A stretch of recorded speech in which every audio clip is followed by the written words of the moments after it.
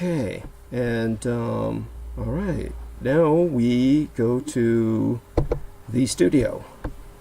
Go to the live dashboard, refresh the page, and I didn't realize how complex it is to put up a show like this. There's a lot of details. Oh, it's awful. You have no idea.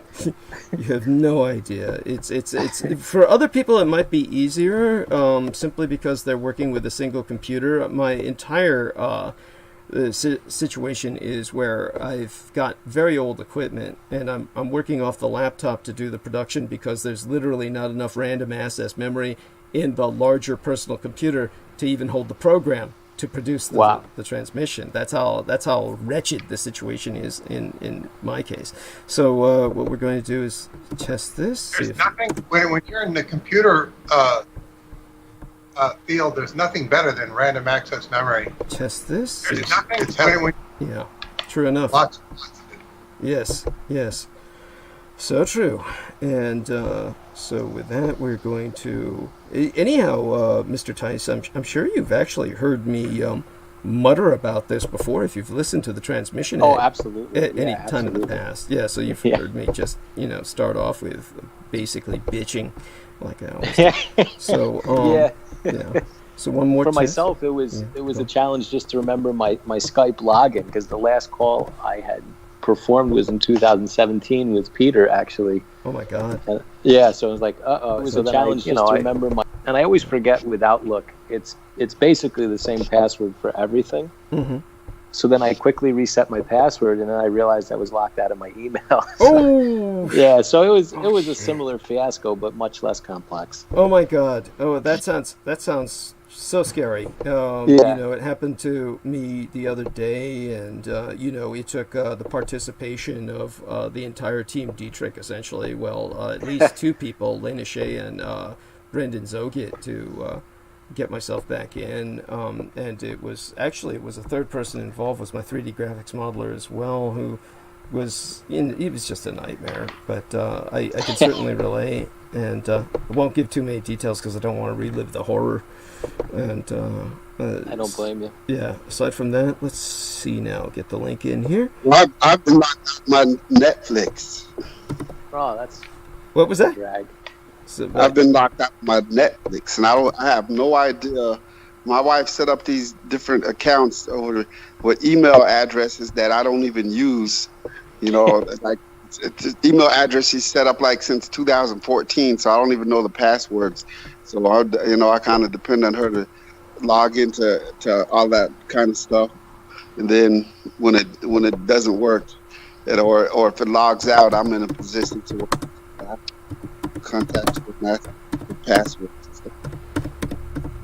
Addresses. But what I don't understand. Why don't you just ask your wife then to help you, and then if she can't help with it, why don't you call the Netflix customer service? Yeah, well, I'll ask. That's what I'm going to do. Okay. It's just everything's like a 10-minute computer pressing thing on the phone. Press 2 for help, press 3 to get to a live person, press 4 if you want to talk to somebody. I know the anxiety that it can create. Yes, that's right. Then I had bought some vitamins a while back, and then I canceled it because it turned out being a subscription. So I canceled it, right before I went on my disability. And for some reason they popped up again in my bank account and just took out some money. And I'm like, what the hell? now I have to, you have to call and tell them, hey, you guys took money out, and I'll probably just end up calling my bank and tell them to take that charge off. Wow. Yeah, subscriptions are dangerous, to say the least. Yes. Yeah. It's so fucking sad. Everything that we get locked into electronically, they just keep taking and taking. Yeah. And so it's a dangerous world that we live in. To be so, indeed. Yeah, we've got somebody's hand in our pocket at all times, gripping our plastic. So there we are. Indeed. So I'm going Indeed. to get the So you're doing well, both men. We've got 5 minutes to the top of the hour. Keep talking trivia. Yeah. No, it's exciting to be with you guys. The last couple of weeks have been very busy and stressful, so I haven't been able to tune in. But for a couple months there, I was listening quite regularly, and it almost becomes like a family feel because you get the updates on how Derek's feeling,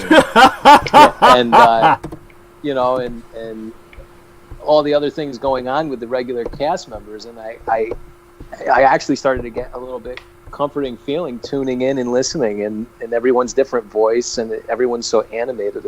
It's quite a fun little tribe. Oh, that's wonderful. Honestly, I feel so heartwarmed. It's so heartening to hear you say that, really. Very, very touched. And I thank you so much for sharing that. Yeah, of course. Wonderful. And with that, of course, what was I going to say? So I've got a few more hyperlinks to put up in the interim. And Derek, you can tell us about your extended family feeling or something over the next few minutes. Well, yeah, you know what? I spoke to one of our Dietrich, Team Dietrich family members last week. I had a phone call with Pacon Morales. Oh, wonderful.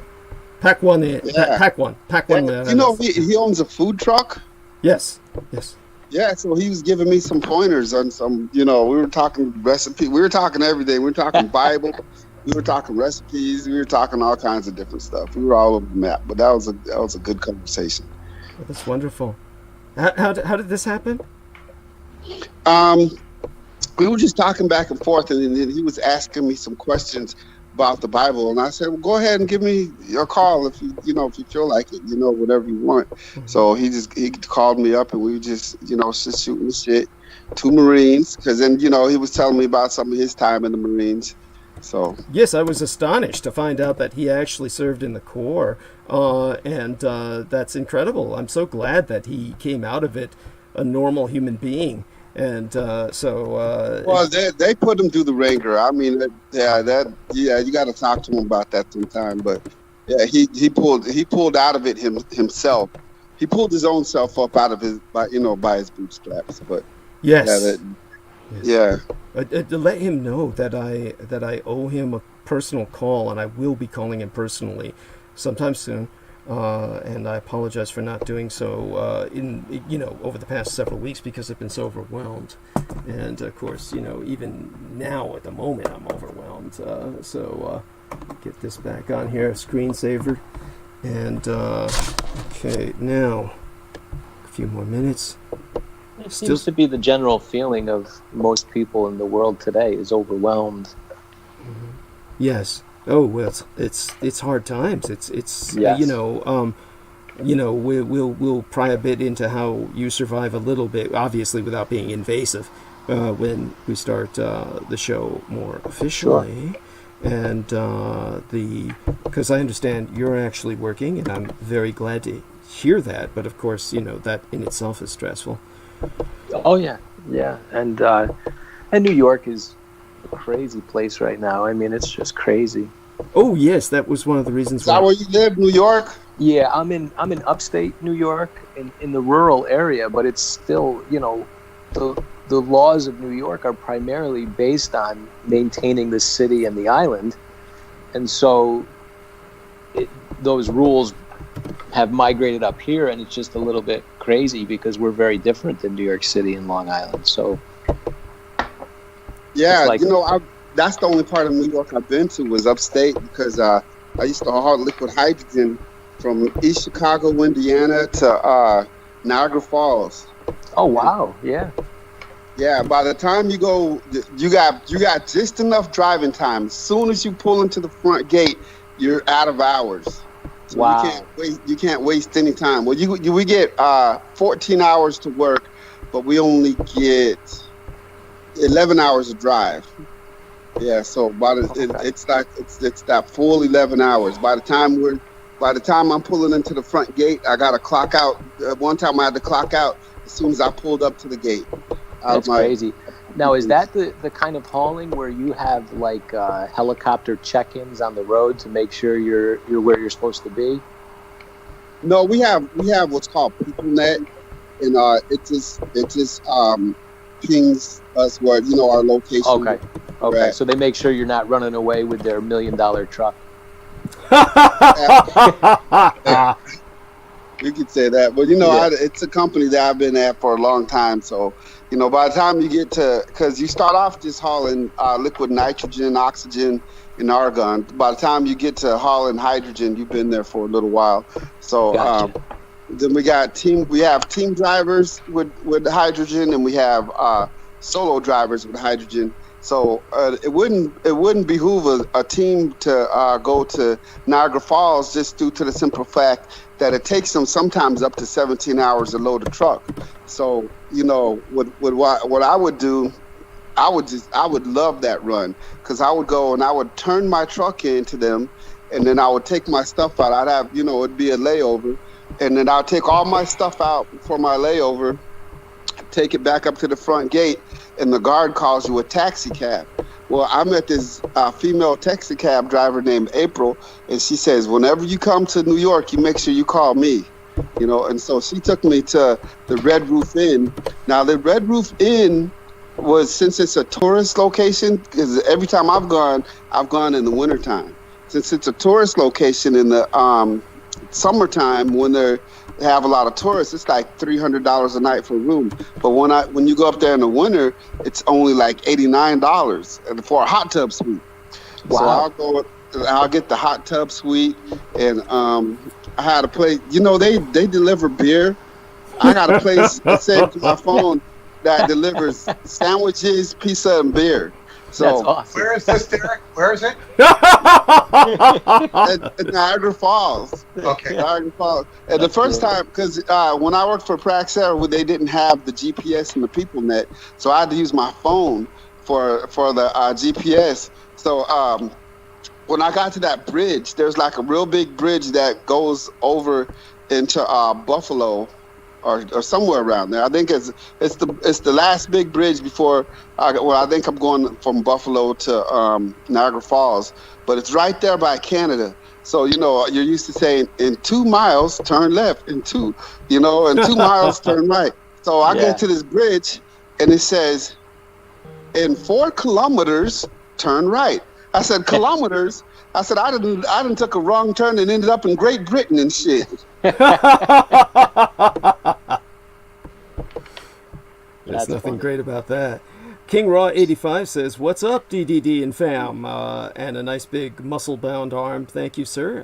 Hello to King Raw 85, and hello to Jameson Reese in Staten Island, New York. And New York is such a incredibly varied environment. It's so amazing to think how different it is for everyone in New York, depending on where they're at. Just a world of difference from where any of you reside in the Empire State. So with that, we are finished with the laptop for a moment. Now let's see if we can resettle this. See if the image fixes. Alright, it's like those old television sets where they used to have rabbit ears. I don't believe any of you are probably old enough to remember that, other than Peter. Oh, well, maybe Derek. I don't know about Aaron. But they used to have like those stupid circular wires on top of old television sets, and the old rabbit ears that you used to have to maneuver to try and receive, frequency, which would get you a clearer picture. And some people would have to just stand or sit in a certain position to get it just right. That's what it's like with my laptop that I produce with, in terms of the external hard drive. Maintaining the image that shows on the live stream is literally, if I maneuver the laptop a little bit, then the USB port is loose enough where it just, it all disconnects. And the funny thing is, you can't feel anything loose. So the frame of the computer is intrinsically flawed or something. So it's not like the USB feels like it's loose. but somehow the laptop is responsive as if it were loose or something. There might be some other technical problem to it, but I haven't found any explanation. Other than that, of course, that's part of the trivia to speak about to take us to the top of the hour. Actually, this is probably the earliest I've ever been able to kind of sit back and relax and take a breath before the start of a transmission. So I do ask everyone to go back to maintaining trivial pursuit. And speaking of the weather or whatever is most pressing in their immediate region. Peter, did you play football today? I've been very injured, Aaron. Oh, I'm sorry to hear that. Okay, I thought he was just being vicious. No, I know about my injury, and I am actually have my first really good day today. I'm not 100% better, but I'm able to move about. I pounded so hard that I really injured myself. I didn't have an injury per se, but the recovery was just, so I could like barely walk for a period of days, and now I can walk. I'm not going to play for a while just to recover. Was it your back or your ankle? No. The ankle's fine. It's the hip. It's just too much pounding, too much aggressive pounding with 20-year-olds out there, and just for like 2.5 hours straight. That's a lot of physicality. That's a lot. It didn't bother me at the time, but the recovery was. I needed to recover. They didn't play because it was really too hot today. Yeah, that's another thing. The heat. It's been the hottest summer I remember for probably, I would say, 10 or 15 years. No question. I usually very seldomly run the AC, and I've had it on consistently for about a week now. That's unusual. Yeah, it's been an unusually hot summer. It's been really nice. I enjoy the heat, which makes me sad as summer winds down because upstate New York gets some pretty intense winters. Yes. Yeah. Oh God, I don't even want to think about it.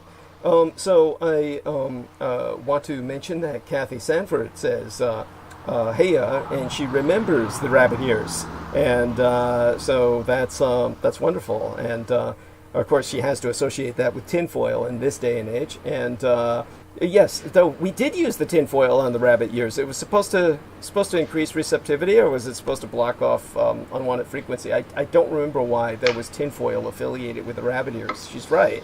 So you can extend the antenna, extend the signal coming in. Oh, interesting. Okay, so yeah, it had something to do with that. My father knew all that stuff. The man who raised and guided me. And Arietis of Rigor Mortis says, hello, team. So hello to Arietis, and hello to Daniel Orola, who says hi, of course, spelled H-I-G-H, while he is digging the sun setting out there in Texas, where they don't have those cold winters. Well, certainly nowhere near as cold as they are up north, where Aaron has exiled himself. And yes, and so Cathay Sanford says, we had no idea about electromagnetic frequencies back in the day. Of course, I mean, well, you must have had some idea for the tinfoil to have been brought up as, an element of the rabbit ears, but, we'll check into that later. At any rate, we have many people watching, and I am happy to report that everything seems to be running as smooth as possible. Thank God. And so let's cross ourselves and knock on wood that it stays that way. We've got a few minutes to the top of the hour, and I will, how would I say this, kind of take advantage of the few minutes from here till eternity, the 1 minute left now, to kind of bring up the fact that I guess it can relate the story later, and it had to do with my late and sainted father, the man who raised and guided me, and how our man Peter Moon kind of reminded me of his situation when he did a treadmill test for the to test his cardiac function and ability, and this was like when he was older, much older than Peter Moon, by decades. And he really applied himself to it to the point where he suffered a heart attack. So they triggered a myocardial infarction while testing the stress levels that his heart could stand. Of course, the best place to have a heart attack is on a treadmill while you're in the hospital, because at least theoretically you're in the environment where response is quickest, theoretically. And there you have that. It wasn't that alone that caused the connection in my mind between what happened with him and what Peter Moon did. It was, I'll explain sometime later, but they were basically pushing themselves. And so it is now the top of the hour. We are officially going to start transmission. We are burning bandwidth on critical omissions. We will be joined by my manager, Lena Shea, whenever time she finds available, which shouldn't be too long from now. And she will give us a brief kind of update, and she will, at that point, kind of segue very gracefully back to Mr. Aaron Tice, who at that point would have introduced himself. And the reason why is because Aaron Tice and Lena Shea are actually, in a sense, neighbors. He lives right next to Albany, New York, where Lena Shea resides. So I do want the two of them to commence communication. It's very important to me that they do that. And in the interim, of course, we are going to start with Aaron Tice being introduced by Peter Moon. I want to point out the fact that Derek Talley is with us, our executive producer, and the entire transmission is, of course, riding on my Skype call to him, because without him on the Skype call, basically transmission dies. And we still don't know the technical reason behind that. Another element that Aaron Tice can simply marvel at in terms of the incredible complexity of the ad hoc, it's just, there's no other way to describe it. In my dad's day, in the Navy, they had a term for it. They called it nigger rig. And that's basically, this whole thing is just riding on a shoestring and paper clips, just tied together with rubber bands. And it just works in this kind of motion that is far from perpetual. And we've got to keep the hamsters pedaling on the hamster wheel, or everything dies. So that's where it's at. And with that in mind, of course, I do want to introduce Peter Moon, so he can prevent me from further embarrassing myself with dated analogies. And Peter Moon, of course, is someone you can find out more about in depth in terms of his work and his accomplishments at the TimeTravelEducationCenter.com. And you can pay respects to him personally on his Facebook timeline at facebook.com/peter.moon.566. But most importantly of all, above all else, visit skybooks.usa.com. He is the editor and publisher of all involving skybooks.usa.com and what they publish and release. And if you go there, you can find out in all of his published works. I believe everything he's ever published is still in stock, but he can give us any details on that as to whether that's the case or whether that needs some qualifiers. And with that, I bring on Mr. Peter Moon, who will in turn introduce Aaron Tice. That is correct. I have not let any of my publications go out of print. Wonderful. In up to about 30 years. Wow. 28 years I've been in business. Now, we're going to have a special guest tonight, Aaron Tice, and I'm going to tell the audience how I met Aaron. Was back in the days of psychotronics on Long Island. There was a man who used to attend some of the meetings named Nelson Hess. Hess spelled just like Rudolph Hess, no relation, no known relation anyway. But Nelson had interesting experiences, of course, and that's why people would show up at psychotronics. But I used to run into Nelson periodically at the post office in Westbury, and I had some very diabolical altercations with the postmaster in Westbury. He was a real asshole. And it's a funny story. What had happened was I had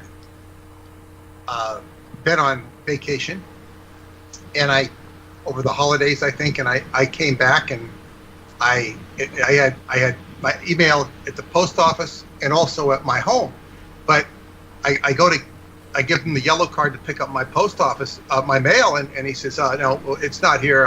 The mail carrier has it. Come back the next day. No, the mail carrier, it's a different mail carrier. The mail carrier is on vacation. We have to have the other mail carrier has it. And after 3 days, they gave me the same bullshit. Oh, shit. And I said, this is unacceptable. And I told this guy, I screamed at him at the top of my lungs. I said, you go back and you get my mail. Wow. You get my mail. And he said, oh, and I just said, no, you go back and get my mail. He says, you don't talk to me that way. I said, I'm the postman. I said, you work for me, I pay taxes. You go back and get my mail. Ooh, cool. I bullied him with just pure intention and language. And that son of a bitch went back and got my mail. Mm-hmm. And it was there. Wow. He actually went back and got it. But he it was like, I always suspected they were monkeying with my mail. This is back in the 90s. Right. And Nelson, I would run into Nelson, and he had similar problems with that post office. And we used to share whatever stories about that going on. So Nelson I could bond with on this subject. And then one day he got hurt. He was being run off the road on the highway by somebody who'd be wearing a motorcycle helmet and was deliberately trying to crash into him. Holy shit. And it was a very paranoid situation. I'm saying, for what? Because he was questioning things. He was questioning things. The person who tried to run him off the road was wearing a motorcycle helmet, but I'm presuming he was also in a car, and both of them were in automobiles when he was... Yes, okay. Correct. Important, but yes, it's like, why is this guy trying to run Nelson off the road? So anyway, over the years, it's like, I've known Aaron since 2014. And basically what had happened was he found my books and stuff, and because Nelson was a common friend, Nelson he found my number and stuff through Nelson and made contact and wanted to visit me, and certainly we did, and we've been friends ever since. So that's how I met Aaron.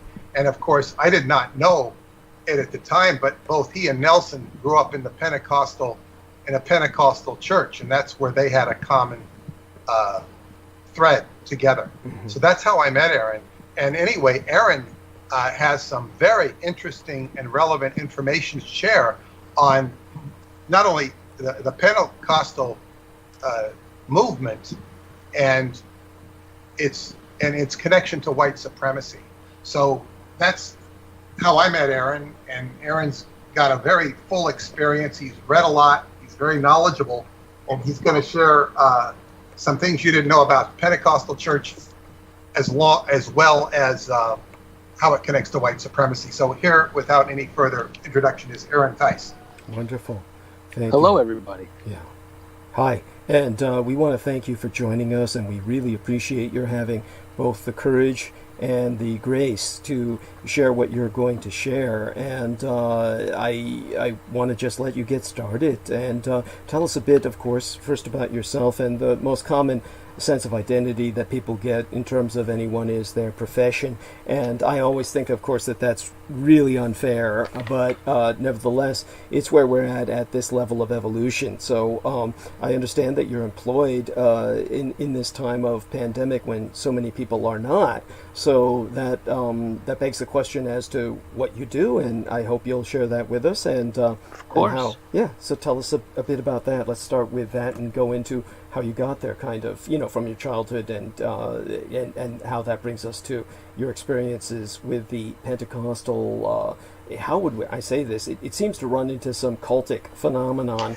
We'll talk about that. Let's go on. Yeah, it's interesting, and that background will kind of have to be laid to get to the meat and potatoes of the conversation. But yeah, I'm in the car business, so I started selling Toyotas in 2001, and I'm at the same store for all this time, and very lucky to be employed during these perilous times. And I will say, before we start, it's a pleasure to be on your show. Thank you for the invitation. Oh, the honor's ours. Thank you.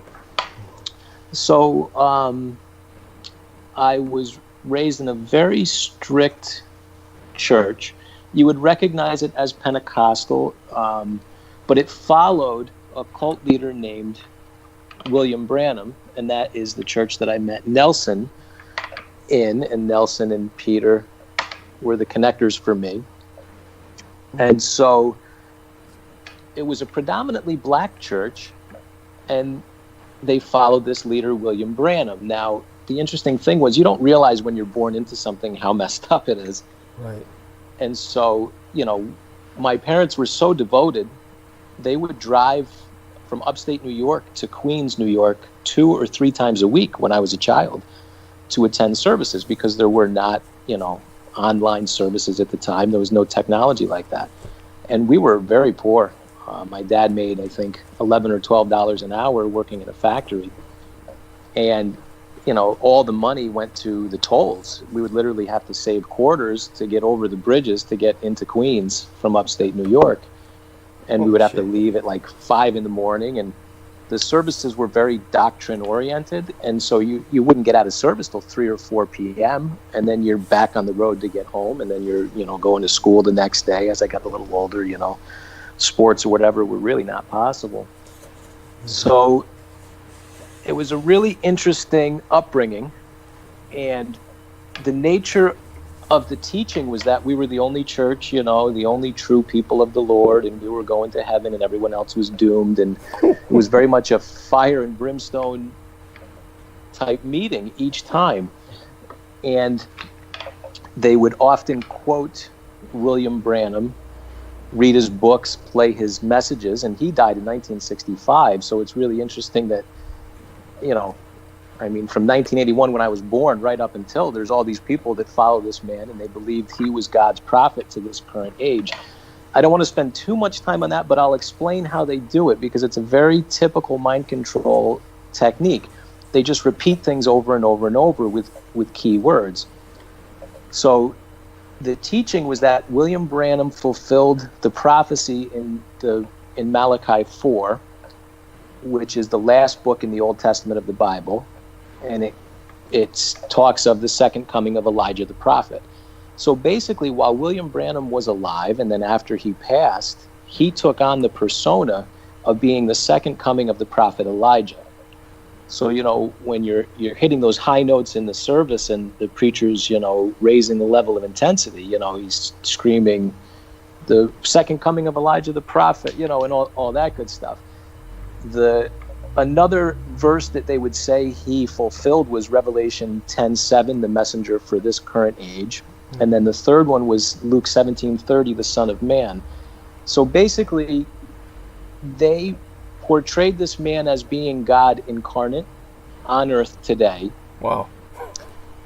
And similar to being Melchizedek in the Old Testament, you know, so you literally end up worshiping this man. That's the nature of it. What's really ironic is now that I've gotten older and started researching, I realized that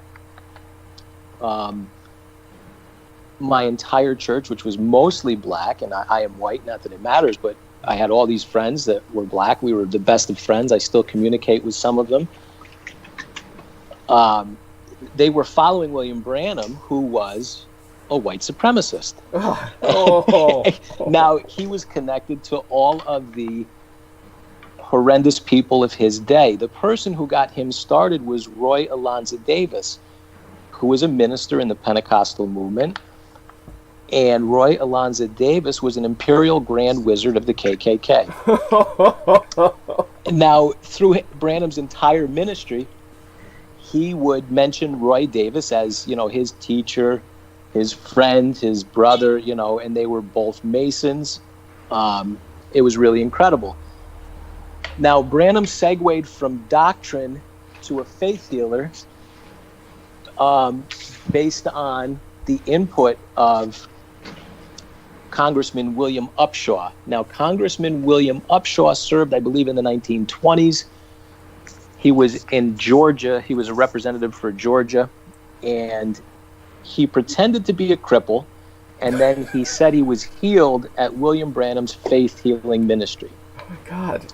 So they placarded this at all of these faith tent meetings, and that's how William Branham got his start as a faith healer. And once the ball gets rolling with those type of things, it typically doesn't stop rolling. Right. It just kept going, and it was really all about. By the way, I'm just curious. Curious when it comes to his pretending to be disabled. Was this like a one-time thing, which he then kind of propagated as legend and mythology, or was this something he would do each time at various displays where there would be enough people in the tent, the revivalist meeting, where he would pretend he was disabled and then kind of get up and miraculously walk each time? How was that handled? So he wouldn't do it each time. Okay. Basically, he would show up occasionally to the tent meetings because all this money got funneled into gun running and money laundering. Oh, so joy. They were all in the scheme together. But his name was big enough that he was able to sell it really, really well, if you know what I mean. Right. Now, the funny thing was, 20 years prior, he had said that radium toothpaste had also healed him of being crippled. So that was fun. Oh, shit. Yeah. Oh, so my he God. was just a good old con artist type fella. Right. Now, so those are the two people. So you could clarify it. The radium toothpaste. This was back in the day when they actually had radioactive material in toothpaste. Yeah. Yes. Oh shit. God. Yeah. Oh God. Yeah. So go on. We can go into that later. Okay. Because yeah. Oh my God. What a nightmare. So you have this combination of faith healing, which they're really not healing anyone. They're just raising the energy level of the place, the hormones, the endorphins, all that stuff. And you can get into that, anybody who wants to get into that. A lot of people tried to pick it apart, but people want to believe. And then you get into the doctrine side. Like, here's an example of some of the secret doctrines he would bring that were very mystifying to me. And I felt, we were super awesome, special people to have received such teachings. In Genesis, when the serpent is talking to Eve, in Genesis 3:3, it says, "But the fruit of the tree which is in the midst of the garden, God said, ye shall not eat of, neither shall ye touch it, lest ye die." So his secret interpretation of this, which I later found out was not his, was that the fruit in the middle was the loins, and that the serpent walked upright on 2 feet and was a man but didn't have a soul and had sex with Eve. And then Adam had sex with Eve, and she had twins, one of basically the devil and one of, Adam. And all through his life, Branham said he would expose the serpent's seed, which was basically the devil all through history. Come to find out, the serpent's seed is a KKK publication saying how the two bloodlines started in the Garden of Eden, and one was the black race and one was the white race. So it's absolutely mind-blowing what happens. Yeah, that's big down here in Tennessee too. And Shepherd's Chapel taught that too. Really? So yeah. I'm very familiar with the serpent seed doctrine. Yes. Yeah, it blew my mind, Derek, because when we were being told this was so secret and nobody knows this, and then I saw it in a very average publication, and I'm like, oh. So one of the things I found with religion, and I have no problem with religion, but one of the things I found is the layer of perversity beneath the veneer of self-righteousness. So the Elijah prophecy scandal started in the late 1800s with John Dewey, and he was so good at it, he was called the richest man in the West.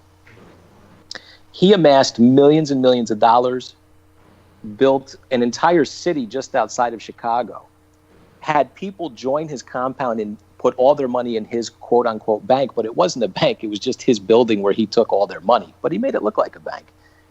And he was just filthy rich, this guy. It was unbelievable how much money he made. And as he started to get sick and decline, all of the other ministers wanted a piece of his flock because it was just so easy to get money. Joseph Parham, who was the starter of the Pentecostal movement, was one of those people. Now, Joseph Parham started glossolalia, which basically said that when you speak in tongues, you receive the Spirit of the Lord. He sent Joseph Seymour to Azusa Street. Now, Derek, you may have heard of Azusa Street with Joseph Seymour. Yes, I'm familiar with that. So Joseph Parham sent Seymour, and Seymour started the Azusa Street Revival. And the reason Parham couldn't be there personally was because he was in prison in Texas for having sex with an underage male. Oh. so typical. Go on. Yeah, it's so typical. So that's how that started. Now, where the KKK and Branham segregate from that is Branham was fighting integration, traveling coast to coast, speaking against it, and JFK, the whole nine, while the Pentecostals were more integrated services. So there's a split there. Now, another really interesting factoid is Joseph Branham sponsored Jim Jones. Mm-hmm. Jim Jones, he got his start in a healing service at the Cadle Tabernacle with William Branham, and that's how he started. And if you ever listen to any of Jim Jones' preaching, it's all the same keywords. He literally said, I am Elijah, I am Jesus, the Lord, I am God incarnate to speak to you people. It was really crazy. Interesting. But by the way, so that people understand this, when our friend Aaron has that halt after Jim Jones, many of you who are younger listeners may not be aware of any of this, but Jim Jones was a person who mass murdered thousands of people and is said to have killed himself while he was doing that at what became known as the Jonestown Massacre in Guyana, which was this jungle hellhole.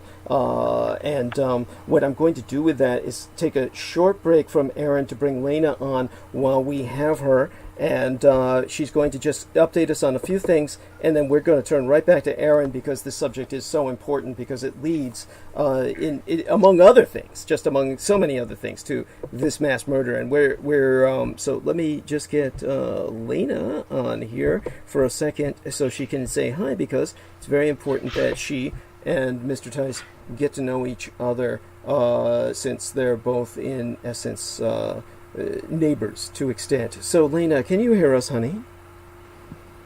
Yeah, can you hear me? Yes, we hear you very clearly, darling. Now, Aaron, of course, is working tomorrow, I believe, so he can't spend too much time with us. Hopefully he'll be able to spare time for the next few hours, and but I definitely, we're just going to have you briefly update people on what we had spoken about and some of the news stories that you're following.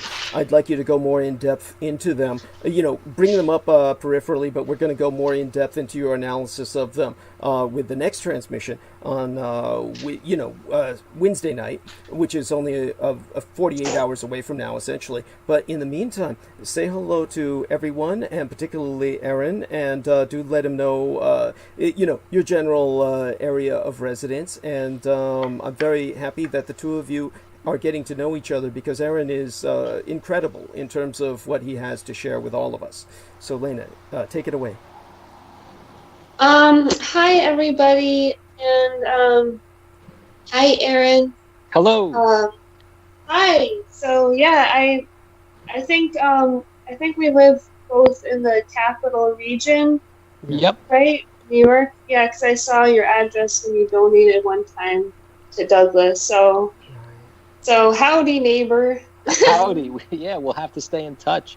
As you give the update, I'm going to set my phone down. I will be in contact with this so I can jump back in when I can, but I'm going to say goodnight to my son really quick. Okay. Yes, come on back and take your time. We'll, come back in about 10 minutes, 15, whatever long it takes. But then, we'll be looking for you at around that time. Thank you. Perfect. Yeah, sounds good. And so, honey, catch us up a little bit on what we were talking about. And there you go. Okay. Well, I just saw something pretty interesting in the news today, like right before, like an hour ago, that was talking about how doctors are encouraging their patients to register to vote. Yes. Because they were saying that, I guess in the past it was a little bit taboo or seen a little bit as unprofessional for doctors to talk about politics or voting. Right. But they said ever since the pandemic, that is starting to change now, because as it was always the case before, how public policy affects the healthcare system. Right. That's always been the case, but now even more than ever, it's becoming really obvious the direct effect that it's having on the healthcare system when politicians say or don't say, when they don't have the right public health policies in place to protect people. So they had this doctor, I don't have the article right in front of me, so I'm sorry, I can't remember his name. Mm-hmm. But basically the guy that set up this whole program to try to help hospital patients register to vote and educate them, like how they can vote from either from home or from their hospital bed if they're still there, you know, absentee ballots.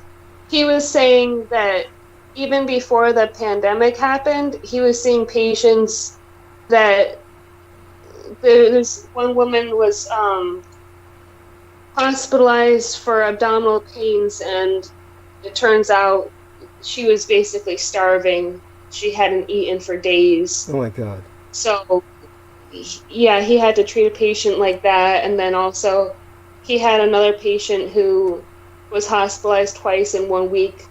And they said that it was quote unquote non-compliance.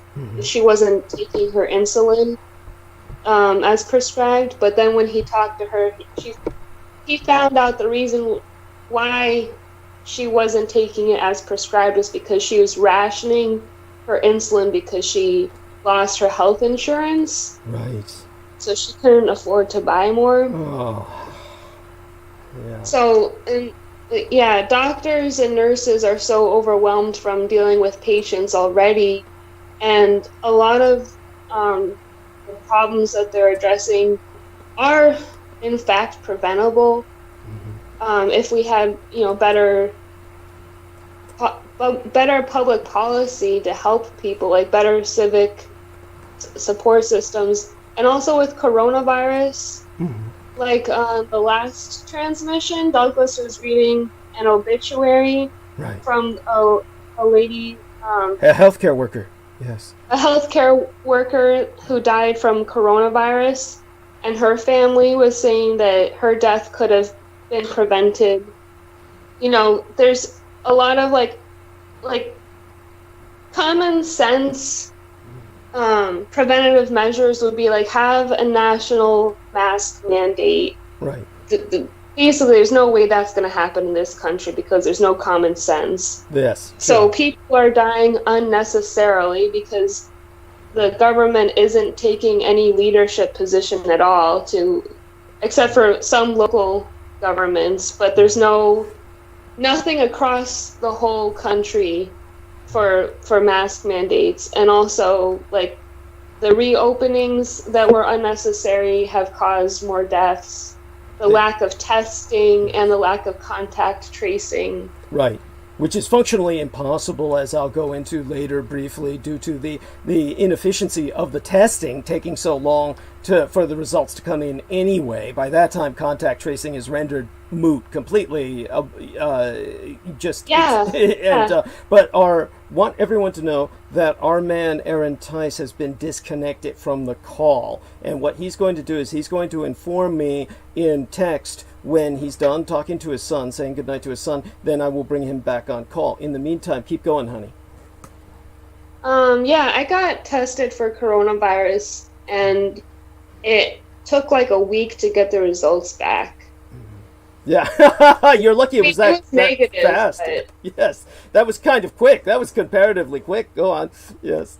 Yeah, I've heard stories in other places where it's taking longer than that, like weeks. Yes. So my result was negative, but imagine if it was positive. I wasn't like really isolating the whole time while I was waiting for my test result back. So it is kind of hard to contain it when there's such a lag behind testing and contact tracing, but it's like the federal government is just obviously just not even trying to contain or slow the spread of coronavirus. So that's basically why doctors are now encouraging their patients to register to vote, because all of this has a great impact or a greatly negative impact on people's lives, whether they live or die.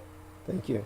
Yes. And that is so important. I'll get into that later on tonight during Arc of Narrative, as we call it. And in the meantime, honey, go on with what else you feel needs to be brought to our attention in the most immediate sense. And yes, everyone, I want you to know, just to verify, vindicate, validate what Lena is saying before she goes on with anything else. I took forever to get another appointment with my psychologist, who basically I hadn't spoken to for months and months. And the problem was that my psychologist, who's also an Asian Pacific Islander American and was a graduate of the Syracuse, New York area. She might even be a graduate of the University of Rochester. I haven't asked her yet, but she was definitely went through a lot of schooling in the Syracuse, New York area. And she wound up moving to California, which any sensible Asian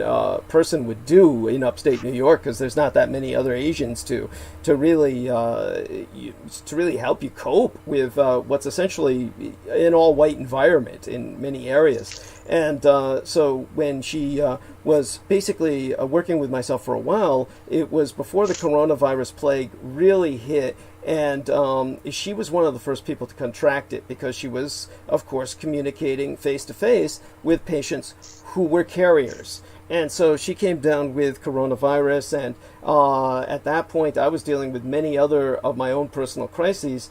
And by the time that she had overcome coronavirus, basically she also had an extended vacation that she had coming for some period of time, and she had to take it, but at the same time she had to reschedule or reorient wherever it was she was going, because she was originally going to vacation in Italy, which of course came down with coronavirus hard.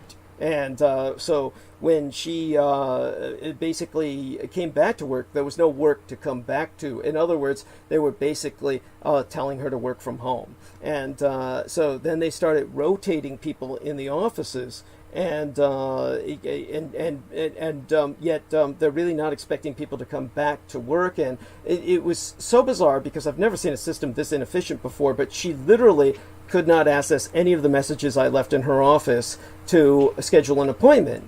She could not access her office message service. So she wasn't getting any messages, and therefore it took my contact to my general internal medicine practitioner, who then contacted her, and then we finally were able to, per other methods, get an appointment telephonically, where I spoke to her, and she explained to me that Kaiser Hospital, the system which we're a part of, has been running a surplus for many years, as all medical industry has been growing. But then when the coronavirus plague hit, they've had to tighten their belt, because they are beginning to lose all kinds of money now, and they're in free fall because everyone's lost their insurance. And so everyone's lost their insurance. This is how the system is totally, it's beyond inadequate. There's no describing this system. It is so corrupt that it will collapse upon itself. There needs, we are the only developed nation on earth without universal health care.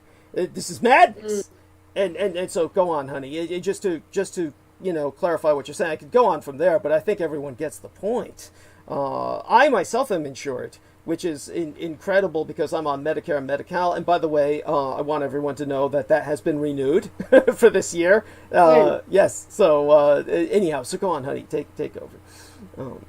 Now and yeah. So the doctor who is organizing this program to help people register to vote, let me just see his Dr. Alistair Martin. Dr. Alistair Martin, he's from the Boston area.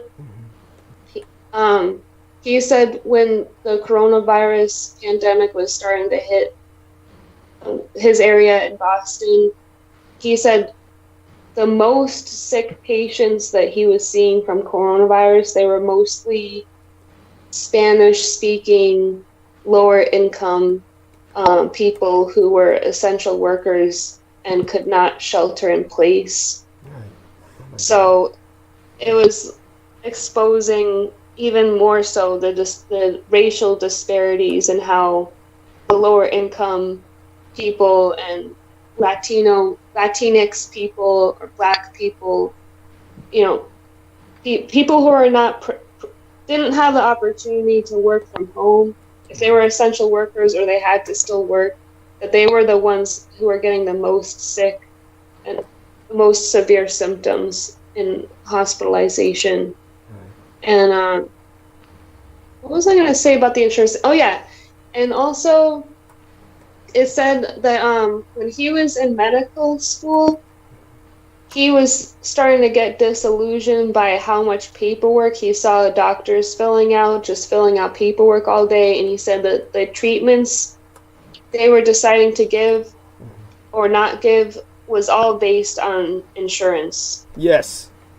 I'm painfully familiar with that by taking care of both of my parents for so many years, and what I had to go through in order to make certain that they were insured and could be cared for at all. And by that time, they were both beyond recovery by the time that that was settled. And I, on the other hand, have the insurance. I'm one of the most, insured people in America at this point in my life because of I've handled the system so well and learned so much about it that I'm able to do pretty much medically whatever needs to be done. So at any rate, Lena, thank you for emphasizing that.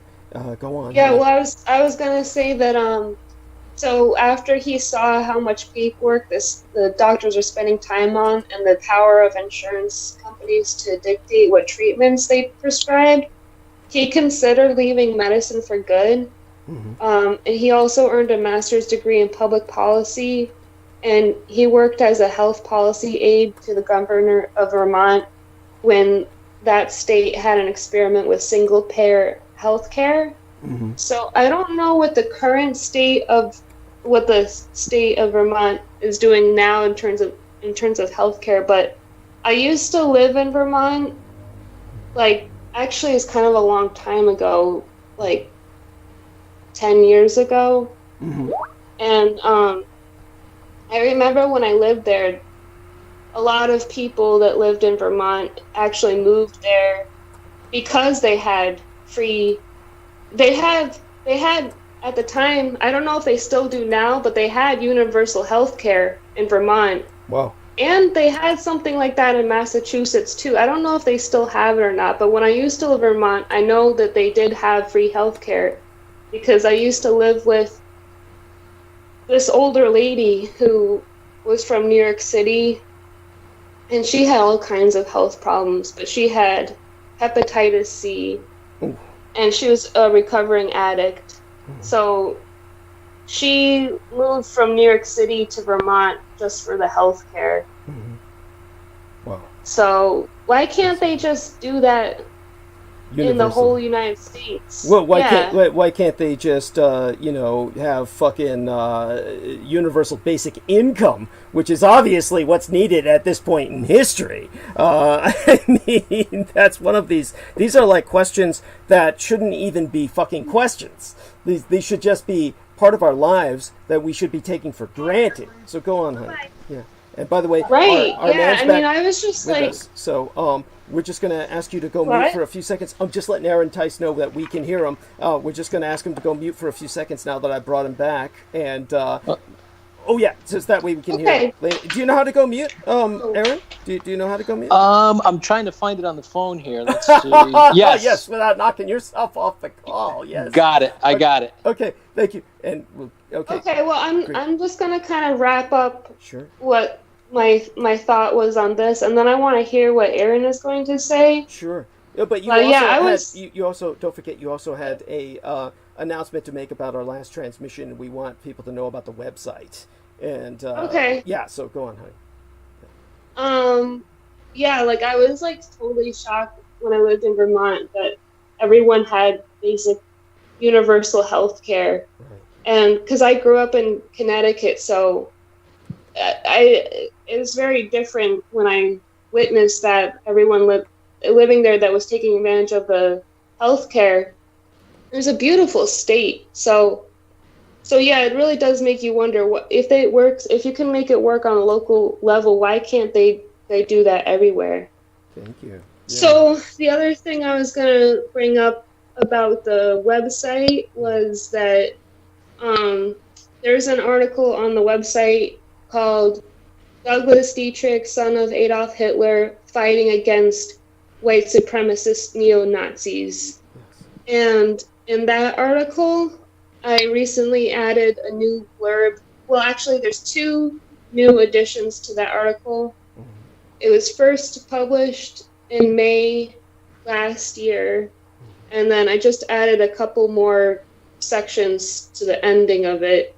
So when you click on the article, if you read it already, just scroll down. One of the sections is about the United Nations, because the United Nations declared, when they were fighting World War II, it was actually, they declared war against Hitlerism. Yes.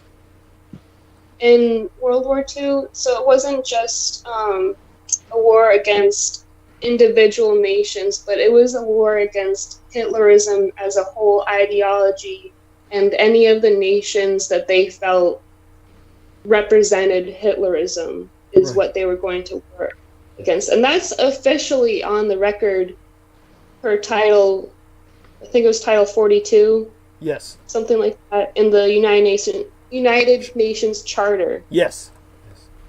So I want people to be aware of that because Douglas is the biological son of Hitler, and I want people to be aware. I mean, everyone that's been following the show should know by now what we stand for on Team Dietrich. We're like totally against the white supremacists and the neo-Nazis. So, but at the same time, the war against World War II never ended.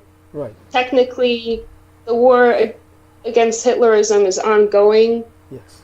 So some of the censorship issues that Douglas has been dealing with, basically his whole career as a public informant, he's been battling up against censorship issues.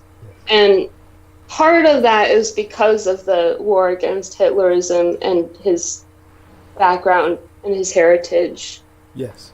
So people can read about that. And then the other section that I added to that article was called"Contain the Contagion of White Male Supremacist Domestic Terrorism." Yes. And that was talking about how white supremacist domestic terrorists use social media a lot to spread their ideology. Yes.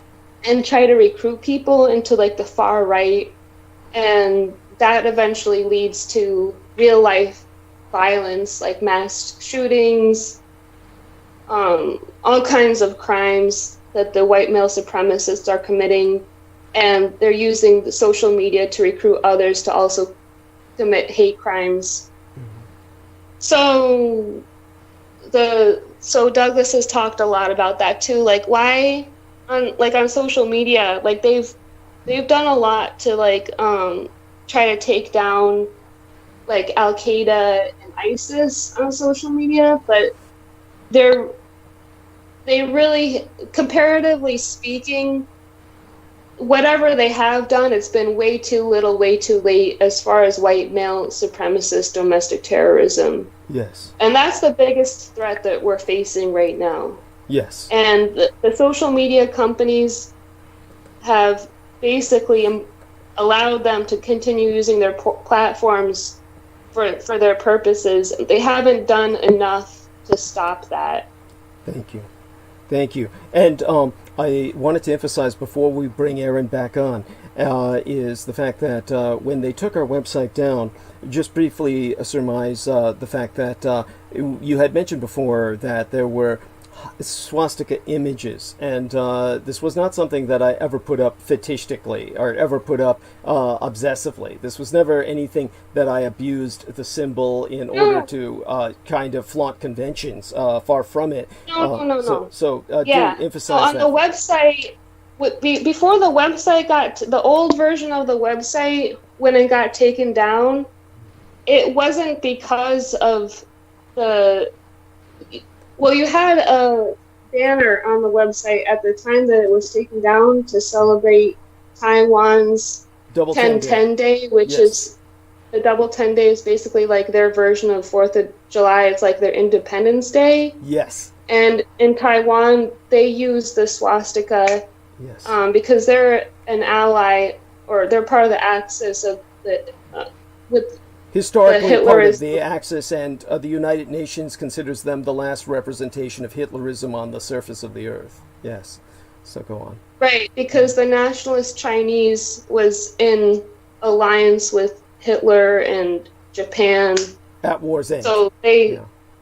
Go on. What? At war's end. At what Americans consider to be the end of the war. That's when the nationalists switched side and offered a decisive change in the affairs of the war. So go on, honey. Finish what you're saying. Thank you.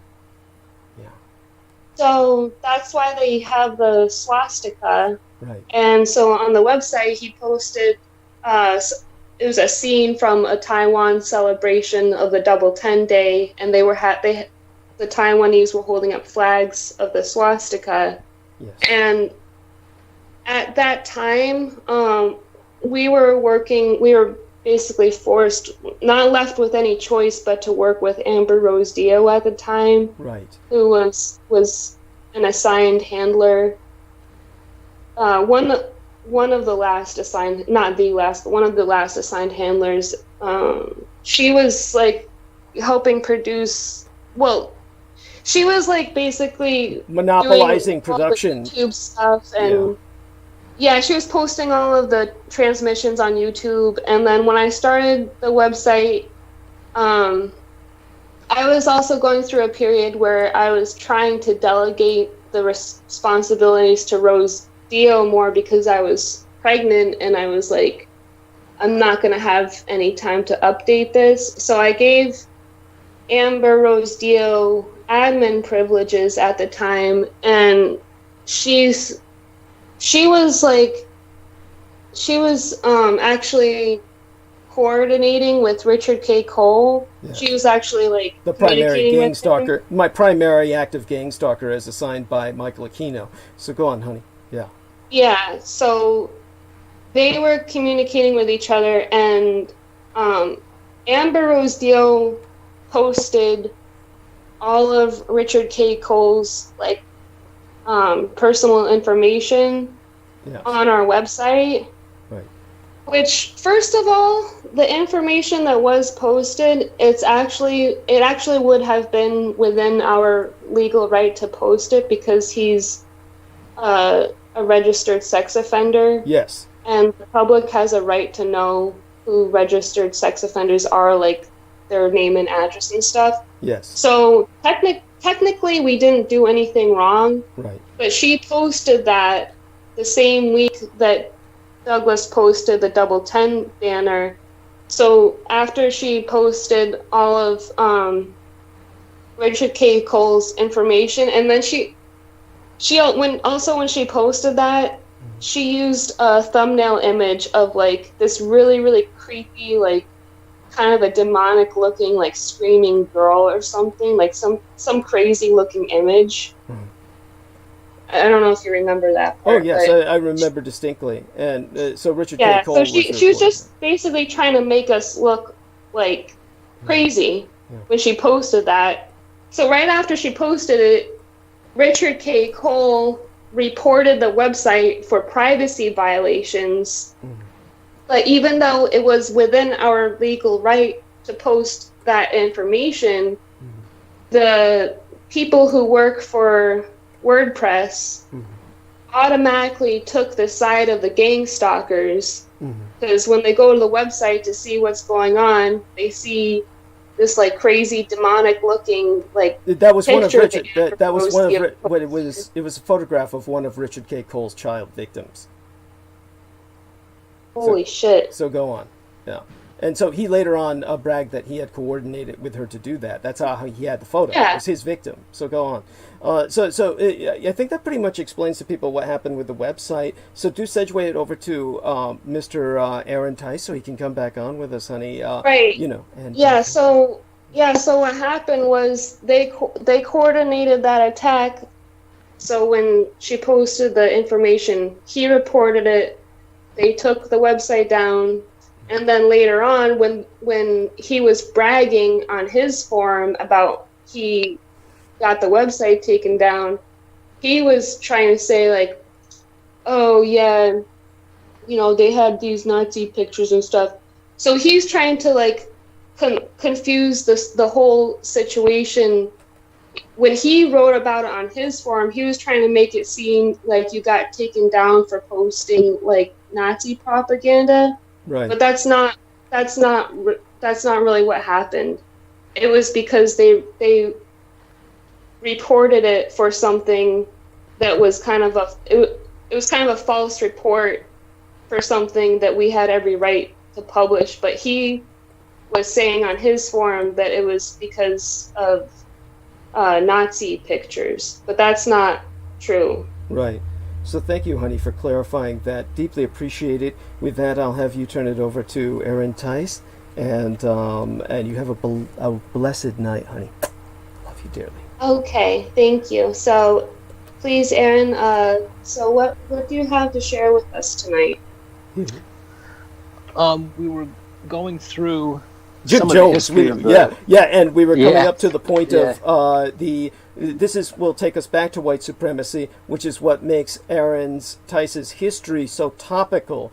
All of Aaron Tice's experience has been leading up to the challenges we're dealing with now as a divided and polarized society, bordering in a state of civil race war. And Aaron Tice has been through it all personally. And the first thing that I'll ask him to bring him back into his arc of narrative is, and then I'll ask him, of course, just how much time he feels he has with us, because I'm hoping he can spend as long as possible. But I want him to know, whenever he feels like he needs to go, never forget the fact that you're welcome back here any time, that we will always bring you back on at a moment's notice, you know, if we haven't scheduled someone else beforehand, of course. But what I want you to understand, Aaron, is that as far as I'm concerned, you're a member of Team Dietrich now, and that's almost inescapable. Once you're on here, then you'll probably notice this. You'll begin to get attacked like all other members of Team Dietrich, but I know you can handle it. Oh, I'm sure. So tell us what your disconfirmation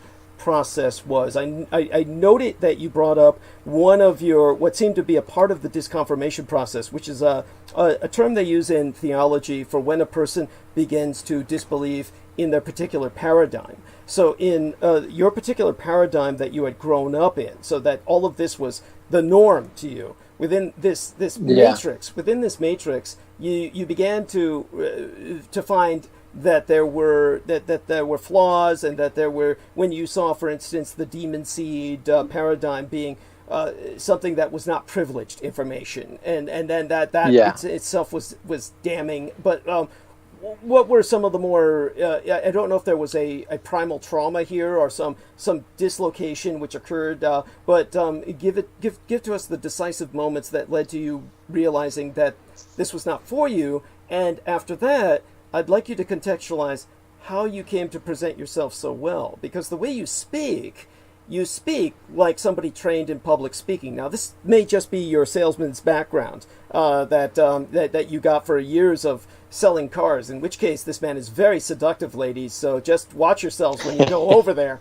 And, this man will have you buying something beyond what you can afford, I assure you. And he'll have you driving him home in it. But aside from that, yes, how is it that you got to, because you presented not only like someone who's trained in public speaking, but you have a very logical order of presentation as if you were speaking at a TED conference, one of these conferences where you're presenting on stage, as if you've done this before. It's incredible to me. So how did this come about, aside from the disconfirmation process? So that's a lot to handle. I'll give it to you with that. He's educated. Yes, I understand that's rare, but still, yes, this seems to be a bit beyond that. Most educated people can't talk worth a shit. So go. Well, it's a high compliment. Thank you, and it's a really good question. So I actually made a note to speak on this. It was easier. Well, no, it was faster. There's two versions of this. It was faster to break away from my church cult mentality, but it was far more painful for the localized one. And what I find is people that break away from a false narrative or a cult often find themselves in a larger circle cult once they break through that first layer of the onion. It took longer to break away from Branham's doctrines than it did for me to break away from the pastor of my church, who in a way kind of raised me weekly with services and, you know, his charismatic role in my life. So in December 2011, this is a nice, interesting story. I used to listen to WGY up here. It was a talk radio show with Art Bell, and you know Art Bell, but he had some good people on, and one of the people he had on was this Native American half-breed shaman named Red Elk, and that's how he described himself, and I just loved anything he talked on. So I was listening to a 10-year-old radio show, wrote a letter to Red Elk, and he called me back like a year later.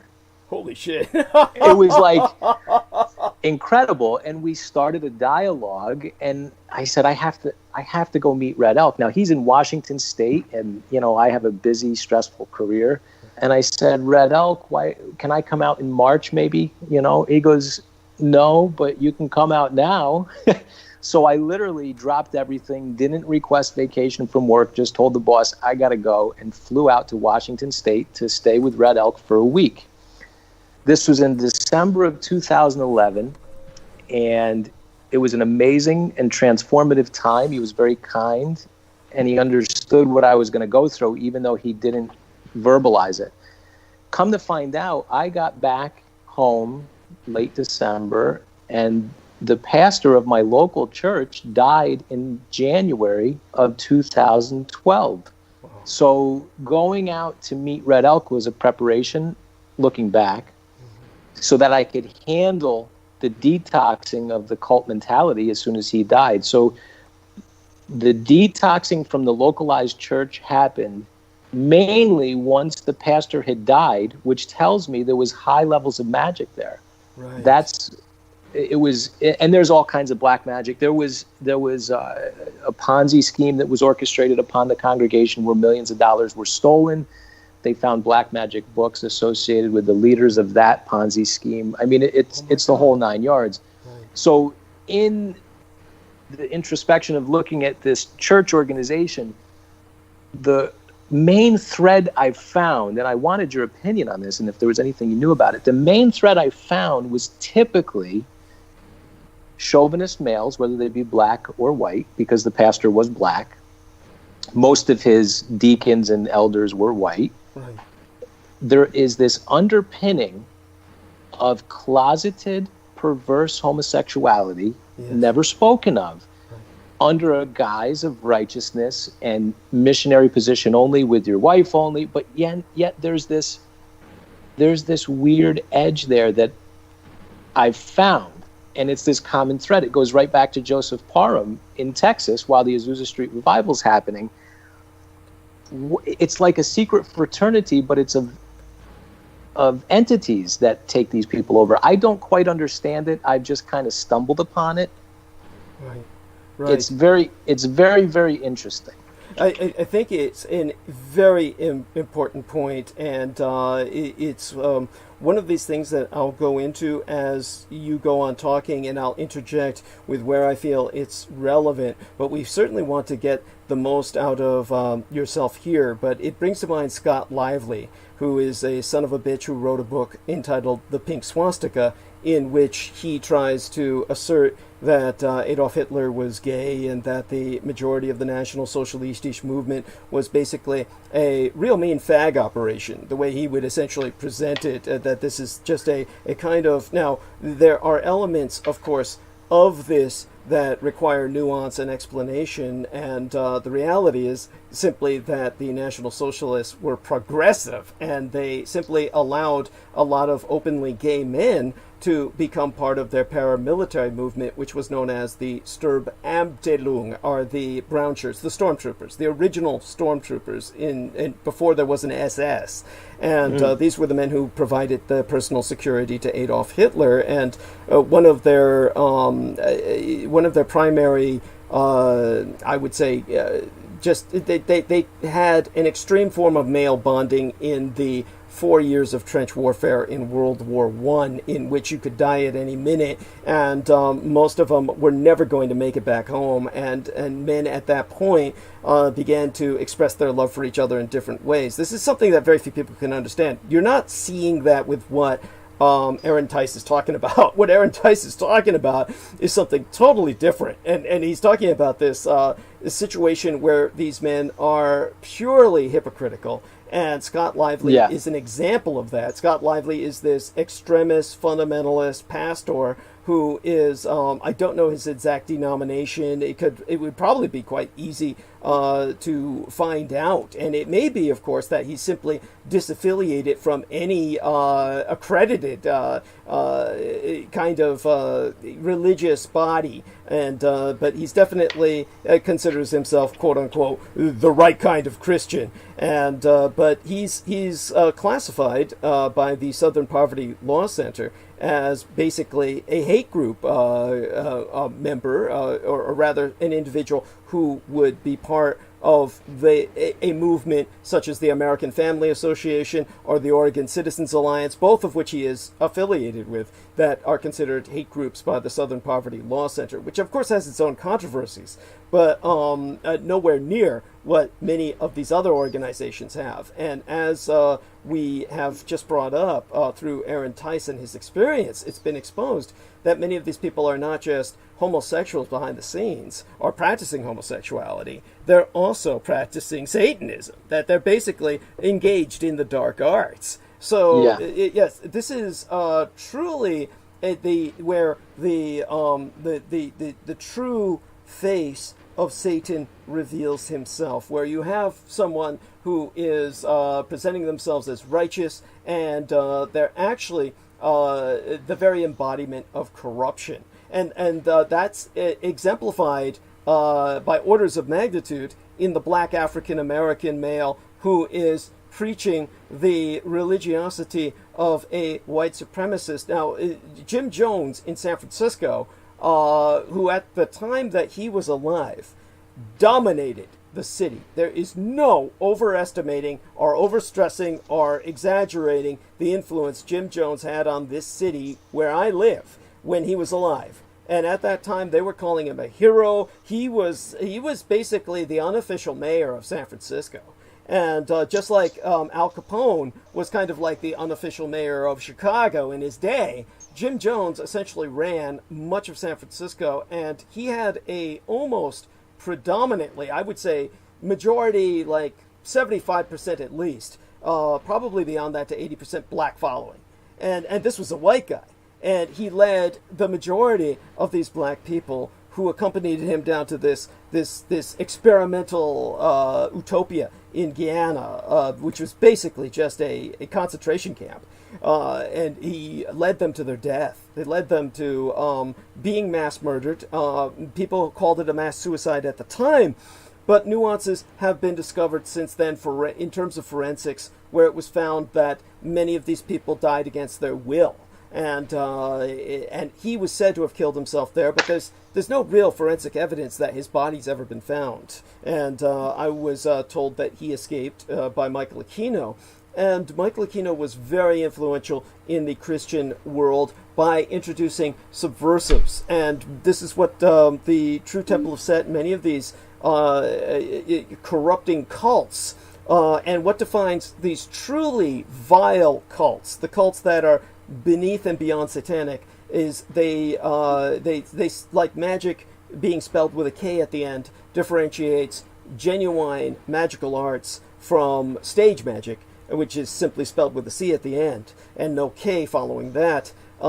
These cults are spelled with a K at the beginning. K-U-L-T are cults in the plural as well. So when it comes to this kind of cultic infestation of Christianity, many Christians, like my friend Keith Call, who is about as straight and arrow as you can get. I mean, this guy is Dudley fucking do-right. I've never met a man more fucking straight than this guy. So fucking straight. I love him dearly, but it's like it's like the guy is almost unbelievable. So it's like hard for me to imagine somebody like a functioning. Like how do you spend your life going without sex and and drugs and but here's this guy and he works at Wheaton College, of course in the Billy Graham building, of course, but who has his own controversies, of course. But my point is, here's this guy and he would be the first to tell you Christianity is seething with people who will say, you can trust your kids with us. And this happened to a person he knew who helped out another friend of ours, and this person was someone who trusted his children with care providers who were Christians and family people, and by the time he got his children back, they had been satanically, ritually abused in the most sexual form of assault, and it destroyed his life, and he spent his life reorganizing his paradigm so that he could understand and comprehend and cope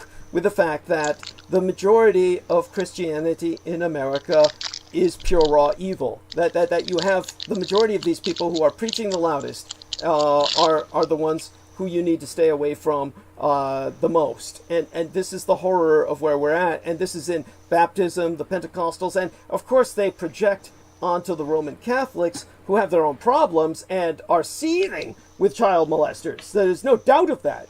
But the Roman Catholic Church needs to undergo its own rehabilitation. That's their problem. How is it the Bible phrases it? Why are you complaining about that splinter in their eye when you have that log within your own? Yeah, we've got a log up the ass of Protestant Christianity in the United States.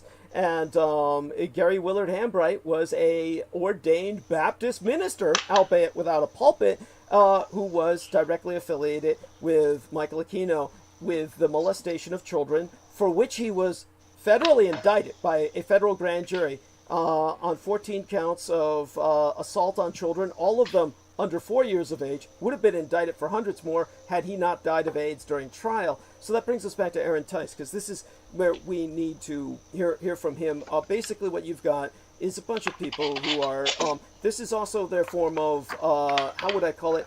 Their form of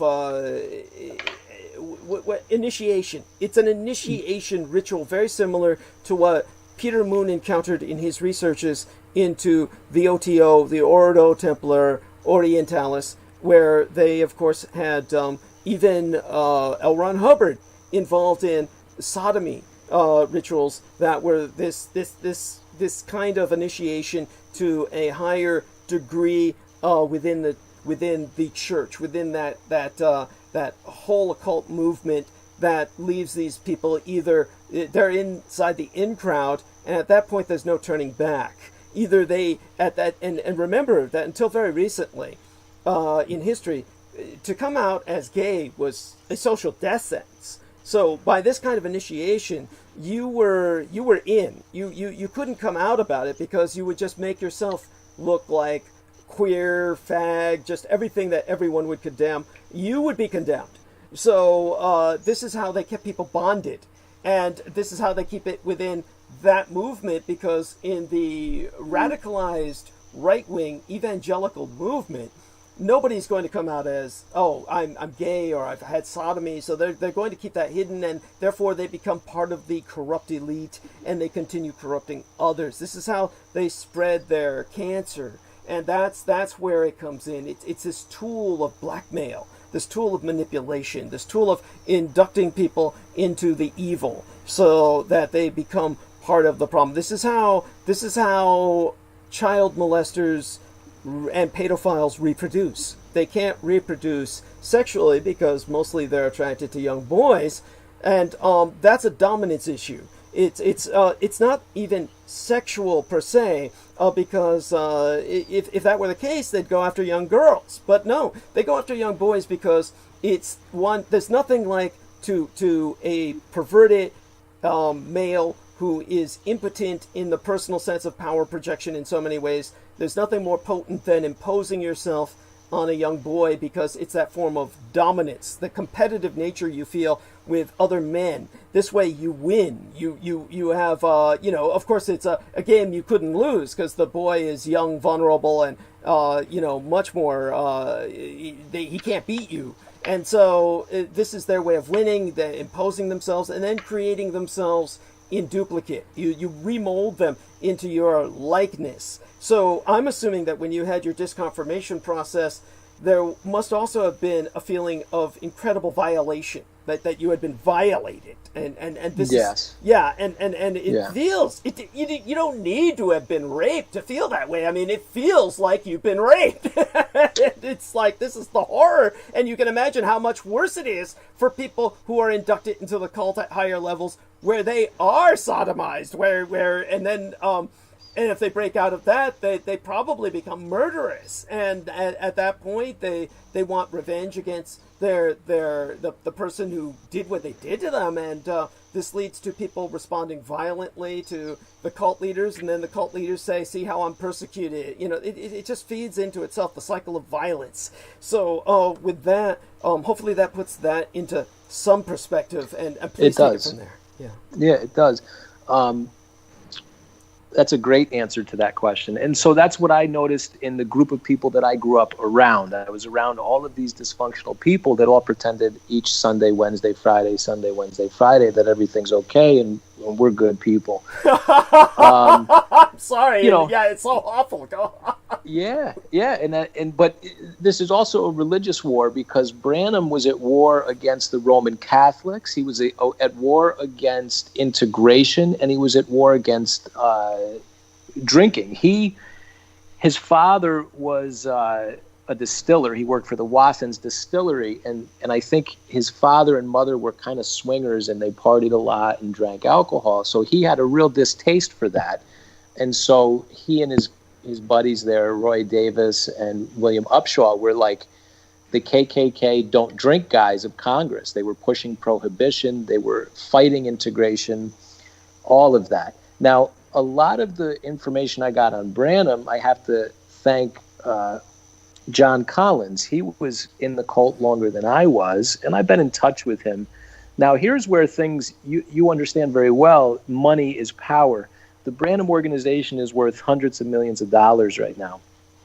And I found out through John Collins that they actually pay Google to scrub the internet several times a day.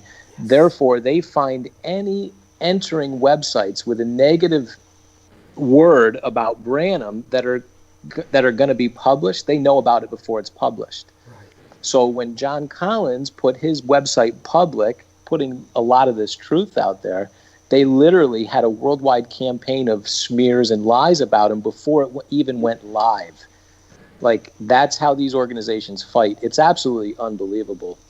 And I didn't want to forget to say that. I had no idea that kind of power existed, but that's what they do. It's so important, because this is, again, a monopoly on, how would I call this? It's basically... it would be like if someone had a monopoly on oxygen or a monopoly on water. They have a monopoly on information. And the problem is that this information is as vital to your functioning as a responsible adult as oxygen or water. And so by depriving you of that, you're all dehydrated, you're all oxygen starved, your brains are dying, your brain cells are all dying, and the decisions you make are therefore completely wrong. So please go on. Yes, this is where we're at. Yeah. So that's what I found there. And really, social media, I think, has helped people like Branham get called out sooner rather than later these days. Back then, if you got good publicity going, there was really no ad campaign to recall it. So that's how they got it going. So where you were asking about coming out of the cult, one thing that really helped, I had a professor who was interesting, and he was a 33rd degree Mason. He invented cold fusion, and he had ties to the netherworld and the political elite at the same time.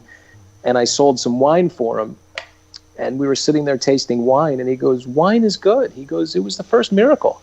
And so when somebody as sweet as my old professor, who's also not so sweet on some levels, breaks down alcohol not being bad, as I was told every day of my life for 20 years, I'm like, wow, yeah. So if Jesus drank wine, so that was the inner oration that kind of helped to break things out as well.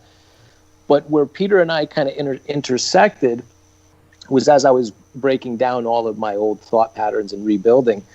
And the TV show that ended up not doing a good job talking about the Montauk Project, the second part of that TV show a couple of years ago was on this place called Colonia Dignidad in Chile. And I wanted to watch Peter's segment. And so I finished that show and watched about this place called Colonia Dignidad. Right. So being a researcher as I am, I watched everything, and I realized that Paul Schaefer was the leader of Colonia Dignidad. So I look him up, and, a few years ago, they would say Paul Schaefer was an SS officer, and now they say he was just a medic. It keeps the Wikipedia keeps changing. And on Colonia Dignidad they talk about all the things he did. Now, Paul Schaefer was in Germany, an ex-Nazi military man, whatever he was, yes. And he was in a welfare program where he was helping disempowered children, mainly boys. So he was, like a social worker. Right. He was molesting the young boys that he was helping. So he actually ran to Chile to avoid pedophile charges. Now, when he went, he took some of his followers, 70 of them, and kidnapped children. Yes. He kidnapped children and took them to Chile, where he continued to traffic children from Germany through Chile. It's unbelievable. Now, he was so powerful, he negotiated with the Chilean government to get tax-exempt status based on his gun running and money laundering and intelligence gathering. Right. And he basically set up a concentration camp, for lack of a better term, in Chile. You can get further details on Wikipedia. They're not very shy about it. Mm-hmm. Now, another part of the censoring of the internet, nowhere on Colonia Dignidad's page does it talk about Paul Schaefer's influences. So I Google Paul Schaefer, go over to his Wikipedia page, and one little line blurb, which blew my mind, was Paul Schaefer was a follower of the faith healer from America named William Branham. Now, I'm like, get the fuck out of here. How is this even, what? So Paul Schaefer followed William Branham, and in 1961, when Schaefer escaped to Chile, Branham actually visited Europe and Germany, and who knows, they probably met. I would think two powerful figures like that would meet. Right. And so that is kind of like, I called Peter immediately. I'm like, oh my God, this is where our worlds kind of collide. Yes. And he was quite shocked as well. And he said, yeah, Colonia Dignidad was really Montauk South, so to speak. That was his answer then and now. And it kind of blew my mind that kind of influence was out there. And these are like high-level players with big money stakes, and they're doing horrendous things with government approval. I mean, that's like the highest level of power. And let me add another layer to that. When it comes to the pronunciation of these cults, some of them have very obscure names that are combinations of Latin, or it almost really becomes a pig Latin. It's basically like Enochian. And so with the Espanol, or the Spanicization of the colony of David, Colonia Dignidad, you have a situation in which this individual had these connections with the Third Reich. But one of the things that needs to be emphasized, of course, is that when our man Aaron Tice brings up the fact that this individual was a social worker, his days as a social worker were after the time of the Reich. This was a guy who was a social worker like in the 60s or 70s, was my impression. And it was then that he was known to be raping the kids. He was supposed to help these what you would call at-risk youth, at-risk male youth. And so they're in a vulnerable position he was taking advantage of. And so when he escaped Europe and took basically his cabal with him, his immediate family, so to speak, and that's not blood family, but extended family that he developed through, basically, for lack of a better word, mind control. When he brought them down south into Chile, he maneuvered, as our man Aaron says, for this tax-exempt status that was... Now, I don't know what their religious laws are, but in America, of course, like Michael Aquino, you're tax-exempt when you get yourself accredited, so to speak, as recognized as basically a church, legally recognized as a church. Now, he may have done something similar down in Chile like that, but the way that Aaron describes it, the laws might have been such that he basically circumnavigated or circumvented all of their laws simply because of his involvement with the intelligence community. So he was involved with intelligence probably in terms of interrogation and breakdown. In fact, I know he was. And this way, the Chilean government would turn to him saying, oh, we've got some communist insurgents here. We need to know who's behind them. And they would send him over to him to be tortured and broken down. And he would find out, crack their minds open like a walnut, and then get what was behind them, and that was his services he provided the government in exchange for them giving him pretty much immunity, the equivalent of functional in-country diplomatic immunity. And so, but where the real layering comes in was I knew of this character vaguely, not deeply. I knew him vaguely through Michael Aquino. And Michael Aquino only brought him up in context of making a name for Peter Levenda. So Peter Levenda is a cultist of Michael Aquino, and we have somebody who might even be in the chat room tonight. I haven't checked the chat room in a little while since we started transmission tonight, but if Brandon Young is there, a shout out unto he. Brandon Young was investigating a book in which Brandon Young's family, his genuine blood family, his genealogical relations, historically, were being slandered. And so they were being slandered in being connected to the Kennedy assassination. And so Brandon Young felt that this was unconscionable on the part of Peter Levenda. It was in a Peter Levenda book. And so Peter Levenda invited Brandon Young to basically see him personally. And Brandon Young, quite rightly, felt that this was suspect and dangerous, and he said no when he refused. And it was shortly, or simultaneous, it was simultaneous to the time he became publicly kind of affiliated with myself and communicating with myself openly on bandwidth. And it was around at that time that they attempted to assassinate him. He basically got into his car, which was he had purchased a used car that had formerly belonged to a security detail, a Secret Service detail. And because it was a Secret Service vehicle, a former Secret Service vehicle, it had a few tricks up his sleeve that saved his life. And they actually had put some elements or chemicals along with some trigger mechanism in it to blow him up and burn him alive. It was what they call in the underworld a torch job. And in other words, they didn't just want him to die quickly. They wanted him to die burning alive. And so that didn't work, and yet there was a second mechanism that they fucked with, so that when the bomb didn't blow, which he had no idea of anyway, what happened was when he got on the road, his brakes weren't working. So he couldn't brake, and so very heroically, he just maneuvered himself off the road in such a way that he pretty much sacrificed his life as he knew it. He did not come out of it the same. He basically, just drove himself as quickly as he could off the highway so he wouldn't hurt anybody else. And when he did so, he wound up basically with severe head injuries and in a coma for over a week at the least. And when he came out of it, he was confronted with forensics experts who were dealing with the state police, and the state police told him about all of the sabotage of his car. So this was a matter of public record. This is a matter of police record. And so it's nothing that's self-indulgent or fantastical or notional. This is not paranoia. This is evidence-based police reports that I'm relaying. And so basically Peter Levenda had, through his connections, tried to get Brandon Young killed. And I'll say that out loud. Peter Levenda, you can suck my ass. I've said that for years, and Peter Levenda cannot sue me for saying that.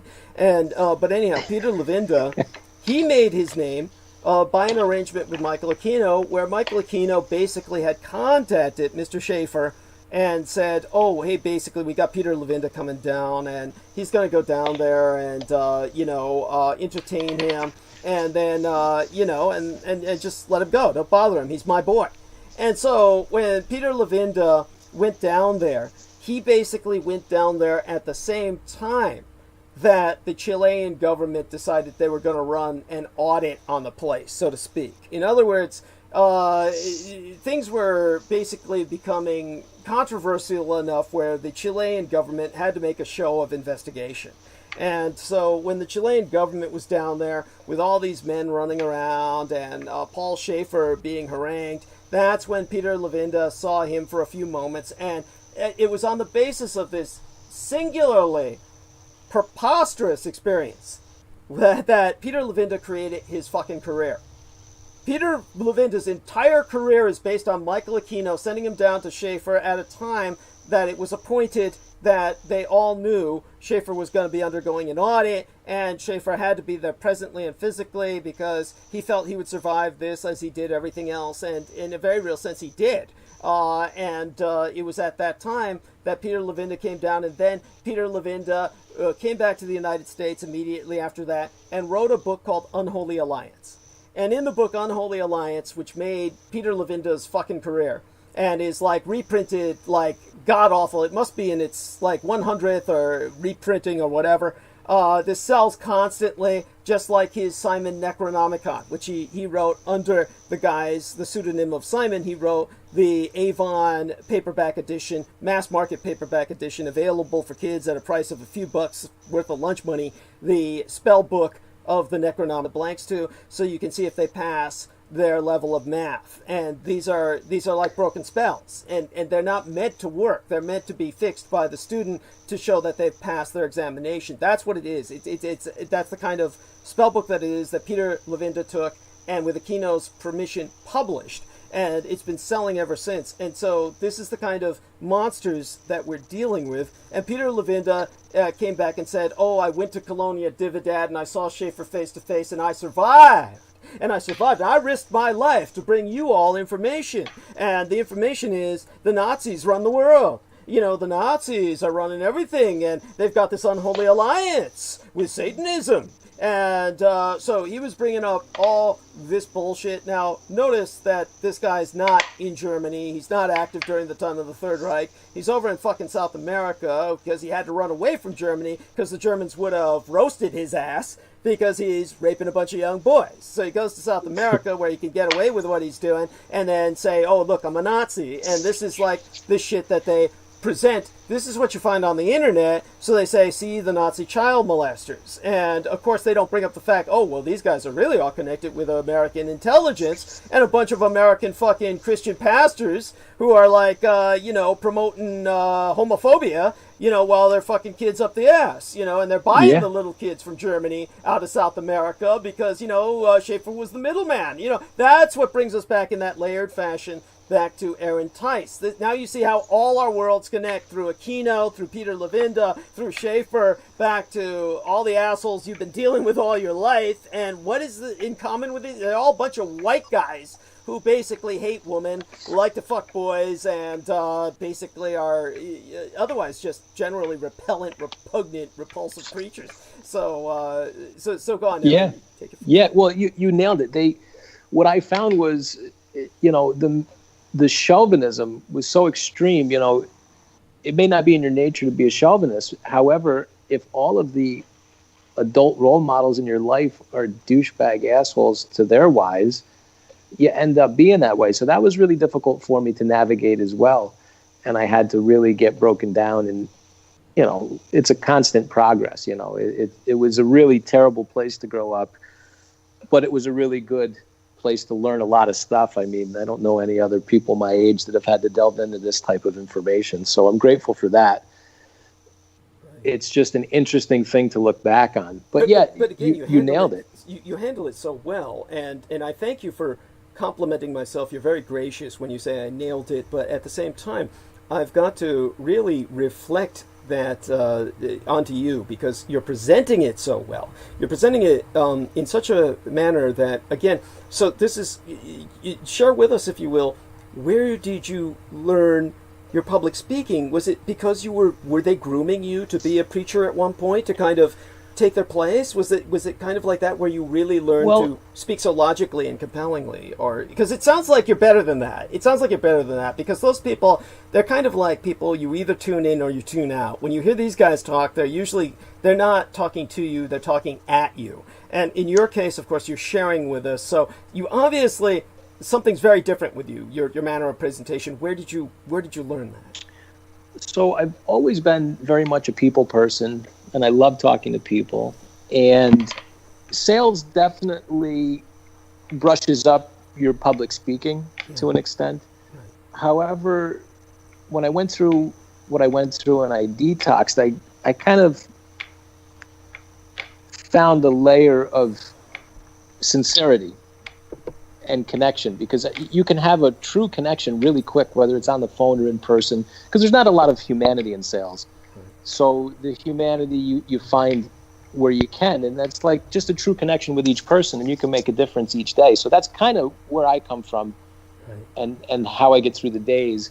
But yeah, that's where I learned. And I also, you know, I hold you in high regard, and I spent a lot of time on my presentation. I typed up the notes for it 3 or 4 times, and I practiced on 2 different people. And, you know, I called Peter and I called my Tai Chi coach, and I went through it. So I did practice the presentation, because what I had to remember was the things that are really important to me because of my upbringing aren't necessarily important to the larger audience. So what I tried to bring to the forefront were the things that everybody can kind of attach to, even though they don't have my particular experience. That's incredible, and it really warms my heart to hear this, because I want you to understand that I want everyone to understand this. There's 2 things about sales that really strike myself, and this is as a person, of course, who's worked with the master of psychological warfare, Michael Aquino.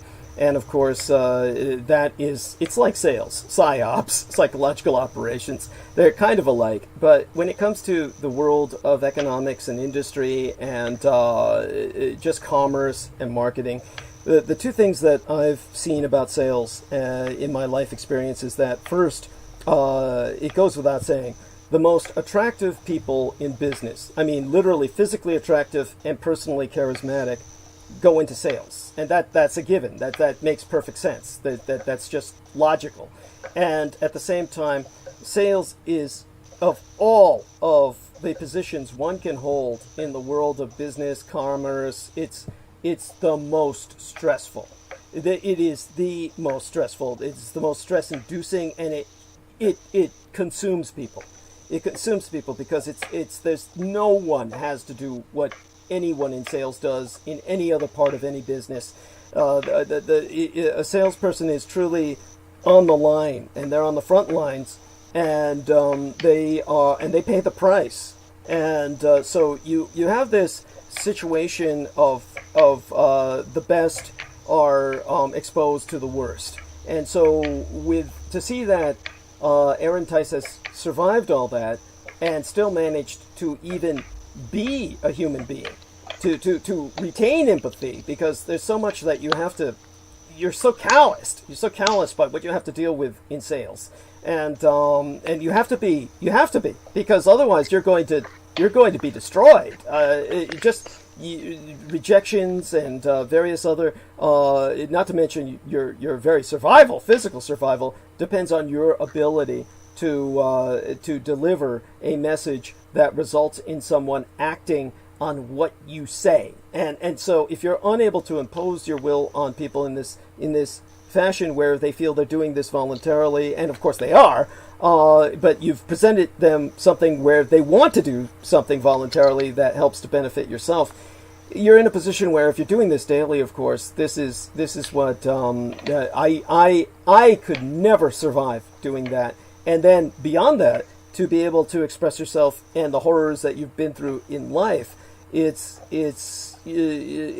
I consider you a person to be praised, and there's no praise that we can give you that ever really does it justice. So I thank you for surviving and for sharing with us, and I want you to start going into some of the details now. And for instance, how old were you when the Jonestown massacre took place? Because one of the things that stood out about Peter Levenda and the way he originally sold his Unholy Alliance, because before he published it in book form, he was publishing articles about it, and that's how he got kind of the sponsorship to do the book.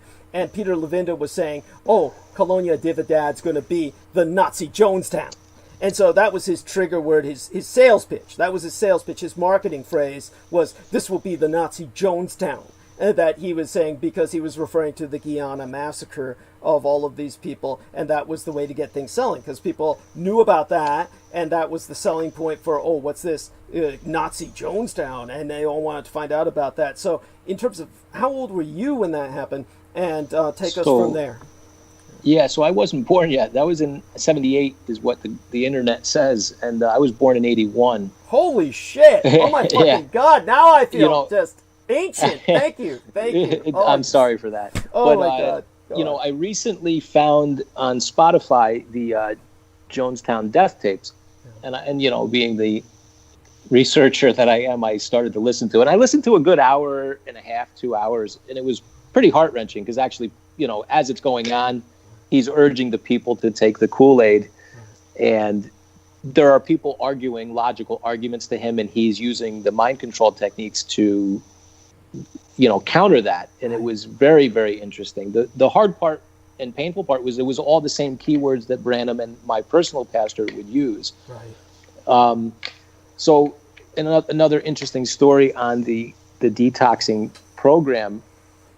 Are you familiar with the reverse speech of David Oates and how he just reverses speech and slows it down and speeds it up to find hidden messages? Yeah. Let me do a little interjection here with that so that our listeners can hear what I know, and then you'll take it from there and give us more perspective, because this is what I know, is that David John Oates, I believe is his full name, yes? David Yes. John Oates? Yeah. So yes. David John Oates is Australian, and David John Oates was the first guy who really publicly and aggressively came out with reverse speech as like a thing. And so obviously there were people before him who pushed the reverse button and entertained themselves or informed themselves. But David John Oates was a person who was able to sell it. And so he basically took it public and went with it, and he went all in with it.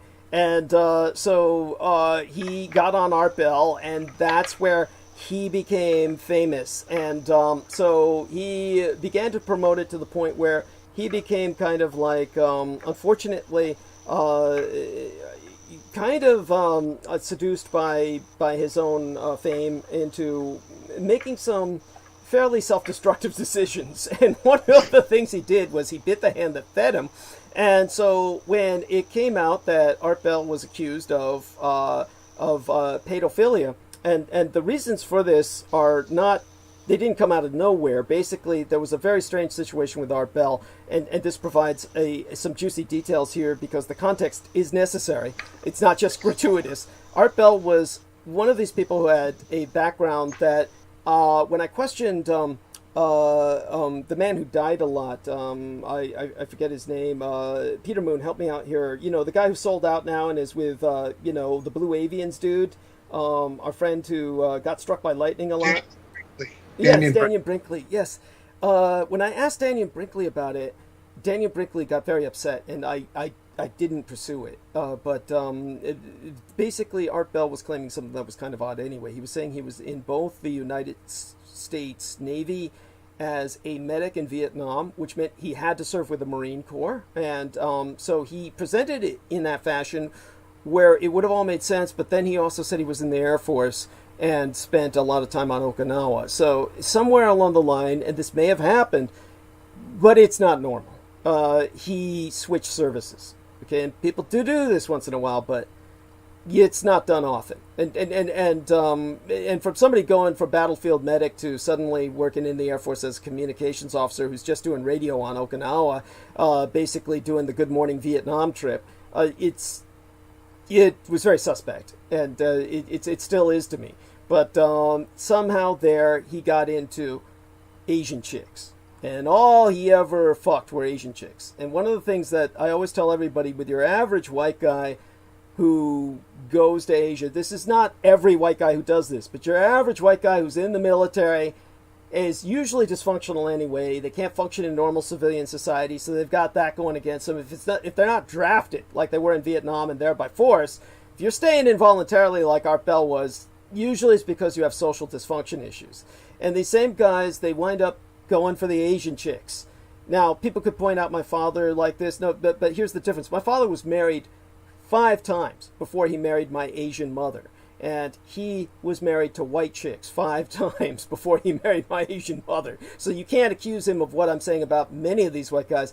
Many of these white guys that go over there and they have sex exclusively with Asian chicks, and they wind up marrying one and bringing them back home because there's no white woman back home that's going to take any of their shit. Just most white women are just going to say, fuck you, I'm not going to handle your bullshit. And so they go to Asia, they offer citizenship, and a lot of these impoverished Asian girls will take them up on it. And the other aspect of it is repressed pedophilia. You know, a lot of Asian guys love white women because white women are blow-up dolls. Everything's out of proportion. Big boobs, big butt, big hair. With a lot of white guys going for Asian girls, it's because you're legally fucking somebody who looks just like a child, is built like a child, will never grow up, and you can get away with it. And so Art Bell only fucked Asian chicks. And so he was like marrying 2 Okinawan women in a row before he married the Filipina chick who died very mysteriously. And I'll say this out loud, I'm certain he murdered her.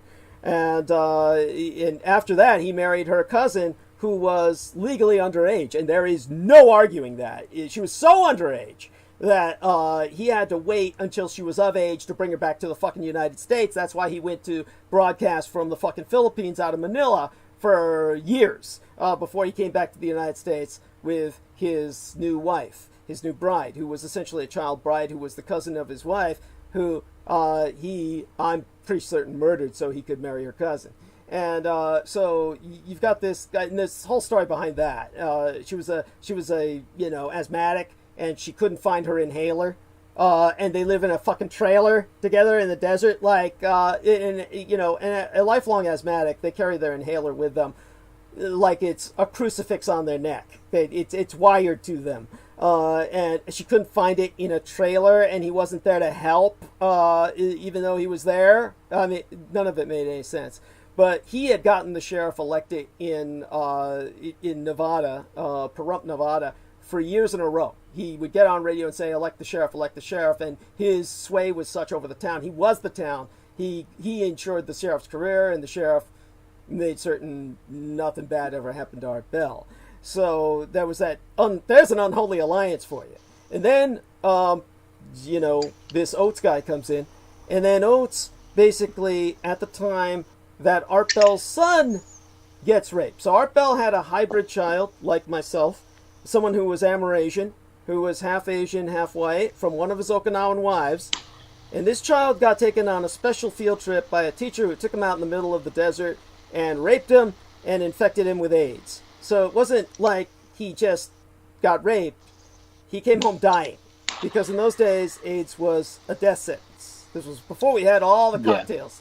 Yeah, and so Art Bell's son was dying, and around that time, then the FBI guy comes along, Ted Gunderson, who approaches David John Oates for the backup evidence by reverse speech, which at that time was becoming popular enough where it was being used by Israeli intelligence so they could interrogate people they considered terrorists, and And they felt that professionally they actually got information out at times by playing tapes backwards that revealed what the terrorists wanted to hide, or the victims, or however, your terrorist is my freedom fighter, depending on which side of the Palestine or Arab-Israeli question you're on. And so because of that, Ted Gunderson was using that logic to approach David John Oates, and he pretty much, he accused Art Bell of basically being a pedophile, because he said, how does anyone allow their son to go out on a private field trip with a teacher out into the middle of the desert, and how could you not know of this? And basically, and David John Oates backed him up. So David John Oates, who had been made by Art Bell, basically said, from playing the tapes backwards, it strikes me that Art Bell's child molester. Now, Art Bell sued them both, and the guy who was running as the communications between Art Bell and David John Oates and Ted Gunderson was a private detective that I call Mr. Sleaze, who is known as, what was his name, Peter Moon? Come on, the private dick's name? Opperman. Ed Opperman. So Ed Opperman, who's the sleaziest son of a bitch, does this Opperman report. He was the guy who was the errand boy between all these people during the lawsuit. And then what happened was Ted Gunderson was saved by the FBI because they got a slush fund for agents who get sued. And so they gave Art Bell millions and millions and millions of dollars. So they're talking about was awarded an unconscionable amount of money. It was literally at least $25 million at the baseline for the first payment down. And then David John Oates, who was supposed to pay him an equal amount of money, at least $20 million, said, well, fuck this shit, I'm going back to Australia. They took off back to Australia so he could avoid, basically being fucked over the rest of his life. And so that's what I know about that situation. Now we're going to turn towards Aaron Tice to take this even further and give us... So does any of this sound familiar to you? Does any of this sound familiar to you? Oh, yeah. You're one of the very few people that know that entire story. That is a very accurate representation of the whole story. That is the dysfunction that was Art Bell. And this is the first that I even considered that he killed his wife. And wow, that's something. So I listened to all the reverse speech segments with David Oates. And so I bought the software. And this is the time Red Elk had already, been with me for a week, and we were in touch. So my local pastor from New York City recently passed, so my brain can detox from that magic. And so it just kind of came on me, and I just went to YouTube, got a popular sermon from my local pastor, and started reversing the speech. And what I found was extremely, extremely demonic. And literally, he was so heavily possessed that it was like every section of audio that I reversed, it was something forward and backwards. It was unbelievable. And so what I did was I published a website with these sound clips proving that my localized pastor was demonically possessed, and I emailed the link of this website to all the hierarchy in the church. Oh, that must have made you really popular. Oh my fucking God. That must have come under attack. I'm presuming the website came under repeated attack. Oh, yeah. And myself, psychically, I was under extreme attack. I had demonic nightmares where demons were threatening to, rip my wife apart and, the whole thing. Right. So that was a very difficult time, and I could only do the reversals in one room of my house. And I'm not a magical person, but I had a chunk of salt in each corner just by intuition. Right. And I wouldn't do it in any other place in the house, and I would literally just it would break me down every time I would do it. So there was only so much time I could allot to it. Right. And I think it accomplished what it needed to. It helped to detox a little bit quicker. Right. But that's what I know of reverse speech, because I did it, and it was absolutely riveting. Right, and this is incredible, and I want to verify. I want to vet. I want to. By that I mean I want to vindicate what you're saying, of course, and I'll verify what you're saying. The first off, I want to congratulate you on having the common sense to contain the energy. You contain the energy, and that's so important. It's unbelievable to me how careless people are with magic. And even though, as Aaron Tice is emphasizing, he's not practicing magic per se, in a very real sense he is. And so when he's doing the reverse speech, he's containing the energy, and that is, as I'm certain, is why he's able to even function. But besides that, the element that really strikes me that is important is, first off, I'll say, while it's shocking and of course it's deeply disturbing, I would be shocked myself if you were surprised. Certainly you were not surprised to find out that this man was as diabolic as basically an empty shell of a man that was just filled with legion. We are legion. That's what it was. Yeah. That's what it was. It actually changed my. It changed my understanding of him, because a lot of the messages were so sad, because he was so broken and used, that it turned more of an anger into more of a sadness. Pity. Yeah, it was definitely pity. And there were some things mentioned that I went over and over again, and I still couldn't pick it out. One of them was like the entity mentioned its name, and I just couldn't really place it. I was researching it at the time, and then time just went on. Yeah.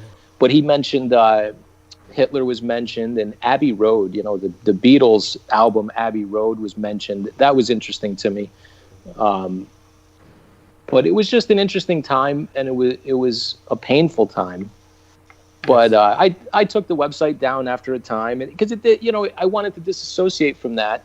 Right. And what I found was all the friends that I grew up with, that were in that group, as dearly as I loved them, they really didn't desire to know the deepest, darkest truth of everything. Right. They all went their own way in lives. They all found a happy place outside of the church, but they never let the church go. Right. So that means they never let go of that guilt complex, which was the hardest thing to drop. That fear and guilt complex is the most difficult thing to get rid of when you leave a cult like that, because you're threatened with hellfire and damnation for certain actions, whether it be, I just poured a bourbon and I'm having a cigar now.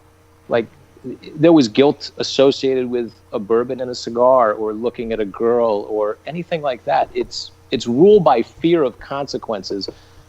And that's everything that Jesus was not about. Thank you. Yes. So that was a really difficult thing to transcend as well. But I figured I would tell you that part about the reverse speech. It was quite an enlightening time. Oh, it's so important, and I want to thank you for that. And we're not going to let it go just yet. It's one of those things that also, just to give you an example of this, the Heaven's Gate cult with, was it Jim Applewhite? The man named Applewhite, I forget his name, was rather innocuous. The first name was like, something just so common. Jim Applewhite, I believe, something like that. Tim Applewhite, I think. Tim Applewhite, I believe. But he, of course, and the rest of the cult had basically castrated themselves, any of the men, so that oh my God. Oh yes, they had their testicles at least surgically removed. They weren't necessarily castrating themselves without anesthetic, or I think they went under and surgically had their testicles removed. I don't know where they went to get this done, but each one of them had it done. And for those who don't remember the Heaven's Gate cult, they were again in a very real sense, a product of Art Bell. And because Art Bell was getting on there with Whitley Strieber, and Whitley Strieber, yes, they were emphasizing that the Hale Bopp cult had a spaceship behind it that was covered by the tail, and it was to the point where the Heaven's Gate cult was basing many of their decisions on the Art Bell show. And so that the Tim Applewhite and the Heaven's Gate cult they purchased with their money, because cults are very good at fundraising. This is what they excel at. That's what they do. Yeah, they're money machines. And so they purchased a very expensive telescope. This is something that only professional astronomical classes would use, like at professional level. Like if you're postgraduate is something. It's not the level like they purchased the Palomar Observatory, but it's a few steps below. And so they took it back after spending what literally was tens of thousands of dollars on this thing, and they took it back later on and asked for their money back. And and the the people they purchased it from said, well, why? And they said, because it's broken. We look at the Hale-Bopp cult and we cannot see the spaceship behind it. That Art Bell and Whitley Strieber could see, and we're photographing, quote unquote, and showing pictures of which were all photoshopped. So I don't know how that was settled, but I do know that the Heaven's Gate cult wound up with a mass suicide. Now, I'm sure you remember this, right, Aaron? You do remember that? It's in my distant memory, I do. I didn't dive into it as deeply as I did the other things, but yeah, I've heard of it. And man, Whitley was just, I couldn't stand Whitley. Thank you. Oh no, he's awful. And I mean, it was fun in the sense that he was like a crazy uncle. I didn't mind listening to him, but he wasn't, it's just, there's only so much you can take. And after a while, I was very offended by the fact that he got some how would I call it? In those days, I was dealing with care provision for my parents, and to get the care for them that was needed, I was going through all kinds of horrible experiences. But Whitley Strieber had basically, because he was a public figure at the time and was popular, when his wife had issues, then there were people who volunteered to help. Like, he was able to grease the wheels simply on the basis of fame and celebrity. So I was very offended at that. And but in terms of the thing that was important, or the message here with the Hale-Bopp cult, two things. One is a bit of trivia. I hate to say this is fun, but it's morbidly interesting. Anybody who remembers Star Trek and Lieutenant Uhuru, which of course I'm sure Aaron is very familiar with her, because of course he grew up with essentially a all-black, network, an all-black kind of extended family.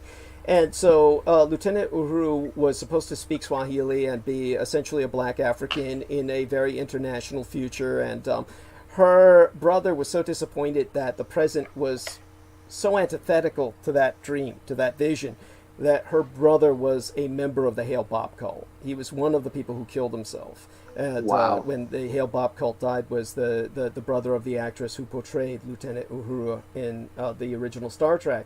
And so he was a black guy who got his testicles voluntarily removed, as if we didn't have lynchings to do that already. And then killed himself with a bunch of whites. It was very sad, very tragic. And the point of the story here, as it relates to the experiences of Aaron Tice, was that after that mass suicide, the media interviewed one of the quote-unquote survivors, which was a man who had disassociated himself with the cult. And this man had disinvested. He had divested himself of the cult before they went into the mass suicide mode. And so when they interviewed him, he was saying how difficult it was for him to escape that pull, that feeling that he had betrayed them, that he had somehow missed out. In other words, you feel like you have done something wrong by divesting yourself of these cults. And so after they conducted the interview and he saw himself on television, more than likely, very shortly after that he killed himself. And it's just, this is what happens with a lot of people. So again, it's very sad. Very sad. Thank you. And so I'm going to ask you, do you feel that, are you, well, I'm going to assume you must have had moments of suicidal ideation. Was that the case? No, I never felt that way. Okay, I never really, I only discussed these things in small private circles. Understood. And this is the first public announcement that I've ever done concerning my past.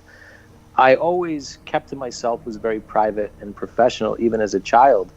I just had a way about me. I was brought up in it, so I had the indoctrination, but at the same time, I never spoke of it to anyone because I just didn't feel right about it. It was like that inner voice, always kind of kept me away from discussing it. I just went about living my life, and I guess I had good spirit guides, I would say, is really the case there. I believe so. They guided you to Red Elk, and I believe that was a major factor in your healing. And that is so important, and it cuts through so much of the bullshit.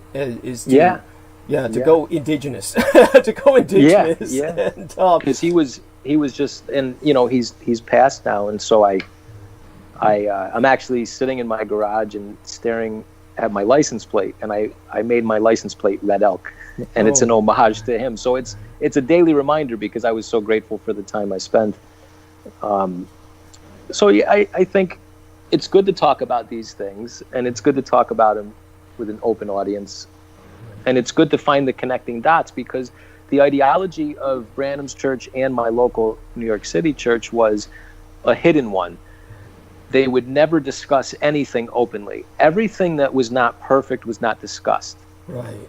So they would, clamor from the pulpit as God's mouthpiece, and then if there was anything that was improper behind closed doors, it was never, ever, ever discussed. And and if you were to discuss it, you were gossiping, and that's not right. And they would quote a scripture. So anything that's open is good. People need to discuss. They need to share ideas, and you need to do that over a table of food, and do it together as community, and that's how things get solved. Right. But a cult-like mentality of never discussing issues is how things perpetuate and get worse way faster. There's so many things that this brings up, and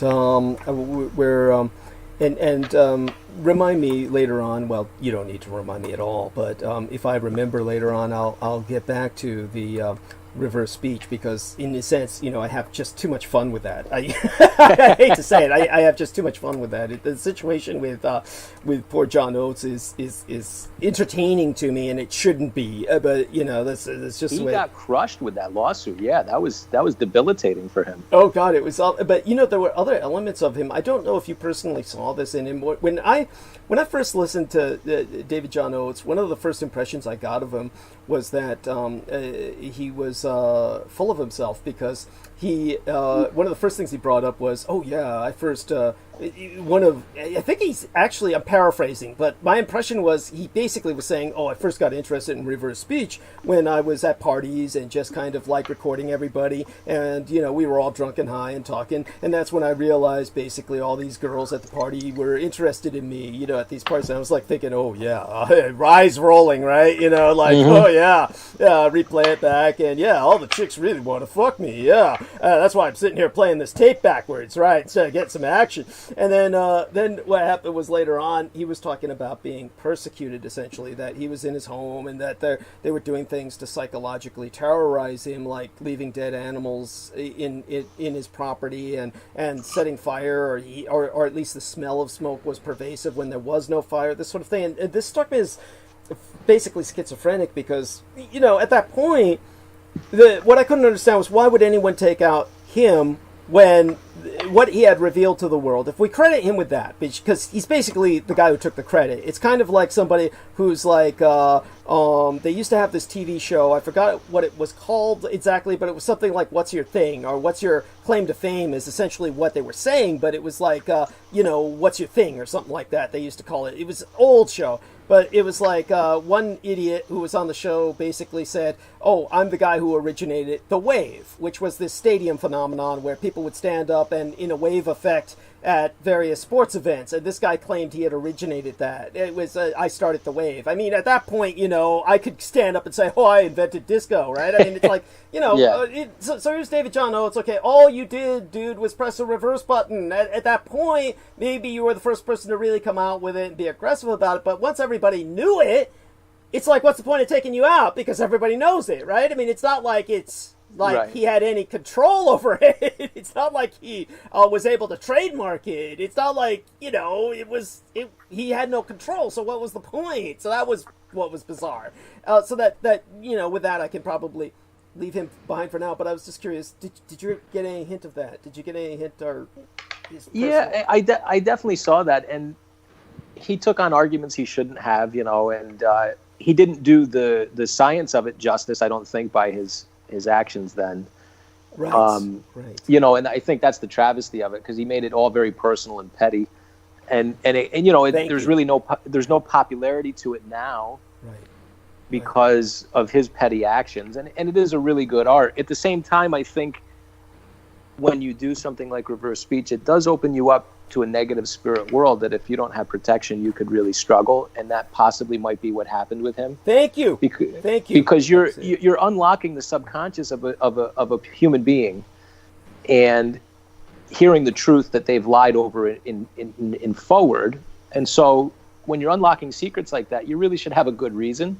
And he was just going on the air unlocking everybody's secrets, and I think that has negative ramifications. Thank you. That, I've never heard it put in such a manner where it resonates so perfectly. That is so true. It reminds me of Lou Gentili, who I've described to people before, and I don't know if you heard of Lou Gentili. I'm not going to concentrate on him, but you know. I've heard the name, but I don't know him. I've definitely heard the name. Okay, he was pre-Art Bell, and he could have been Art Bell, but he was just too bitter, and he was and he was a guy who just went around, and what he would do is he would provoke. He would go to places that were obviously infested with negativity, and he would provoke the entities there by calling out the name of Jesus. And now, this is basically that. When you hear the term, take the name of the Lord in vain, and people usually assume simple swearing. Okay, no, it's not like that. It's like what Lou Gentili was doing. When you go to places where nobody lives there, nobody's being harmed by these entities unless they're dumb enough to go to these places, like the old abandoned insane asylum and shit.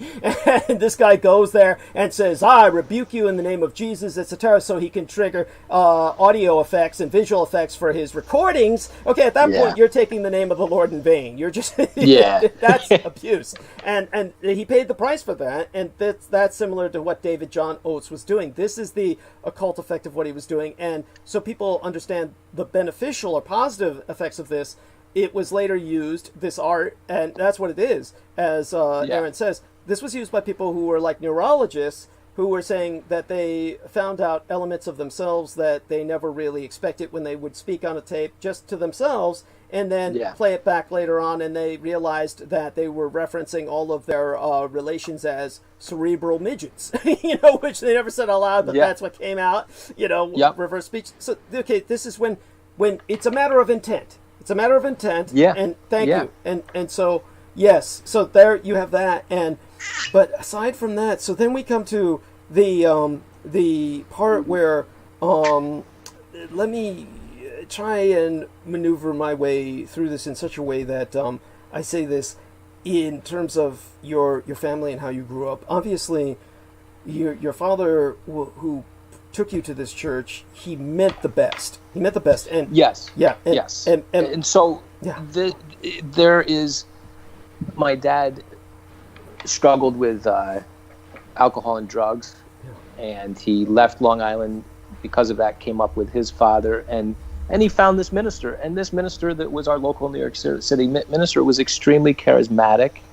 He had a lot of, he was magnetic. He was the epitome of a Pentecostal minister. You wanted to hear him speak.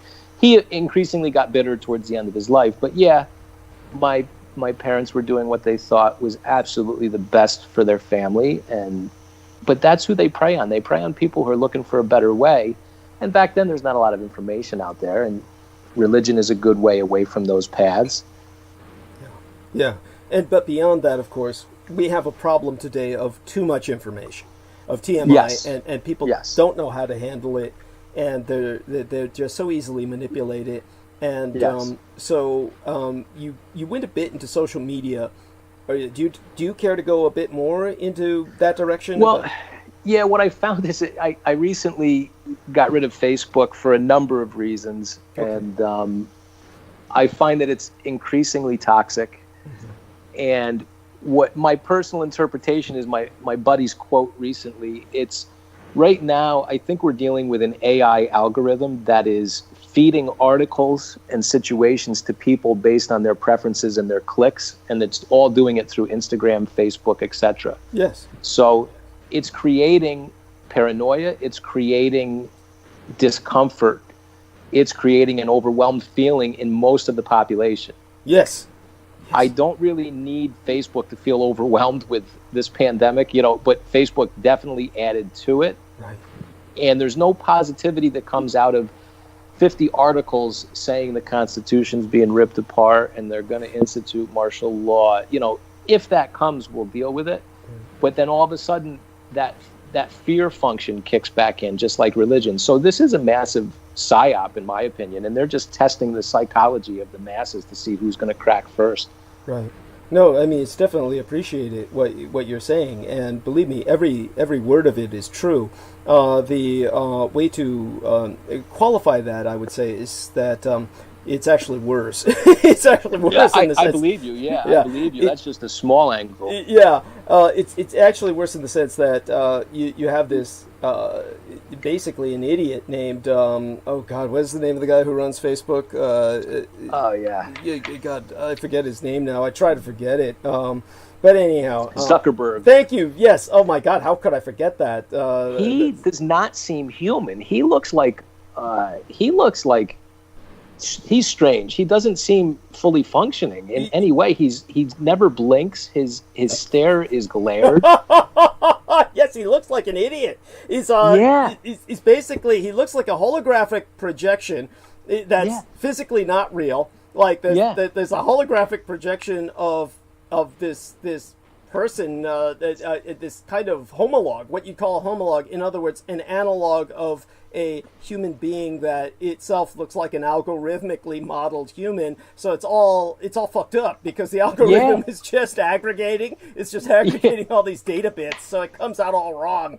Yes. Yeah. And so yes. His Caesar haircut. I get a kick out of his Caesar haircut. I guess he's obsessed with Julius Caesar. He is. Yes, I'm surprised you know that. There's few people who know that. Yes, this idiot thinks he's Zuckerberg. Mark Zuckerberg thinks he's like a kind of the next Caesar, the one that he is, and so it's just awful. The whole situation is awful. Yeah. So the way that it's worse than what Aaron attributes to it is that Aaron, what he's saying, would almost have a function to it. It would at least have a rationalization, however evil. The motivation behind it would be have some kind of organized objective. But with Mark Zuckerberg running Facebook, and I know the fucker's actually real because I know people who have run into him physically. So believe it or not, there is an entity out there that moves and walks and talks like a man, but really, is not. Yeah. It's some kind of lump of flesh. Yes, that barely blinks and obviously looks, if you were to encounter him, certainly based on his behavior and from what we see, this person is, in any normal scenario, would be considered basically, in the old days they'd use the term retarded. He's basically developmentally disabled, and that's obvious. He's not socially functional. He's a person who is basically dysfunctional in the extreme. And so he's what they would later, after we became more enlightened, they would basically say he's like an idiot savant.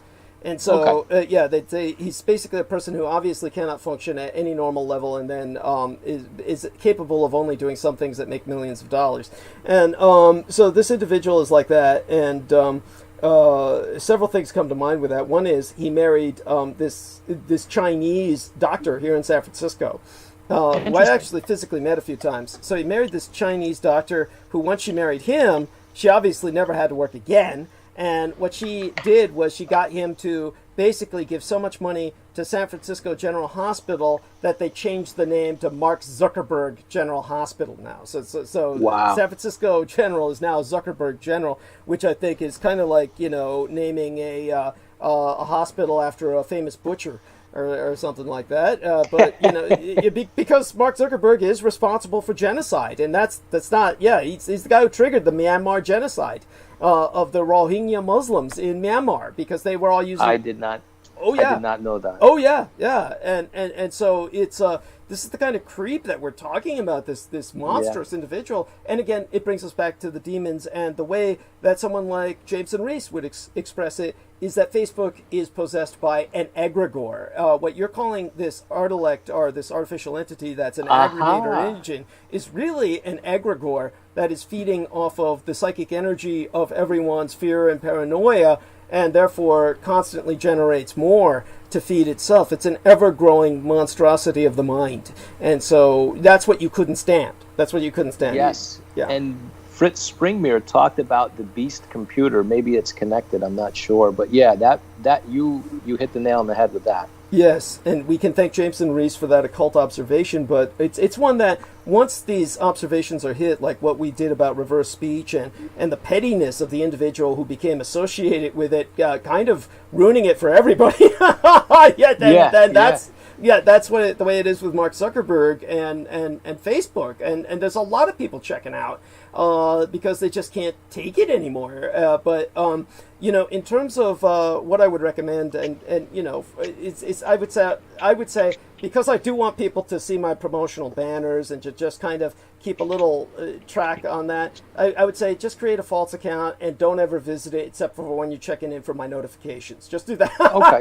Yeah, no, absolutely. I can do that. And, I didn't like the amount of time I was spending scrolling, so that was another reason I deactivated for the time being. Oh, yeah, no, got it. I got it. It's a what they call a time sink. It's a time sink. Yeah. That's the other. It's a time vampire, and it sucks. Yeah, that's what it feeds off of as well. So, but aside from that, so what I'm kind of wondering is, so we know your father meant well. We know he was trying to overcome flaws, and with the best of intentions, he wanted you to grow up to be a godly person of faith. He wanted you to be saved. But with that in mind, because you met Peter Moon, the Montauk Maestro, and several things we know about Montauk is that it's very much it heavily involves mind control, and the person that he originally dealt with, Preston Nichols, was very much kind of like presenting himself or saw himself as a deprogrammer, which brings me to one of my questions.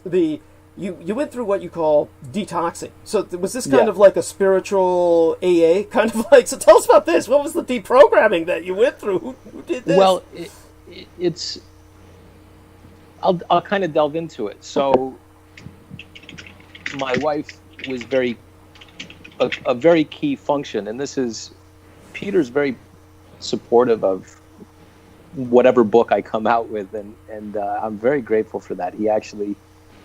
He bought me a Ganesh statue in Woodstock, New York, when we met up there, and that sits near my computer. And there was a period of time before my son was born where I just started writing. And so Peter's very influential on that. So the real main detox was, my wife left. And it was very painful. And she left because I was an asshole. And I was an asshole because all I had to view were assholes. So that's kind of what you become. Right. And so all of a sudden in that moment in time, I had to say, well, okay, and pardon the language, but it was a literal conversation. I said, okay, God, I got to say, fuck you right now. Fuck church. Fuck everything. Like, I really love my wife and she's gone and I did it. So how do I fix this? And so I had to reprioritize everything, and I put everything underneath that pile. And that was a really depressing time. Yeah. And so, and you don't ever get better from those things. I still have tendencies, but I work on them every day. So as I learned to not be as chauvinist of an asshole as I had been, as I had witnessed in all these assholes around me, I was able to win her back, and we've been together many years since then now. Oh, I'm impressed. Holy shit, I didn't expect that. I didn't expect that to be... Oh, my God. So, holy shit. No, I want to hear some of this. Was it like... You were on your knees? What flowers? How did you reapproach her and say, look, I'm a piece of shit? Basically, how did it come to the point where you... Well, it was really hard. She wanted to get counseling, and I was just against counseling because, if you have problems, you really don't want a counselor or a third party to show up and see how many problems you have, So I basically called, there was a customer that I dealt with. He was a really sweet man. I'm still friends with him to this day. And he was a counselor. And I literally called him up immediately and said, we need counseling. And I convinced her to go to a couple sessions. And he was very influential in bringing us back together. He was actually a miracle worker. And every time I see him, I give him a hug and I get a little choked up because, you know, he sat at the table with us at our deepest, darkest moments and talked us through a lot of stuff. So that was a big. And you say he was a former client of yours. He purchased some automobiles from you. Yeah, so he bought. I still remember the car he bought. And I talked to all my customers, and I found out he was. I think he was. What was he? He was a Lutheran pastor. So we talked a little bit of doctrine and had a good conversation. And he was actually selling life insurance at the time, and I bought a life insurance policy from him as well. So so it was a really interesting connection.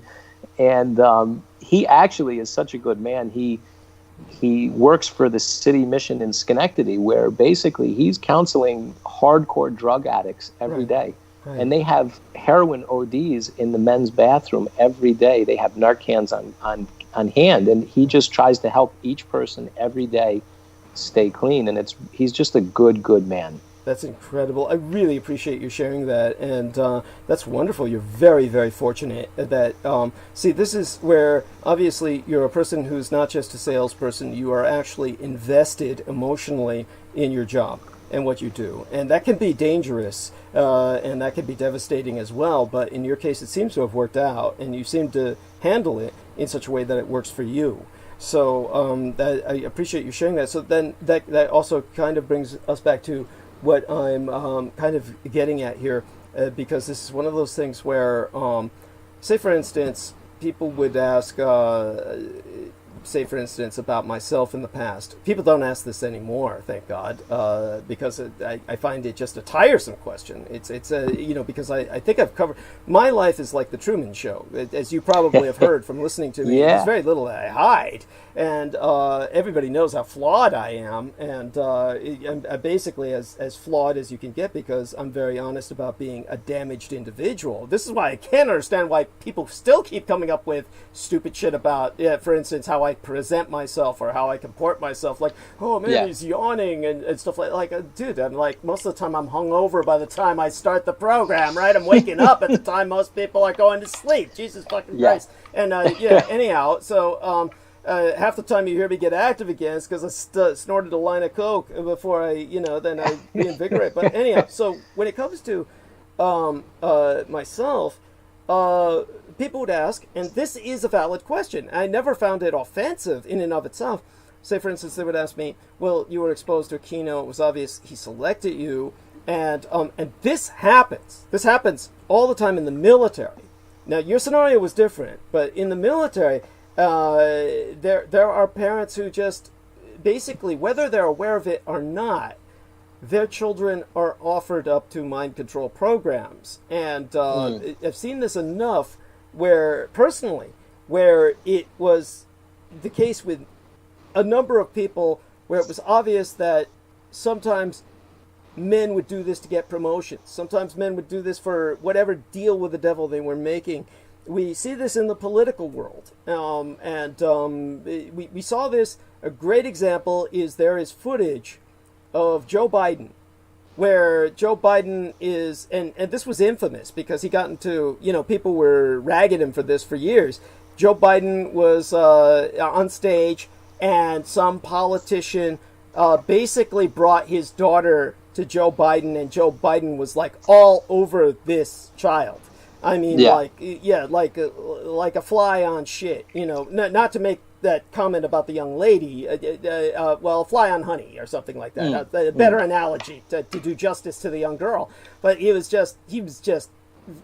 repulsive. It was so obvious. It was so brazen. The word for it would be gormless and brazen. He did not care that anybody saw he was eating this girl alive, and the father's just chuckling, and the wife was pulling the girl away and asking if she was all right. That's how bad it was. So this is on footage, and people I'm certain can still find this footage out there. Yeah, and that happens in the big corporations too. I know firsthand, like the GEs of the world, Yeah.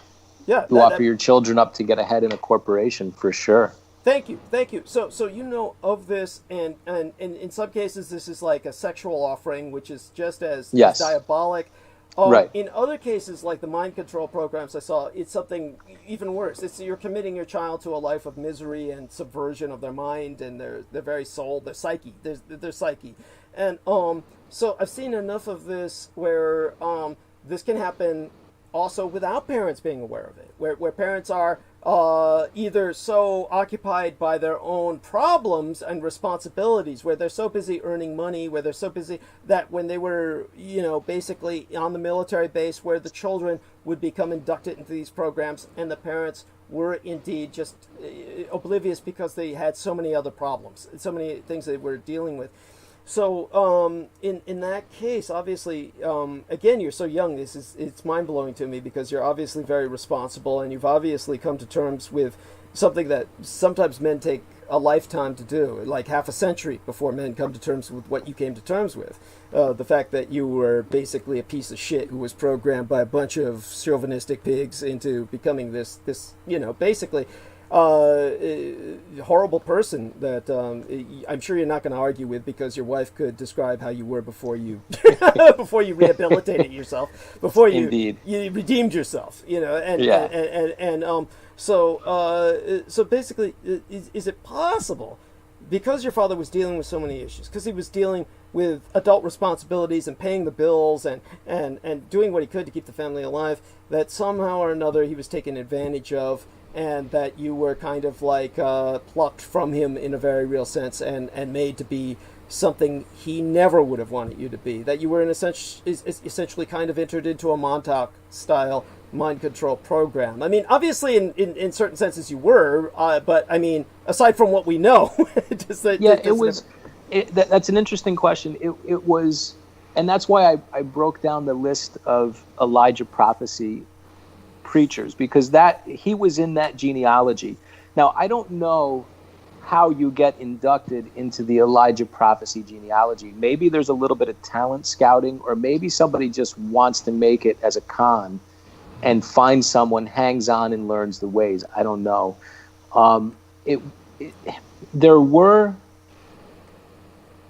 Nobody cares, so nobody wants to know that came from that background. If I had unlimited time and resources, I would dig to the ends of the earth to find the connections. There were high-powered connections, but these are all netherworld connections. So you're talking occult hierarchy, you're talking the top of the religious structure, you're talking the top earners of money in New York City for religion. So there's big connections, but we were very far removed, so that was good and bad. We were 2.5 hours away, so we didn't live near these people. We drove to them. So there was still an element of somewhat normal life up here in upstate, and then, go to church. It was a big disconnect, which made it harder but better all in one, so to speak. I don't think that answers your question, but that's kind of how I have to answer it. It was definitely Elijah prophecy mind control. Right. I don't have my fingers on the proof that it was government sponsored, although it reeks of that. Thank you. It reeks of that. Yeah. So what the pastor had told my dad was, if you don't come here every service, you will die. And right. That's a horrible thing to say. So number one, you can refresh the mind control every week. And number two, you're going to continue to earn those dollars nonstop. That's the two major things. So just so I can put this into balance for people, this is why when Aaron Tice was reviewing Jim Jones speaking the way he did, what I'm sure resonated and struck Aaron Tice to what I'm certain was the core of your very being was the fact that I'm sure maybe you didn't draw this conclusion, but I can tell you this for a fact.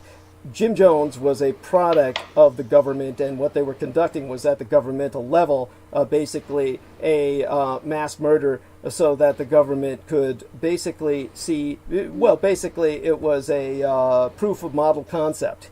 And so that they could ultimately do this to much of the black population through basically get the blacks to kill themselves. This was part of this kind of thought process behind Jim Jones's operation. So Jim Jones, of course, had unlimited government funding, and therefore, with his training and his background, was essentially a contemporary of Michael Aquino's, who was working at a far more open level and in his own right was a political powerhouse, but he wasn't, as many people would think, a Colonel Kurtz figure. Now, for people who don't know the Colonel Kurtz, that's from Apocalypse Now, was the rogue, renegade CIA officer who established his own cultic community, his own cult compound up in northern Vietnam in the film Apocalypse Now. And this was based, of course, on historical precedent where men were doing this, and he was essentially like a Jim Jones figure, similar to the kind of people that Aaron Tice grew up with. So these people obviously were likely not just part of a governmental network, they were part of, as our man Aaron puts it, basically a genealogical network. Like, this is like satanic ritual abuse, where people are in families that are part of this cycle of generational abuse that continues intergenerational trauma, which, of course, it's in the DNA. After a certain point, the DNA is accessible to these entities where they're breeding a kind of chattel, a kind of cattle to be fed off of that feeds better than people who are not part of this breeding process. Does that make sense? Do you understand what I'm saying? Yeah, absolutely. And I knew that Jim Jones was CIA, but then when I started to dive in and see that Branham had deep KKK connections, and it was a turning point in America in that these Baptist prohibitionists were actually traveling, cross country to rally against integration. Yes. And so this gets tied in with the JFK assassination, and part of that assassination was CIA, and because he was pushing full rights and integration. He was very much for integration, and that was one of the big reasons he was shot in the Killing of the King ceremony and done on public television.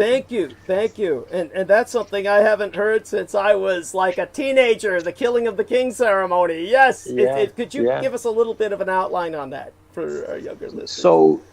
So current events, I would say this pandemic, whatever is real or fake, is the only thing to touch the traumatic event of JFK being assassinated on television. He was very well beloved, and they set him up in a ritual killing on national television to traumatize the Western world, and it did just that. And look at who came in after him. I mean, that's just horrible. I mean, Johnson was just a horrible human being, just a grotesque individual. And, that was an occult ritual set up, I believe, in a pentagram set of streets and the Eye of the Owl, the whole 9 yards. I haven't read anything on that in many, many years, but that was definitely a psychological setup. And for many different reasons. Right. And Branham was railing against JFK's integration laws, saying he had no right to ruin the Constitution by integration. I mean, how could you say that? As a minister who is supposed to be the mouth of Jesus Christ. So it's really an interesting, ironic collage of characters, and it's never who you think it is. Right. And very deeply appreciate the research that you did before. And I know it's been so many years since either Aaron Tice or myself have dealt with this. It's very difficult for us to even remember the details of the Killing of the King ceremony. Yeah. But it's there definitely was that occult aspect to the killing of JFK and how it traumatized all America to prep American culture for the horrors to come, so they would be receptive in the most negative sense, meaning they'd be open vessels to have the empty space between their ears filled. So when it comes to, aside from that aspect of it, so that people can, I'm hoping this will trigger some other memories and comments from you. 7 to 8, 8 to 9, 9 to 10. It's about 10:30 p.m. where you're at, yes? Yes. Yeah. Okay. I think. Yep. 10:30. Yep. Yeah. And so hopefully you can stay with us to the top of the hour, but it's up to you. I know you have to work tomorrow. I can. Okay, I can. good. And maybe I'll trigger some memories for you with this. I have an interesting story how Montauk meets Aaron, so to speak, as well, if you'd like to hear that. Please. By all means. Okay, so it was 1999, and I'm in my calculus class, and this. How old were you? I think I was 18. Okay. All right. Yeah, so I'm in college, and I go to calculus, and this really animated Italian professor, Sicilian to be specific, is teaching us calculus. But he doesn't really teach us calculus. He just puts an equation on the board and rants for the whole class about how beautiful this equation is that explains the entire universe. Oh my God. You know, and if you think of who was the fellow that played Al Pacino? Oh, Al Pacino. So think of Al Pacino, that animated. That's the character he is. He's really animated and really interesting. And so all of a sudden, halfway through semester, he gets up in front of the class and starts talking about these random things. And me being conspiracy-minded, because, you know, our cult group was very conspiracy-minded because it was an apocalypse-based thing. You know, they're saying the world's going to end, the apocalypse, California's going to sink, all this. So I'm already pre-wired for that. He talks about this little island called Dominica. And he says, you got to understand, this island, Dominica, it's not on the maps anymore. And it's where the CIA houses all their information because it has a boiling lake, so it self-supports its own power. And he goes off on these tangents. Wow. And I thought that was interesting. And then I get to know him, and I went to sell wine for him part-time, and he's telling me part of his story. So his story was he invented cold fusion in the 70s, and I saved the article. I found the article. Wow. National security came to his house and took his notes and said, you can think like this, but you can't put it on paper. And when he would come to my house, there would be black helicopters following him. So I know this guy is protected nationally because, you know, if the Russians get him, if the Chinese get him, they can replicate what he did. Right.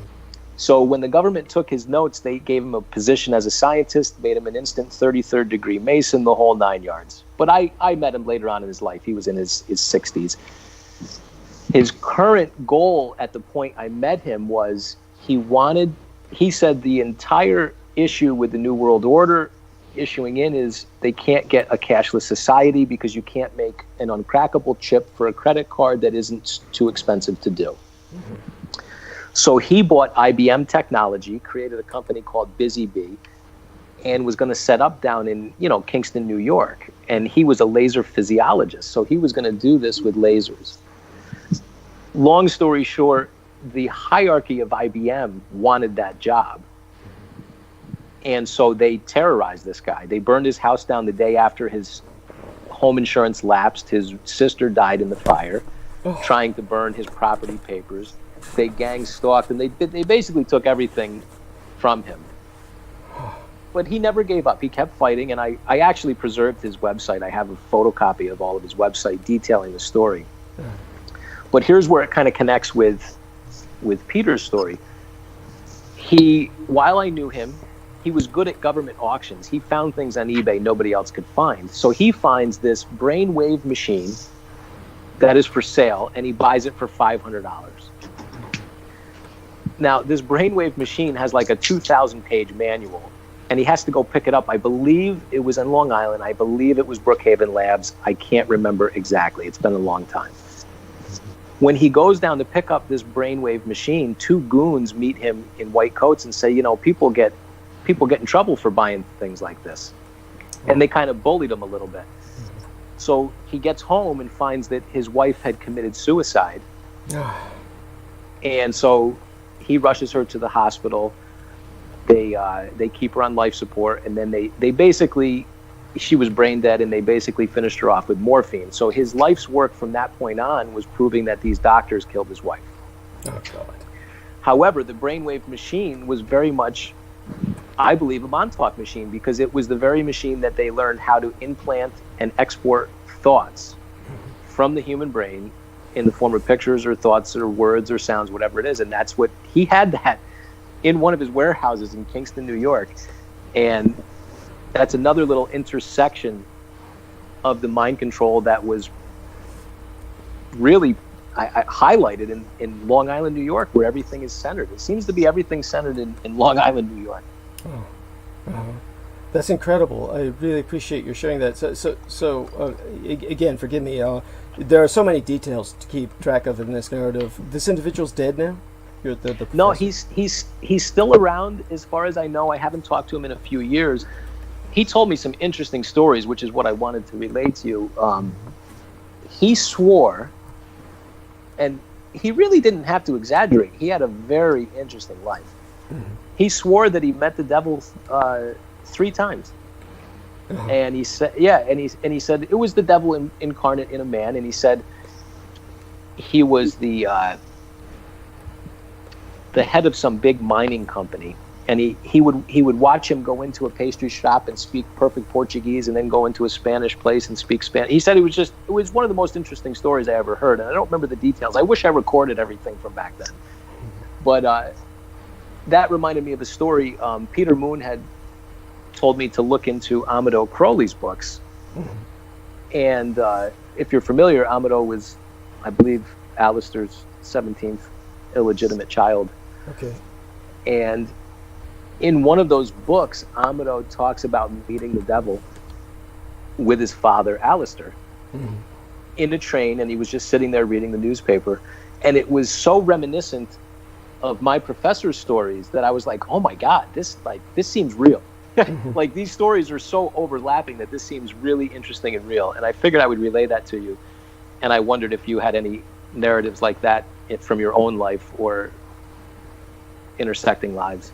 Oh, no, I definitely appreciate your asking. It's one of those things where I never really had anything where it was that, how would I say it, that's almost innocuous. It's one of those things where the people who have these kinds of meetings with what they perceive to be the devil, which it may very well be, for all we know, they are deeply impressed with the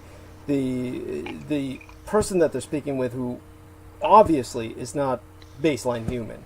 And so when they encounter these kinds of entities, and they use the term the devil, then it's one of those things where I was... Yes, go on, Peter, please. You were going to say something? It sounded like Peter was going to say something. Not me. I didn't say anything. Okay, yeah. It's one of those things where I myself was trained by Michael Aquino to really kind of not really absorb those kinds of stories and dwell on them, because he felt that many of these entities were just, they were somehow not necessarily what people thought they were, or he just felt that it was one of those things that because in his way of understanding the entities of darkness and the anti-gods was, of course, via summoning, and that the entities were, it was almost more like he felt that what these people were normally encountering were what the old pagans would consider to be gods in disguise, and what the old Christians would consider to be like angels walking the earth. The old ancient Christians, before the church codified the paradigms that began to distinctly filter people's perceptions, the old ancient Christians would encounter angelic beings who were scouting to see how sinful a city was, like Sodom and Gomorrah, something like that. And so many of these entities are so impressive to people that they have no other way of interpreting them than to say, okay, that's the devil, or something of that nature. In this day and age.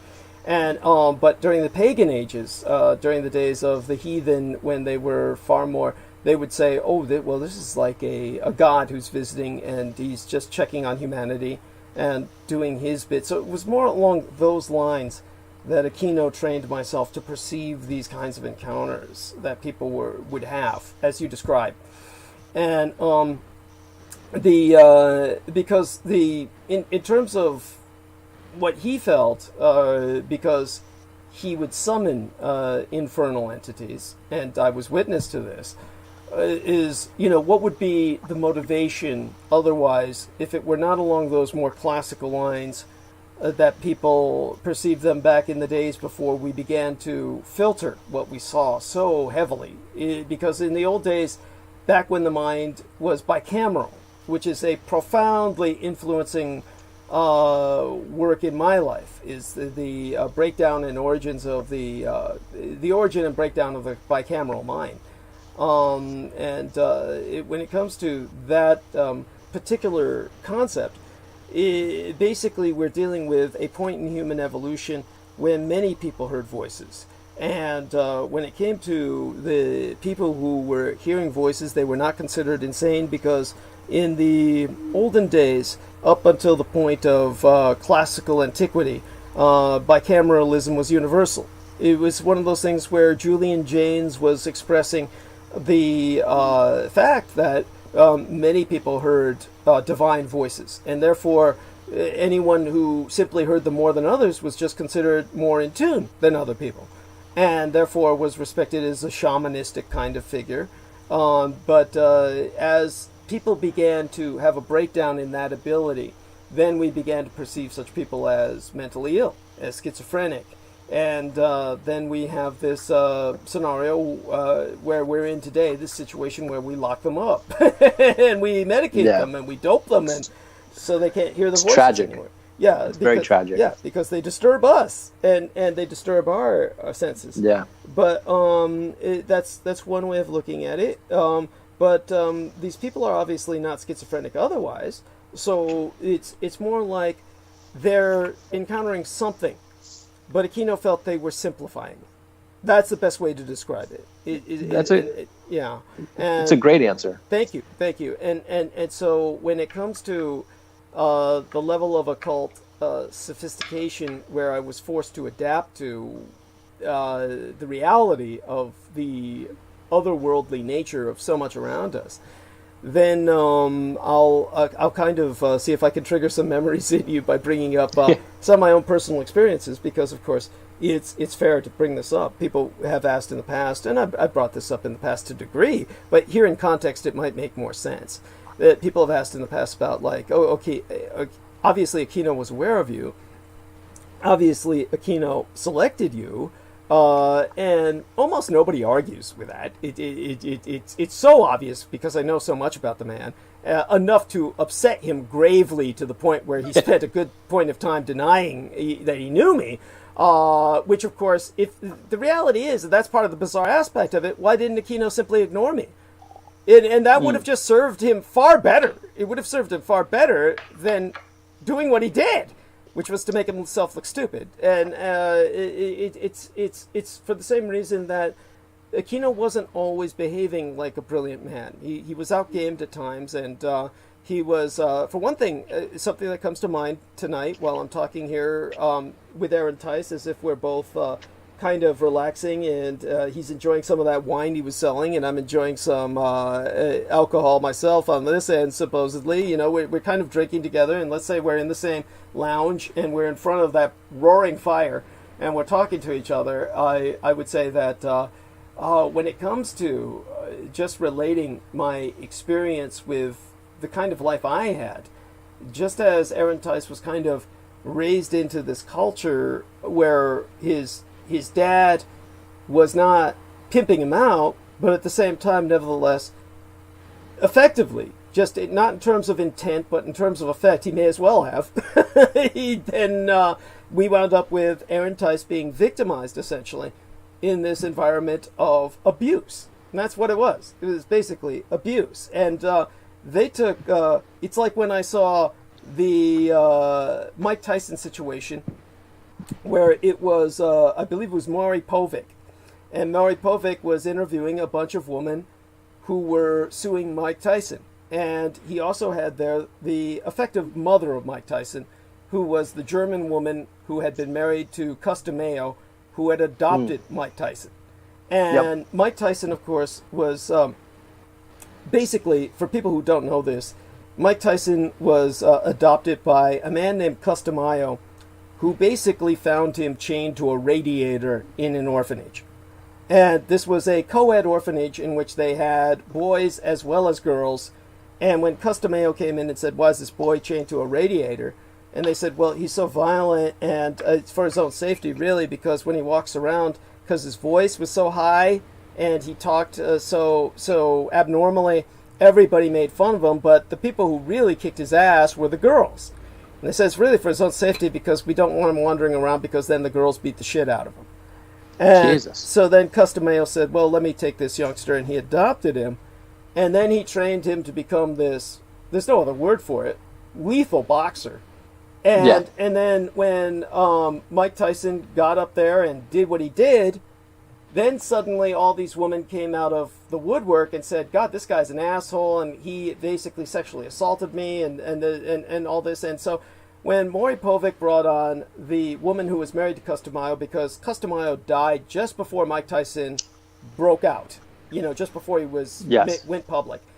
Then, so only the woman who had helped to raise him was there, this German woman who was just very, there's no other word for it, just kind of like this loyal wife to Customayo, who seemed to have nothing else to her other than that she had been Customayo's wife.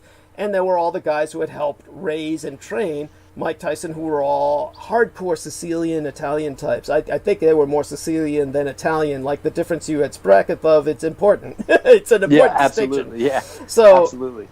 These guys just seem more Sicilian to me, and it may be my stereotype. So, but basically, these guys were all hardcore, like what you'd see out of a Sylvester Stallone film for back in the day of Rocky or something. And so when these girls start saying, "Oh, Mike Tyson raped me," and then one of them stood up and said, "Oh God, he assaulted me just before I got on stage. I was supposed to get on stage, and he was there, at this event because he was helping to raise money." And he pinched my ass so hard that I thought the thumb and forefinger would meet, and I was bruised for weeks, and I couldn't take any bikini photos, and I'm a model. And so he robbed me of thousands of dollars of income, and I'm going to sue him too. And so she decided that right then and there on camera, and that's when, Customayo's wife was saying, "Oh God, these women just want to live off Mike Tyson's back," and then all the Italian guys started speaking up, and they were saying things like, "Yo, bitch, if you were back where I was in Italy," they didn't say Sicily, they said Italy. "Oh, back in my hometown, by the time you walked up one end of the street to the other end, your ass would be so black and blue because we'd all be pinching your ass," and all this shit. They were all saying that, and I was like looking at that, and I said, Mike Tyson never had a fucking chance. Mike Tyson, being raised by these guys, what they produced was a human pit bull. He had never been socialized. He had never been raised to think of women as anything other than meat. He had been, basically, they produced a criminal. These men have no right to live. I looked at these men and I said, these men have no right to fucking live. And Customayo was just as bad as they were because, oh my fucking God. Okay, so you trained this man to do one thing. Box, box, box, box. You did nothing to socialize this person. That's a basic mind control technique. Cuss built him up based on you're a killer, you're going to win, you can't lose, you're an animal. And Tyson talked about that. He had those words in his head. That's how he won. Well, that did not serve him well. Most obviously, it did nothing for him. Once Customayo was not there to turn the trigger off, to press the switch, then he was lost. He was just a rabid animal on the loose without a leash, and he was fucked. That there is nothing good to be said about that. That is horrific abuse. So it's like, oh my fucking God. And so when it comes to the this is what happened to Aaron Tice, by the way. So he was raised by a bunch of assholes like the Italians I saw on Maury Povich, by the way, just kind of like that. That's essentially what happened. And in terms of myself, when it came to, as I said, before I was assigned liaison duty with Michael Aquino, essentially as a gopher initially, this was a man who went to Germany and conducted a binding ritual in Wewelsburg Castle, which was the castle of Heinrich Himmler and the SS Academy. And he did that to bind myself to him on my birthday, October 20th, back in the 1980s. And so when he did this, the night before I was summoned to basically be a liaison for him, this was an incident that obviously showed he had been monitoring myself for a long time, which he later admitted to. And so when it came to my being selected, people asked, well, obviously, he went through all this effort. Does that mean your father and mother knew about this and you were kind of offered to him? And so, no, that wasn't the case at all. It was because of my own background, which it doesn't matter what I believe. It doesn't matter what my parents believed. It doesn't matter what the public believes. All that matters is what the federal government believes. So the federal government acted on the assumption, the presumption, their conviction that I was the biological son of Adolf Hitler. So for that reason, I was monitored for a very long time since I was young, since I was on the radar. And that is why Michael Aquino went to Wewelsburg Castle to conduct the binding ritual. That's all of that fit into the story of my life. So in that sense, it didn't matter one whit that my parents were very much innocent of what happened to me. I am like Aaron Tice in that regard, and we can relate. So you've told us about your dad.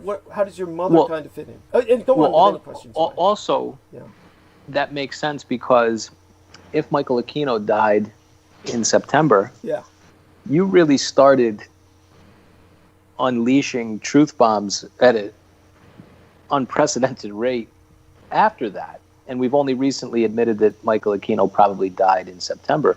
So the magic of Michael Aquino unraveled with his death and loosened a lot of things for yourself, just as the death of my local pastor unraveled a lot of things for myself.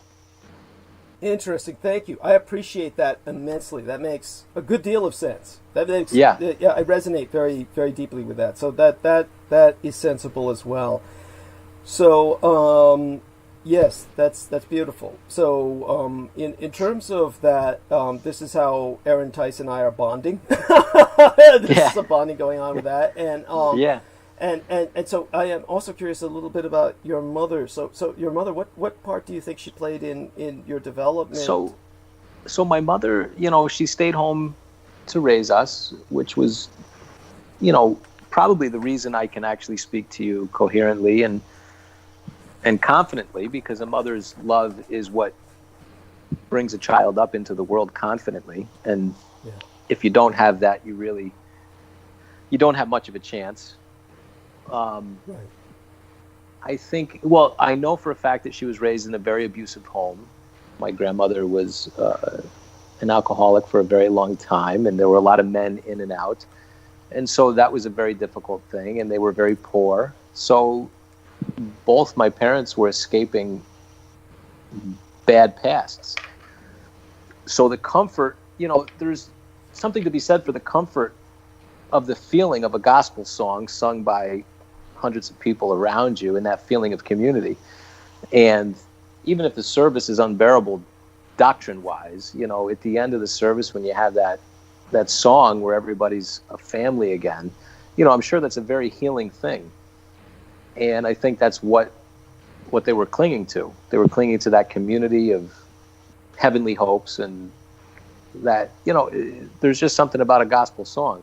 And there's something about a charismatic preacher. So I think they just got caught up in it, and it went really far. And I think that's kind of the sum up of that, if I were to sum it up. Right. And so I appreciate that. By the way, someone asked what year exactly Michael Aquino conducted his ritual. That was in 1982. So that people, October 20th, it was the night of October 19th into the day of October 20th of 1982 that he did that, and it was very shortly afterwards that I was summoned to him as to serve him as liaison. So that's something that were you present at the binding ritual or no? Oh God, no! That was in Germany. Okay. Yeah, that was inside Wewelsburg Castle, which at that point was not open to the public. He got in there because he was a U.S. Army officer, and it was the height of the Cold War, and he was abusing his privilege, basically, as someone who was on secondment to NATO and a member of the World Affairs Council, to say, oh, well, this is a national, an international security issue, as he would abuse all the time that he did. I would like to point out something, Douglas. That Wilhelmsburg Castle was the, holy of holies to the SS. Yes. And although it was not exclusive to the SS, it had a history prior to the SS. Yes. It was renovated by Heinrich Himmler. Yes. And what's so unique about Wilhelmsburg Castle is that they tore down the entirety of Spandau Prison because they were afraid they would make it a Nazi shrine to Rudolf Hess. Right. They are very conscientious about not making Nazi shrines, yet they have left Wilhelmsburg Castle not only intact, but they've left the SS aspects intact as well. Yes, thank you. And that is important. That is important. And Michael Aquino had mentioned that had nothing to do with the Americans. I do want everyone to know that. He had advocated for its being destroyed after his ritual, as a matter of fact. And Wow. And the Germans were... What people don't understand is that Michael Aquino and the Satanists are very anti-Nazi. You've probably heard of me speak of this before, that the Hakenkreuz, or the Hooked Cross, were what people know as the swastika, as the Nazis presented it, not as a reverse orbit, which is known as a svastika.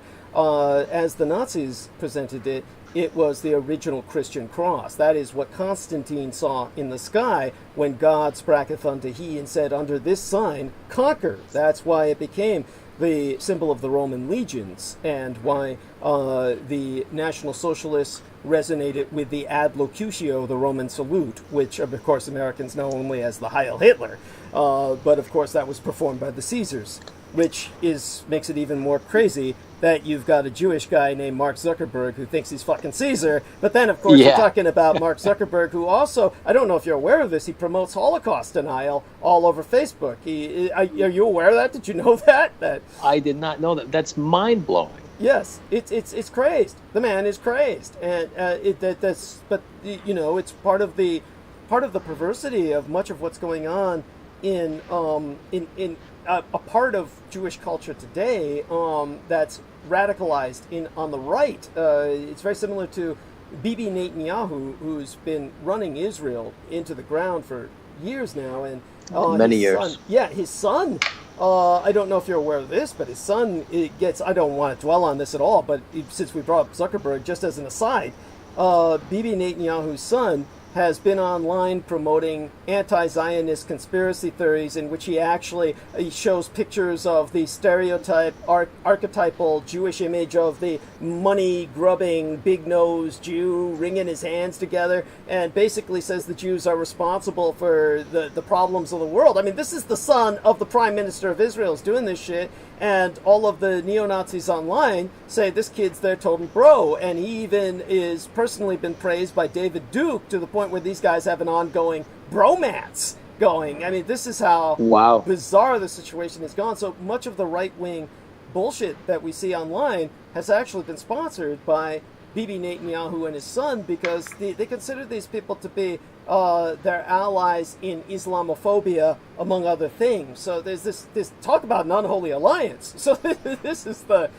what the world has come to. Everything is, what's left is right, what's black is white, what's up is down. Nothing makes any sense anymore, only until you see it as this being the efforts of cultists worldwide who do intentionally wish to bring about the end of reality as we know it. The end of the world, I mean, is almost nothing compared to the end of reality as you understand it. And thank you. So this is what we're dealing with, is the fraying of reality itself. And Indeed. Yeah. Quick question, Douglas. Speaking of intelligence, what is your opinion of Edward Snowden? I read his book, Permanent Record, And he has some obvious disinformation in there, but he does bring a lot to the public eye. What is your understanding of his narrative? Oh God, I'm not very impressed. The way I look at Edward Snowden is he falls into that. Here's what happened is like just to not overdwell on this, but to go through it as briefly as possible. When I was first ran into. God, but this is a rabbit hole. It's entertaining enough, so let me cover what I can of it. Yeah. By the way, I mean it's already 11 o'clock where you're at. Are you sure you don't need to go to bed? How's tomorrow's work? I'll stick through this, and then I'll exit shortly after that. Okay. All right. And so basically, what happened? Because this is such an entertaining story, and it bears telling, and it may trigger some memories that our man Aaron Tice will share with us before he takes off for tonight, but he will be back. I hope you're open to that. You will be back in the future. I'm definitely open to coming back. It's been a pleasure to chat with you. You're quite a conversationalist. Oh, yeah, it's an honor, and you gift us. You gift us with your presence, and believe me, there's a lot more Aaron Tice hasn't opened up about. So we'll get that out of him. We'll seduce that out of him in the future. But in terms of here's the deal. When I first came out as a public informant, and Lena Shea was mentioning handlers, one of the first really heavy handlers that was imposed upon me was an idiot who was just in passing named Olaf Phillips. I just say that for the record. And then after that, very immediately, when I transitioned away from Olaf Phillips, there was Lorien Ann Fenton. And Lorien Ann Fenton was somebody who was just, a horror story of her own. Peter Moon has actually met her. And but the whole point was, around that time, I was contacted by Anya Briggs. And Anya Briggs is this very extraordinary young lady who is also very, she was part of this whole super soldier phenomena, as they call it, a name which I hate with the passion of 1,000 suns, because it gives everybody the impression of course, Terminator type figures who are bulked up on steroids, and there's nothing could be further from the truth. The super soldier is basically a man-child prostitute, as I've explained many times. Sometimes a girl, in this case Anya Briggs. And these are like people who are not prostituting themselves because they're sluts and whores. These are people who are raised as sex toys, and they're exploited as potential assassins, but they're mostly just exploited sexually, and it's horrible. And it's horrible to see, and when you see the results of it and deal with the results of it, it's worse. And so Anya Briggs was this young lady who Max Spears told me he would call her Satan. That was his Satan. He would say, this girl's Satan. And he says, you watch out for her. She's left a trail of bodies behind her all over North America, and she doesn't remember any of it. And I was like, all right, okay. Anyhow, she was like one of the first people to contact me, and she was very friendly, and she was calling me from New York. She was actually the first Skype call I ever conducted. The first Skype call that I ever participated in was a Skype call from Anya Briggs, who was Skyping me from New York City. And then she basically talked to me for several hours and gave me aspects of her life that, I can go into some other time aspects of it. There's nothing pertinent or relevant for tonight. And then what happened was my medical cosmetologist, V. Clark, later on, a few days later, not too long later, within a very short period of time, said, oh, hey, there was this crazy girl here at the salon looking for you. And I says, oh, could you describe her? And she described Anya Briggs. And I said, she's in San Francisco? And she said, all I know is this chick was asking for you, and she looked like this, and I said, holy shit, Anya Briggs is in San Francisco. And freaked out a number of people I was dealing with at the time, like Noreen Halpan, who lived in L.A., Los Angeles, California, and because, Anya Briggs had this background, like Max Spears was saying, who was this other super soldier who unfortunately is dead, and he was a victim of Michael Aquino during his life, and anyhow, he's like, forewarning me about what this lady was like, but, I felt fairly safe, because I knew that first off, I wasn't going to let her in my home, and my home is situated in a residential neighborhood where it's almost impossible to ambush me. So it was one of these situations where I just really felt safe, and she basically went home within a matter of days. Somehow we all knew that, and then she later on appeared in various areas on media where we knew that to be the case. But here's this Anya Briggs chick who would also put up videos of herself that everybody thought were comedic. They thought that she's like Ruth Buzzy, this real old comedian, the female comedian who used to do different personalities. And everybody thought she was just doing something like that, but Noreen Halpan was really freaked out looking at those videos, as well as other people, because they realized this young girl wasn't acting. She was going through different personalities like Sybil. Like, these were alters, what they call alters. So this young lady had multiple personalities and had obviously tried to physically encounter me, and there's nothing really positive to be taken from that effort, because obviously she never informed me she was coming. So this did not look like it had any good intent behind it. So she wound up working with a very popular series, Conspiracy Theory, that was hosted by the former governor of Minnesota, Jesse Ventura. Jesse Ventura. So Jesse Ventura was working with Sean Stone, who was interviewing me while all this was going down. He interviewed me shortly thereafter, after everything began to fall apart with Conspiracy Theory. Now, Conspiracy Theory was at the top of the ratings, and Jesse Ventura was into conspiracy because he had been a victim of one. Jesse Ventura, had basically he was presidential material. Once he had been governor of Minnesota, he was en route to becoming president, and what stopped him was he was naive enough to sign a deal with one of the big three from way back in the old days when we had only three fucking channels, essentially, ABC, CBS, and NBC. I don't remember which one he signed up with. Maybe Aaron does. But he basically signed up with one of them. They made him sign a contract saying, okay, you work only with us and no one else. No one else. And so he was silly enough to sign that. And he thought, of course, because he was a big name, because he was a big draw, they were, of course, going to use him. Well, no, they basically never used him at all and prevented him from access to media for the next half decade. So they destroyed his political career. And and so here was a guy who was a victim of a conspiracy, and so he was a believer. So he said, okay, so he's hosting this conspiracy theory, and he was doing it very enthusiastically, and its ratings were high. And so from what I knew of Anya Briggs and what I spoke to her, she had told me she had been assigned to assassinate conspiracy theory. And I said, how do you mean assassinate conspiracy theory? Oh, I'm just going to kill the series. Going to kill the series. And I said, do you mean you're going to kill Jesse Ventura and Sean Stone, who was working with him? And she says, you just wait, honey. And oh my fucking God. It turned out, you spoke on this. She was sleeping with both of them. Yes, you spoke on this. Got them both fighting each other, took down the series. Well, it was during that time that Sean Stone was interviewing myself, and then, like an idiot, misquoted what I said, because I knew how to speak of Michael Aquino, and I'd speak of him in a certain way that Michael Aquino couldn't sue me. But, instead, this idiot Sean Stone, the son of Oliver Stone, gets on to Alex Jones and says, Michael Aquino's a child-molesting pedophile because Douglas Dietrich says so. Now, that wasn't going to hurt me at all, because that's like anybody on the street can say I said something, and there's nothing can be done about it to me. But Michael Aquino, at that point, went up to Oliver Stone and said, I own you. And so when he went up to Oliver Stone, the daddy, and said, now you're going to do what I tell you to do, that's when everybody stopped hearing about Oliver Stone in any conventional sense like they used to hear about him. Oliver Stone used to be everywhere.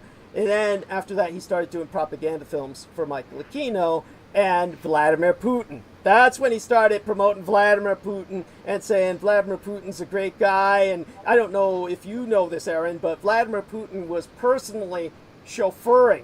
Vladimir Putin was personally chauffeuring Oliver Stone all around Russia, while Oliver Stone was saying what a great guy Vladimir Putin was, in this propaganda. I did not know that. Oh yeah. And so this is what Oliver Stone degenerated into. But, before he sank to that level, he promoted Edward Snowden for Michael Aquino. So Michael Aquino basically created Edward Snowden. He was one of these poor bastards who was in the military for such a short period of time that it didn't even bear bringing into the film. But the reason it was decisive was that Edward Snowden was brain injured in the military. Now, this was like one of those things where you read his book and he never talked of this? He never spoke of that? He what he said in the book was he fell down a ravine and fractured both his legs, and that's how he got out of the military.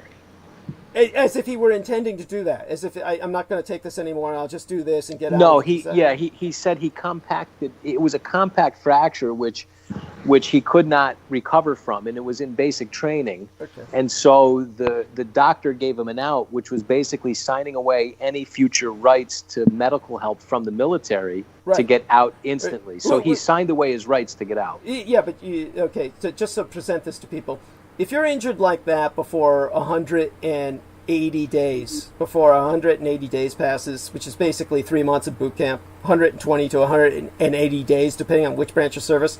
Okay, that's all bullshit what Edward Snowden says, because you don't get any medical access anyway. If that were the case, everyone would fucking join the military and throw themselves down a fucking ravine so they could get that the rest of their life, right? You get what I'm saying? Right.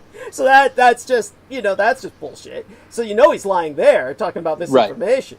So anyhow, Edward Snowden was brain injured in the military. He fell down and his skull was cracked open. And by the time they stitched his fucking skull back together and they put his brain back in, he wasn't the same person, and he was basically, at that point, he was turned over to the psychs who rehabilitated him, and he was just remolded in Aquino's image. He was just a tool. So you had this motherfucker working in Hawaii, where the guy's making buku bucks. He's making a six-figure salary. He's in Hawaii, and you couldn't ask for more, right? You're working in Hawaii. You're making a big salary, and that he says because of conscience. Because his conscience, he was going to blow all that and then sell all these secrets. And by the word sell, I mean like he releases these secrets, quote unquote, and then he tried first. And I don't know how he presented this in the book, but for those of you who don't remember, the first place he tried to defect to was communist China. He went to Hong Kong and he tried to defect to communist China. People can look that up. They can verify. Yeah, he could.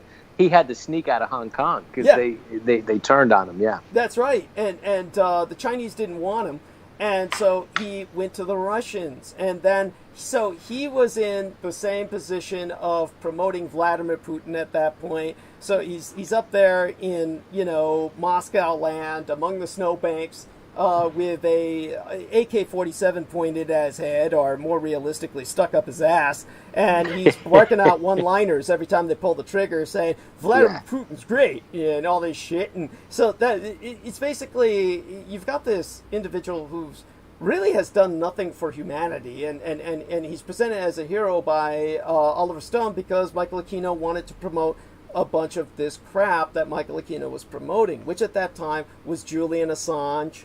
And the only real victim in this, because I don't consider at a certain point in your life, you go beyond the victim stage and you become an accomplice. That's what happened with Edward Snowden, and that's what happened with Julian Assange, who was always evil from the first, because I've gone into his background before. And then you had the true victim, who was, of course, the individual who became from Chelsea Manning to Bradley Manning. From Bradley Manning to Chelsea. That's so sad. That is so sad to me. Thank you. And it's sad, but at the same time, this is the kind of feeling that people hate me for when I talk about things like that. I forget who the other example was, but one of the examples was the guy who played. What was that? Back to the Future. Who was the young guy? Michael Fox. Michael J. Fox. Oh my God! And people hate me for this. And I brought up the fact, and I was because Michael J. Fox has written touching books, or rather has ghostwriters. He hired people to write books for him, in which Michael J. Fox presented his story. And the tragedy with Michael J. Fox is really a travesty. I mean, basically, Michael J. Fox was on this series called Spin City. And Michael J. Fox, along with the rest of the cast in Hollywood, because this is what they do, was taking a bunch of drugs. And what happened was that one day, somebody brought in a really bad batch of street drugs. And like fucking idiots, all these people took it, and they all wound up like Michael J. Fox. That's never brought up. So I did not know that. Oh yeah, it's true. And people who do the research on this, they'll find out it's true. So Michael J. Fox says this bullshit story about, I came down with Parkinson's syndrome and I'm dealing with this challenge. And if you hear just that, you're going to say, oh God, this is really touching. Oh God, this poor guy. And okay, so it's not that he's evil. It's not like he's a serial killer, but this is a guy who did something that no one with any common sense would have done. And all of these people were so doped out all the time. And I'm doped out all the time. It's like I was talking to Peter Moon, like when, I read stories about this combat veteran, Barry Sadler, who wrote the Ballet of the Green Berets. And, I read later on that he blew his brains out by accident because he's drunk in a bar down in Nicaragua or Costa Rica. It was Costa Rica. And he was waving a loaded firearm around and blew his own brains out by accident. I'm like thinking, I drink myself blind, and I can't imagine myself picking up a loaded firearm and waving it around to the point where I blow my own brains out by accident. I mean, it's something to me that I can't even conceive. And Peter's saying, well, you're not an alcoholic. And I get, but I've done major, maybe it's the nanoplasma or something. I mean, I'm not being facetious here. I'm serious. I mean, it's got to be something like that, because you've got people like Doofus, Michael J. Fox, and all these people, and somebody brings in street drugs and says, hey man, let's dig in, and they all just, all right! And it's like, man, and then the next day, they all wake up and they can't control their bodies. Okay, so then, what Michael J. Fox, he owned it and just said, oh, okay, well, I'll say, he came up with it first, I've got the Parkinson's. And then, so then everybody says, okay, and they just don't know about the rest of the story. But if you look up the rest of it, nobody else is saying that they all have the same symptoms. They all came down with it. And so basically Michael J. Fox did something really fucking stupid. He's paying the price for the rest of his life. He's tried things like stem cell injections, and they worked, but only transitionally. And it came back. But that in itself says something. In terms of, not that he's doing something else that causes him to deserve it, it just means the stem cell treatment has its limits. So anyhow, so he wrote this inspirational book, and so when I brought this up with people, and they said, "Oh, you're just an evil person, and you're just jealous or something." Jealous of what? I mean, I never liked him as a kid for some reason, and then I realized why later on, and even my own parents would tell me that. Oh, when he came down with the disease, when he first came down with the disease, look what I'm saying, and fallen into his trap. When he first overdosed on the drug, and I told my parents, basically I said he deserved it at the time, and my parents were just saying, don't be like that. That's just, they were coming on me like, how could you be like that? But later on, unfortunately, both my parents were dead at the time, but later on I found out, oh, fuck, the guy, he really did something stupid, and he just brought it on himself. So, this is like Edward Snowden's like that. Edward Snowden's like that. He basically, at some point, you've got to take responsibility, and in the case of Edward Snowden, it was that he basically bought into a bunch of shit where he was told in the military after his brain injury that, okay, if you do this and do this, then you'll get this. And he was told he was going to be made famous. Well, he was made famous. He was told he was going to be earning a lot of money. Oh, he did that for a while. He was told he was going to, be living in Hawaii. Oh, he had all that. But then they just pressed the switch, kicked in the programming, big brain fart. Lays a turd in his mind and says, must release this. And then after that, must defect to communist China. And obviously, these are not the behavior patterns of a sane individual, let alone a person of good intent. This is that he. Yeah. I couldn't rationalize that either. Yeah, that was an interesting transition. Thank you. And then whereas with it's like Serpico. Why would Serpico take on the entire New York police force? You know what I mean? I don't get that.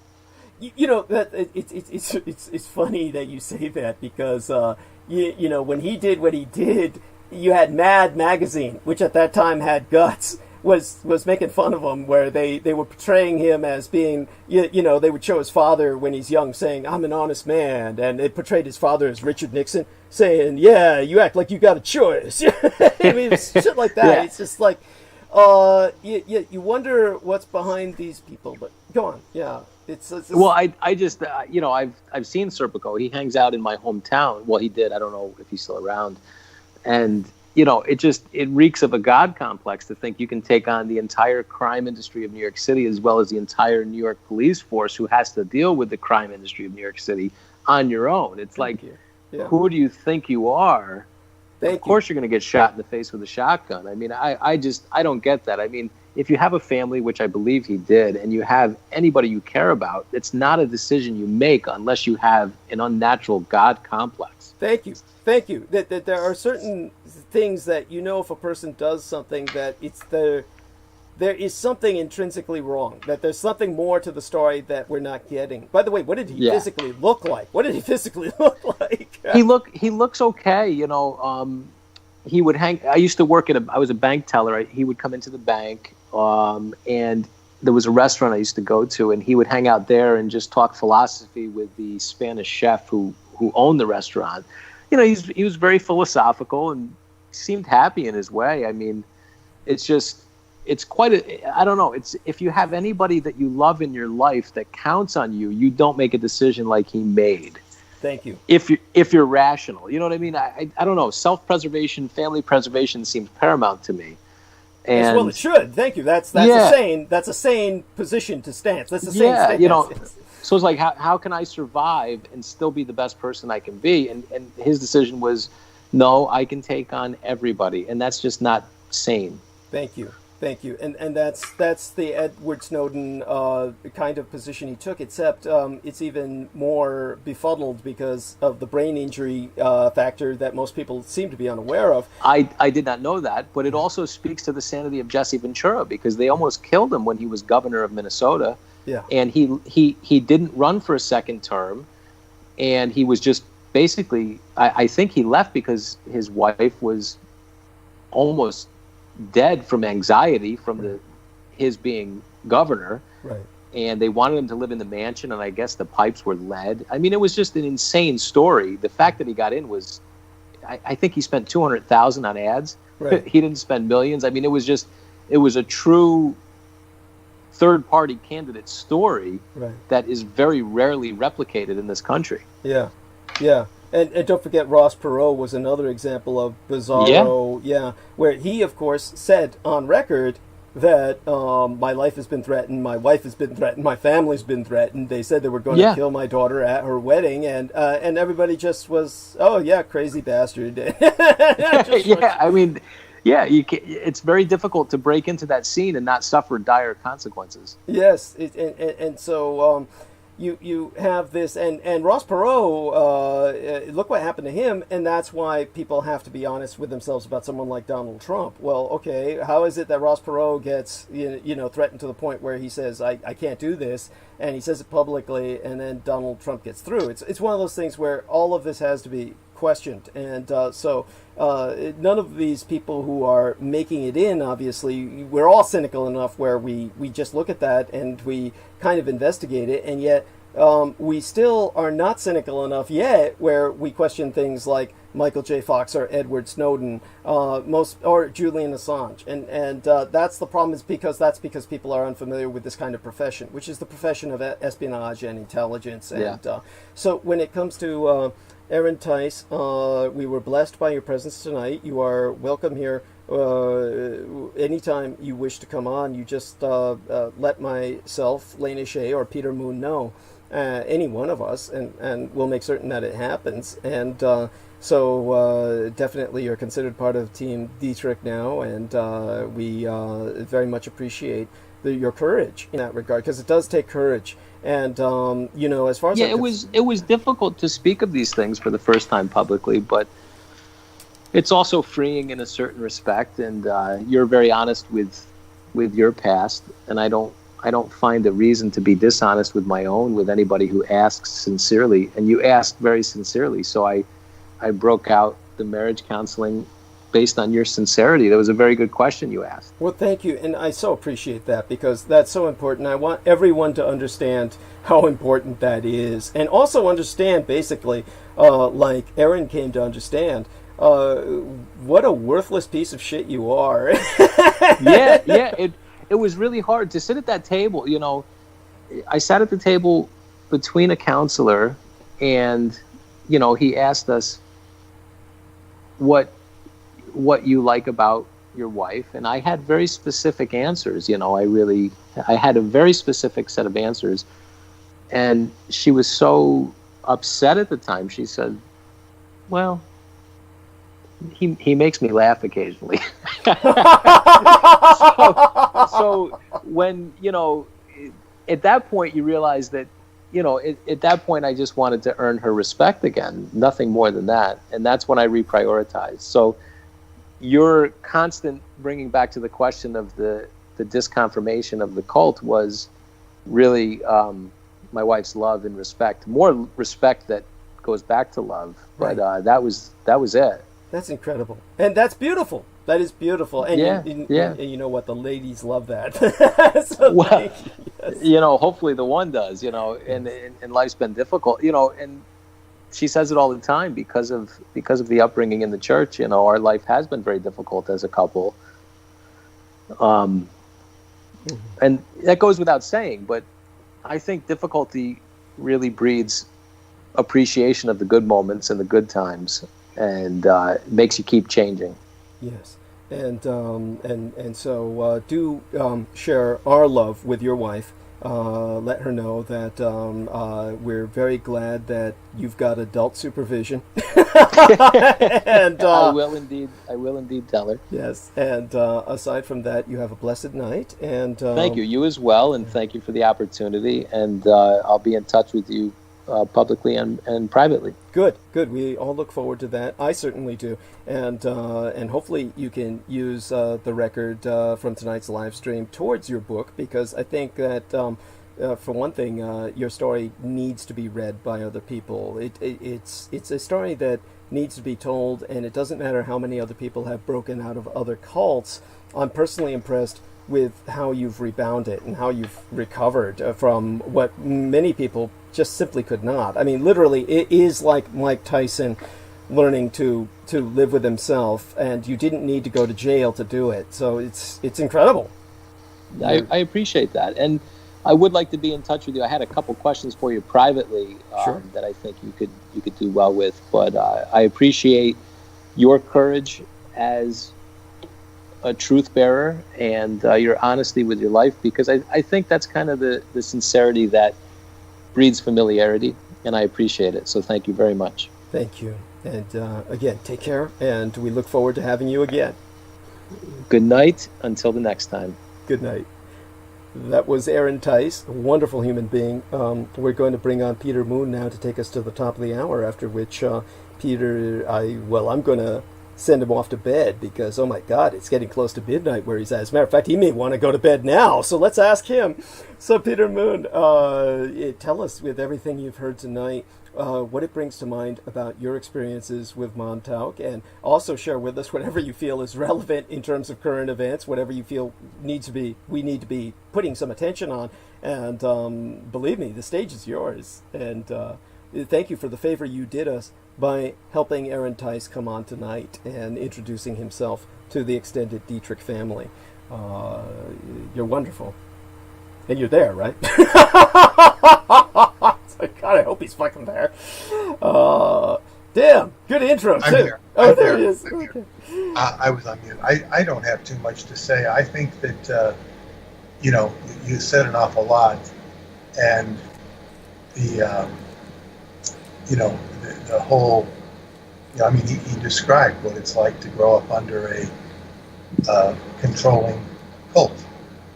And everybody grows up under X amount of control. Most people grow up under the control, at least in my generation, it's changing a little bit, of the Christian Judaic control.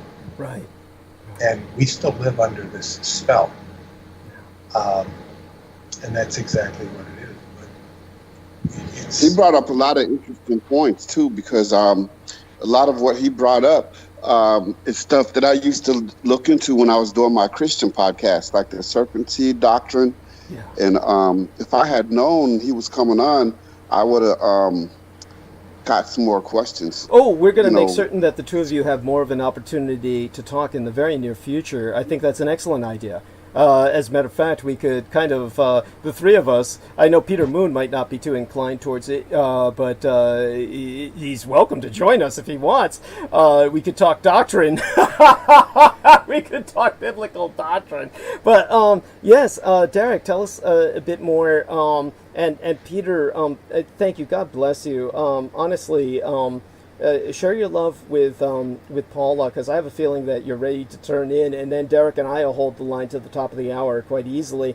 So Peter, just say good night to everyone, and that'll work good for me tonight. And yeah, so good, and have fun with the doctrine. Thank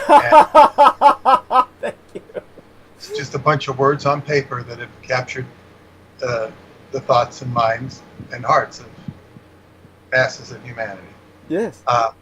So anyway, thank you all, and I'll say good night, and I'll listen in the morning. Sounds good. Have a all right. Good night, Peter. Good night. Good night.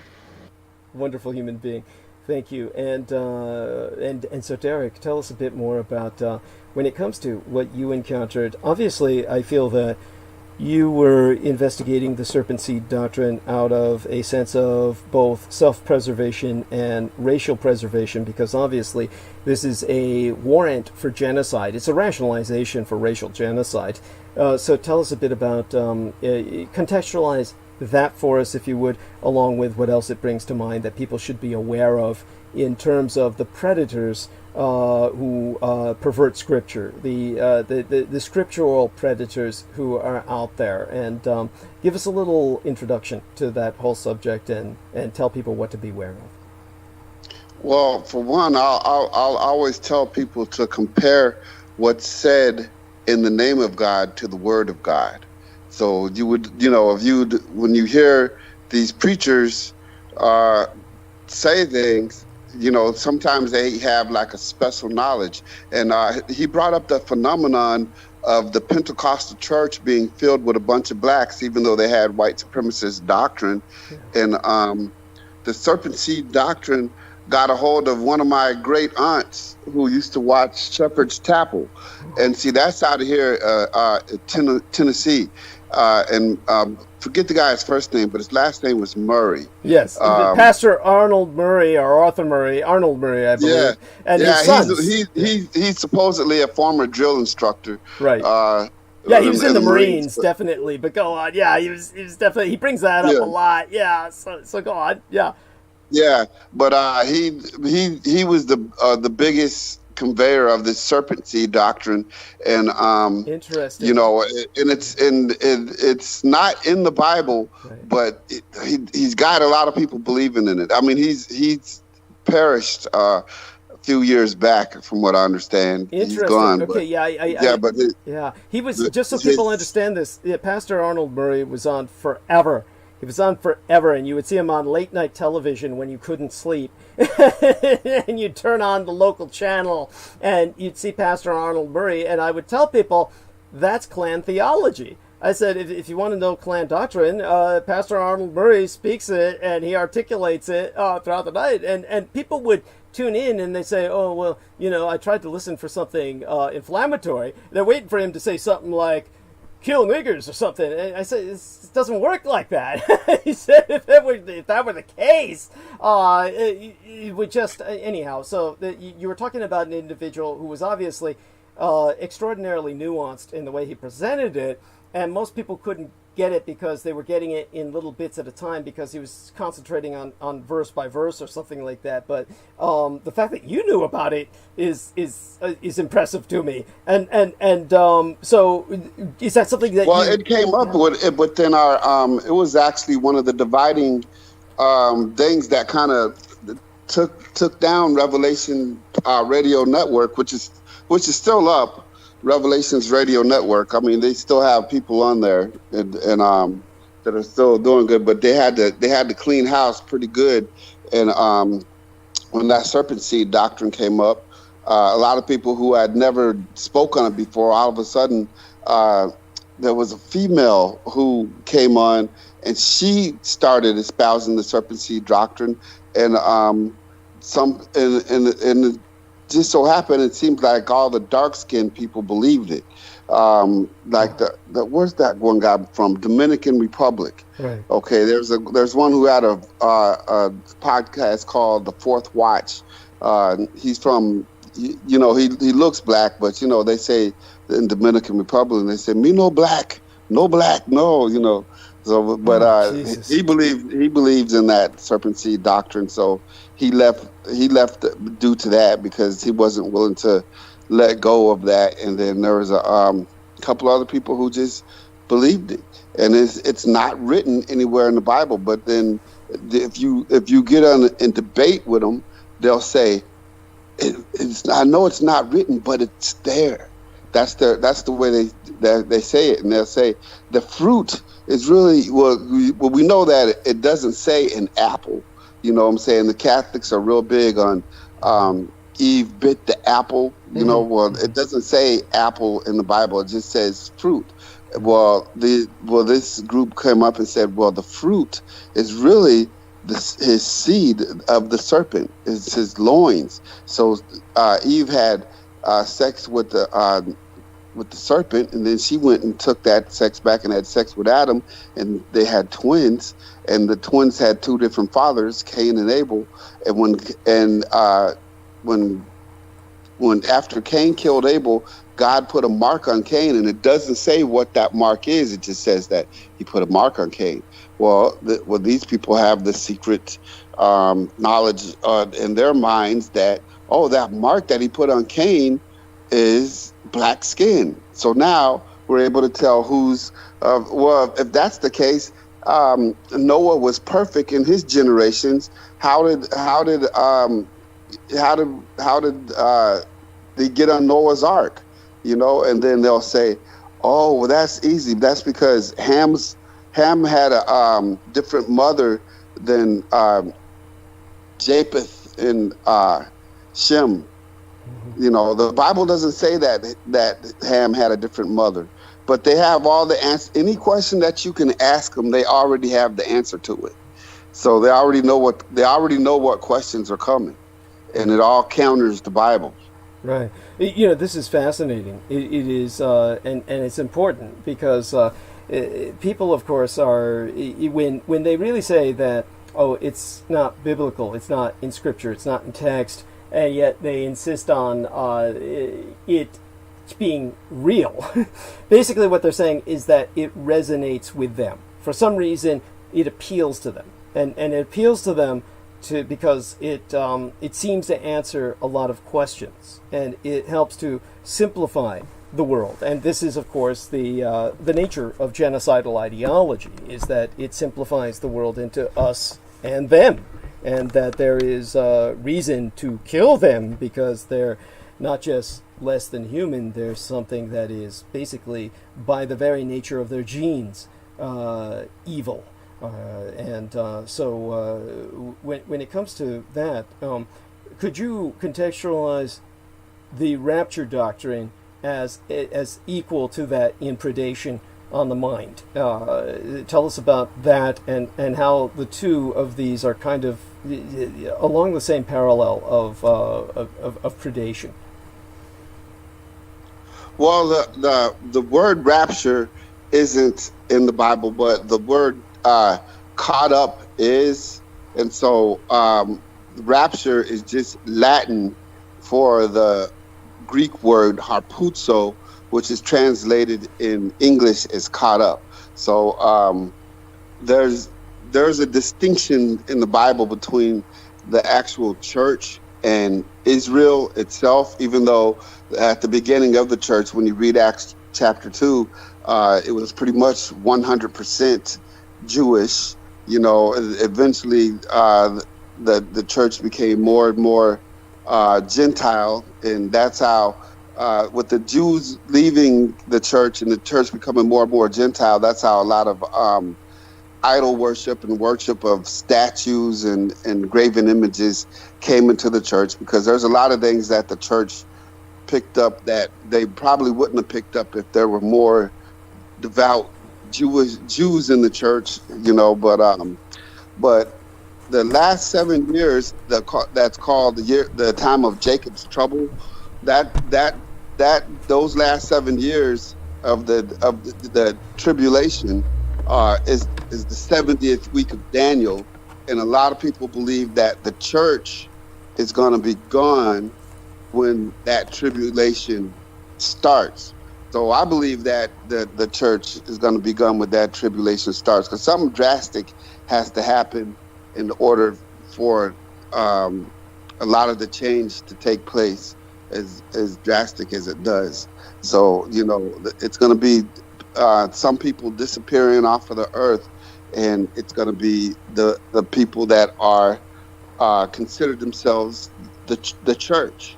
Now, that doesn't mean that the Israeli people, the Jews, aren't part of the, aren't going to be saved. It means that you're going to have some tribulation saints, and it's going to be back into Jesus now, bringing Israel back into the fold, to where the church is going to be gone, and the government, as we know it right now, is going to be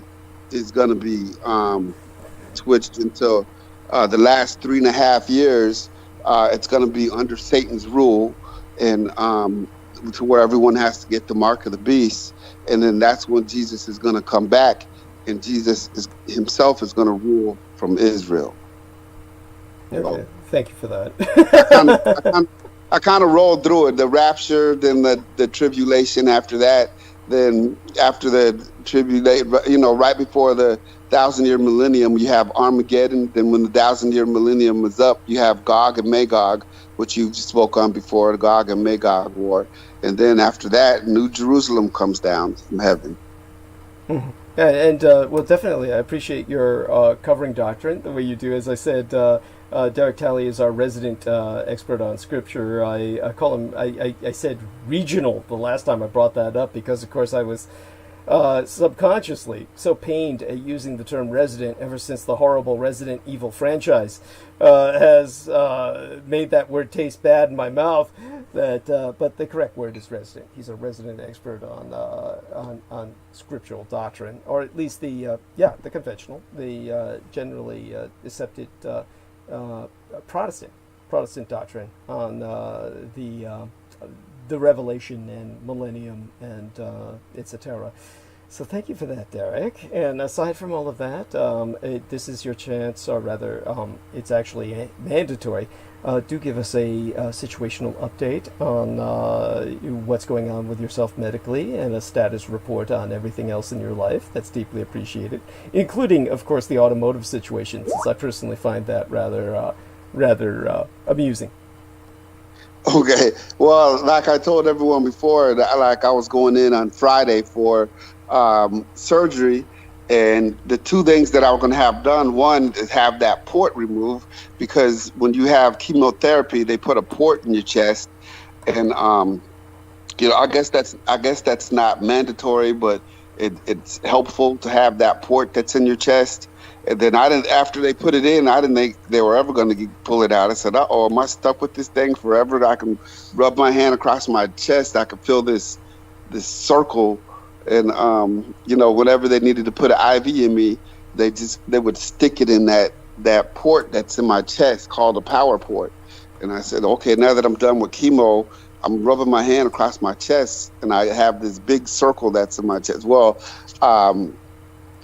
the other thing that I was going to have done was some, the dilation of my veins in my left arm to help with the blood flow, and if possible, put a stent in my left arm. So they looked at that, and they went into my left arm and took some x-rays and pictures and everything.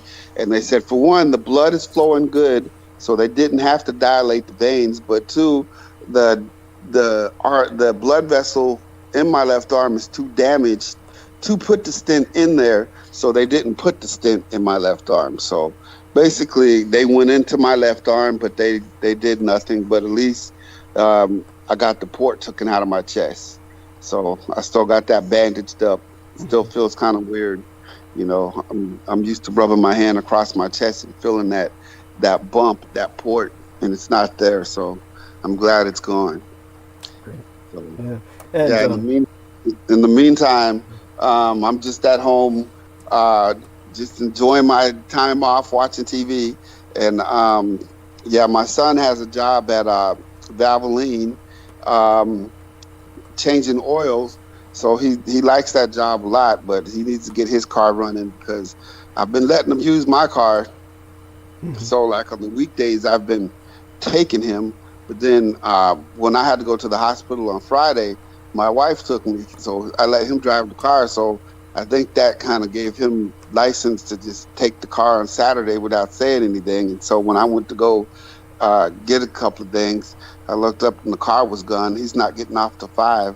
I said, shoot. So, I asked him, hey, when are you getting what are you going to do about your ride situation here?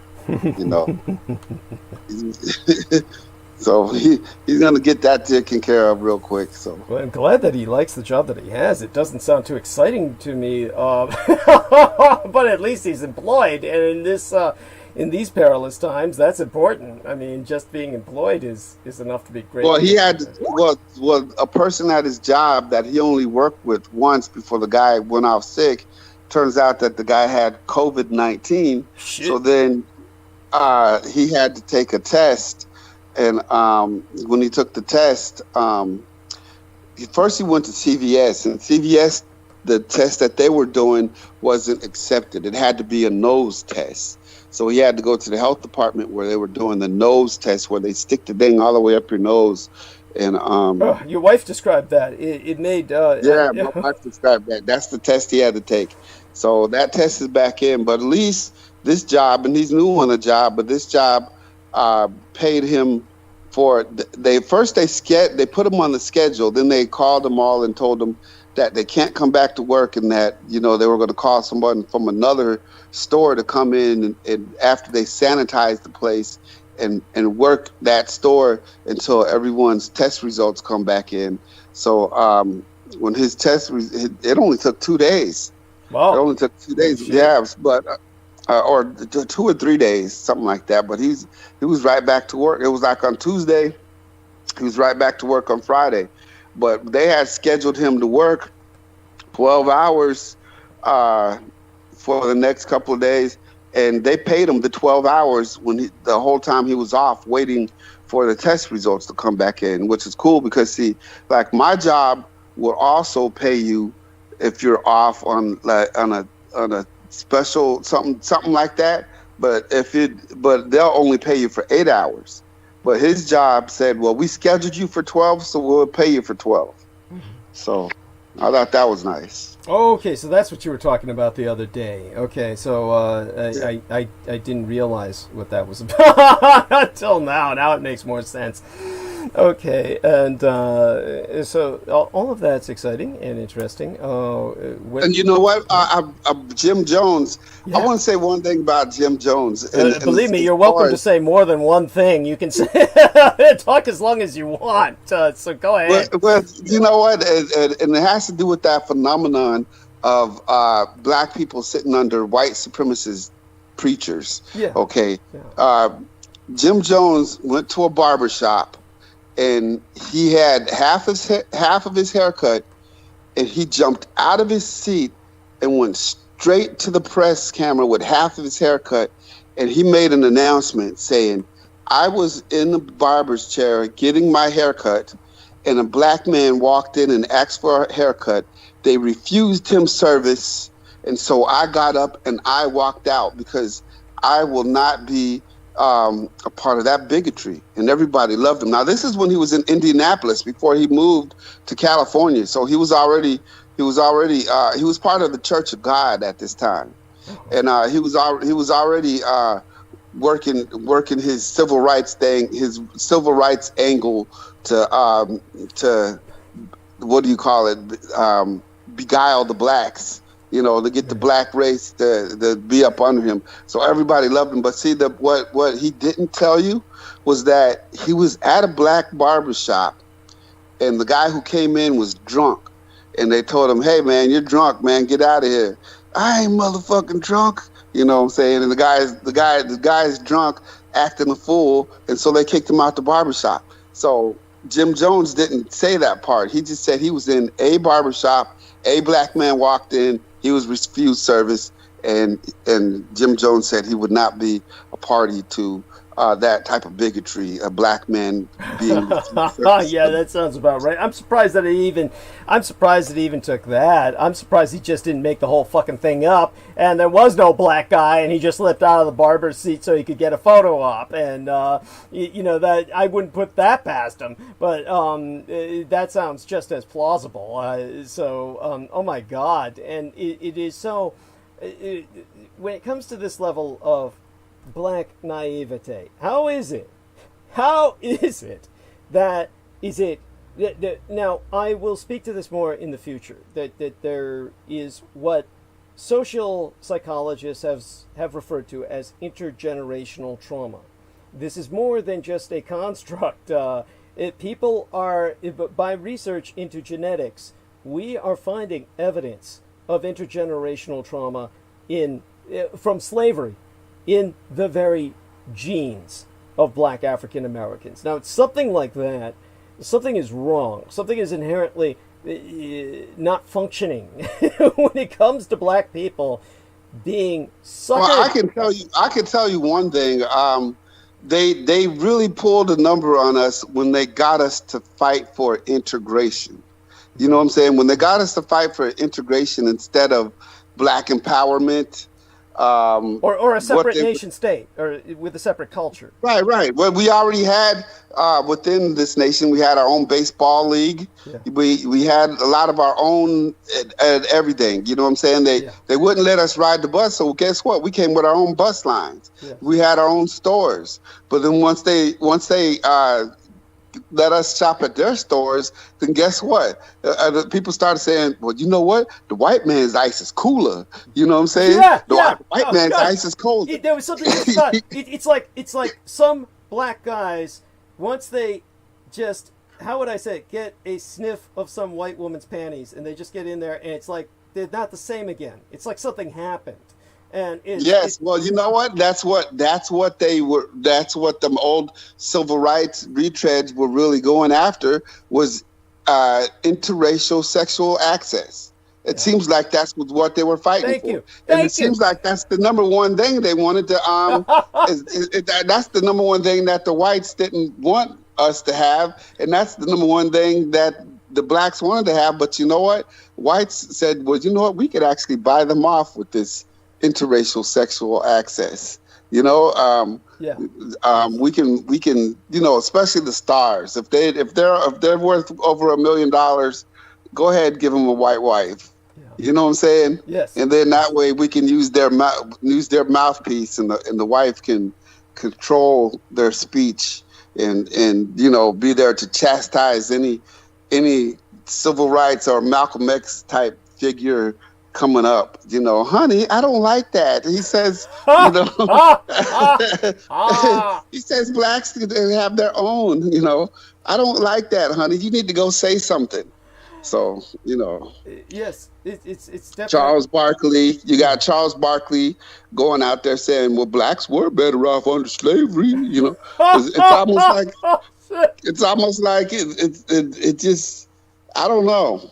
It does something to their heads. It does. It does. Both of them. Yeah, the ones between the legs and the ones between their shoulders. It's something. Yes, it's definitely has its effect. And it's just so people understand what I'm saying and understand that look, there's a new DNA study of deoxyribonucleic acid that offers insight into the horrific story of the transatlantic slave trade. So what we have now is literally evidence of slavery's atrocities that exists in the DNA of black African Americans, as proven via scientific study. So much of what we know about the horrors of slavery in the Americas comes from historical records. But with this new research that proves the evidence of the slave trade's atrocities can also be found in the DNA of African Americans today, this is what in the old days, my father's generation, we're talking about several generations ago, they would refer to as racial memory. which then people began to try and deconstruct. They tried to say, oh, that this was somehow in and of itself a racist concept. Race is very real, genes are very real, and a study conducted by the consumer genetics company 23andMe, which was published Thursday of last week. I didn't get to review it until during the weekend, and it was published in the American Journal of Human Genetics. It offers some new insight into the consequences of the transatlantic slave trade, from the scale at which enslaved black women in particular were raped by their white masters, to the less documented slave trade that occurred within the Americas itself. And it's one of the largest studies of its kind, thanks in part to the massive database of 23andMe customers that researchers were able to recruit consenting participants from. So the authors compiled genetic data from more than 50,000 people from the Americas, Western Europe, and Atlantic Africa, and compared it against the historical records of where enslaved people were taken from and where they were enslaved. And together, the data and records tell a story about the complicated roots of the African diaspora in the Americas. For the most part, the DNA was consistent with what documents show in the historical records that everyone has been turning to until now. But the study authors have concluded that there be notable differences, at least some. And some of what they found and what it reveals about the history of slavery is that it shows the legacy of rape against enslaved women. So just as you had a bunch of black idiot men who could only think with their dicks and trying to bury themselves in some white nookie or between some white buns, it's obvious that the white guys couldn't resist black beauty. The enslaved workers who were taken from Africa and brought to the Americas were disproportionately male, yet genetic data proves that enslaved women contributed to gene pools at a higher rate. How is this fucking possible? Well, in the United States and parts of the Caribbean colonized by the British, African women contributed to the gene pool about 1.5 to 2 times more than African men. In Latin America, that rate was even higher. Enslaved women contributed to the gene pool in Central America, the Latin Caribbean, and parts of South America about 13 to 17 times more. It's astonishing. To the extent that people of African descent in the Americas had European ancestry, they were more likely to have white fathers in their lineage than white mothers in all regions, except the Latin Caribbean and Central America. Now, what does that suggest exactly? It tells us that the biases in the gene pool toward enslaved African women and European men signals generations of rape and sexual exploitation against enslaved black women of African heritage at the hands of white owners, as both the author and the authoress of the study, Stephen Micheletti and Joanna Mountain, wrote. That enslaved black women were regularly, routinely raped by their masters should not be a surprise to any black person living in these United States. And that's concurred by a person I consulted named Ravi Perry, who's a political science professor at Howard University. Indeed, numerous historical accounts confirm this reality, and the study's authors simply have confirmed that beyond any denial. What whites apparently are in denial of is the fact that so many white men found these black women so irresistible that they would have more children by them than they ever did with their white wives, because it was almost like they were having white children only out of a racial responsibility, but they really only enjoyed the sex with the black woman who could not say no. Now, we'll read a bit more into that with Derek Talley's in a few minutes, but I need to finish some points. The regional differences between the United States and Latin America are what struck me most about this study. The United States and other former British colonies generally forced enslaved people to have children in order to maintain workforces, which could explain why the children of an enslaved woman were more likely to have an enslaved father in the North. Well, by the North, I'm counting the Deep South of the Dixieland area, of course. Now, segregation in these United States obviously had to be a factor. I can't see otherwise. By contrast, the researchers point to the presence of racial whitening policies in several Latin American countries, which brought in European immigrants with the aim of diluting the African race. Now, such policies, as well as higher mortality rates of enslaved men who were worked to death they were simply considered more expendable in the South, and by that I mean Latin America, could explain the disproportionate contributions to the gene pool by enslaved women who survived, worked as atrociously. And it sheds light altogether on the intra-American slave trade, the trade within the American hemisphere, North and South. Far more people in these United States and Latin America have Nigerian ancestry than expected, given what historical records show about the enslaved people that embarked from ports along present-day Nigeria into the Americas, according to the study that I'm sourcing. Again, what does that suggest? Well, this is most likely a reflection of the intercolonial slave trade that occurred largely from the British Caribbean to other parts of the Americas between 1619 and 1807. Once enslaved Africans arrived in the Americas, many were put on new ships and transported to other regions.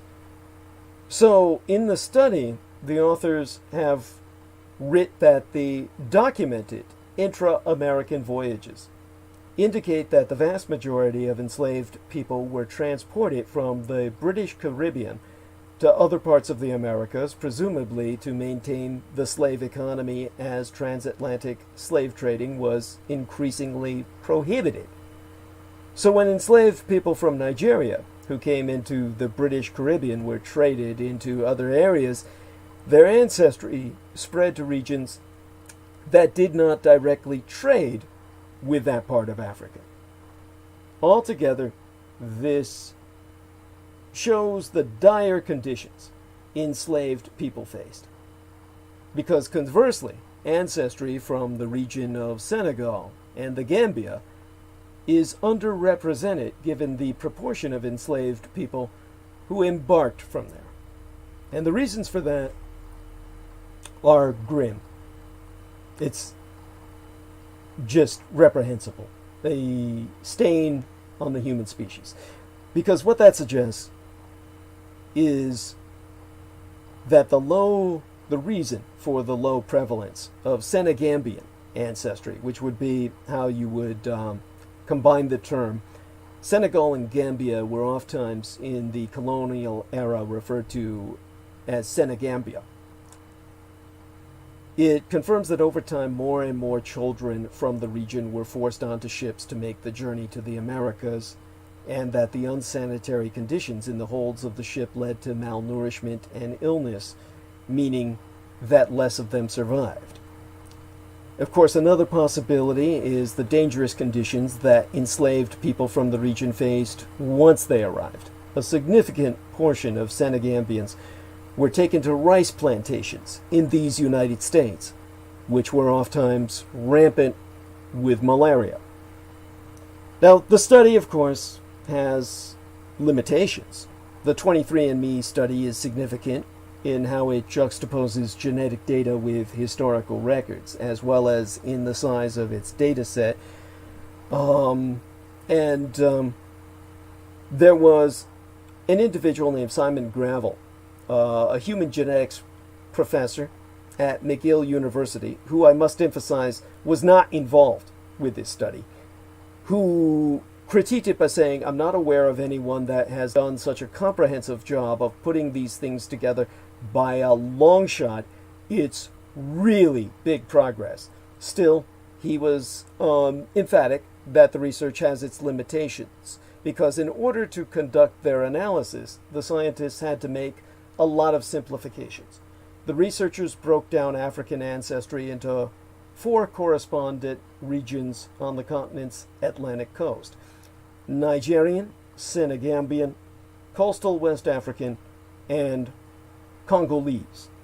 So that doesn't tell you the entire story. More data is needed in the broader field of genomics for the researchers to drill down deeper. And Jada Ben Torres, a genetic anthropologist at Vanderbilt University, also said she would have liked to have seen a higher proportion of people from Black Africa included in the study, because out of the more than 50,000 participants, only about 2,000 were known to have been from Africa. So from the perspective of human evolutionary genetics, Africa is the most genetically diverse continent on Earth. In order to adequately capture that existing variation, the sample sizes must be correspondingly very large. That's not what was done here. Nevertheless, that doesn't discredit the study in any way. I'm simply presenting the parameters, the envelope in which the researchers were working. Because both Gravel and Ben Torres have confirmed the study is an exciting start that offers more information about the descendants of enslaved Africans than we've ever had before. And that is what the researchers had set out to do. So they accomplished their objective. And Micheletti wrote, "We hope this paper helps people in the Americas of African descent further understand where their ancestors came from and what they overcame." And he concluded by saying, "To me, this is the point, to make a personal connection with the millions of people whose ancestors were forced from Africa into the Americas, and not to forget what their ancestors had to endure." Well, I think that genetic trace is also, in a very real sense, a kind of scar. It's kind of like a damage. It's a damage that is so pervasive that many Black African Americans as a mass have not been reasoning right. They haven't, and this, as Derek Talley has said, the civil rights aspect, that argument has been made before, and I agree with it. I do think that at this point in history, there will be difficulties, but I do believe that particularly in the south of the United States, we need the establishment of a new nation, a new Africa, and this is a term used for the Black Belt region of Dixie. And I do believe that the Confederate States of America can no longer unite in the sense, the boundaries that we used to have at the time that the Civil War was fought, but the primarily Gallo-Celtic white peoples of Dixieland have their own culture, and that they have every right to secede as well. And that what's needed is a United Nations style. That doesn't have to be the United Nations, but an internationally monitored peacekeeping force that can, like in Bosnia-Herzegovina, like Bosnia-Herzegovina in the former Yugoslavia, maintain a peace between the twain until there's enough of a solidification of the borders after the border gore has settled, where that there can be a more stabilized kind of boundary between the two cultures. But these are two very distinct cultures, and they have their own rights to their own educational systems, their own honoring and respect of their own history. And in that case, the Dixiecrats of white Dixie can fly their Confederate flag, and the blacks can fly whichever flag is settled on, because that's going to be obviously a much more difficult concept. I don't know if Derek has any suggestions towards a black flag for America, but we've had some experiments in the past. There is a sense of... we're just not into flags, and we're not into statues. You know what I'm saying? That's a phenomenal... the Bible says, thou shalt not have any graven images, but, this one nation under God has more graven images under it than any other nation I could think of. Thank you. Thank you. And I'm here in Tennessee, and I got to say, the award for the ugliest statue ever invented is the Nathan Bedford Forrest statue. Look that statue up. Man, you talk about somebody who's ugly on the inside and out. That Nathan Bedford Forrest is an ugly motherfucker, man. Oh, God. That is an ugly statue. Ugliest statue I ever seen. Him and his horse. They got him riding a horse. So I don't know. We just ain't into. They tried to give us, and I think that's a snare. I think that's a snare that they actually put on the white kids, because them statues weren't created until the 30s. This is well after the Civil War. So these statues that were created in the 1930s. Were put up of Robert E. Lee and all these different Civil War Confederate, but that it's true. Now. By the way, I've spoken to this. this. The point where they would kill for them statues. Yeah. You know what I'm saying? So, and that's one reason I think that God said, "Thou shalt not have make any graven images." So now, the graven images that were made from stone that can't see, nor hear, nor walk, nor talk, have a demonic hold on the people that cherish them, to the point to where they'll set up snipers on the roof just to protect them. Yes, thank you. I mean, that's so important. I have spoken to this in the past, where I've spoken of the fact that these statues are not historical. They're not historical in the sense that the Confederate States of America built them during the war. These are things that were created, as Derek says, many decades thereafter, as basically a weapon of white supremacy. This was meant to intimidate the black African population of the South in particular, with the omnipresent, the presence of their former masters, essentially, and to give them the feeling that that Whitey, as in terms of the man on the plantation, has never gone away, that he's always there keeping a watch, and so with that in mind, I also thought the statue of Arthur Ashe, the black African-American tennis star who died of AIDS, I also thought that was pretty grisly looking. Is that also a snare to kind of just take blacks into, hey, look, we've got statues for you too. Let's get you into the cult of statues, kind of graven image. Right, well, you know what? Yeah, well, I didn't even know there was one of Arthur Ashe, but when they tried to make that they made one of Dr. Martin Luther King, which... he's just a man. He had flaws. You know what I'm saying? I don't know anybody who worships him or anybody who will find that statue so sacred that if white people say we want to tear that statue down, well, there'll probably be some kind of pissing contest just for the sake of being a pissing contest. But nobody's heart is with that Martin Luther King statue. I mean, nobody, it ain't going to be the end of the world if they tear it down. But, my concern was, what if the people who built the statue built some kind of ducts under their eyes to where they can make tears come from it? And then CBS and ABC and Fox will say, there are tears coming from Martin Luther King's eyes, and everybody wants to go visit. Just like the guy who found the picture of Jesus in the cinnamon toast. You know what I'm saying? Yes, no, I get a bunch exactly. of black people say, I wonder why he's crying. Maybe it's because of black on black crime. You know what I'm saying? Well, he's probably crying because of this. You know what I'm saying? Yeah.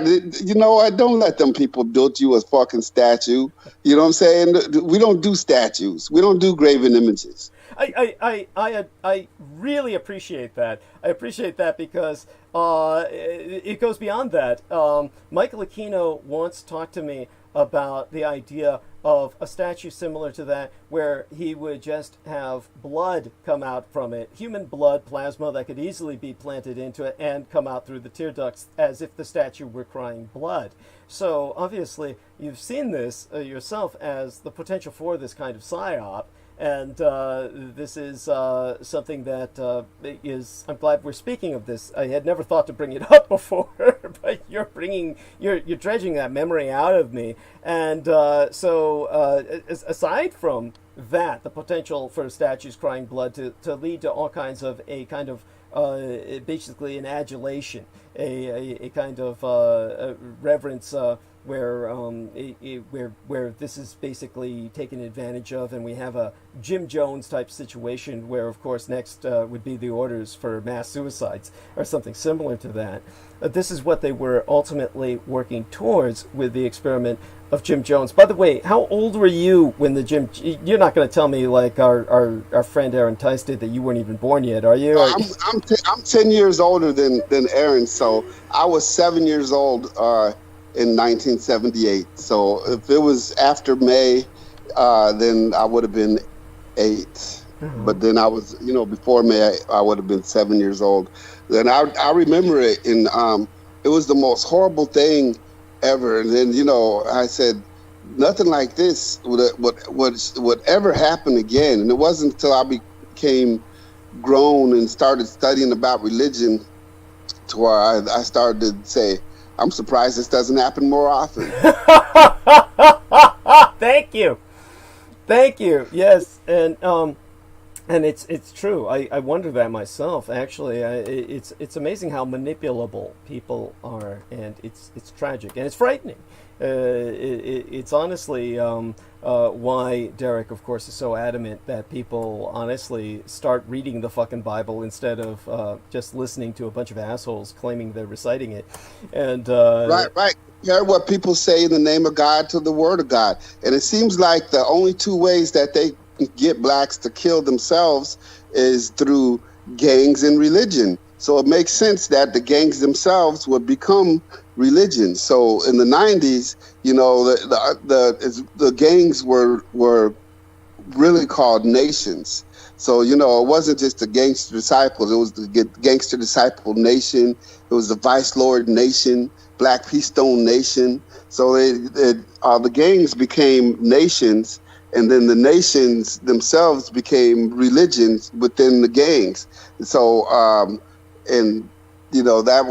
that's all starting to fall apart now because they went and rounded up all the gang leaders, all the high-ranking gang leaders, and now that the violence is out of control, they're talking about letting some of those leaders out to corral the youth in, but the horses are out of the stable now. There's nothing, some of them guys that are legends that are in, your Jeff Forts, your Larry Hoovers, yeah, them guys are legends, but if you let them guys out now and them guys try to go and round them youths up now, these are like the grandkids of the people that was under them before. These kids will kill them because they don't hold the same weight as they did with their parents and grandparents.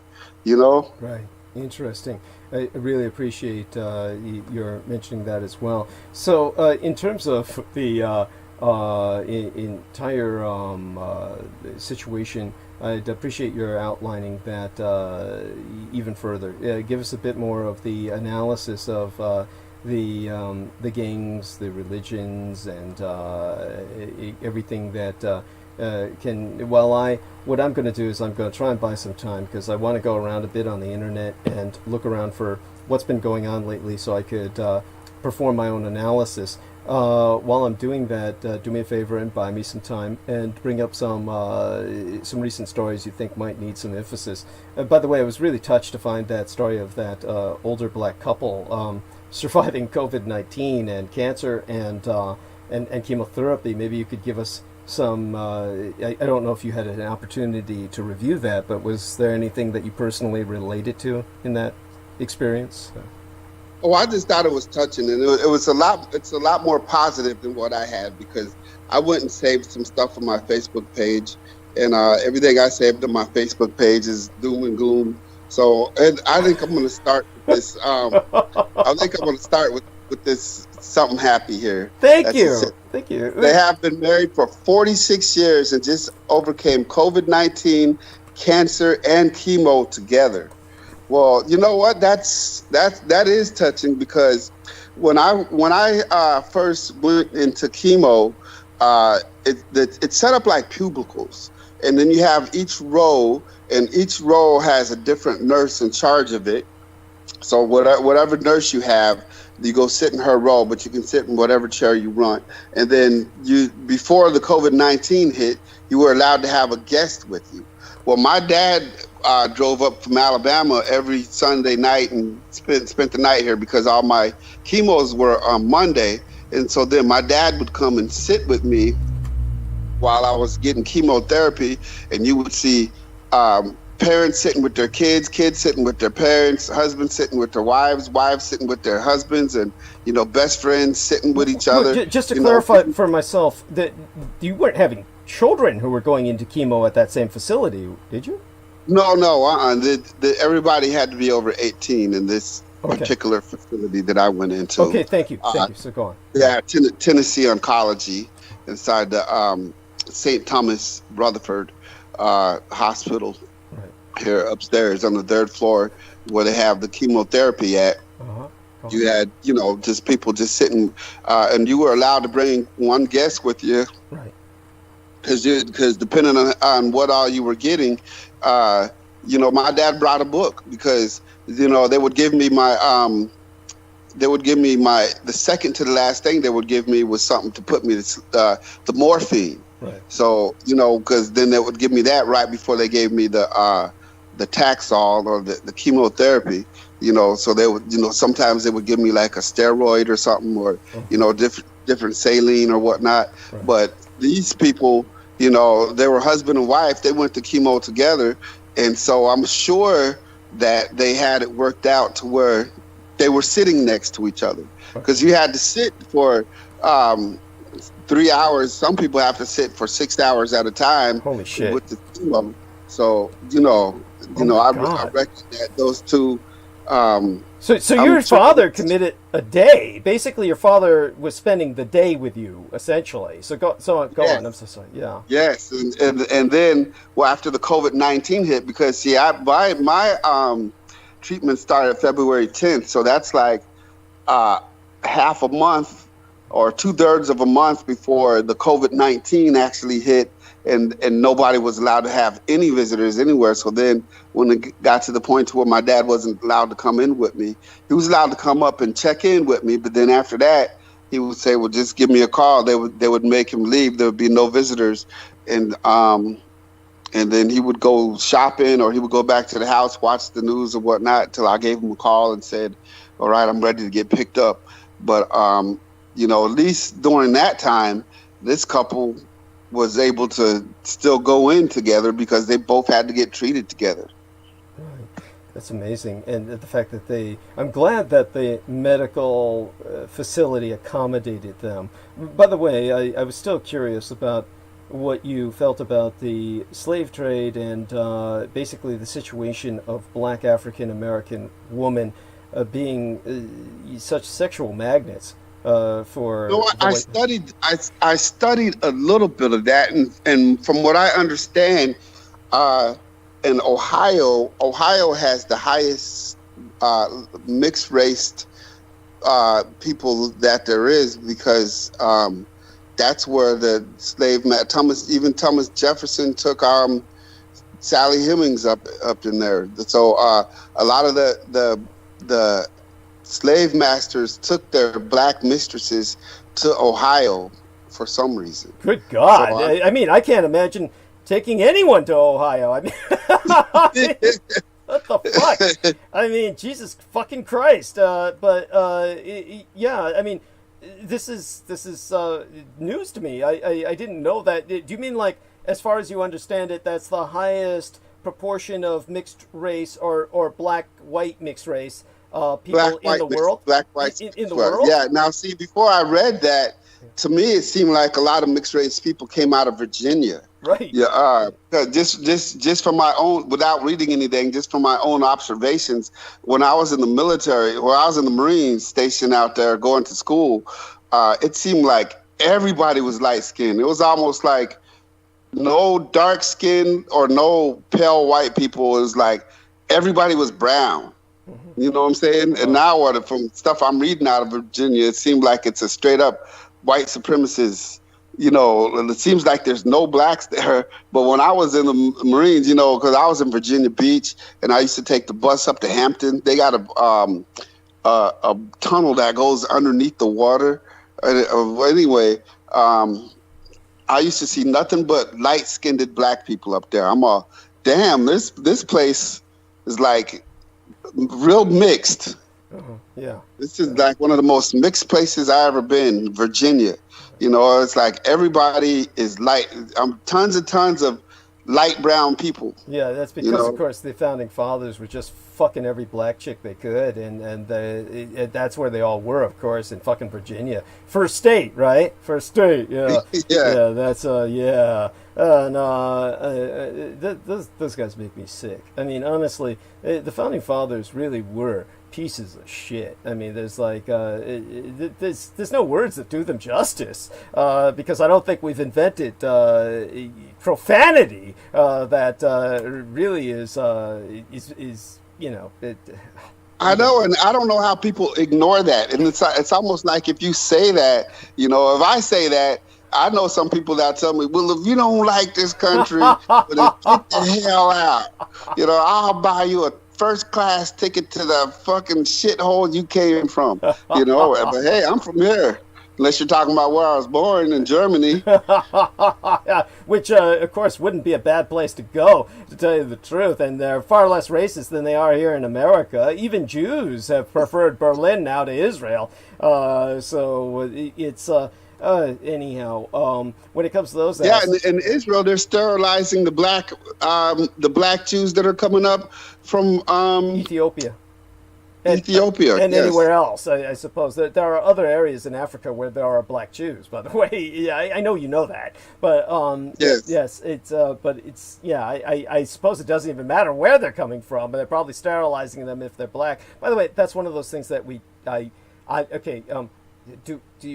we have any evidence? They're probably afraid it's going to turn up like Virginia, so they're saying like, okay, well, if we got these black Jews coming in and we have, you know, the European white Jews, if we don't have like any kind of segregation, we're going to have to sterilize these Negro-looking ones, or else this place is going to look like Virginia Beach, where everybody's brown within 100 years. Yes. But by the way, I don't doubt what you say, but obviously this is one of those things where people are going to ask for evidence. Is there like what do we know about this in terms of how are they pulling this off?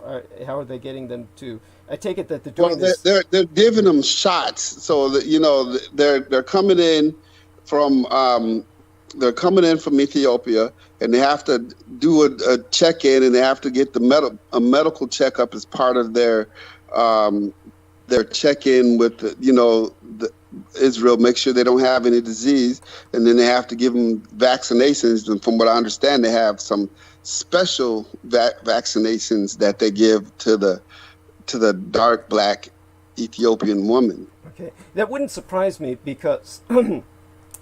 Make no mistake about it, Israel is very much a white supremacist settler regime with an apartheid state. And to look at it otherwise you're in denial of reality. Israel is one of the most white supremacist places on earth at this point in history. So this is not something that shocks me, and it would not surprise me. So anyone else who wishes to share any links on this, feel free to send them to me or Derek. And of course, as a matter of fact, I think we need to make. Are you willing to make your email public? As my executive producer, it would help if you also act as kind of a buffer. Sure. dtally@live.com. Okay, thank you. Repeat that, please. Spell that out. DTALLEY at live.com.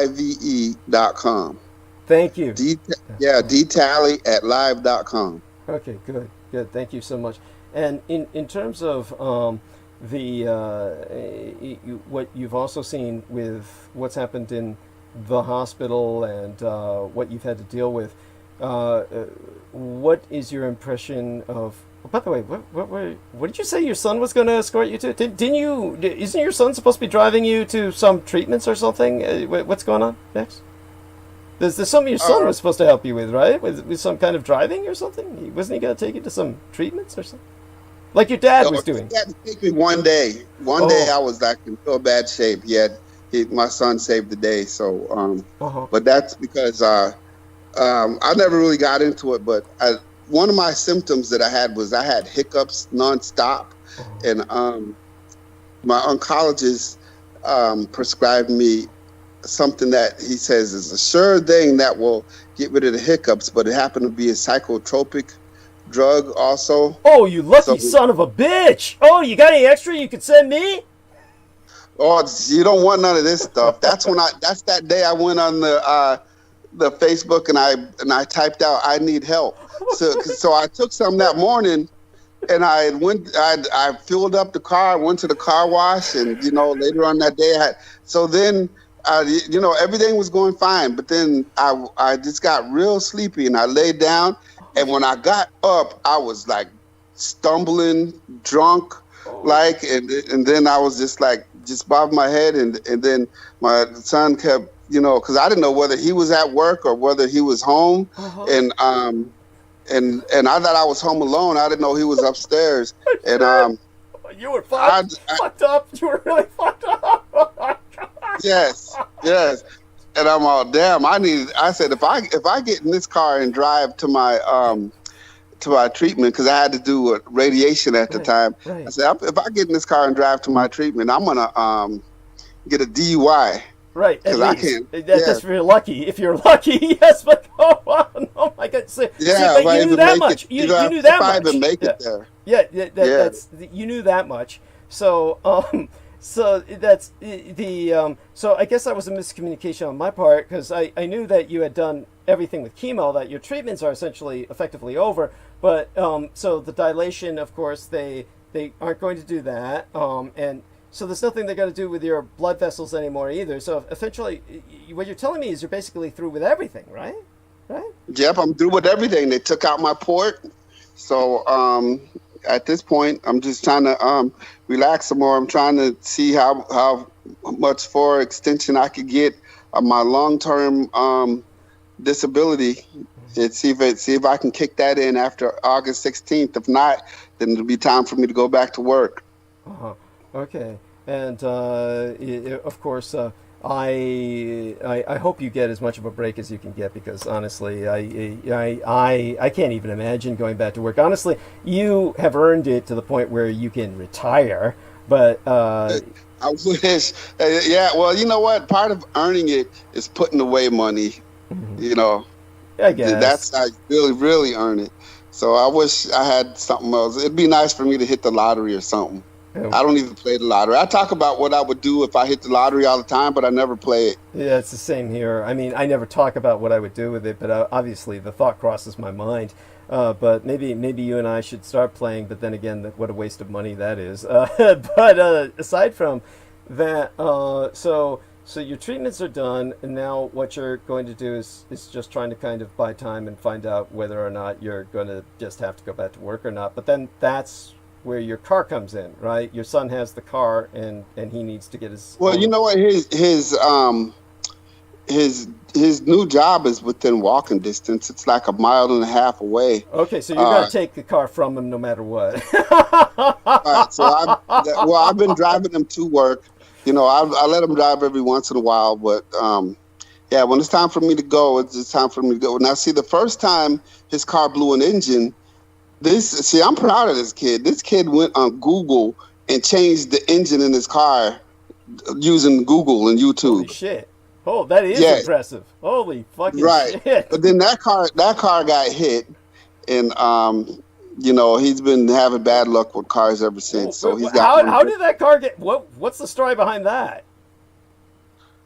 Well, we got this Pilot truck stop and this McDonald's right next door to each other, and people dart out of there all the time, thinking that it's clear, and it's not. It's a 4-lane highway, and people try to come to the other side of the street. And see, at this time, I was actually at work, and I had a flat tire, so I told my son to come to my job, and I gave him the security code. He knows the security code to get onto my job, and change my tire so that when I get off of work, I have my spare tire, because I drove to work and I had a flat tire going into work, and so I called him up to come change my tire, to put my flat tire on, or put my spare tire on, so that when I get off of work, I could just hop in the car and go, and not have to deal with changing the tire.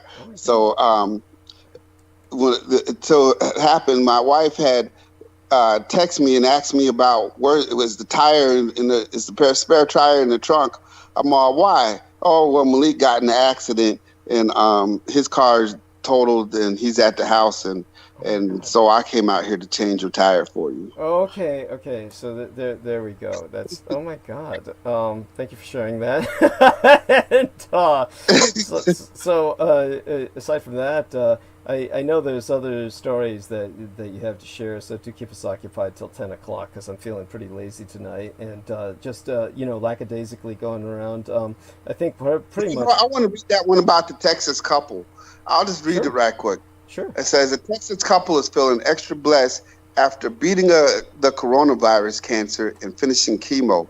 Robert and Janice Beecham have been married for 46 years, and this year they are happy to be recovering after a spring full of turmoil. It is a blessing to be here because a lot of people didn't make it, Janice told CNN. Robert Beecham said he and Janice had been following the safety rules, but he started to feel symptoms of COVID-19. A week and a half later, he was still feeling well, so the couple got tested for the virus. The next day, on March 25th, he called his son and agreed to be taken to the hospital. He knew me agreeing without a fight meant that I was feeling pretty terrible, he said. So his anniversary was a motive to get home. Robert admitted to Parkland Hospital in Dallas alone. He found out the next day he was COVID-19 positive. He moved to another floor and started his road to recovery, and a feat he attributes to his doctor, Sadam Nayak. Dr. Nayak and I would open up a casual conversation, and it would take my mind off of the virus, he said. Robert told the doctor about having 2 strokes, one in 2012 and 2016, and missing out on an anniversary. He found himself in the same situation this year, so Nayak decided to use his motivation to get him home. Nayak came up with a plan where Robert would go home and get the care he needed from his wife. He made it home in time for their April 15th anniversary. They got married on the tax day. But then Janice had a positive test of her own. Meanwhile, Janice had just received recovered from having surgery in February after finding out about a second battle with breast cancer and a new diagnosis with ovarian cancer. So she tested positive for COVID-19, but luckily she told CNN her symptoms were mild. Once I got home and we did the quarantine, I was getting progressively better, but Janice still had issues with her health, Robert said. We're best friends. It was just tough. So I'll end it right there, but you see, this couple was going through a lot, and it's just a love story that they were able to stick it out and go through thick and thin together. Mm-hmm. And I think that's every young person's dream. Every young couple would look at a couple like this and say to themselves, are we going to be that close when we're old, or are we going to be like fighting each other and hating each other by that time? Right. It is such a positive story, and I'm definitely glad you've taken it upon yourself to commit to putting more positive stories on your timeline, and I think that's important in light of what Aaron Tice and I were talking about, the kind of egregore of Facebook that feeds off people's negativity. And so it's a point we should all make to ourselves, is to post positive things. Of course, some of us would look strange doing that, but it just simply feels strange doing that at first, but you might get used to it. And in terms of Derek, what else is happening currently that you feel might require some attention? Obviously, I myself will, in a few moments, kind of. Well, you know what? The Chicago mayor at first said that she didn't want federal agents in Chicago, and then after Donald Trump took her behind the woodshed and whooped her ass, she changed her mind. Oh shit! So I don't know what he said to her, but he called her up on the phone and said something to her that made her do some backflips. So that's awful. We'll see what's happening there. But I posted a story that says federal agents strike Portland reporter with projectile hours after judge issues restraining order on to protect journalists. Right. So. Yeah, that's that's awful. Isn't her name Lightfoot? Lightfoot's her name, right? I think the mayoress of Chicago. Lightfoot. Lightfoot, and she came out of nowhere because there was another guy running for mayor that I really thought was going to win, named Willie Wilson. Willie Wilson, he was a Baptist preacher, but he has Farrakhan preaching at his church a lot of times. Does he really? And so I thought, yeah, but he's a Baptist preacher. But I thought he was going to win. But then it turns out that this Lightfoot came out of nowhere, and she had pulled the homosexual card. Like, yeah, Willie Wilson's black, but I'm black and homosexual and a woman, so I'm all three. Right, yeah. She's got it all. So all the bases. And swept it up. Holy shit. Swept it up. Oh, that's the beauty of social justice and political correctness. But I'm so sorry that she apparently has been intimidated by Donald Trump. This is. Yeah. It turns out she's weak. I mean, you got to be tough. Yeah. You know what I'm saying? I guess people figured she was a bull dyke. She's tough. You know what I'm saying? But she ain't that tough. She'll fold under pressure. Yes. You know? Oh my God. Homeland Security justifies Portland invasion by claiming shields and gas masks are weapons. So they said, well, shields and gas masks are weapons. So so here comes Homeland Security. So basically, from what I'm seeing, is if she'd said no federal agents, they would have found a way to bogart their way into Chicago anyway. Right. And so. Portland, Oregon, people are wearing gas masks and face shields, and they said, "Oh, those are weapons, so we got to send in Homeland Security." Yes, I'm going to, of course, try and address this. I'm seeing a lot of this online. Of course, I'm going to address it. What I'm going to do, of course, first is make a trip to the restroom and have our man, Mr. Derek Talley, hold the fort until I return. But in the interim, I'm not going to do that right now. I'll go to the restroom in a few minutes. I'll let you know when I'm ready to do that. But you're doing an admirable job of bringing things to our attention. I will, of course, bring up what the Mayoress Lightfoot had originally said, because I was impressed by her taking her stand. So sad now to see that that's reversed. But definitely, it's not all too surprising. It's one of those things that I think. What did you feel about Aaron Tice when he was talking about the reverse speech? Have you ever tried to experiment with any of that shit, or when he was talking? Well, I used to tell people when I was younger that one of my favorite songs was "Stairway to Heaven" by Led Zeppelin, and the first time somebody told me, yeah, if you play that song backwards, it has satanic messages. I said, well, I don't listen to it backwards. I listen to it forward. Yes, good enough point.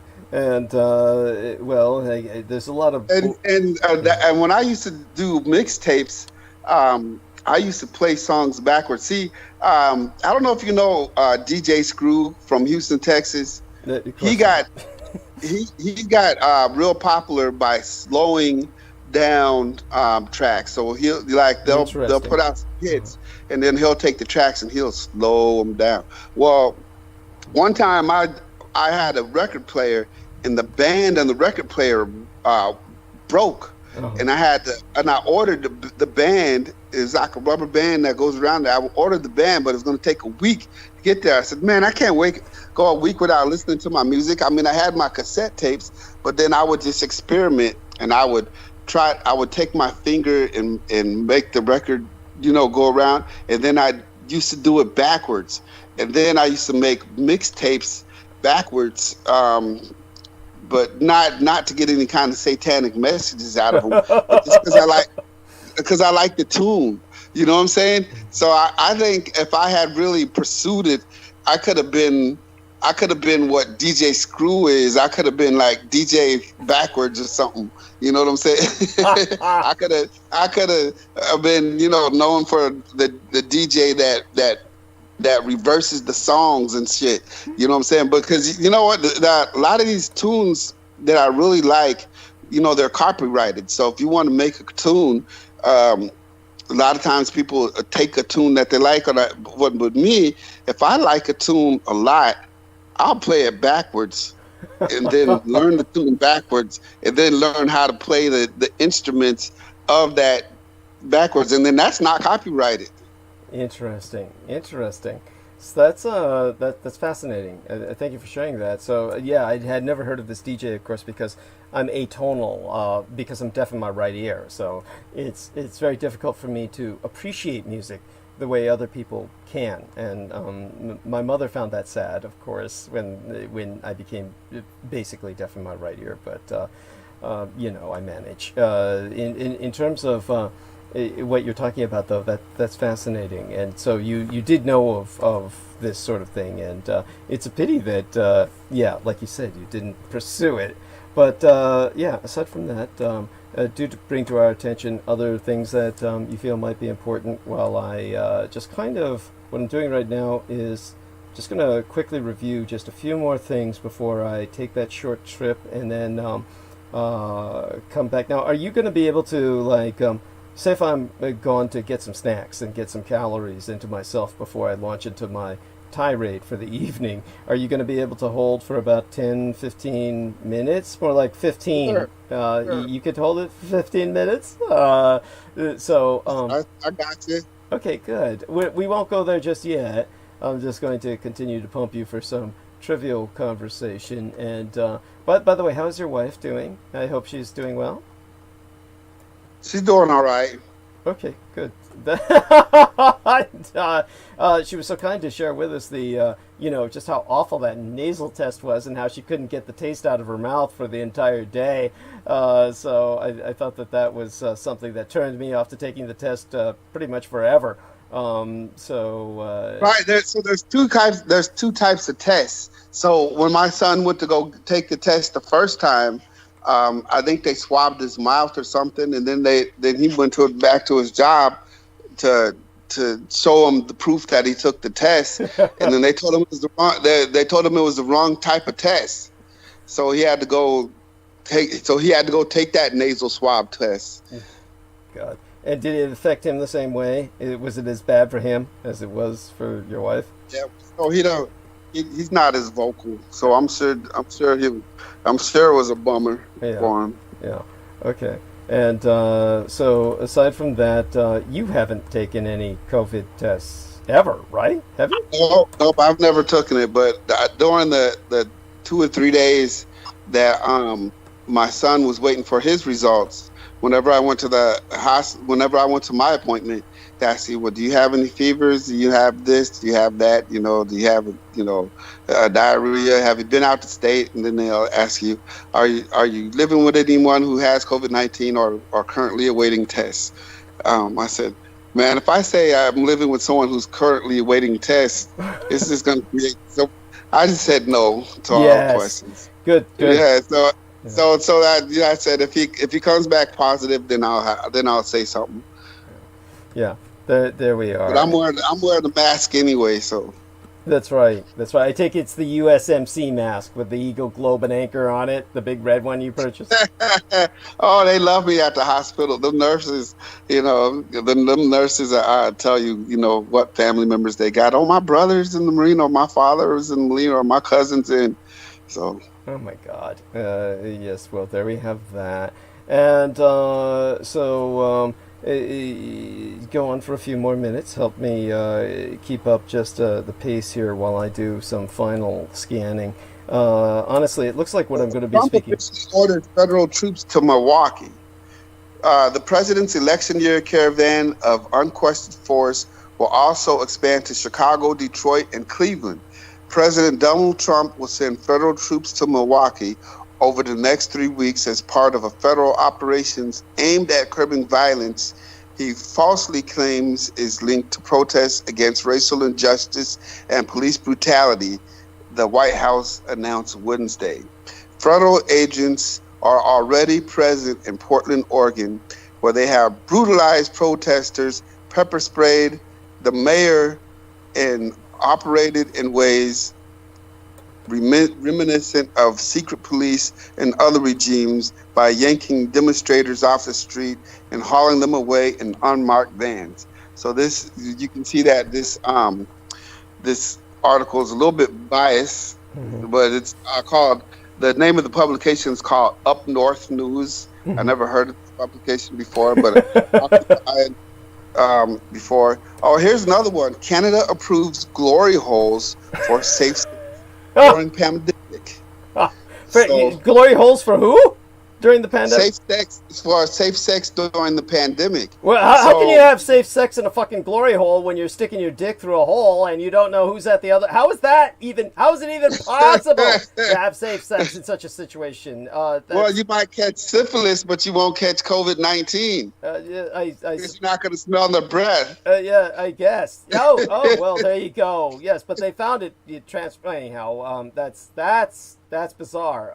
What I would like you to speak on, and I think that this could probably occupy a good 15 to 17 minutes while I pump some calories into myself and take my old tea bowl here away, which is empty now, and get that out of my way, etc. One of the things you could talk about is Mr. Burns and how you're going to be bringing him on soon, and what it was you were going to talk to him about because of Chicago. And one of the other things you might bring up is John Birch in Chicago and what he was doing long before Portland to essentially make people disappear, essentially detaining them, almost like randomly abducting them off the streets. This is something that was bizarre to me was the man's name, John Birch, which I don't know if you remember. There was a far right-wing organization. Of course, in those days, when you talked right-wing and... The John Birch Society, yeah. I don't think it's spelled the same way, but I think it's pronounced the same way, but I think it's spelled slightly different. Okay. John Birch. But yeah, John Birch retired and he moved to Miami. And I remember when he retired because people were saying he shouldn't even be getting a pension. He cost the city millions. Oh my God. And also... we have a Congress. So I'll be back while you go on about that, okay? I'll be back in about 17 minutes. Thank you so much. And everybody, of course, be kind to Derek Talley. And I'll be going to go mute now. Thank you, dear brother. Appreciate it. All right, I got it from here. Okay. We have a black congressman named Danny Davis. And Danny Davis is known for his real deep voice. He's like a real lovable congressman. Well, he was a police officer serving with John Birch, and so that kind of makes him suspect. He never put in any complaints, and he never did anything to stop the atrocities that were going on at that time in the Chicago police. He was just part of the Chicago police, so that makes Danny Davis a little suspect. But I got one article here that I'm surprised isn't getting out more, but it's about a guy named Garrett Foster. He's an Austin protester shot dead at a Black Lives Matter rally. And Garrett Foster is actually a white guy, but he's got a black girlfriend, and he's part of, I guess he was part of the Black Lives Matter movement, and he felt safe enough to carry his rifle and walk up and down the street, and he had approached a vehicle while he was carrying his rifle. And I guess as he was getting close to the vehicle, the people who were in the vehicle felt threatened that somebody with a rifle was walking towards them, and they shot him. Well, here's the story. Garrett Foster was identified as the man who died in a shooting at a Black Lives Matter protest in Austin, Texas on Saturday night, July 25th, 2020. Foster was often at the protests in Austin. He was a libertarian military veteran and witness, he said, was well known among the activists participating in the protests in the city. Foster, 28, was shot dead with his fiancée, Whitney Mitchell, a quadruple amputee who was in a wheelchair, his mother told ABC News. Okay, so he was with his fiancée, Whitney Mitchell, and Whitney Mitchell is a quadruple amputee, and she was in a wheelchair. And it looks like she's a black girl, and he was part of Black Lives Matter. So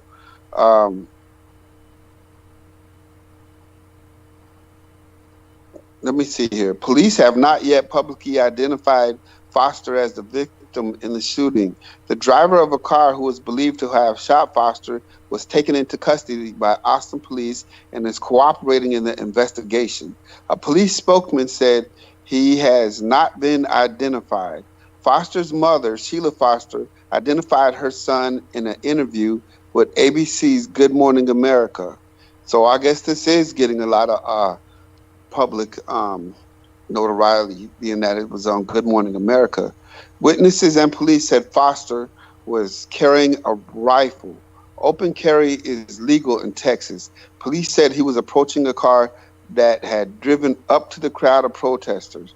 Foster's mother, Sheila Foster, told ABC News her son and his fiancée were taking part in the protest when the driver got out of his car and started firing shots. My son was shot 3 times. Foster's mother said her son has a license to carry and would have felt the need to protect himself. Some of these things we have seen in the media have tended to go a little violently. It was a chaotic situation. There were relatively thousands of people at the protest, and someone was driving erratically through the crowd. People were getting out of the way and telling the gentleman to slow down and telling him to just stop driving because he was at risk of hitting someone. She said that is when Foster was shot. Tony Plohetsky of the Austin American Statesman shared on Twitter that the police, there were 2 shooters, but Foster was not one of them. Officials said one shooter was the driver and the other was in the crowd, may have opened fire as the car was driving away. In a later press conference on Sunday, Police Chief Brian Manley confirmed that the driver was the first person to shoot the weapon. Here's what you need to know about Garrett Foster.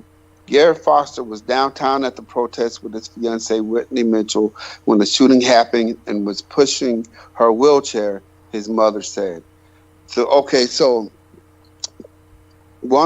some articles say he was walking menacingly down the street with his rifle, pointed, and then this article says he was just, innocently walking while pushing his fiancée in a wheelchair, and he must have had that gives you a picture of him probably having his rifle slung over his back or something.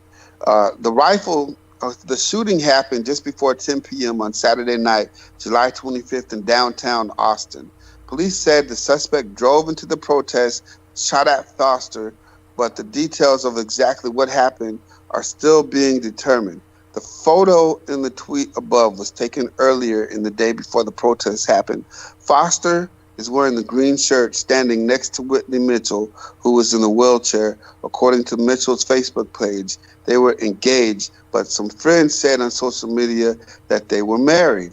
So that's another thing. So she's in a wheelchair, and she's like a multiple amputee. She's got multiple limbs amputated. Just last year, Foster shared a post about how he and Mitchell had been together for 10 years and were celebrating their anniversary. A car drove up. We were taking the streets. He got shot, Garrett. An unidentified protester told Gilberto just a few minutes after the shooting. Garrett is the husband of Whitney, a quadriplegic in a wheelchair, and he is her caretaker and has been for like 10 years. They've been out here for all 50 days so far. So too bad to hear about anybody getting killed. So that's one thing that's in the news. Let's see. I only got one comment, and that's my man Anthony Vincent. He said he was shot by a provocateur. I believe it, because if he was walking, and there is a difference now. I wasn't there, and I'm reading conflicting articles, but one article would have you believe that this man was walking menacingly down the street in between cars with his rifle, and someone in the car seen him coming with the rifle and got scared for their life and jumped out the car and shot him. Okay. And then this article that I read kind of gives you the picture of he may have just had his rifle flung over his back while pushing a quadriplegic girlfriend in a wheelchair, and somebody jumped out and shot him. Now, if that's the case, the person who jumped out and shot him, they should be charged with something, you know. So, you know, they're gonna have their side of the story, and unless there's footage of it, it's just gonna be one side of the story versus the other side of the story. So we know how that goes. So let's take a look at some of the other stories that I put down on my Facebook page. Federal agents strike Portland reporter with projectiles hours after judge issues a restraining order to protect journalists. A federal judge in Oregon on Thursday afternoon issued a temporary restraining order prohibiting federal officers deployed in Portland from using physical force against news reporters and legal observers documenting the ongoing protests and riots in that city. However, just hours after the ruling, video emerged showing federal troops firing tear gas projectiles and ultimately hitting local journalists with Oregon Public Broadcasting, who was recording the ongoing conflict. Following weeks of unrest, several newspapers and the American Civil Liberties Union last month filed a lawsuit seeking to prevent federal officers from assaulting news reporters, photographers, legal observers, and other neutrals who were documenting the police violent response to the protests over the murder of George Floyd. Well, that's what they're doing. They don't want to get documented. Man allegedly tries to drive through or over Blue Lives Matter protests. So here comes a guy, and this guy looks like he may be from the Middle East. A man is accused of menacing demonstrators at a pro-police rally in the town of Eaton, Colorado. Local police said on Facebook that they responded at about 3:38 p.m. to a report of a man in a maroon SUV attempting to drive through or over a crowd of pedestrians. Those pedestrians were holding a Blue Lives Matter demonstration. This was in the 200 block of Collins Street, officer said. The vehicle exited the roadway and traveled through a park. And from police, it says the SUV and subject left the area at a high rate of speed and was later taken into custody at the 1100 block of 2nd Street Road in the town of Eaton. The subject was taken into custody. The defendant was charged with 7 counts of attempted first-degree assault, 7 counts of felony menacing, and 1 count of reckless driving. Another person was cited for throwing missiles. Police said officers did not clarify what links second individual had to the incident, except to say that they were involved. Cops did not identify the SUV subject in their Facebook post, but he was named as Isaiah Cordova in a report from the Denver Channel. The defendant bonded out of custody as of Sunday, according to the records viewed by Law and Crime. It is unclear if he has an attorney in this manner. The Greeley Tribune said some rally participants claimed the then unidentified subject was previously driven by while flipping off the crowd. Attendees told the Onlet that during the actual incident, the SUV had driven over the curb, cut through the park grass, and drove down into a lower spot before almost striking some rally goers and come back on the street. So, yep, this guy looks like he's in trouble.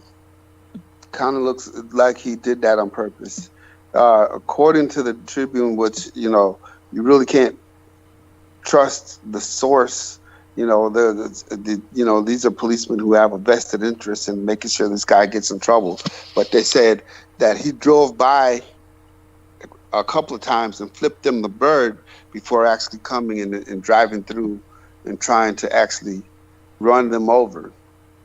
So I'm gonna look in the chat room and see what people are talking about. So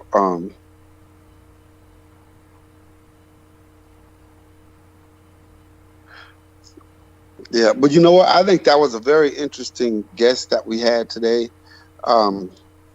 Aaron, last name begins with T. Forget it. But I forget it. I forget how to pronounce his last name. But Aaron it was Aaron.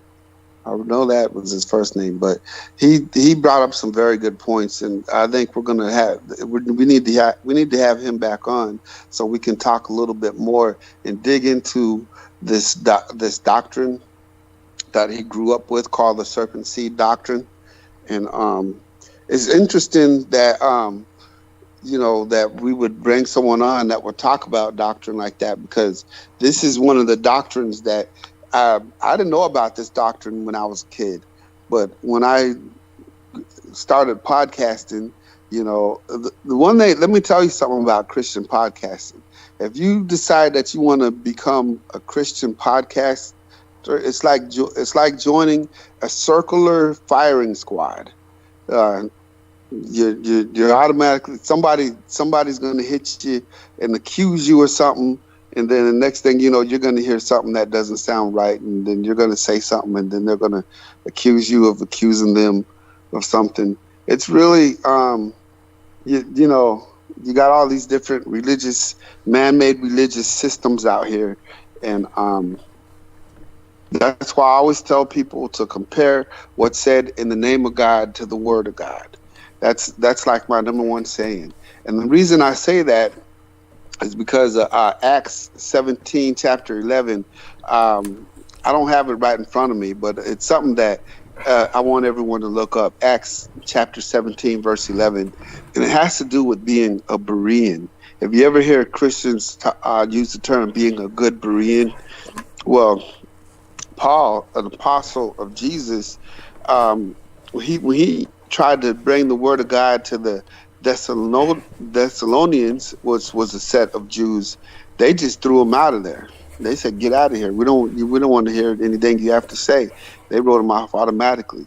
So when he went to go take the word of the Lord to the Bereans was another sect of Jews. So we have all these different, what we call different religions, but in that same time, they have different sect of Jews. They're all Jews, but they belong to different sects, and they belong to different kind of, I don't want to say tribes, because they all had their own tribes already, but then they also had their own little cliques, I guess you could say. So one group of Jews that Paul took the word of God to was called the Bereans, and Paul called them honorable because they didn't just believe what he said because he said it.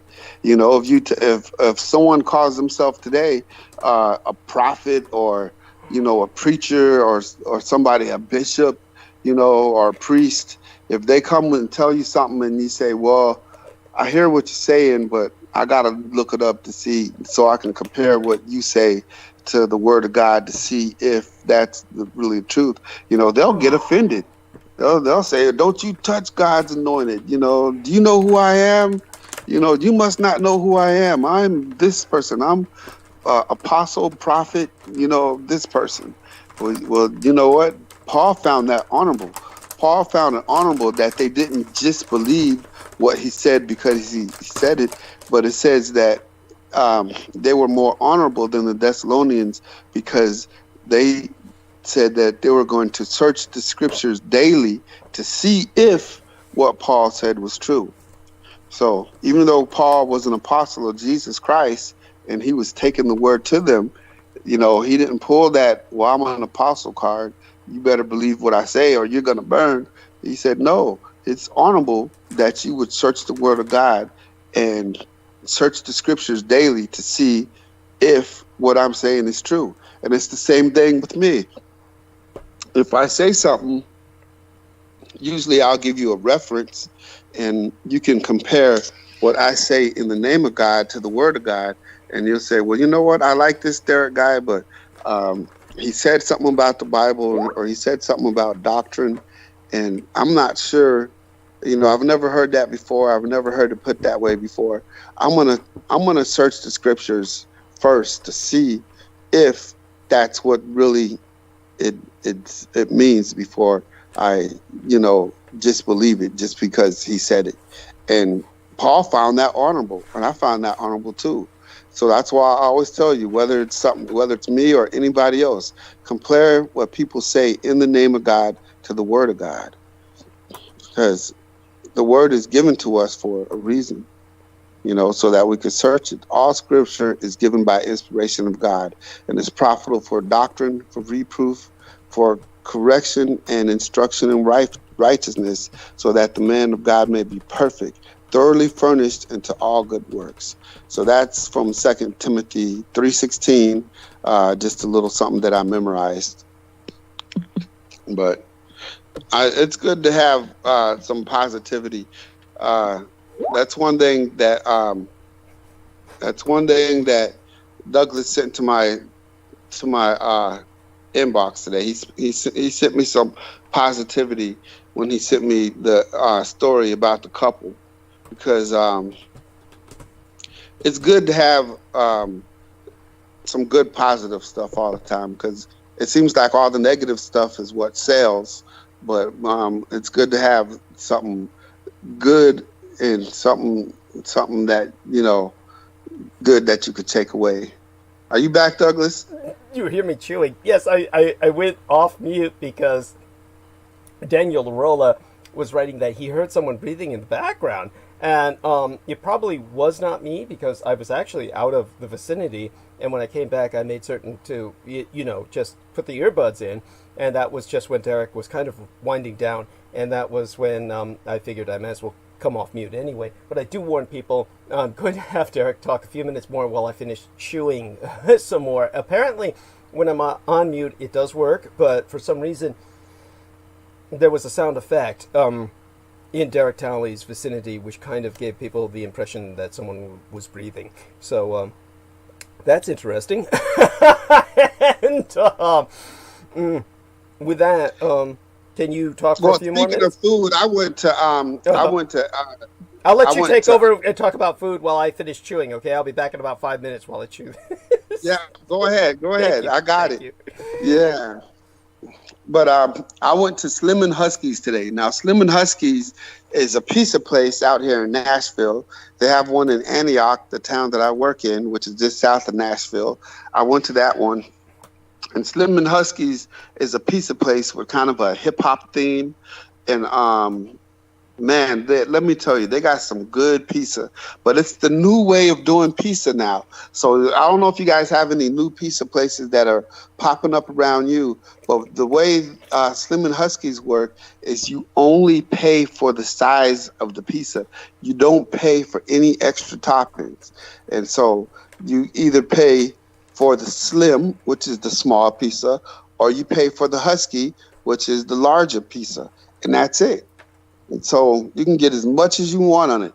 You can dump everything they got on there, and it's not going to charge you any extra. You're only paying for the Slim size, which is like $13, or the Husky size, which is like $15. And then, get drink, and then so it'll come up to about $18 or something like that. But and it's also a beer garden.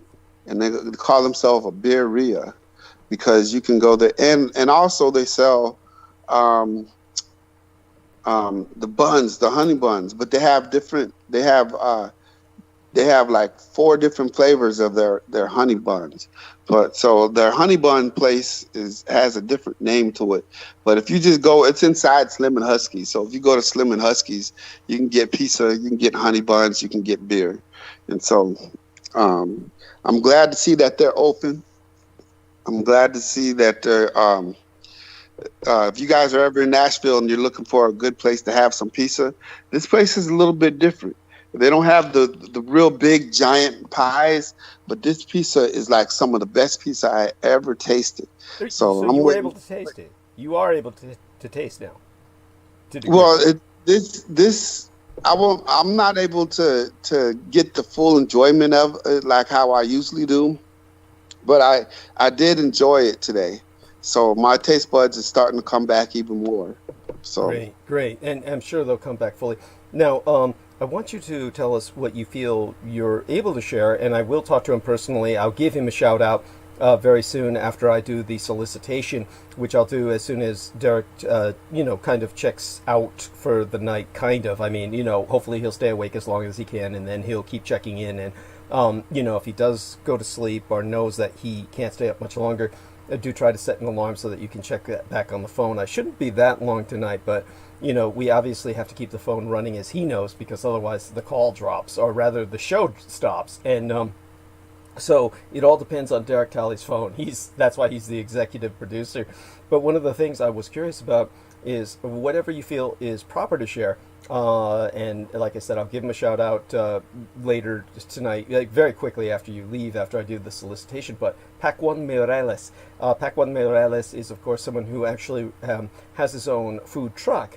And so it's an interesting kind of take on trucking. It's really, what do they call them? I mean, aside from the derogatory name of Roach Coach, I'd like you to share with us what you feel is proper to share that you and he discussed about the business, so to speak. And I'll go mute for a few minutes while you handle that. Thank you. Oh, well, he shared with me that shortly after he had got out the Marines, he had seen a hot dog stand that was for sale for $500. So he said, I'll buy this and I can sell tacos out of this.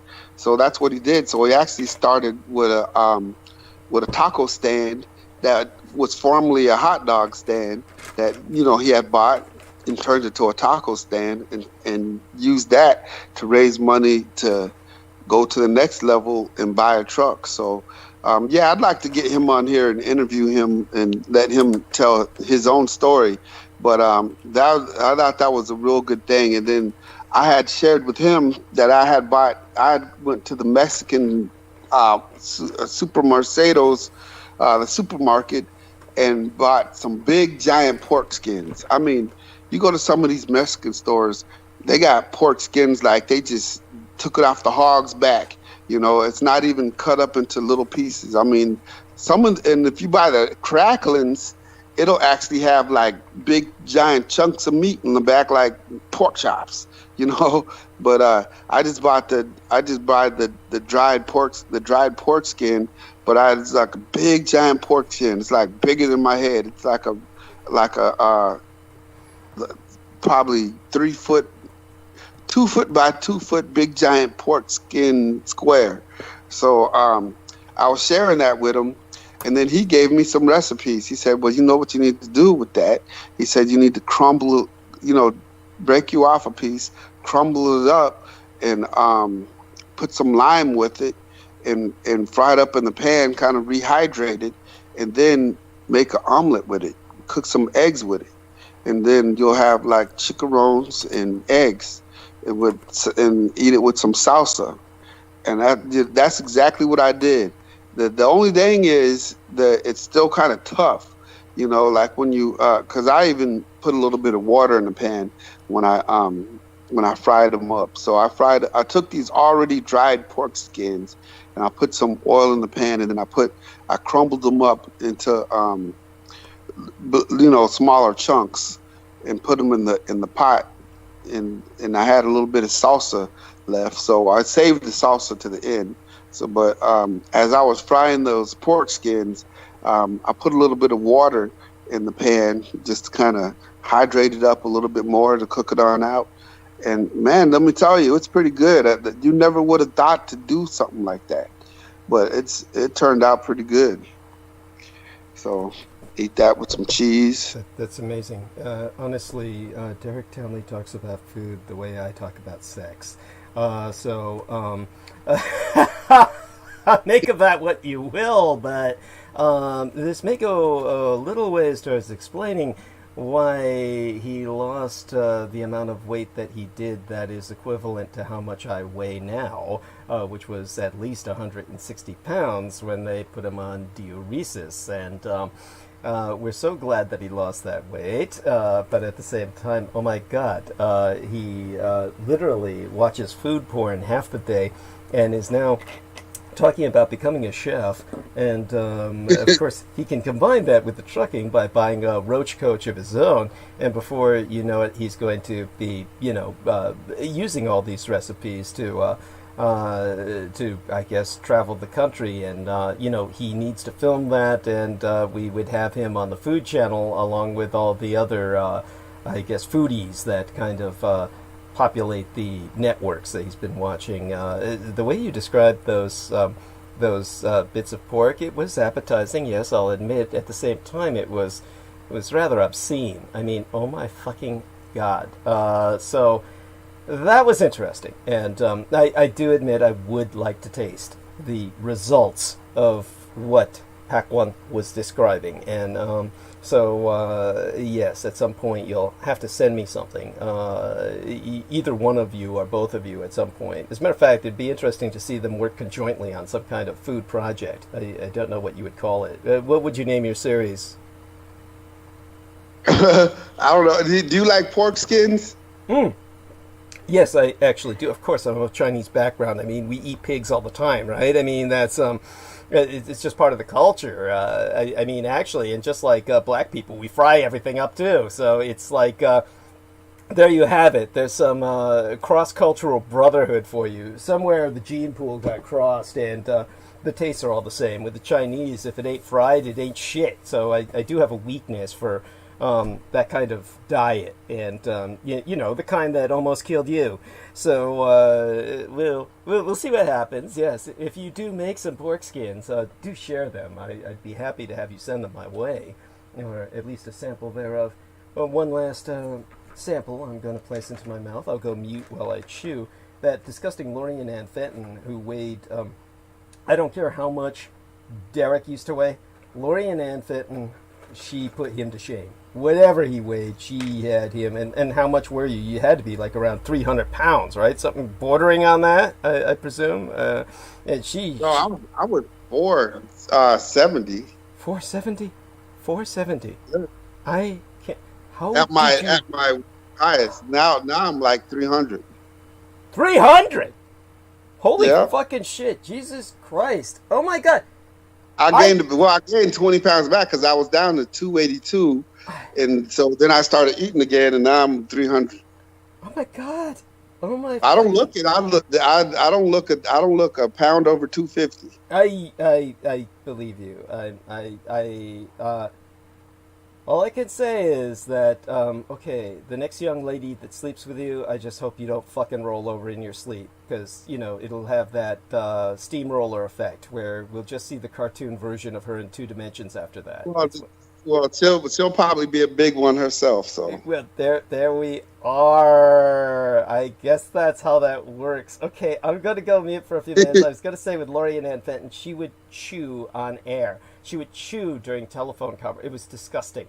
So obviously I don't want to be like that, and I'm going to let Derek take it away for another several minutes and share other secrets that he and Pac-1 shared. That you know, I'm most impressed by the fact that Pac-1 supports a fucking family on what he does. How the fuck does he do that? How do you support a family with a food truck? Is that's what he does? I'm sure he's got good management, because yeah, that's a real big money maker. Okay. I'll let you take over while you talk about that. So I'll be back in a few moments. I'm just chewing. I'm sitting here, but you know, I'll go silent. You know, I don't know firsthand how the food truck business works, but I know from watching the Food Channel, people quit their jobs on Wall Street to buy food trucks. So there's business owners and Wall Street moguls and you know, big presidents of companies that quit their jobs to buy food trucks. So there's got to be something in there. They must have something squared away. But then you talk about work. Those people work 16 hours a day. I mean, and matter of fact, there's one that's in the San Francisco area called Rolly. That's the rotisserie one. It's a rotisserie chicken truck. So he's got a specially made it's not called Paroli? I like to get back to what you say. Rolly or something like that. Rolly, but it's a rotisserie chicken truck, and the guy he's not from America. He's from, I believe he's from Sweden, and even his rotisserie his rotisserie equipment comes from Sweden, and it's a silver truck, and he's got whole chickens rotating in his truck, and you can see them as he's driving down the street. You can see the chickens rotating in the oven, and then he'll pull over and people buy whole chickens, half chickens, and he's making a killing, you know. But some of these people who make burritos and whatnot, different things, they don't do nothing frozen, and they don't do nothing that's in a jar. They do everything from scratch. You know, a lot of times they'll even do the tortillas from scratch. So, you know, you think I work hard now? Shoot, that would really be. I'm trying to go backwards. Because I already got an easy job. You know, I drive to my job. All I got to do, I drive a tanker truck. And I got one hose. I pull within 6 feet of the fill, the fill of where I got to fill the hose at, and my hose is about 9 feet long. I hook one end of my hose. So talk about obscene. He's got a hose that's 9 fucking feet long, and of course I watch too much porn. The only image that comes to my mind is that black snake he's hiding behind the zipper. Anyhow, go on. I'll go mute again. Well, that's it. Well, that's it. I have one hose, because, you know, some tanker trucks have to put together, because when I hauled waste oil, I had to link together sometimes 5, 6, 10 hoses. I had to link hoses going all the way around the corner. There's times where I had to borrow hoses out for other trucks just to do special projects, to hook together 15 hoses to pull oil off of you know, a certain tank or whatnot. But or some places like here at Firestone, I seen a truck having to park on the street, and because he couldn't go into the parking lot, and hook hoses together to go all the way into their garage bay, all the way around the building, in their oil tank to pull. But see, my tanks are a little bit different than that. For one, we own all the tanks, so we have access to the tanks. So we, you know, all I have to do is get within 6 feet of a tank, you know, preferably about 3 or 4 feet of a tank, and just hook up the hose, cool down my tank, or to cool down my pump, and then that takes about 5 minutes, and then just fill up the tank. And so, you know, I'll have like sometimes 2 or 3 stops a day. Sometimes I'll have 1 stop a day, and it'll just be like one long run. That's about 200 miles away, 400 miles round trip. So, you know, my job, I have it easy right now. So when I do go back to work, I'll be just fine. Right. You know, when it's time for me to go back to work, don't say, "Oh, poor Derek, he's got to work." I'll be just fine. Okay, but explain to people while I get my sweatshirt on and do some final preps. Explain to people some of the health issues that plague truck drivers. Anything from hemorrhoids or the piles, which get really bad for a truck driver who's just sitting for mile after mile after mile, to other problems, and it usually has to do with overweight and heart issues. My understanding is now. So tell me, So go on. And that would be blood clots, lymphedema, swollen ankles, and of course. And I was telling Douglas this before. As soon as one truck driver sees another truck driver with swollen ankles, it automatically goes to, "Oh, you must have congestive heart failure." You know, so for the longest time, my ankles were swollen. I thought I had congestive heart failure until they actually tested my heart and said, "Your heart's just fine. There's nothing wrong with your heart. You don't got congestive heart failure. You know, you can take that off your record." You know, but I thought I had congestive heart failure just based on swollen ankles. But it turns out that, you know, that just comes from sitting for so long. And then another health risk that you take is if you like to eat a lot and then you like to stay on the move, holding it and not going to the bathroom. So if you have to go to the bathroom and then you're prone to hold it a lot because you want to keep the miles on, you want to keep rolling, well, that can cause other problems. That can cause like pockets of air inside your bowel system, inside your stomach, and that's something else that you don't want to have to deal with. So, you know, don't put off to later what you could do right now, which means if you gotta go, then go. You know, and when it comes to taking a pee, I'm the king of pulling off on the exit and then dipping down and then dipping back up on the other side on the up ramp, going back onto the highway, and then just going to the side of the truck over there. You know, I'll keep it moving, but I'm not gonna. I don't see the point in holding it. If you gotta go, you gotta go. You know, even in the cases of some drivers, they'll make sure. Just in case of an emergency, they'll have an empty Gatorade bottle with them right there that they can pee in. But then there's no excuse to constantly have to do number 2 every day unless you just can't control what you eat. If you're just because after a while, you'll realize that, you know what, if I got to do number 2 so often, then I just need to not eat between this time and that time when I'm working, and then I could eat when I get off of work. But of course, once you eat when you get off of work, you're eating and then you go into bed, and that's where you're gaining the weight. So it requires some discipline being a truck driver as far as eating goes. You'd be better off learning to do some type of intermediate fasting to where you only eat between certain hours, and that'll help you out. Because, you know, right here watching the Food Channel all day, it's nothing for me to just grab a bowl of cereal and just eat and not pay attention to what time. But then when I was working, I was actually paying attention to the times that I eat. And so I said, okay, now that I'm working, I only eat between this time and that time. And, you know, right now my start time is 2 p.m. is when I go to work, which means I'll be working till about 2 a.m. in the morning. If I have a short day, I'll get off at midnight. If I have a long day, I'll get off at 4 a.m. in the morning. But it's just the game that you're playing.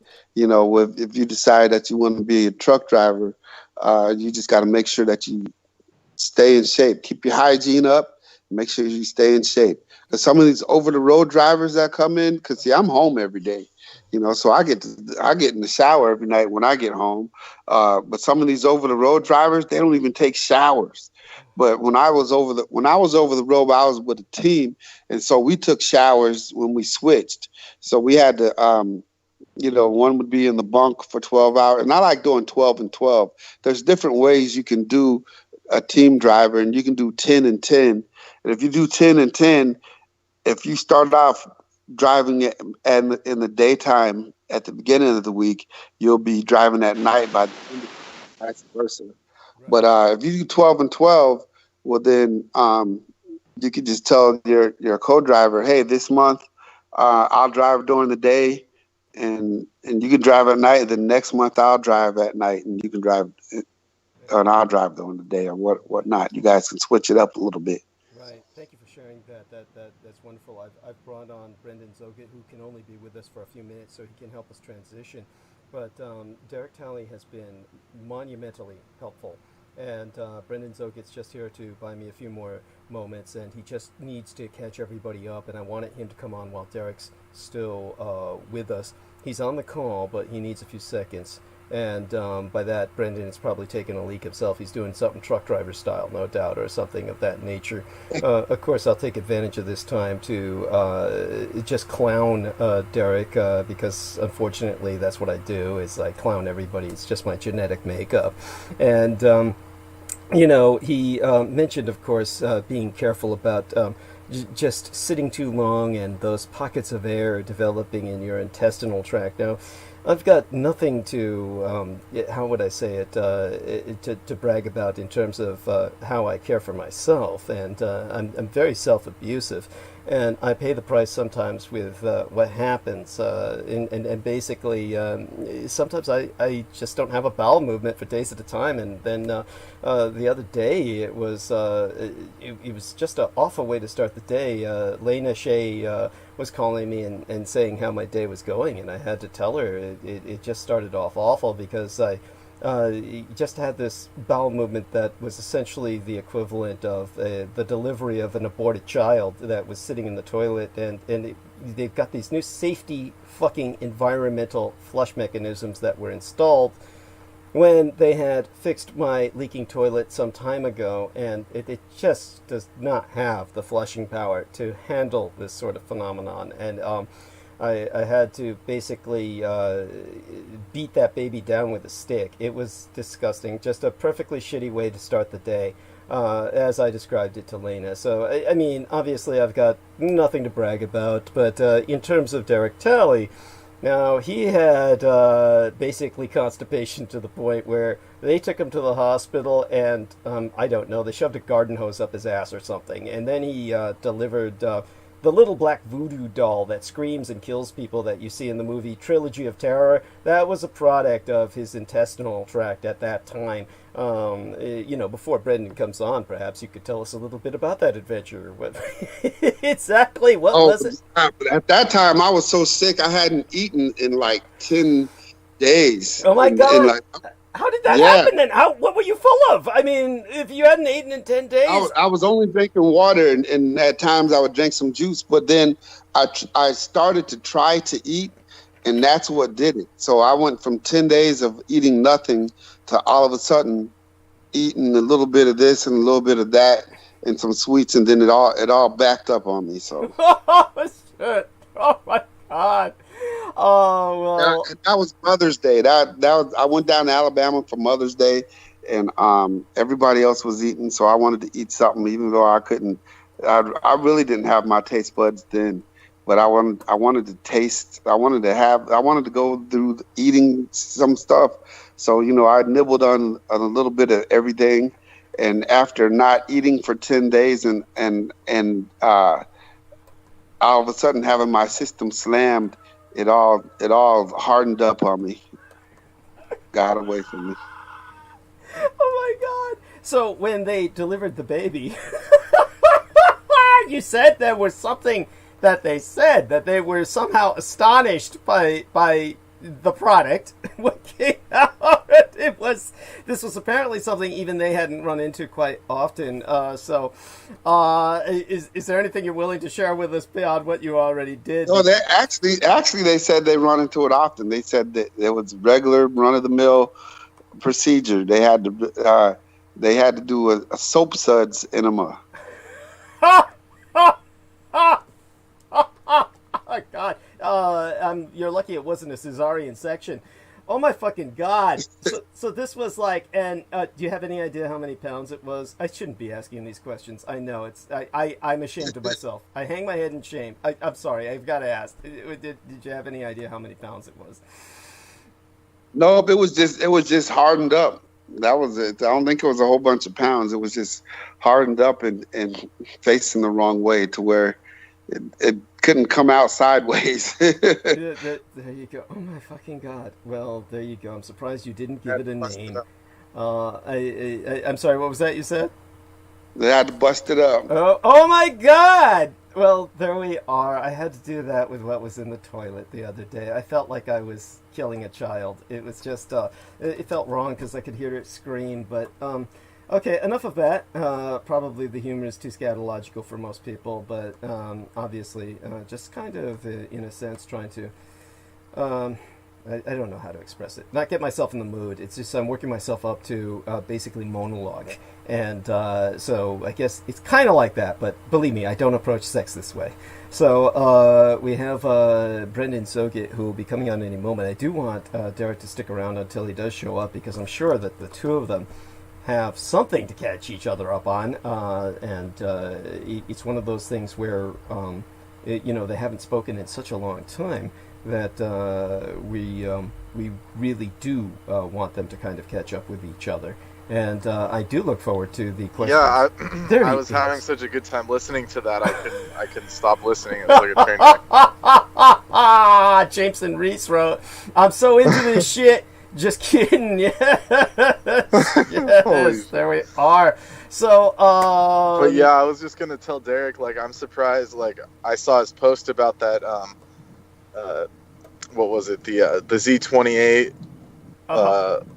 Oh yeah. Yeah, like the 1968 302. Like the boss, like the good one. Yeah. Yeah, and I was surprised I was the only one that upvoted that. Like, those like old muscle cars are no joke. Like I've actually been in one of those. Like I had growing up, my dad, he like built one of those. Wow. Yeah. Like pretty much numbers matching, like big block 396 like Chevrolet. Right. And like those cars are no joke. Like the muscle car era was like the best time for cars, I think. Right. Wasn't it though? I mean, man, those cars are just it's like they didn't make them like that ever again. Like yeah, and it's almost like they can't. It's like it's like with Oldsmobile, even in the 80s. Mm-hmm. I mean, the Cutlass and the Regal was just so pretty, and it's like somebody at GM said, "Hey, I have an idea. What? Let's make them ugly." "Oh, you're a genius." And then they made them ugly, and none of them sell. And they're all, "Well, what happened?" "Well, they didn't sell." Well, why not? Yes. We not making them ugly would attract the crowd. It's like, what's the matter with them? They're just so out of touch. Yes, exactly. That's like how what happened to all the cars, like even in the 70s, like they just kind of went from like styling to like squares. I swear them cars from the 70s, their designers were on LSD with them real long hoods and those trunks. Yeah, it's like super angular and long. LSD. Yeah. Yeah, that's LSD right there. It's true. It's like super geometric.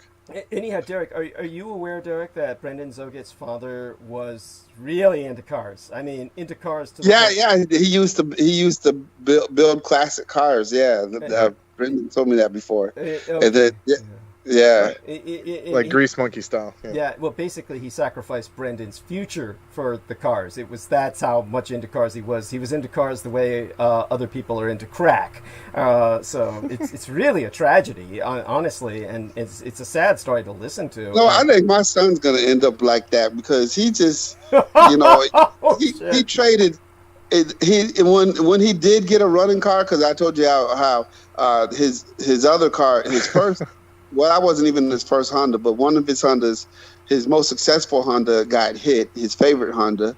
Well, by the time he found the car he was going to keep, so he eventually found another Honda, and he found a good deal on an engine and a car that wasn't running. So he traded his running car for a non-running car and an engine. Oh my God! And they're both. I've been there. I've been there. Still sitting there, you know, because it's like what Douglas was wasn't saying. The cars become like a drug or something. You're like, I could do it. I think I can do this, and you just get into it. You just get in that mindset. Oh my God! I mean, didn't you have 2 cars until at least recently? You still have 2, or you sold one? I still do. I'm still in that crazy car situation. Oh my God! Tell us a bit about that. What are these cars? Maybe someone will buy one off you. Well, I mean, I have my commuter car, which is like a normal, just like a, you know, like a Japanese, like good on gas, you know, like commuter car, and then I have like a BMW 528i, so it's like a BMW. Right. Yeah. So it's like, but that one's more of like a project. Like I've already fixed it like mechanically, but I just have to like get the paperwork square, and so that's gonna take probably like $100, and I don't even know if it's worth it at this point. Right. I might as well just go lawless and like COVID, like, you know, Mad Max style. Just not even register it. It'd be like, you know, I don't know what happened, officer. It was like that pandemic and shit. Oh my God! So speaking of that, my car was supposed to be registered in February, and all the offices were closed. Yeah, everything was closed. What was I supposed to do? Yes. Yeah. Good point. I mean, that's a good excuse. So I want you to do us all a favor and catch everybody up on what's going on with you, Brendan. And this, of course, right. I feel comfortable now to start my monologue soon, but I definitely appreciate your being here because I'm going to go mute and let you kind of talk to people about that while I chew some more, get some more calories in myself. Right. Wait, just real quick, was like Dr. Strangelove, was his hand like a cyborg hand? I'm just curious. Like, you don't have to go into it. So in terms of Dr. Strangelove, or was that just a plot device? With Stanley Kubrick, I believe that he was trying to emphasize was that the arm was somehow representative of like a reflexive or genetic and intrinsic German Nazism that could not be held down. That the German people were essentially just prone towards this kind of behavior, and that and he was British, like Kubrick. Stanley Kubrick was Jewish, so but wasn't he from England? He may have been, but I think that. Oh no, he might have been American actually. Yeah, I'm not sure. because I do know that he spent most of his life in America. So he was definitely. My impression was he was an American person of Jewish descent, and so the interesting thing, however, is that opposite that, he married a German woman who, my understanding was, he always treated her with great respect, and he was showing this in the film that he made, which I forget what it is, but it was about the final drum beat or something. It was, but it was about World War I, and he was showing this German woman who was captured behind French lines, and they brought her on stage to essentially disparage her as an animal, but she sang these French songs so well that they adored her, and they this was the woman who became his wife, and he had her as an actress playing this role in that film as this German woman who captured the hearts of all of these Frenchmen. And so whereas they had brought her as a prisoner to when she was captured on the field as a field nurse or something of that to do horrible things, the directions that were going were just unspeakable and left to the imagination, but then they were also won over by her, that they brought her flowers and everything else and treated her with adoration and helped her get back behind German lines ultimately. So it was this this woman was also a person who acted in Damnation Alley, so he brought her in as the female lead in Damnation Alley. I believe the only. And he married her, you said? Yeah, he married her, and she was the only, so it was his wife he brought into the film Damnation Alley, which was released in the same year as Star Wars. And so Damnation Alley, as far as I'm concerned, was in many ways far more compelling than Star Wars, or far more interesting in many ways, but it was Right. is something that nobody remembers. Nobody remembers Damnation Alley by Stanley Kubrick. Of all the Kubrick films, that is the one nobody remembers. And, Yeah, exactly. It's interesting. Yeah, but that's the one in which his wife was acting the role of the only female, if I remember correctly, and she was a very sympathetic figure again. So she was like someone that he. I don't believe that.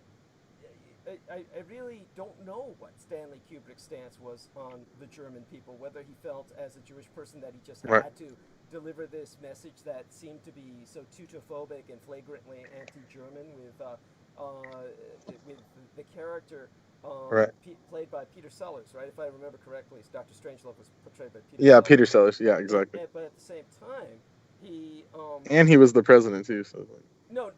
Yes. Peter Sellers played 3 different roles. He played 3 different roles in the movie Dr. Strangelove. But as for the Dr. Strangelove character, though, it's unambiguously, and this is not fan theory, this is something Stanley Kubrick himself alluded to at one point, it was really more than anything a critique of Henry Kissinger, who is blatantly, flagrantly Jewish. He has like the hairdo and the glasses, like it's on point. Yes, yes, and even to an extent, the speech pattern is far more Henry Kissinger than it is any German. Yeah, it's definitely not German. It's not a German accent at all. And so it's almost like my impression would be based on how, because he has that intonation that if you listen to Kissinger, he has that kind of like nasally kind of thing going. Thank you. They were doing it to mimic him. Yeah, it makes sense. He very much was doing it to mimic Henry Kissinger and to mock him, and I think that's where that comes in. When you really look at it, then from the context as Kubrick intended it, it's not a comment on the German people and the stereotype that people assume it to be, and that's how he got it through his fellow Jewish community.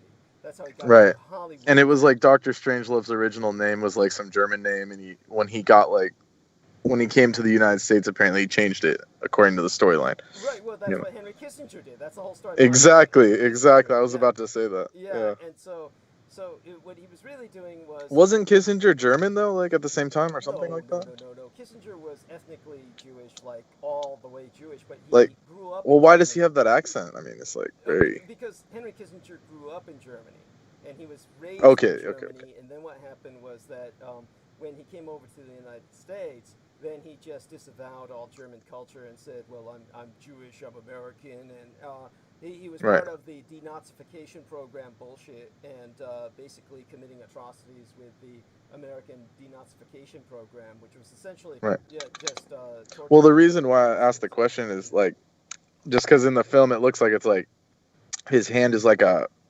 prototype robot hand or something, because it's like, it's like malfunctioning or something. I just kind of had that. It's supposed to be made of wood. There we go. Yeah, it was something like that.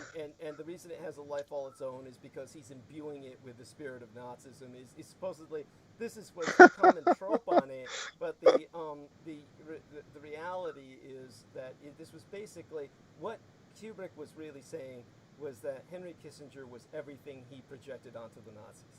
That's basically what he's saying. Right. And so he's just saying Henry Kissinger is really just everything he claims he stands against, and and that. So the real threat.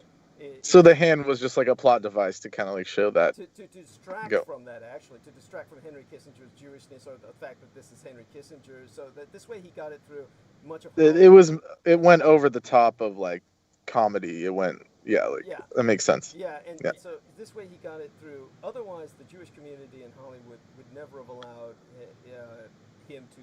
And just like that movie, the whole thing is pretty on point. Like how the Russians have like the Doomsday Machine, and he's like, why didn't you tell everyone about the Doomsday Machine? Because the whole point of it is to like reveal, the existence of it for like ultimate, what's the word? Deferment or deterrence. The ultimate deterrence is theoretically, or they had it, but they didn't tell anyone about it. So it's like it defeated the purpose. But I feel like the Russians would do that. Like, who knows? Yeah, because they're that fucking stupid. Because nothing they do makes Yeah. any sense. It's not even due to any sinister conspiracy. But you remember? Yeah, that's basically how it was in the film. It was just like he was like, I don't know why it's like that, and they're like, actually, why didn't you tell that. anyone? He said we were going to save it for the premier's birthday. You know how he loves surprises. It was basically Yeah. they were just going to tell him. It was like something they were saving for Stalin. I mean, that was just a play on if you remember Eisenstein, who made the film Battleship Potemkin, and he was this big Soviet cinematographer, and in other words, he was a movie producer in the Soviet Union, and basically what had happened was Eisenstein was working on the footage for the Battleship Potemkin, and the way things worked in the Soviet Union was simply nobody had any sense of anything other than deferment to Stalin. So when Stalin made a casual request, it was taken as life and death because people would die just based on the merest whim or caprice of Joseph Stalin. So at the time that he heard Eisenstein was working on this film, then he said, "Can you go check on it? I'd like to see it." And it was taken as an order. And so when they went to check in on Eisenstein, he had actually fallen asleep splicing the film together. He had in no way, shape, or form finished the film for any cut that he would have delivered to Stalin or anyone else. And so he was dead asleep from exhaustion because he had been working for days and days and days. And so when he fell asleep, he was like asleep, like unconscious. And so when they came in, they just said, well, don't wake him up and let's take what's here. And they delivered it to Stalin. And so what he saw of the film was a fucking mess. Anyone would agree who watches the film that it doesn't make any fucking sense. And yet Stalin loved it. And he was like, I love it. So they just released it like that. And when Eisenstein woke up and found out what had happened, he was, of course, just heartbroken. He was like, this is not what I wanted, but this is what everyone hails as this great example of Soviet cinematography now. I mean, it's so that's what they were trying to show in Dr. Strangelove when the Soviet diplomat is saying that. It's like, okay, we're going to save it for the premiere because he loves surprises, and so it's not like anyone was going to tell him, oh, this project is finished until it was like a day they felt that he might be receptive or something like that. So it was just that of that level of stupidity, and then you had all the other stupidity that was, I think. Personally, I don't like it as a comedy. I would have infinitely preferred that Stanley Kubrick had produced a straight thriller and just let it be a thriller, and yet everybody loves Well, it. the book itself is the book it's based on is like apparently like a thriller or like some kind of like doomsday kind of book. It's hard to tell. It's hard to tell because they if that's the case, then they released a second book. Because the book I saw, Dr. Strangelove, was truly based as a comedy. It was based as a comedy. Right. The book had a completely different title, so like when I find it again, I'll send it to you. Probably a book entitled Commander One. There was a book entitled Commander One, which was supposed to be the inspiration for the Stanley Kubrick film, and then I think so. That film as a comedy, and then they produced the comedy book named after Dr. Strangelove after that. So that's probably if I remember correctly, that's the way the chronology was with that. And Yes, thank you for that, and I can give my update now. I appreciate that. Yes, and it's deeply appreciated. By the way, we all care about you, and we're just so we just see this. Derek says, "Oh, when I start working again, don't say, oh, poor Derek, I feel sorry for him." Well, we can say that about Brendan. Yeah, poor fucking Brendan. We feel fucking sorry for him that he's fucking working. All right, that's tell us about that so we know what we're feeling. Yeah, it's terrible. I mean, it's not too bad. I mean, obviously it's just work, but like the way the grocery store is now, it's like I have to do like every job in the store. They're like trying to train me to do every job because like people are calling out so often, and like due to COVID and stuff, if you call out for 3 days straight, then you automatically get taken off the schedule, and you have to have a doctor's note to be brought back. And because doctors are closed, it's taking even longer for people to get back to work. So it's like there's no one there. There's only like 3 people at the check stands. And so I had to go in today, or not had to, but I need the money. So basically I had to.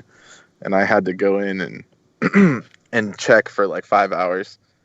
And it's just like I'm recovering from like a migraine from that.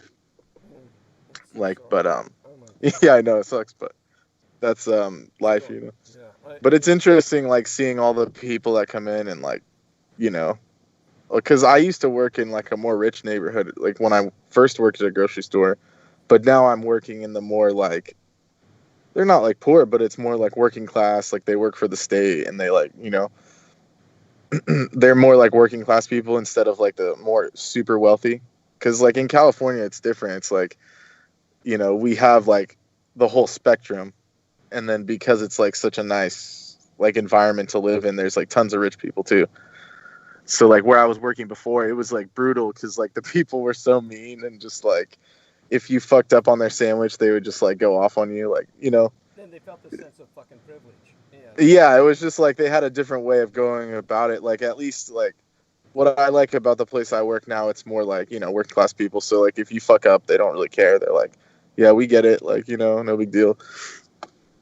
You know, so for me, it's, like, kind of more relaxed than I'm used to. And I also used to work at a casino before. So, like, imagine the entitled, like, assholes. Like, you can imagine, obviously. That would go to a casino, you know. Oh my god! And plenty of them, of course, are not entitled. They're basically impoverished, and they're going to casinos. And well, yeah, there's like, of course, that's most of their clientele that get sucked in with like the free play and stuff. And then the rich people actually at the casino were probably pretty nice. It was like, there were some people that were very much like, yeah, like pretty bad. And yeah, there was all kinds of weirdos. You get people like one dude who thought he was like some ex-Green Beret or something, and he was telling me about his wife. And he thought like the government put like gray DNA inside of him or something. And I was like, oh yeah, dude, that's crazy. Fucking delightful. I hate that. I hate that kind of bullshit. I mean, right. And he had like a Vietnamese wife, and he like went to Vietnam or something, you know. And at this time, I hadn't listened to your stuff, so I didn't really get it. Or I think I like briefly like knew what you talked about that, but now it all makes sense. Like he was probably some kind of like mind programming kind of dude or something. Thank you. I mean, they like brainwashed. That's if he had a brain to wash. That's if he had a mind to fucking program. Most of these guys are just fucking crazy, and you know, they flatter themselves. Yeah, he was just like some crazy. Yeah. Yeah, and you know, and there's all kinds of people who claim they were in quote unquote, or you know, and they weren't. It was kind of like he said he was like special forces or something. Oh, you know, of course. Like, they all say that. Oh, they all. But say I mean, that. this guy, he like actually looked like ex-military, like for sure though. Like you know, he has like that certain look. Okay, all right, yeah, I'll buy that. So like, yeah, there's guys who just. But he was fucked up. I mean, obviously. Yeah. I mean, it's also, you can tell by the way some people stand or walk, or just the way they sit. sit. Yeah, that's what I'm saying. Yeah, they just have that look, like, you know, they stand a certain way, they walk a certain way, you know, right. And like marionettes and shit, you know, they're just... exactly. Yeah, they're fucked up, and they keep But their it's hair. just like, it was just one of the examples of, like, how many different people you could meet at a casino. It's like... And then, like, I've met a lot of, like, really rich Asians, too.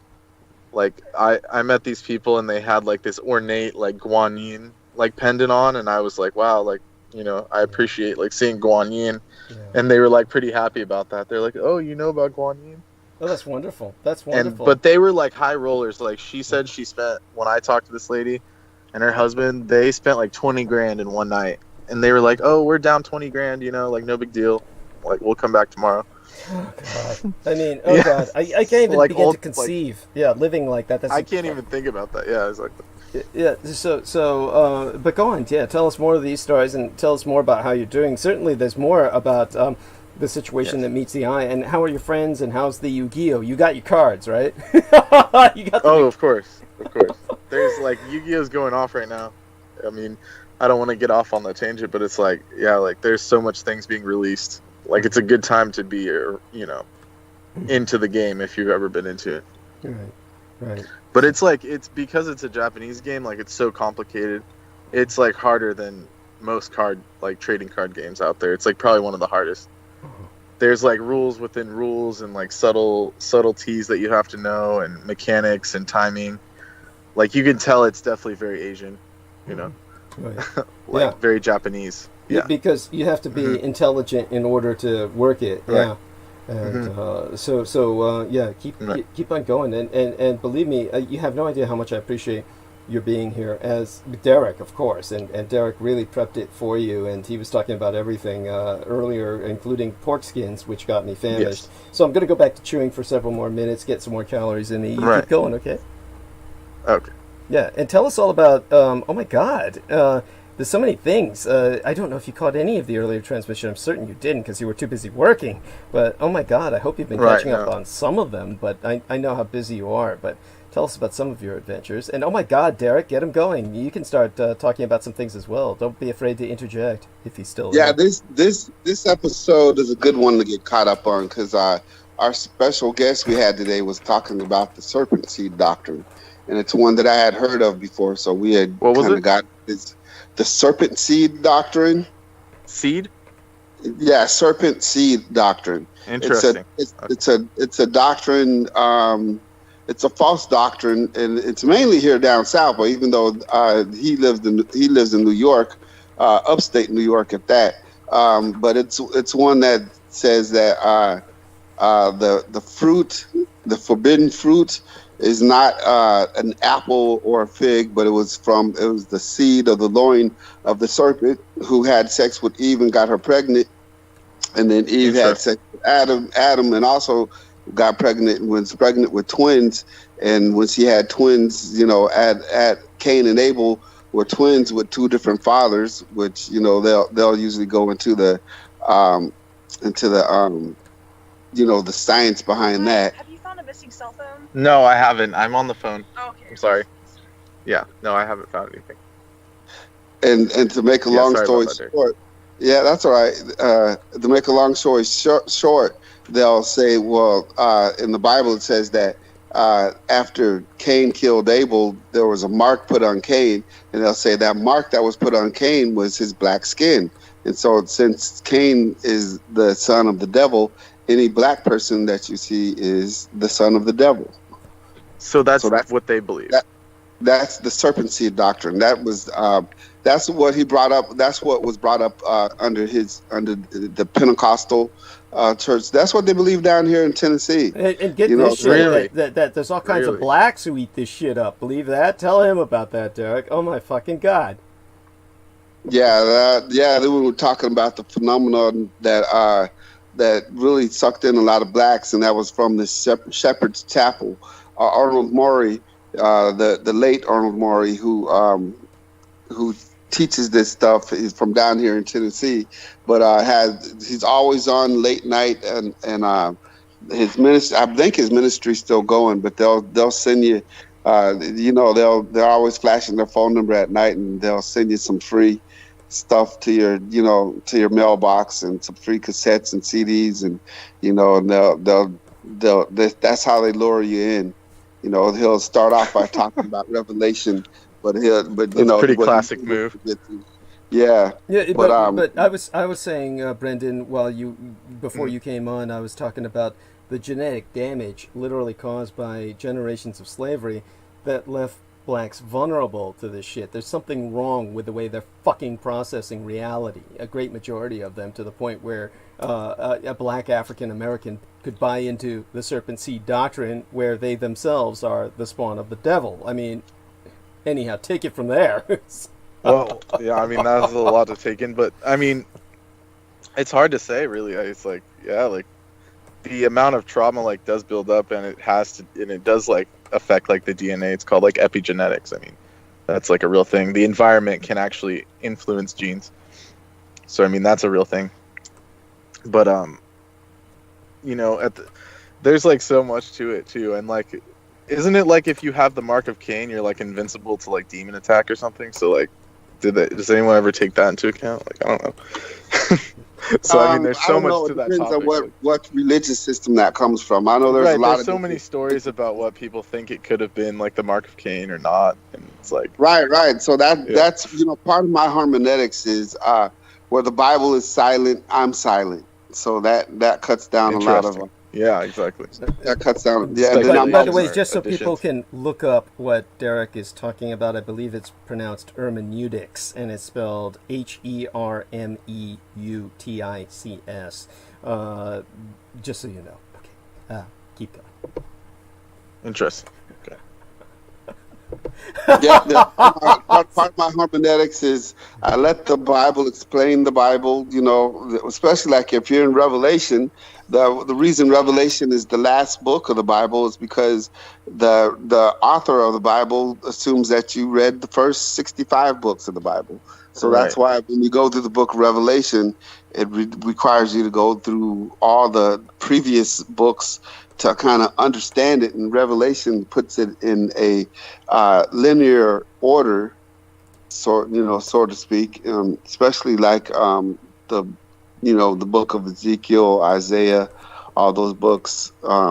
They become, when you read the book of Revelation, it takes a lot of what was in those Old Testament books and it puts them in a linear order to where they can be understood. Yeah, I do recall that from reading like Revelations. It's like set up like that. Well, of course, aside from all of the theology, Brendan Zogit, when he references the Mark of Cain rendering people immune to demon attacks, then we're bringing in a lot of different other mythologies that, of course, combine. Now, we wish you were here the other day when we were talking about India, because, of course, Selina Khan was talking about how Indian widows are being so mistreated, and basically, maybe you can give us some update on that and what's going on in India. I'm sure you've been keeping track of much of what's been going on. I know of, like, I've read, like, stories, too, or, like, actual, like, books based on, like, fictional books based on like, the dowry system. Yes. But the author herself like went through that, so it wasn't entirely fiction. She just like dramatized it, but it's like some of the stuff that happens is pretty crazy. Yeah, and if like their husband dies and like you don't have like another dowry, like you're trash. Like you're basically in the streets. The other family isn't going to take care of you.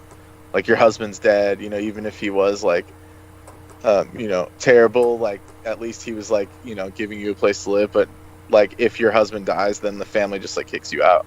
And if you don't have like a rich family that has another dowry, like you can't get married again, and like so it's a horrible situation for a lot of them. And they get widow's pension, but it's only like 60 rupees or something ridiculous. Mm-hmm. And so like 60 rupees is like 6 cents, like 6 pennies here.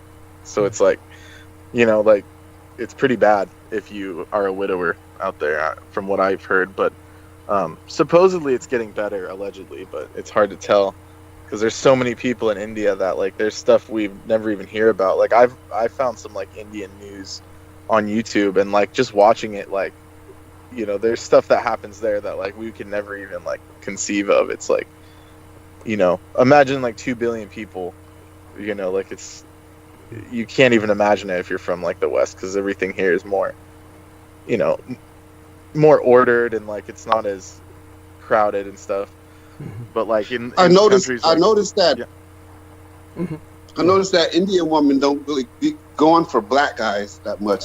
not like Oriental women, I mean, I'm just gonna generalize and say like Indians are pretty racist, like actually, But I'm not trying to like make like say that they're like the worst. Like everyone's racist, but they have a very distinct like line, Well, it's probably because Asian Indian women suffer so much from anything they do that they would be deathly afraid to be seen with a black man, simply because of the further grief that would bring upon It has to them. do with family and stuff, yeah, for sure. Yeah, and so with Asian women, what Derek said surprises me, because I honestly the dynamic that I saw for years was that you had a lot of white women going for black men, and a lot of times, as Farrakhan says, and he got it, I think he read it quite right in many cases, it's simply because they hate their father and their family, and they're just getting back at their family, like, look, you can't stop me from fucking a black guy, and there is a lot of that out there. Then you have or they're simply making a statement like they're radical or something. And then, of course, there are genuine cases of affection or whatnot, or romance. But then you had, because of that, a lot of times you had a lot of white guys who were going for Asian chicks. And this is, of course, most of it, again, pure racism, like I said, at many cases repressed pedophilia. And but they just feel that the Asian chicks are submissive, and that they'll do as they say. They have these various mythologies, and they just don't really think of them as human. It's mostly like someone they can abuse and get away with it. And this is why you had that John Wayne Bobbitt, who had a Latin American wife who he abused terribly to the point where she was driven to cut his penis off.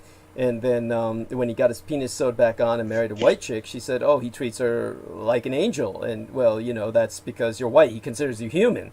And then, of course, this left basically the only other pair in major urban cities would be Asian men and black women. But the Asian men were just simply too racist to go anywhere near the black woman. And this left a lot of black women without partners. This was the dynamic that I saw in this horrible three-way system of just sexual coupling that was going on for the longest time. I don't know if things have changed or because that at this point it fails to even interest me to investigate. But so there you have that dynamic. I don't know if either one of you gentlemen noticed anything different or similar to what I'm saying. Well, you know what? Neely Fuller Jr. Breaks it down, and I'd have to actually find the soundbite and send it to you because he makes complete sense when he says it, but he breaks it down and he says the powers that be want to replace the black vagina with the white male anus. So want to replace the black female vagina with the white male anus, and have confused people going after the white male anus rather than going after the black female vagina, and you know that's the new in thing right now. That's it, going after the she-males and you know the gay, the LGBT alphabet crew, and have them you know, it's basically genocide is what it amounts to. But you know, it's like when it comes to sex, black males have a short attention span. And that goes back to, you know, with the civil rights era, them throwing us off by offering us integration. And with integration, the promise of interracial sexual access and just having the focus of the black man completely focused away from his own survival and just focused on interracial sexual access. And now they want to have them focused on homosexual interracial sexual access. Yes. Like Don Lemon. Like who? Don Lemon. You know, Don Lemon's married to a white man. Good God, no, Holy shit. I don't even know who Don Lemon is. Who the hell is Don Lemon? I don't know that. That's the CNN guy. I think Trump called him an idiot at one time. Yeah, he's always getting into it with Trump, but he's a CNN commentator. Okay, so he's a black guy who's a journalist who works for CNN, and I'm looking at him up right now, and I see this kind of innocuous-looking black guy who, yes, you know, what can I say? It's like, it is what it is, right? I mean, so I now see what Derek is saying, okay? I couldn't get what he was saying, but now it sank in. I know what the message is. I find a hard time understanding how, I understand why the commentator you spoke of said what he said, and I was thinking to myself, how the fuck are they going to get that to work? How do you get heterosexual straight black men who are obsessed with machismo to the point where black men are one of the few groups of men in the world where they don't like women cutting their hair? It's like every person normally who's a male loves to have a female salonist take his head in her hands and, you know, run her fingers through his hair and do what she does. I mean, this is how Samson got, you know, emasculated. But then maybe that's where it comes from. Yeah. The black men, on the other hand, they like, no, I gotta have a man do it. Not gonna let them, you know, no bitch cut my hair. And then, so it's like, when Beaver was I think that makes sense. Like, when it comes to dudes' hair, like, it makes sense that a guy does it, because it's like, the only good haircut I've really ever had was from, like, a Vietnamese lady, and then, like, from some black dude at a salon once. So it was like, I don't know if it's, like, because it's just, they don't mess around, and they don't really care about layering, and they just go for it, or, like, something's different about it. I think Derek was going to say something. What were you going to say about that, Derek, before before I... Oh, no, I was just listening. Okay, yeah, because my gang brother Beaver was thinking once about...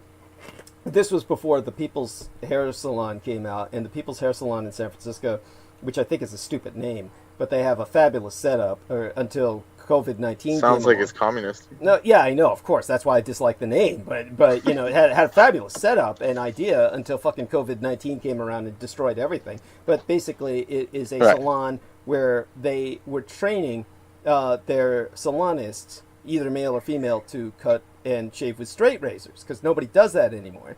And so they could shave with straight razors, and they were trained to do that, which is, of course, you know, a risk to take, because, you know, imagine the lawsuit if you slice someone's Adam's apple. But at the same time, it's one of those exciting and very, it feels great to have it done. And beyond that, they offer alcohol. So you go in there, you can grab a beer, you can grab whiskey, and you can drink while waiting so they had an alcohol license. They had an alcohol license. They can't, all that shit's destroyed by COVID-19. Everything is destroyed for the foreseeable future.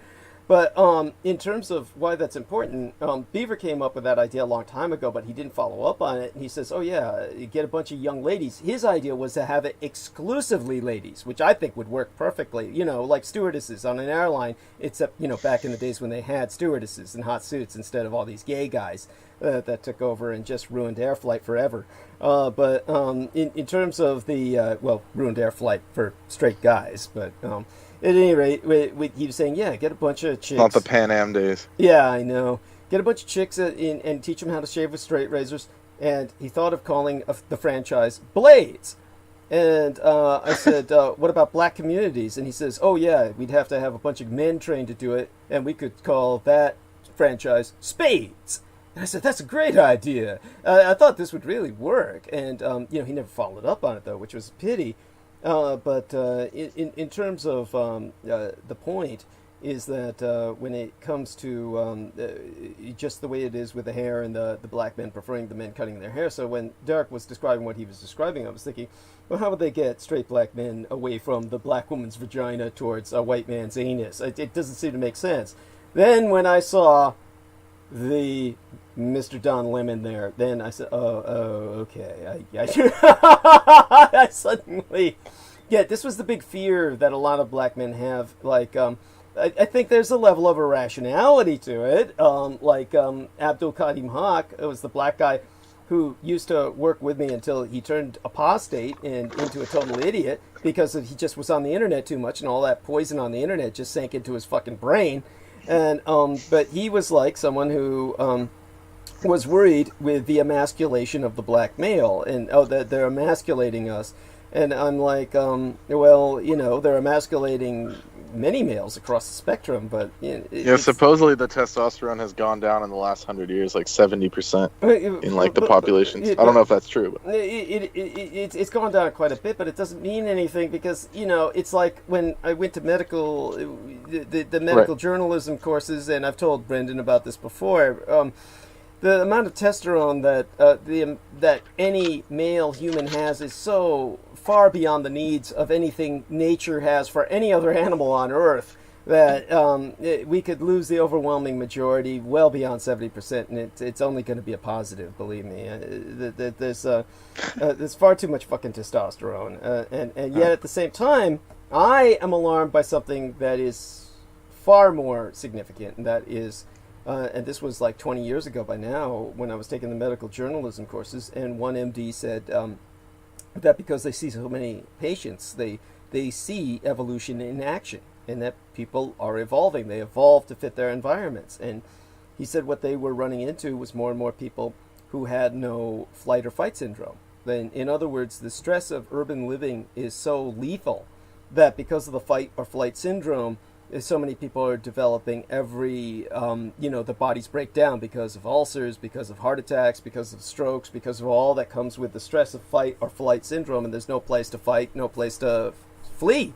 And so in modern civilization, so it's becoming an evolutionary drawback. So they're witnessing more and more patients, this was 20 years ago, that had no fight or flight syndrome, meaning no adrenaline spike produced in the face of threat. And he said that means you could take a firearm, point it at their face, and say this is a loaded firearm and fire a blank directly at them. And it'll go bang, and they'll see a big flash, and they just sit there like cows and blink.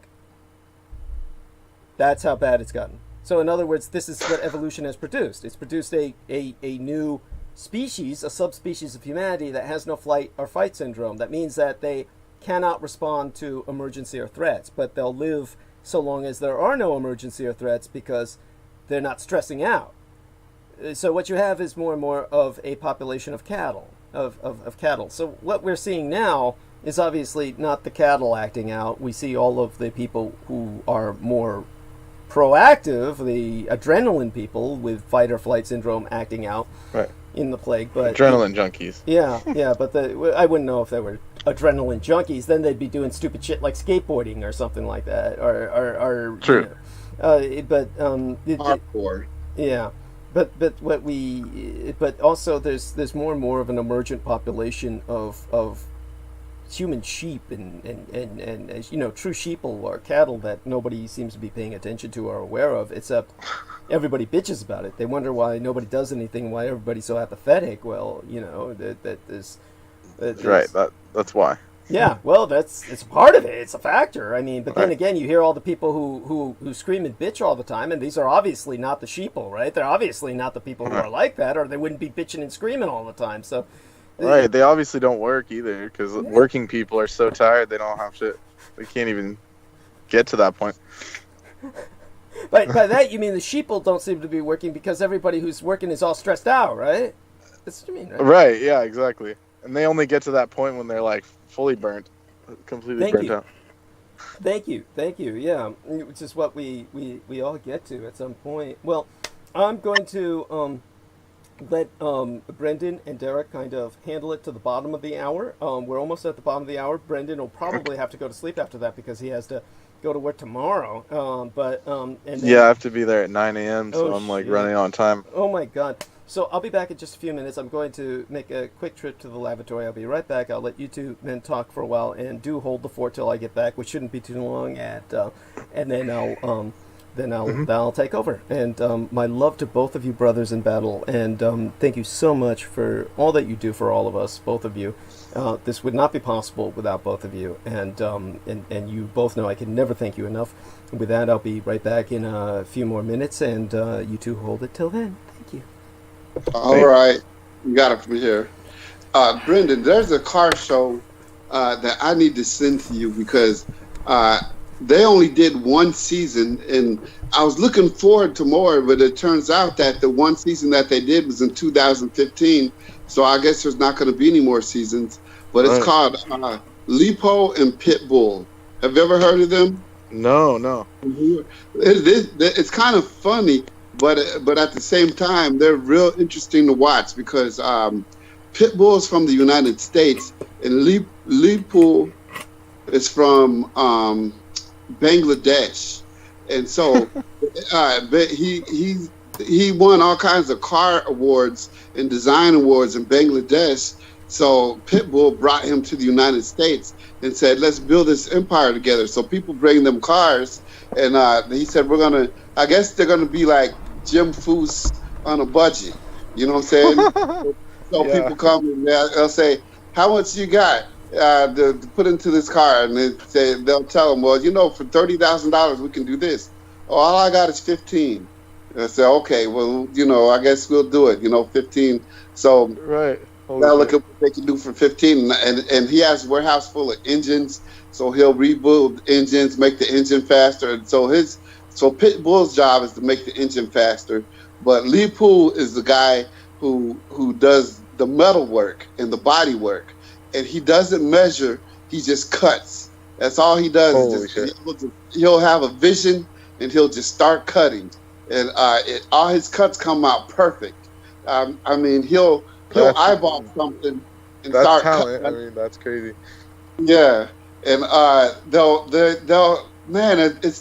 it was just an awesome little series, and they only have like 9 episodes, and they only did one season. Yeah, that's it. As I said, man, I would have loved to have. Is this on Netflix, you think, or is it like on TV? It's on I don't know whether it's Motor Trend. I'm gonna have to look them up again. I'm gonna have to look them up, and I'm gonna send it to you. But you'll be able to find it. But they're very interesting to watch because they clash. They clash so much because Pitbull's always saying, "Leepool, what are you doing?" It's almost like watching a sitcom. You know what I'm saying? But Leepool always needs some inspiration.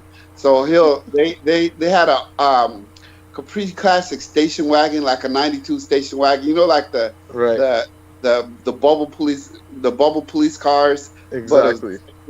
So I've driven in one of those. Yeah. Yeah. Leepool needed some inspiration, and so Pitbull took him to an old classic car place where they had a bunch of cars, and he goes, "That's my inspiration." He found an old Impala, like a 62. No, what was it? It was like a 65 Impala. So they found one in the junkyard, and they made that 92 Impala look just like that. I mean, they cut it up and put it on their perfect. Yeah, so to where you still had the bubble. Look, from the side, but you look at it from the front, it's like you're looking at a 65 Impala. And you look at it from the rear, they had, they did the tail light. Yes, that's tight. Kept the tailgate on the station wagon and everything. I'm trying to check that episode out. That one sounds cool. Yeah. So I'll find it tomorrow, and then because it's on a certain channel to where it's free. I don't know if you got a cable or anything like that, but I don't have cable right now. No, I just have like internet. Okay, well I'm sure I could find it. Like I have like ways to find it for sure. Yeah, because I gotta just find out. Remember how to spell Leepool. So it's Leepool and Pitbull, but very very very good car episode. I wish they had kept that going because I wish they had advertised it in the first place because it's my first time ever hearing about it. I stumbled up on it, and then I called my son down. Me and my son watched every episode, and I wonder when we're coming out with another episode. And that's when my son must have gotten canceled or something. Looked it up and said, "Well, Dad, they're probably not going to because these episodes are from 2015." I said, "Oh, that sucks, man. They should have kept this going."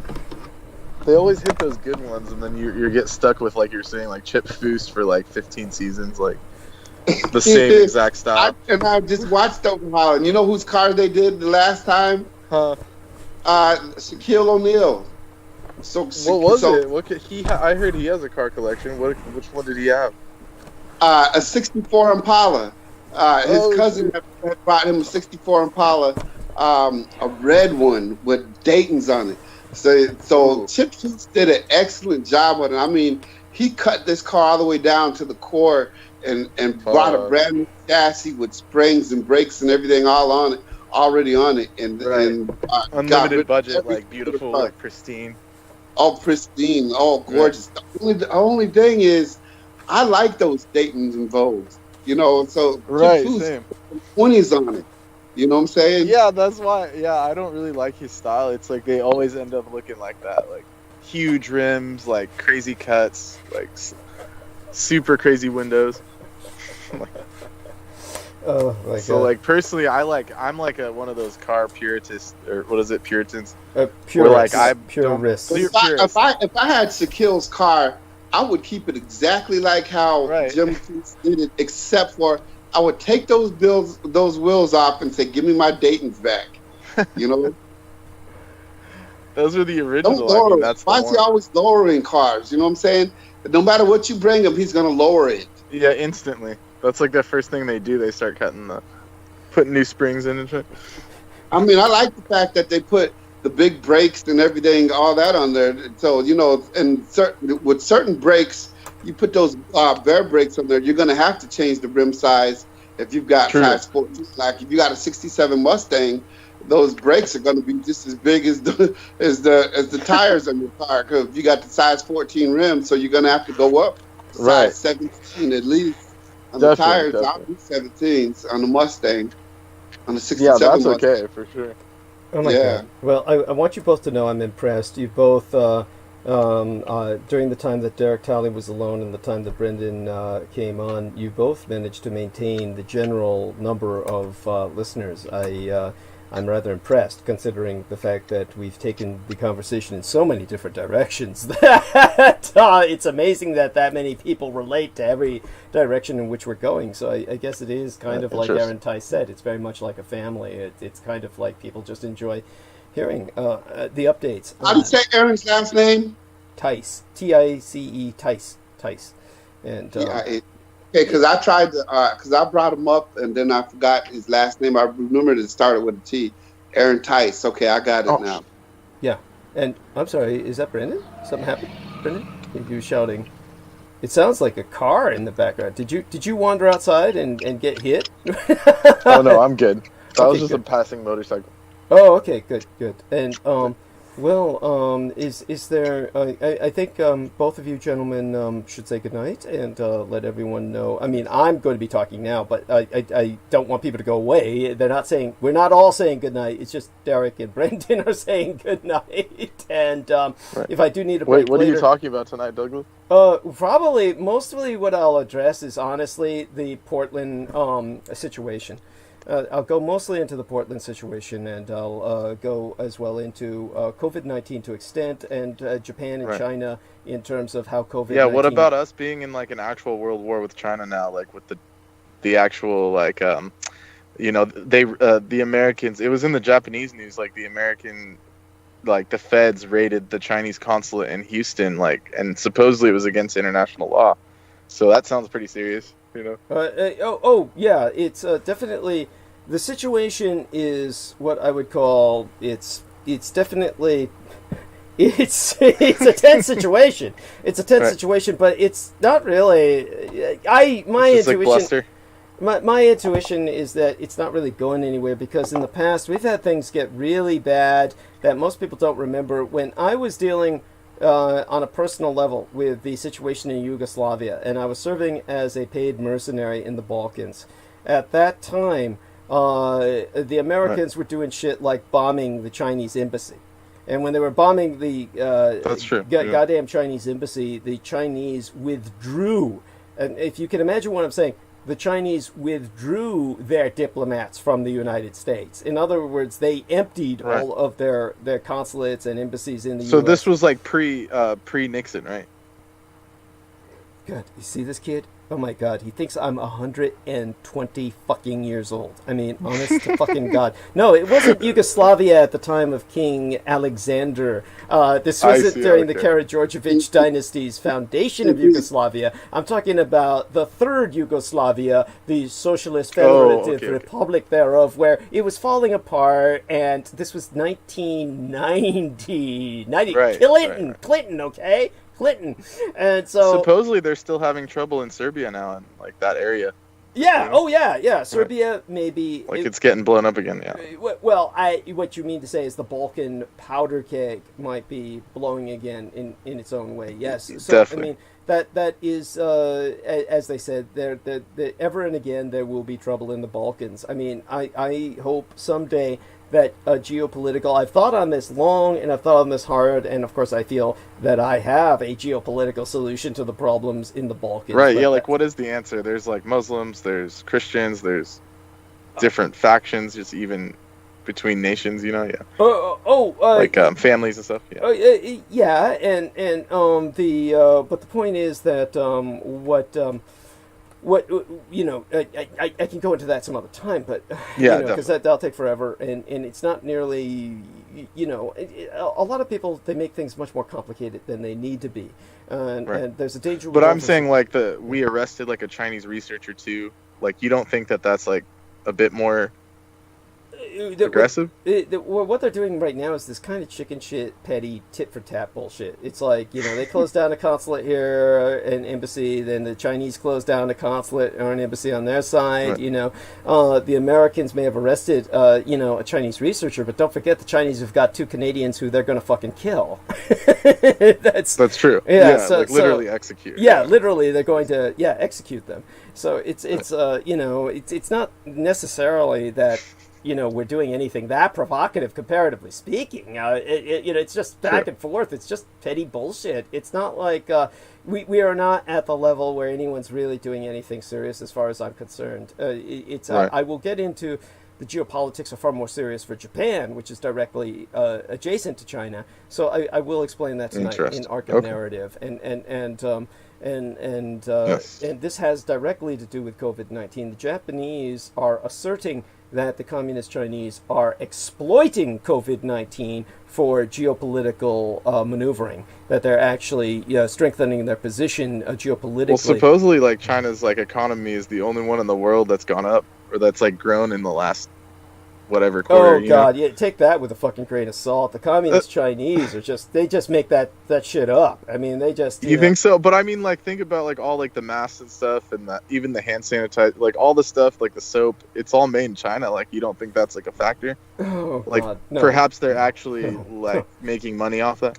Oh God, you sound like Alexander. What's his name? Alex Griffin? Oh my! I'm God. just saying, like, it's like, come on, it's all how far? Illinois flew to China to get some masks when there's a black owned company that actually makes masks, and even donated 200,000 masks to Cook County Prison. So while there's a mask company in Illinois, but it was a black-owned mask company, the governor of Illinois flew to China to look for some masks. Yeah, preposterous. Classic. But honestly, you cannot build an economy like China had going or grow it in any way, shape, or form on this level of personal safety equipment, like masks, okay, like fucking masks and fucking hand sanitizer and shit. Okay, it's not the same. It's not what they had. It's so they're just lying about their statistics about they're just putting on this false face for the rest of the world while they're collapsing on the inside. It's a nightmare for them, and it's a nightmare for us in a different way, but. Honestly, it's one of those things where, before there's a global war, there's a good chance that China is going to collapse. Now, of course, the Americans shouldn't take any solace in that, because America's on the verge of collapse as well. I mean, exactly. It's honestly, before there's a civil war, before there's a world war, the chances are far higher that the Russian Empire, the Communist Chinese Empire, and the United States are all going to fucking collapse. Literally, internally, they're going to implode upon themselves. And apparently Israel, too, like, the people are rioting against Netanyahu, so it's like, it's like cleanup time, so to speak. Oh, we can only fucking hope and pray. And aside from, that, there's other, Montenegro, what you're thinking of in terms of Serbia, what you're really thinking of is Crna Gora, which is the Serbian word for Montenegro, which was an independent Serbian nation for many centuries. The Montenegrins had their own king for a period of time during the Middle Ages, and the Montenegrins were the Serbs who had never been enslaved. They were the Serbs who had never been occupied by the Turks. So that's what it was. It was the Turks originally. Yeah. Yes, and so the Montenegrins are about to collapse into civil war, and that's in the Balkans, and it's one of those things where I don't even bother to address that, even though my personal interest was vested in the Balkans for quite some time. I don't I know most people just get lost when I talk about the Balkans. This is why I don't bring up Byzantine Orthodox Christianity very often either. It's just that most people, it does not compute. They just don't, they don't even fucking get it. They just turn away. I'll do a bit more in the future. Well, you have right now. I think that's even more relevant because you have like the Hagia Sophia being turned back into a mosque, which like is a big controversy right now. But like I was just saying, like from the perspective of history, like it's been a mosque like since the Ottomans took it. I mean, it's always been that. Like it has like the the hadith inside. Like it's not it's never not been a mosque. Basically, is what I'm saying. Thank you. Thank you. And like they already took it. Right. And Now, in terms of this kind of subject, of course, Brendan Zogit and I will do a much more thorough job of this at some point when he finally is I have released. to go to sleep, actually. Yeah, when he's finally released from captivity. And so, blessed be thy night and sweet be thy dreams. Much love. And, Thank you, Douglas. Yes. And with that... all right, good night, Derek. Yes. Good talking to you as well. And yeah, I'll send you some car links too, like when I ever have free time. So much love. Good night. Good night. All to right, both peace. of you. Yes, my love to both these gentlemen, and thank you so much to both of them. Honestly, really, I couldn't do without them. And, of course, that's part of my struggle, and Mein Kampf, my struggle be thine own. Contribute to the struggle at DouglasDietrich.com, where we now be accepting contributions via PayPal Holdings Incorporated on DouglasDietrich.com. And in all due acknowledgement unto our own personal hero, we ask of everyone moral and our fiscal support on behalf of our dearest English brother in battle, John Henry McMills Warrington. Friend and follow him via his Facebook timeline at facebook.com/John.War. He is, of course, the YouTube mega channel property manager who be Team Thrax, Dietrich's or Dragon's ultimate post-episodic producer and our final productions archivist at DouglasDietrich.com. Subscribe to his channel at youtube.com/C/Magator, which be spelled MAGGOTAUR. For were it no for he, nigh all videographic works of the internationally recognized renegade military historian would have been lost forever. So if financial aid no be prohibitive per budgetary constraints, electronically relay monetary assistance via tinyurl.com/mmagotmillions. That's tinyurl.com/MAGGOTMILLIONS. This is the individual, of course, who of his own initiative took the majority of everything that I've ever published on YouTube in particular and downloaded it into his hard drive, so he was able to help us reconstruct after each one of our wipeouts when we were scrubbed from the internet. One of those incidents was being described by my manager, Elena Shea, to open our program tonight, or shortly after opening, when she was describing the website being shut down by the coordinated efforts of Amber Rose Dio, who unfortunately at that time I was utterly dependent on for production. And, of course, Richard K. Cole, the junior, Richard K. Cole Jr., the primary gang stalker, who is, of course, a registered sex offender. And now you too can do your part in the help in the fight against total annihilation of my legacy from the internet, or indeed all species of life on the surface of the earth. Spread the word about Douglas Dietrich, that he, the biological son of Adolfus Jacob Hitler, which you can find out more about at DouglasDietrich.com/2019/05/08/Douglas Dietrich, son of Adolf Hitler, fighting against white supremacist neo-Nazis. Confer while there. Footnote on my biosire, which be on the homepage of showsdd.com. You can find elements of that in the summary of tonight's program here on YouTube, in the blurb that's underneath our title and our date, the headings for tonight's live stream, and it will be published, of course, as a YouTube video after transmission, and thereafter you will find the summary that has elements of Adolf Hitler's microbio or microbiography on it, along with that of the man who raised and guided myself, George Joseph Henry Dietrich, based on, of course, both of them having Alexandria's genesis, which is the very genetic variation. It's not a mutation, I don't prefer that word. Rather, I would say genetic variation that both Adolf Hitler and the man who raised and guided myself manifested. And, of course, that's why my mother was attracted to my father, George Dietrich, because he had the same Alexandria's genesis that Adolf Hitler had, who she was physically intimate with when she was very young. And so hopefully that puts some things in some context. Understand that it's up to you to make the world aware of myself, because if the government has its way of either communist China or the United States, no one will ever hear of me. It's your war. You've got to fight it. And as a result, you need to make the world aware of myself. Spread the word far and wide to all and sundry that the scion of Adolf Hitler, Douglas Dietrich, be alive and well and resident in the city and county of San Francisco. And if at all possible, electronically relay thy contributions at douglasdietrich.com and encourage others to do so. People are forever asking, Renegatus Humanus Arma ab Masa Erudicio, the renegade human weapon of mass instruction, what they can do to fight the pedopathophilocracy, such being our present Slavo-Western government by patriarchy of pathological pedophiles.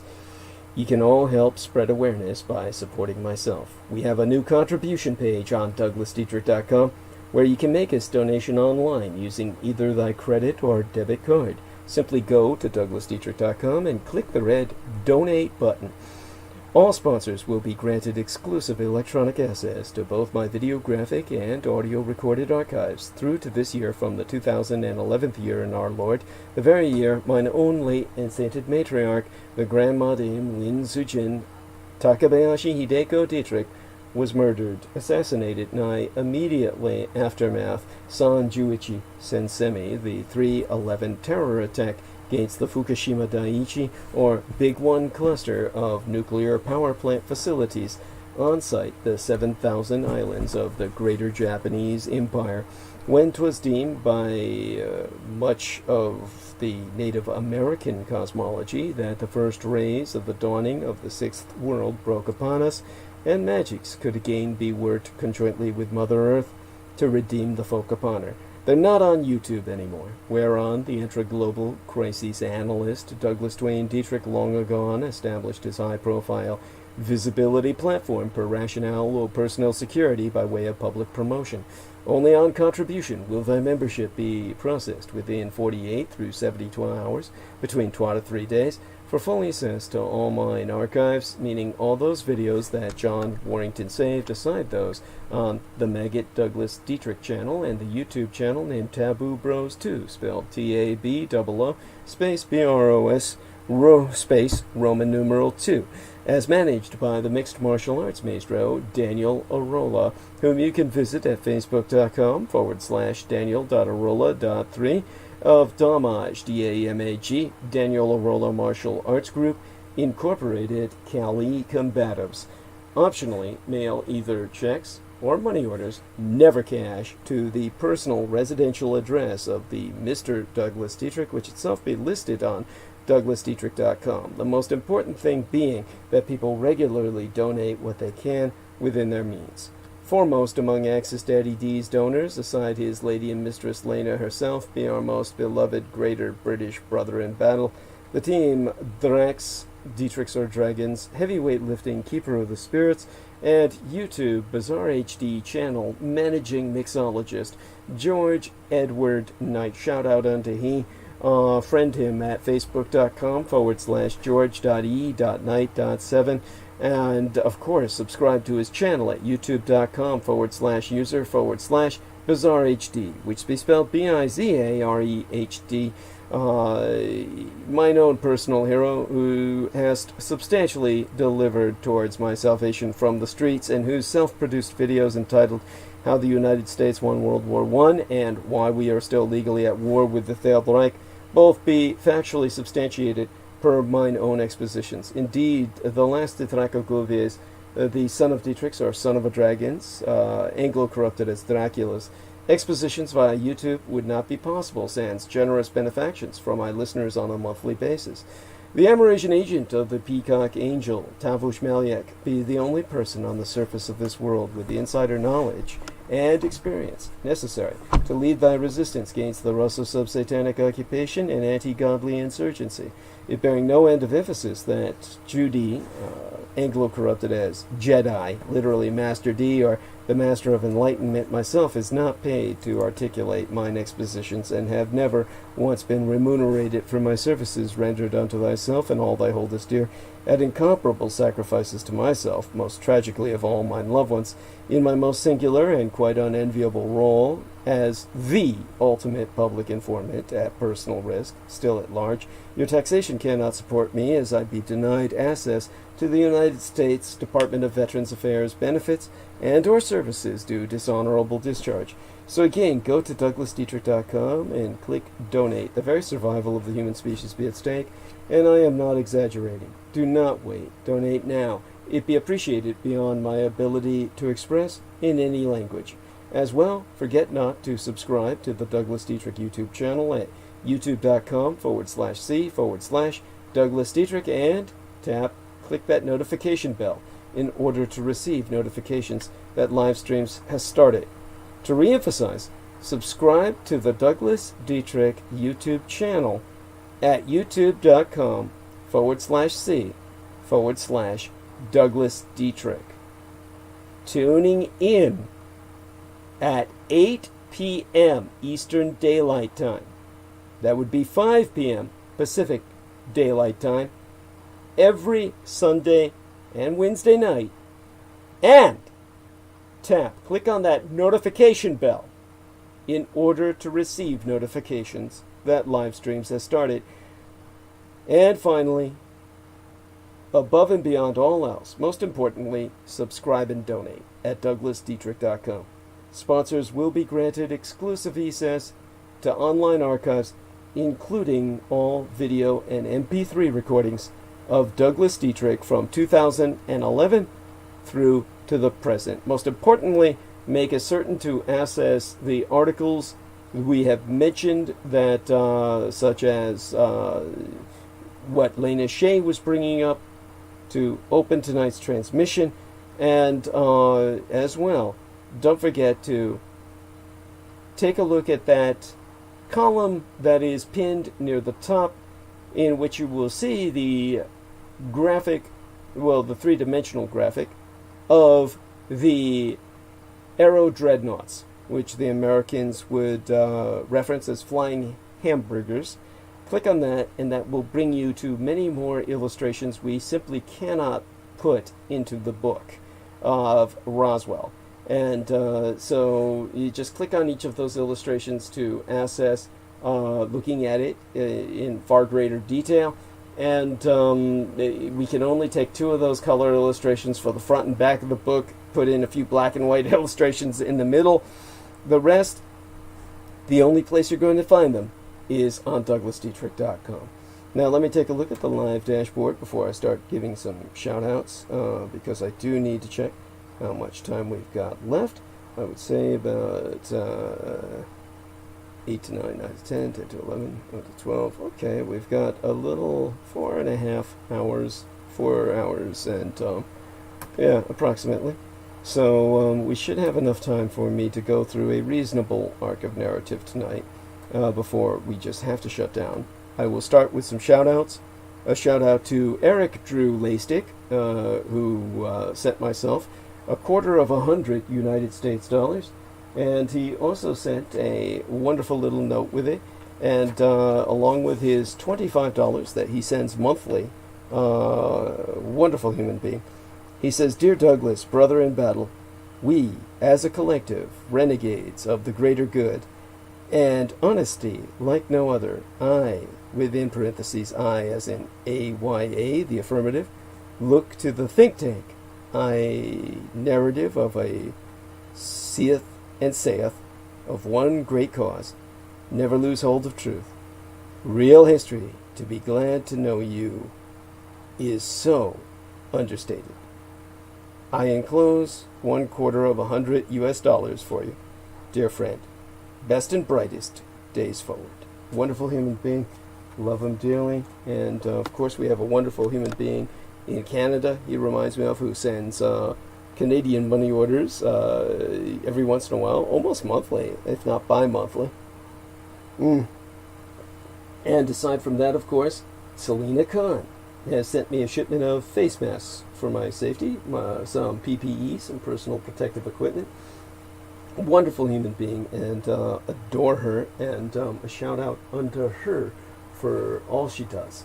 And aside from that, we spoke earlier, on Pac One Mireles, and the wonderful Miguel Andahar, both of which are human beings that are just, I really can't praise them enough. And I will be talking to each one of them directly soon enough.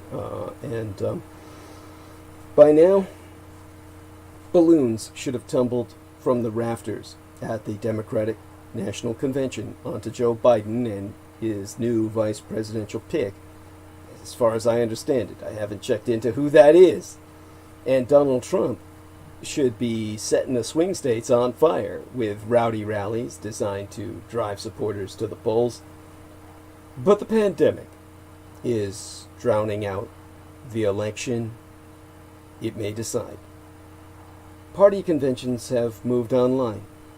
The president just canceled his planned nomination speech, which he had moved to Florida to ensure big crowds. At this point, the 3 presidential debates scheduled to begin in September may be as close to a normal election season as America gets this year. A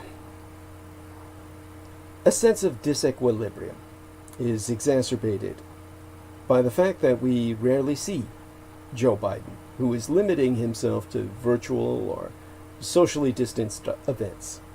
The former Veep is apparently hoping Trump dooms himself with his disastrous handling of the worst health crisis in 100 years.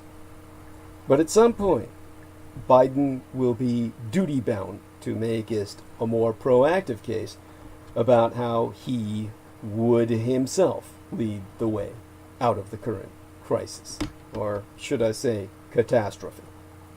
The contest isn't completely invisible. Combined spending by the campaigns has already burned through $1 billion United States dollars, and that's not counting ads by rich political action committees. Trump's obsession with re-election can also be seen in everything he does, like sending federal agents to Democratic-run cities and half-heartedly embracing masks after months of ignoring the coronavirus nightmare. The president has problems. It's not too late, but with such dismal polling, a Trump victory in November would shred conventional wisdom far more comprehensively than he did in 2016. Trailing in battleground states, he's under pressure in Republican bastions like Texas and Georgia. A scorched earth campaign, race baiting, and claims that Biden is senile are not working. His failings on the pandemic are overshadowing everything. New CNN polls reveal his plight. Trump is down in Florida, Michigan, and Arizona. If Biden wins the first trois of that critical trio, he'll almost certainly be president. And he still has multiple other routes to victory. So, even President Trump concedes on not holding a big in-person convention during this pandemic, but continuous, otherwise defying the norms, in a most unconventional campaign.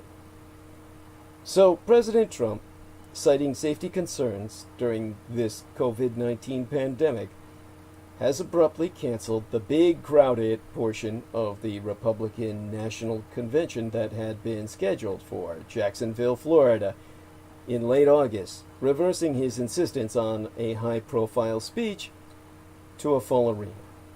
Instead, the Grand Ole Party will hold official business in North Carolina with a skeletal group of 10 days.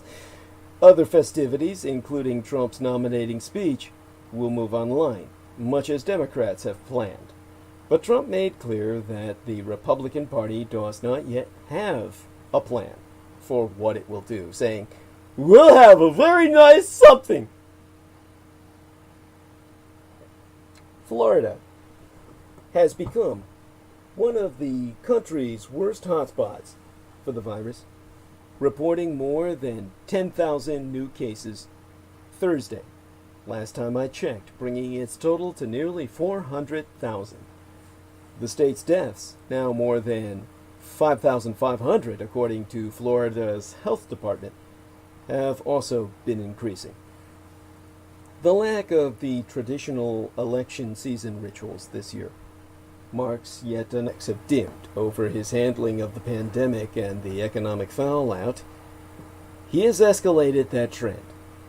With limited options to campaign before adoring crowds, Trump is abusing taxpayer-funded events for political gain as no one else ever has or ever would.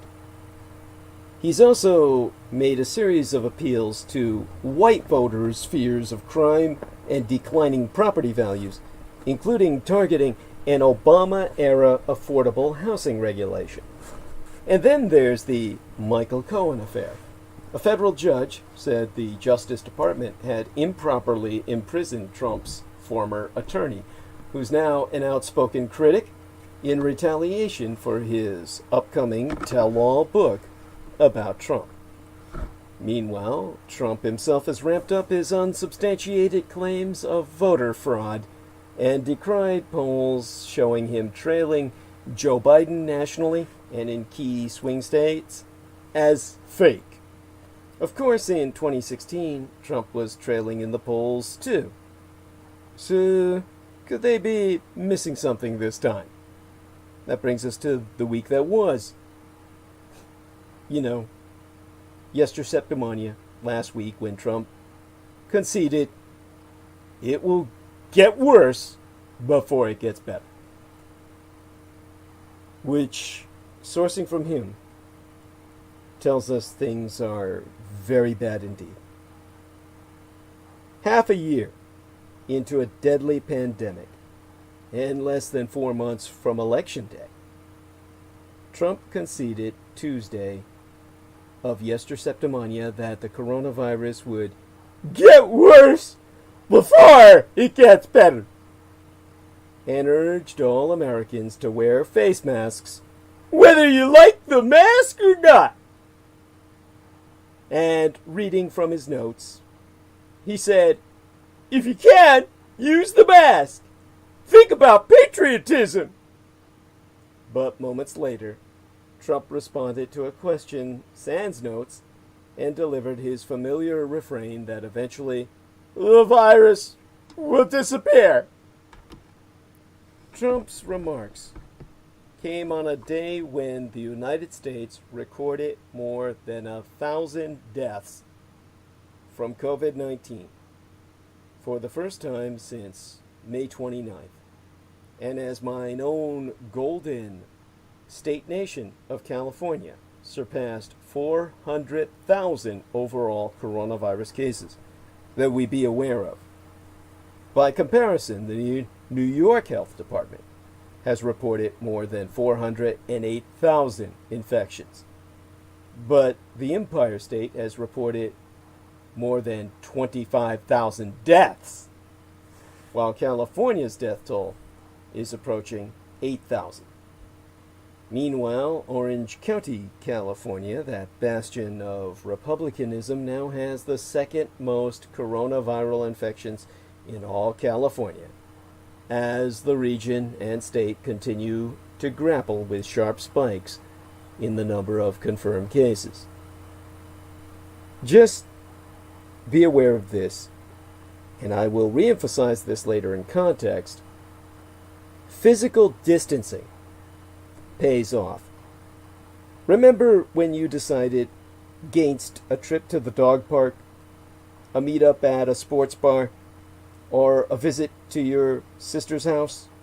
I mean, you did deprive yourself of one of these privileges, right? New research confirms that such physical distancing decisions mattered back in April, when the coronavirus was still expanding its reach across these United States. And with the pandemic continuing to gather steam in much of the country, they most certainly matter now as well. The new study I'm sourcing estimates just how readily the coronavirus jumped from person to person in 211 key counties that be home to roughly 55% of American residents. It finds that the more assiduously we avoided non-essential outings, the less briskly the virus that causes COVID-19 spread. Exempli gratiae. When residents of a typical county cut their visits to non-essential businesses in half, a single infected person transmitted the virus to 46% fewer people than she would have in a county where business proceeded as usual, as confirmed, proven by the authors involved in cited study. In some counties, that reduction could end the outbreak entirely. I'm going to get back to this and provide the name of the study that I'm sourcing.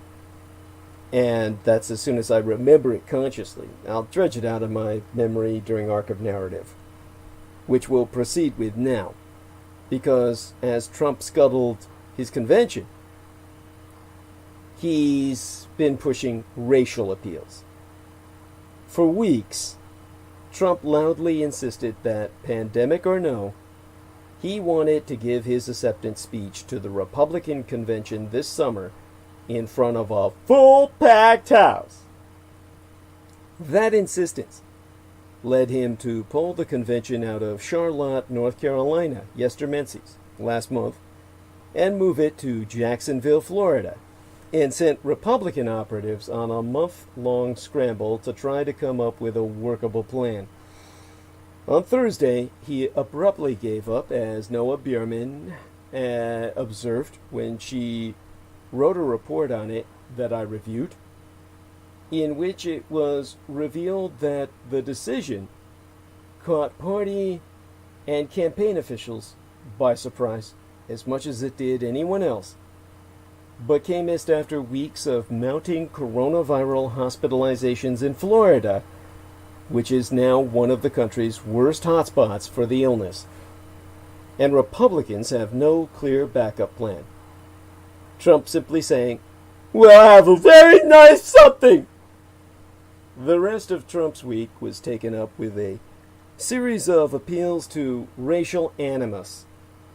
On Tuesday, it was a new move to restrict the census, which could cut California's seats in Congress by excluding unauthorized immigrants from the census count for the first time in American history. On Wednesday, midweek, Yester Septimania, he doubled down on plans to dispatch federal law enforcement officers to American cities all across these United States. Thursday brought the appeal, or rather the repeal, of a major fair housing rule meant to integrate neighborhoods. About those deployments of federal agents to Portland, Chicago, and other cities, is that legal? Well, I've taken a look before at what the law says and what the limits are on Trump's authority, and it's something that I might get a little bit into tonight, but not too deeply. I think I've really adequately covered it before. Quite apart from the substance of what Trump's pushing, many ethics experts accuse Trump of hijacking White House events for partisan gain. As president, Trump is himself exempt from the Hatch Act and other laws that forbid overt politicking by government officials. But he's definitely stretched the limits of what previous presidents ever considered acceptable. He's also been pursuing his push to reopen schools, which gets low grades from parents. The back-to-school dilemma being back to school. You see, in pre-pandemic days, it was the most mundane of catchphrases. Back to school. Now those words are a signifier of existential dread, a political lightning rod a confounding multiple-choice question that has no real right answer, but plenty of wrong ones. Parents and teachers across all the states in Union see a slate of bad options as coronavirus risk hovers over classroom learning. Many parents, especially working ones, are desperate to get their kids back into the classroom. And President Trump, eager to revive a devastated American economy, is demanding that schools open for in-person instruction. Because, as I myself have never realized before, schools that are up and running are very much foundational to our economy as it normally stands, or rather, runs. But a pandemic is raging, particularly in the country's south and west, and no one is sure how to keep students, teachers, and school workers, and all those who come into contact with them, safe. School administrators are scrambling, trying to figure out rules on everything from facial coverings to plexiglass separators if students do physically return, and how to manage months of online learning if they do not. Any guidelines agreed upon now could change before the school bells ring. And then there's the politics at every level. Trump and his allies have sought to frame the argument in terms that essentially ignore urgent public health concerns, asserting that the social and developmental perils of missed learning outweigh the risks.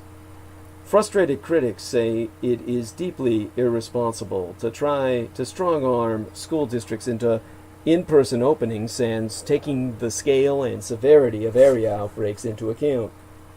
Florida, which has more than 300,000 confirmed coronavirus cases and more than 4,510 deaths, has issued a directive requiring all schools districts to offer in-person instruction.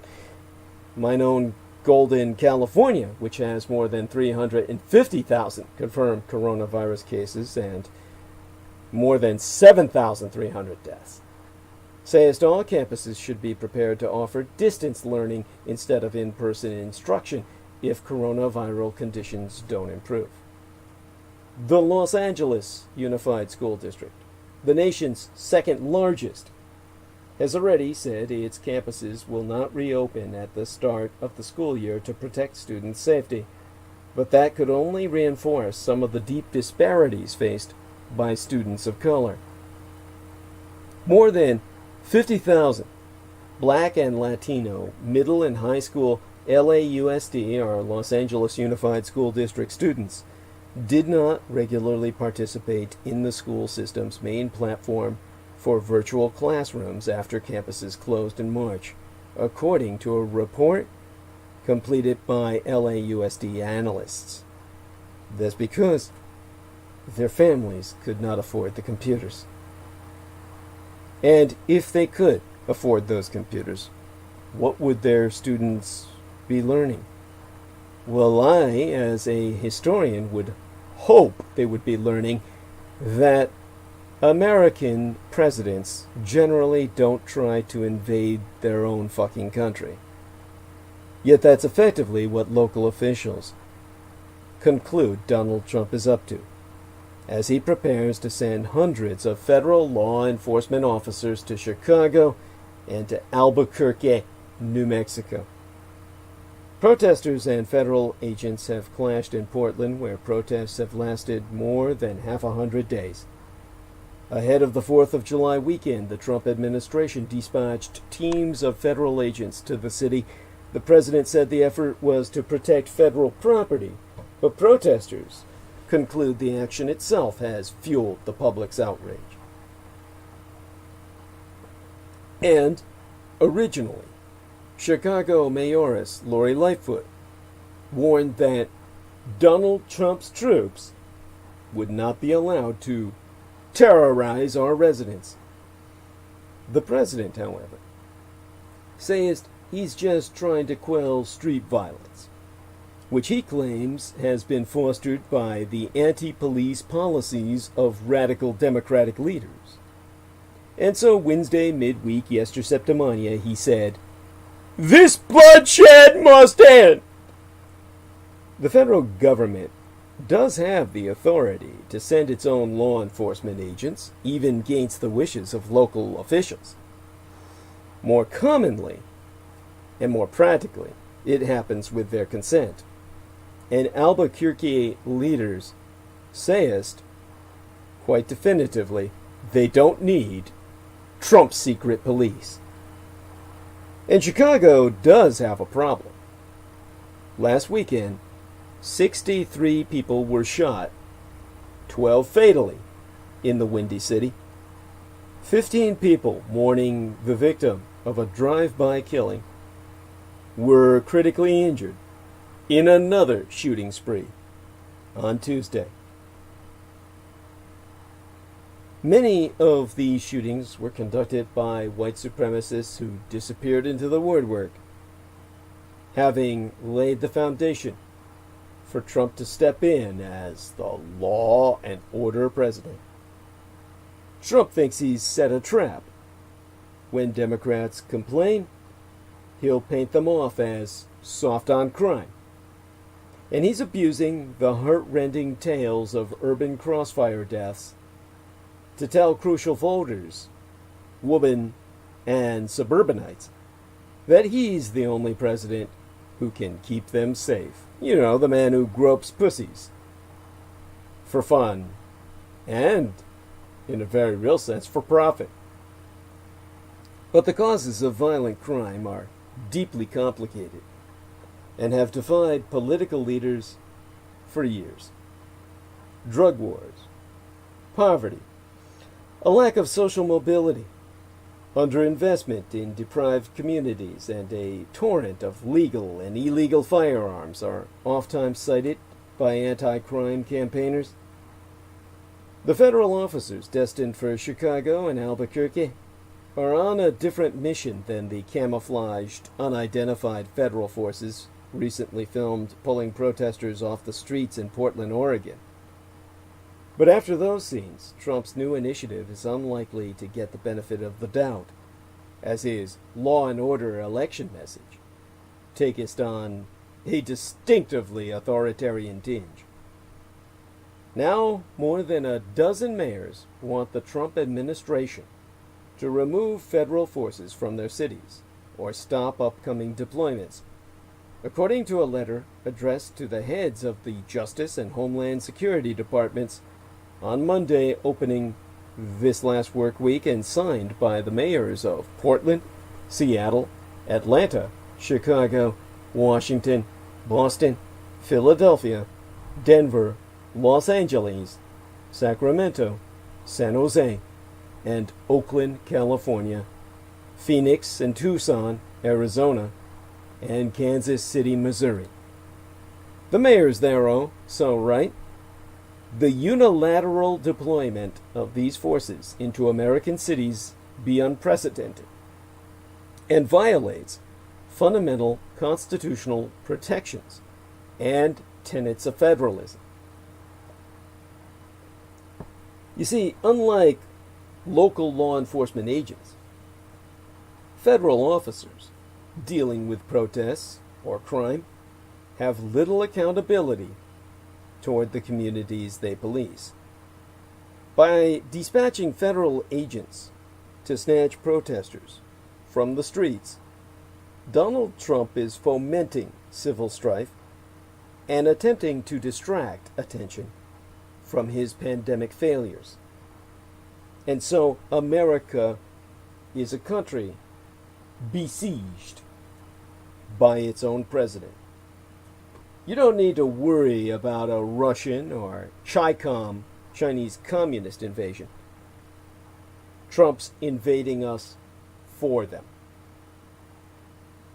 This week marked the 51st anniversary of the moon landing by Neil Armstrong and Edwin Buzz Aldrin. I myself am just about old enough to remember how, where, oh my God,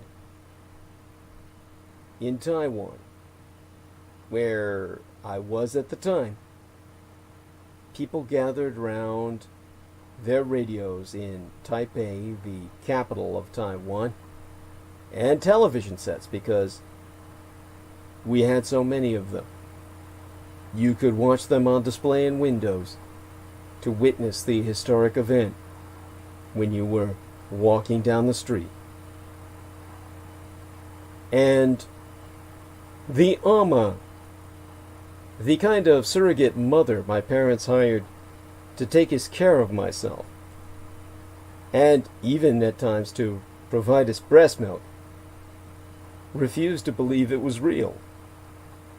The entire thing had been staged in a desert somewhere. She insisted. That was a minority position at the time. To most of the world, the landing symbolized American leadership and power. It would not be accurate to say that most of the people I grew up with loved the United States or even openly admired it.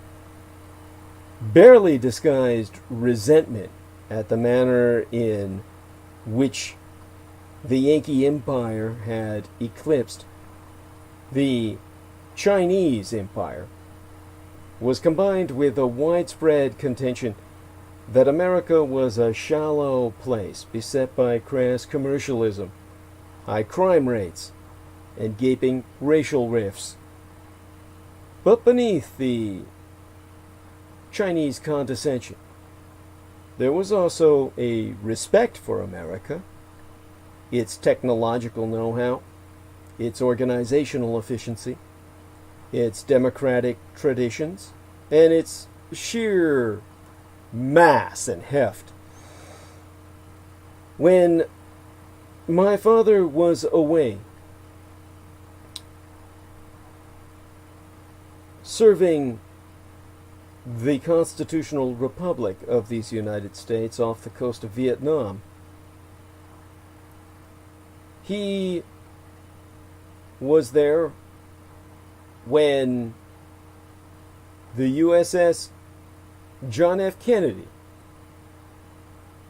was doing its rounds through the Taiwan Straits in a show of force against the Communist Chinese, risking its own destruction by the potential deployment of a China bomb, the nuclear weapon the Communist Chinese had developed that could have been deployed in such a manner that they could have taken out a carrier even then, had they decided to go all the way into total war. But the Americans were willing to risk it, and the Chinese weren't. Across the Taiwan Straits. That vast aircraft carrier would have been the easiest target in the world at almost a quarter of a mile long. A half-century later, the rest of the world is looking on in horror as this country lurches from one disaster to another. Trapped in a leadership vacuum created by the narcissistic reality TV star who occupies the Oval Office, the United States seems powerless to arrest the spread of a pandemic that most industrialized countries contained months ago. As the cumulative number of infections surpasses 4 fucking million, an economic rebound that began when many states prematurely reopened their economies is, by all evidence, stalling and falling. And with an election just 3.5 months away, that same president, in a desperate effort to save his political skin, be intent on creating violent clashes in some of America's biggest conurbations. So many bad things are happening, it's impossible to keep up. In many states and union, COVID-19 hospitalizations are rising rapidly. On Wednesday, midweek last, more than 1,100 deaths were reported nationwide, the highest figure since May, according to COVID Tracking Project. And on Thursday, there were more than 1,000. Dr. David Ho, a Chinese-American virologist at Columbia University, told MSNBC's Rachel Maddow that Wednesday night that the epidemic in these United States resembled that of a developing country. He going on record to say, "This is certainly very, very sad to see. Indeed, things are so bad that it'd be tempting to describe these United States as a failing state." That shorthand phrase, which I have used myself on occasion, doesn't fully capture the current situation. Even in these dire circumstances, parts of the American system are still functioning as they were designed to. Yet across the country, medical professionals, public health officials, and local politicians are trying their damnedest to fight the virus, despite the fact that the very president they serve is determined to destroy them and kill you and exterminate us all in the name of Mother Russia. Public opinion is generally supportive of more stringent measures that these same medical and public health professionals, officials, and politicians are advising with all urgency. Indeed, according to a survey that the research firm Morning Consult carried out for Politico, a large majority of Americans would support statewide mask mandates that are enforced with fines or even prison sentences for scofflaws. Meanwhile, Trump is still attempting to exploit the protests that followed the killing of George Floyd. Early on, these efforts were met with some resistance. In early June, when Trump wanted to summon the United States Army into American cities, the Pentagon brass itself, including the Defense Secretary and the Chairman of the Joint Chiefs of Staff, opposed the idea. But Trump doesn't like being thwarted. With the connivance of Attorney General William Billy Barr, his administration put together Operation Diligent Valor, a military-sounding name for dispatching agents under the jurisdiction of the Department of Homeland Security onto the streets of Portland in camouflage gear, armed with tear gas and rubber bullets. And so on Wednesday night, midweek last, federal agents went so far as to tear gas even the city's mayor, Ted Wheeler, as he joined protesters on the streets. Earlier that day, President Trump had announced that he was sending federal agents into two more American cities, Albuquerque and Chicago, under the guise of expanding an anti-crime initiative, Operation Legend. Little Billy Barr launched the campaign a couple of weeks ago. It was named after Legend Taliaferro, a 4-year-old who was shot and killed in June in Kansas City, where the first federal agents were dispatched. From the start, local elected officials in Portland opposed the decision to dispatch paramilitary forces to their city. The Oregon Senator Jeff Merkley tweeted, "But last week, that authoritarian governments, not democratic republics, dispatch unmarked authorities after protesters. There has also been pushback from other quarters. A Pentagon spokesperson said, "We saw this take place back in June when there were some law enforcement that wore uniforms that make them appear military. The Secretary has expressed concern of this within the administration, that we want a system where people can tell the difference." And that same Wednesday midweek, a busy day indeed, Tom Ridge, a veteran Republican, who served as the governor of Pennsylvania and as the first Secretary of Homeland Security, said that the agency wasn't established to be the president's personal militia. To quote Ridge at a little more length, he added, "Had I been governor even now, I would welcome the opportunity to work with any federal agency to reduce crime or lawlessness in any of the cities, but it would be a cold day in hell before I would consent to a unilateral, uninvited intervention into one of my cities." And in Chicago, Mayoress Lori Lightfoot said that the city would gladly accept federal assistance in fighting crime, but she also issued warning, "We welcome actual partnership, but we do not welcome dictatorship.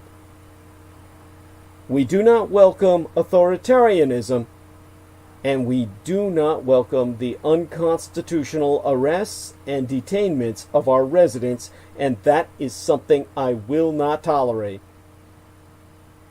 That, at least, is on record, whatever changes she may have conducted per her behavior. These developments suggest that America as a whole isn't failing, not yet anyway, but it's a system of government, its stated values, and its claims to greatness are all under siege by a mad president who lacks the moral compass, self-doubt, and respect for historical norms that would restrain any other leader on earth or in history. To be sure, Trump isn't solely responsible for the virus raging out of control. The recent surge in mine own California, which moved early and effectively to introduce a lockdown, demonstrates the scale of the challenge that COVID-19 represents.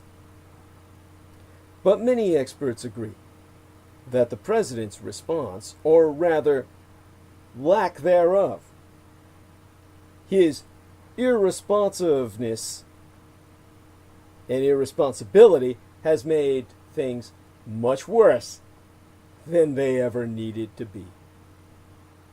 Barry Bloom, a professor of public health at Harvard, told the Financial Times that it's a failure of leadership in the national government. Our president effectively said, "Let's forget about the epidemic. We have to get the economy back on track so we can win the election." That is killing a lot of people. And Trump may as well have taken a fully automatic weapon and conducted his own series of mass shootings in a rampage across all the states in Union. Mercifully, Trump's law and order gambit hasn't led to any fatalities yet that we know of in the direct sense of his deployed forces. Although Mayor Wheeler has warned, "My biggest fear is that somebody's going to die." Now, some commentators, including myself, have been making comparison to 1968, when Richard Nixon exploited violent unrest to help him defeat Hubert Humphrey. The analogy isn't entirely off the mark, but Nixon was a challenger, not the president. If he had been in a position to dispatch federal agents to assist police, sent by Richard Daley, the mayor of Chicago, to crack the heads of protesters outside the Democratic Convention, it be conceivable he would have done it. But such a nefarious possibility never arose. Now it has. And what makes the situation even more dangerous be the resounding silence of all too many Republicans. By sending in anonymous federal agents to snatch protesters from the streets, Trump is stretching the powers of the presidency to foment civil strife and distract attention from his failure to deal with the pandemic. Apart from Senator Rand Paul, a longtime libertarian who spracketh out on Monday opening this last work week, barely a single elected Republican official has raised a voice in protest. Ridge, of course, is retired. The one man I know who did so. From the Roman Republic to Weimar Deutschland and to Russia and Turkey in this century, history shows that democratic decay is a gradual process, and authoritarian leaders rarely, if ever, achieve unchecked power sans the acquiescence of some elements of the political establishment. Now, America's not quite there, and hopefully it never will be. At this moment, however, its claim to be a model for other countries is looking horribly tattered. The election cannot come soon enough. America is divided 3 full months after the death of Floyd. One after another, statues recalling slavery in America keep coming down, and night after night demonstrators taunt police in a groundswell of anger over brutality against people of color. 3 full months after the black African-American male George Floyd died when a white policeman brutally kneeled upon his neck for more than 8 minutes, triggering a nationwide and global outcry for justice. These United States are being shaken by an anti-racism surge that more and more is dividing its political class. The days of huge, boisterous, nightly marches in cities from New York to Los Angeles may be over, but things are still happening. Overnight Thursday, 3 statues of Christopher Columbus, for many a symbol of colonization and cruelty to native peoples, were taken down in Chicago. And that same night, protesters in Portland, Oregon, again clashed with police in a wave of unrest that is now nearly 3 months old. With the presidential election but 100 days away, this unsettled atmosphere is seen in diametrically opposed ways by the people on either side thereof. For Democrats, taking down Confederate-era statues is a way to acknowledge a racist past and stop glorifying white men who played a part in the oppression of black African and red Native Americans. President Donald Trump, appealing to his white working-class base as he seeks re-election with a strong law and order message, calls this practice an act of vandalism and an insult to the heritage of the American South. As for the protests in Portland, Republicans welcome the administration's sending in federal agents to restore order disrupted by people they label as anarchists.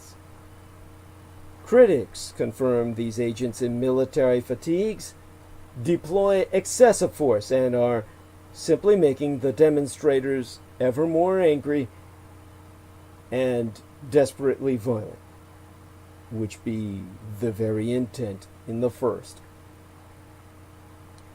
The death of George Floyd in Minneapolis on the 25th of May was condemned by politicians of all stripes. And as protesters filled the streets every night for weeks, both reactionary conservatives and liberal progressives presented ideas for police reform. But Trump quickly changed the debate to focus on violence committed on the sidelines of the largely peaceful marches. As calls mounted for defunding the police, redirecting resources away from them to people trained to deal with problems like substance abuse and domestic violence, Trump hammered away at Democrats and even his moderate election rival Joe Biden as symbols of a radical left bent on simply dismantling police departments altogether.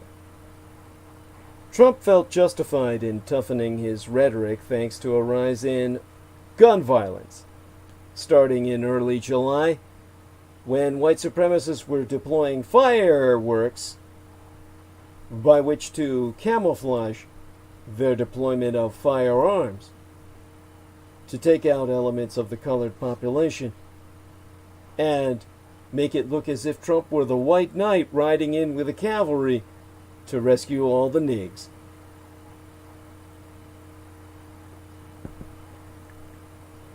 And so,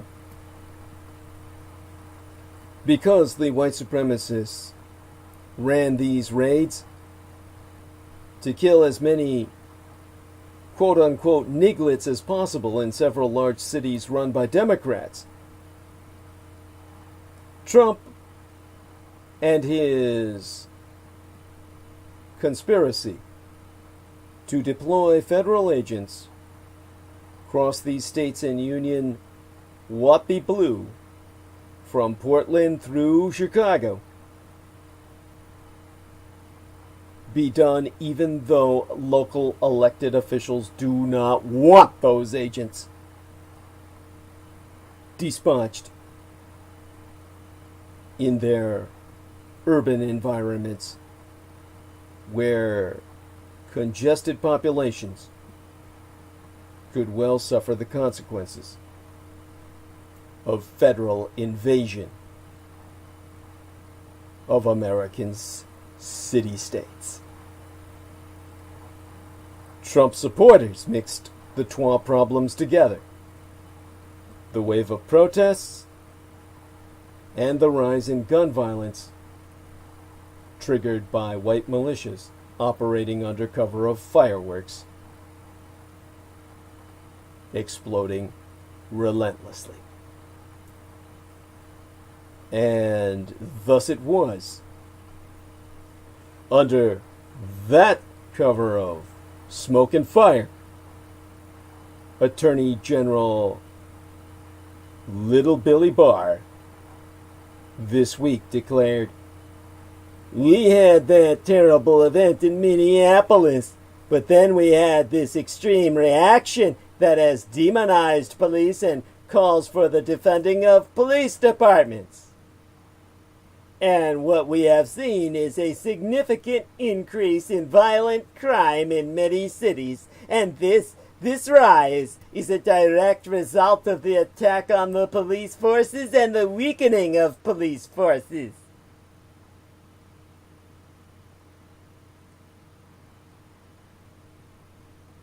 And so it went that an association of Republican state attorneys general on Friday into this weekend declared that in 100 days of Democrat silence on dangerous defund the police movements, there have been 600 killings in 6 cities run by Democrats. So the white supremacist militias have been hitting hard, and they've been hitting to kill. They've killed 100 people in 6 cities each. In 6 cities, they've killed 100 people in each, so long as they're run by Democrats. Isn't this too much of a coincidence for any of you out there to swallow? No, it's not the Democrats.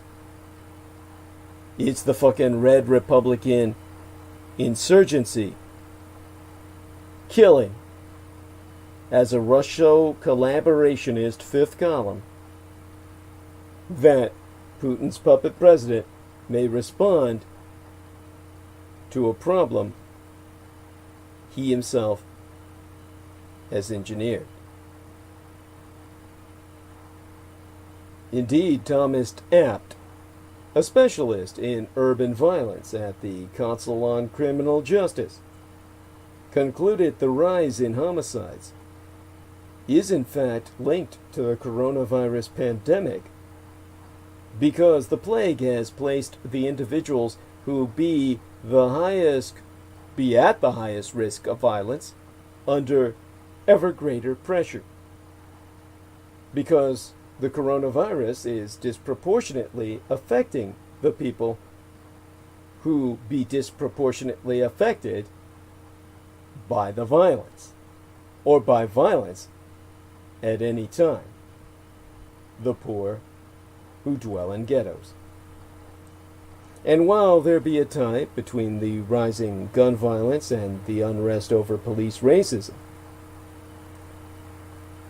Abt told the progressive news website Mother Jones that none of it is for the reason that Trump says.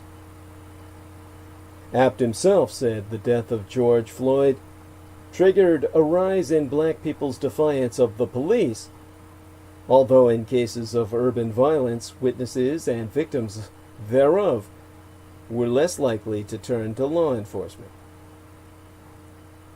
With Abt concluding that in addition, in certain cities we are seeing sudden and arbitrary pullbacks in policing activity, so that violence may be given an opportunity to manifest, so they can promote the apparent need for police.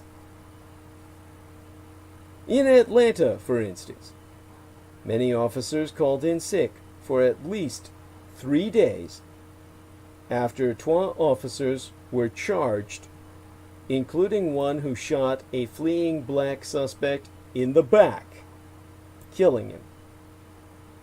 This was called blue flu, I mean to say, for the color of the police uniform, of course. So, during that period of time, the white supremacists moved in and conducted a massacre. With no police to protect them, black people died in droves. Then the police come out and say, see, 72 hours without us, and look at what you niggers do to each other with black on black crime. Even though it was the whites who came in to shoot people, especially children, so they could claim it was all black gang crossfire. And so, seeing the game as conspiracy that it is, now more than a dozen mayors have joined Portland in asking the Trump administration to remove federal forces from or stop plans to send them to major American cities. In their letter, issued Monday opening this work week, as addressed to Attorney General William Barr and Acting Secretary of the Department of Homeland Security Chad Wolf, the mayors called the administration's intention to deploy federal forces against protesters, called it out for what it is, an abuse of power. And that letter, signed, as I had said, by the mayors of Portland, Seattle, Atlanta, Chicago, Washington, D.C., Boston, Philadelphia, Denver, Los Angeles, San Jose, Oakland, Tucson, Sacramento, Phoenix, and Kansas City, Missouri, calls on the administration to withdraw federal forces from the cities where they are currently deployed and halt plans to send them elsewhere. The letter says federal officers have deployed significant force against Portland protesters on a nightly basis, confirming these officers as having snatched a person from the street and placed them in an unmarked vehicle and shooting another in the head with ammunition. The mayor is so writing, "These are tactics we expect from authoritarian regimes, not our democracy." The letter noting that President Donald Trump threatened to send forces to quote-unquote clear out protesters in Seattle and to quote-unquote clean up in Chicago, or clean up Chicago itself, being the more direct phrase Trump himself employed. The letter also pointed out that federal forces were deploying extreme action, quote-unquote, against protesters in Washington, D.C., our nation's capital, sans even the mayor's approval. And so the letter itself reads, from my calling it up on screen, that the murder of George Floyd in Minneapolis sparked a national uprising and reckoning. The majority of the protests have been peaceful and aimed at improving our communities. Where this is not the case, it still does not justify the deployment of federal forces. Unilaterally deploying these paramilitary-type forces into our cities is wholly inconsistent with our system of democracy and our most basic values. The protests in Portland began after Floyd's death in police custody.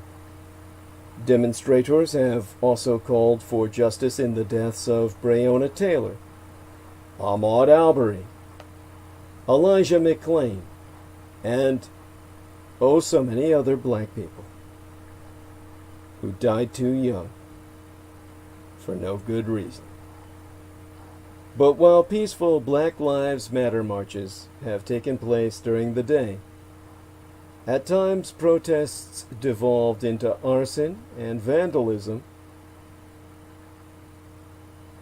and, of course,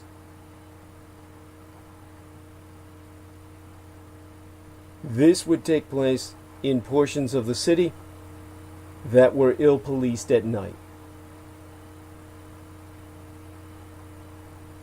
Almost always conducted by white militia, sometimes even wearing blackface. The result has been injuries to civilian and police, counter-vandalism, counter-arson, and, of course, ever-increasing incidents of brutality. In fact, in the last week, at least 40 protesters were arrested on charges varying from resisting arrest to disorderly conduct, according to news releases from the Portland Police Bureau I've reviewed. The state's U.S. attorney last week called for an investigation into why some protesters were being taken by federal agents without badges and put into unmarked vehicles. And yet, In an interview with Fox News, DHS Chief Mr. Wolf of the Department of Homeland Security said, I offered DHS support to help locally address the situation that's going on in Portland, and their only response was, please pack up and go home. That's not going to happen on my watch. Because, you see, he claims he's fighting terrorism.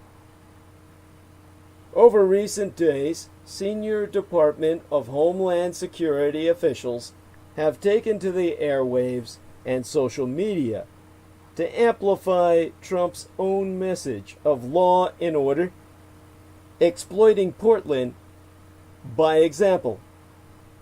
But the misadministration's increasing employment of the term terrorism puts it in very dubious company. In a string of tweets last week, Acting Homeland Security Deputy Secretary Ken Cuccinelli retweeted videos and images of Portland, dubbing the unfolding situation terrorism.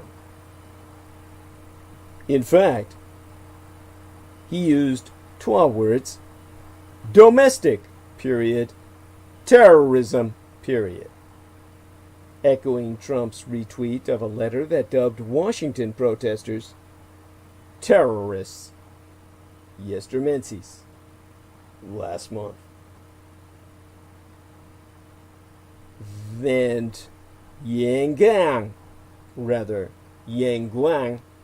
depending on your dialect, Cantonese or Mandarin Chinese, herself a spokesman for China's top office in Hong Kong, characterized pro-democracy protests in the semi-autonomous city-state yesteryear by decrying they have already constituted serious violent crimes and have begun to show signs of terrorism. Now, after a mass anti-governmental protests in Egypt last year, thousands were arrested on charges of aiding a terrorist group, as well as disseminating false information. Trump would just say fake news, and misusing social media, which means they were exercising their national or cultural parallel to freedom of speech, or the right to speakist or expression, and, quote unquote, per Egyptian police dossiers, participating in unauthorized protests. All of this reported by Amnesty International. In other words, the major stereotype employed by the Egyptian military junta by which to condemn, in the eyes of everyone too ignorant to understand, Egypt was accusing anyone who stood against them at home as aiding a terrorist group. And according to Thai Army Colonel Sansern Kyaukhamnerd, when Thai military forces cracked down on anti-government protesters in Bangkok during protests in 2010, he said, "The terrorists have created further situations of violence by torching government and business buildings. So, you're all terrorists now." And that's why the Homeland Security's Portland protests mission is called Operation Diligent Valor. The United States Department of Homeland Security is calling its deployment to Portland for quelling the ongoing protests by a military operational name, taking the war to the new battle space, America's home front of the streets, in Operation Diligent Valor. The documents, filed by the DHS and the U.S. Marshals in response to a lawsuit, reveal new information about the mission, which have re-energized the demonstrations against racial injustice that have taken place since late May. Same filing also reveals there be currently 114 federal officers in Portland, even whilst referencing a rapid deployment force, an RDF responding to quote-unquote increasingly violent attacks commencing the 4th of July.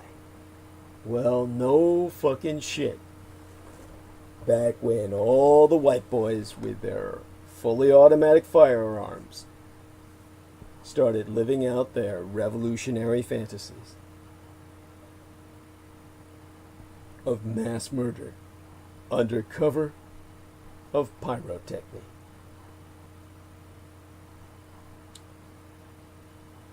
And these same documents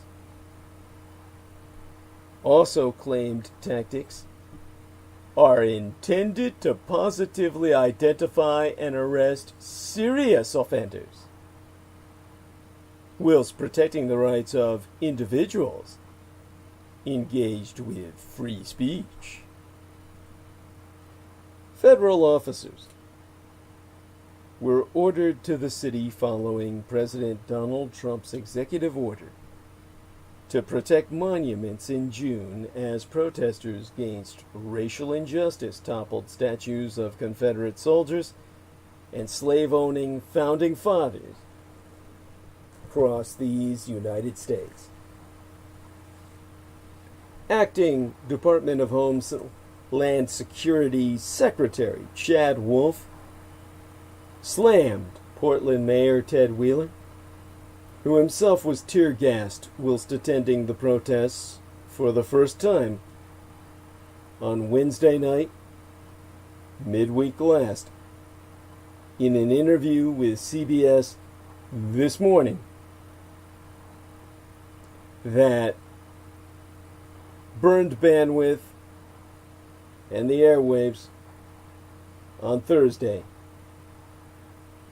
with Chad Wolf declaiming Wheeler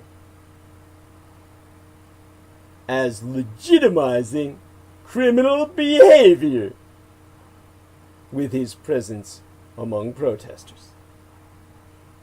And Wolf himself has repeatedly described the protesters outside of the Multnomah County Justice Center and Mark O. Hatfield Federal Courthouse as quote-unquote violent anarchists, and denied the notion federal officers inflamed these protests during his interview with CBS this morning. Thursday night was night 56 outside the Justice Center and the federal courthouse.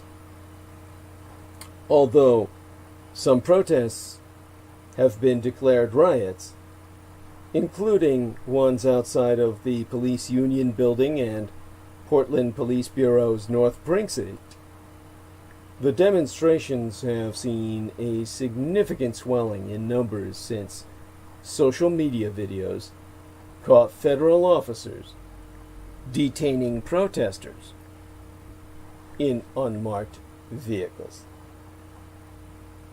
Since early July, federal agents in military-style uniforms have waged battle against protesters in Portland, Oregon, deploying tear gas and non-lethal munitions. You see, Homeland Security was destined to become a secret police force. And so, in his press conference on Tuesday of last week, Chad Wolf, the acting head of the Department of Homeland Security, responded to media reports that unidentified federal agents using unmarked vehicles have been arresting protesters in Portland, Oregon. Since early July, men in military-style uniforms have waged battle against protesters there, deploying tear gas and non-lethal munitions, with video and photographs coming out of Portland, proving scenes of urban warfare, with what looks like a regular army moving on unarmed protesters night after night.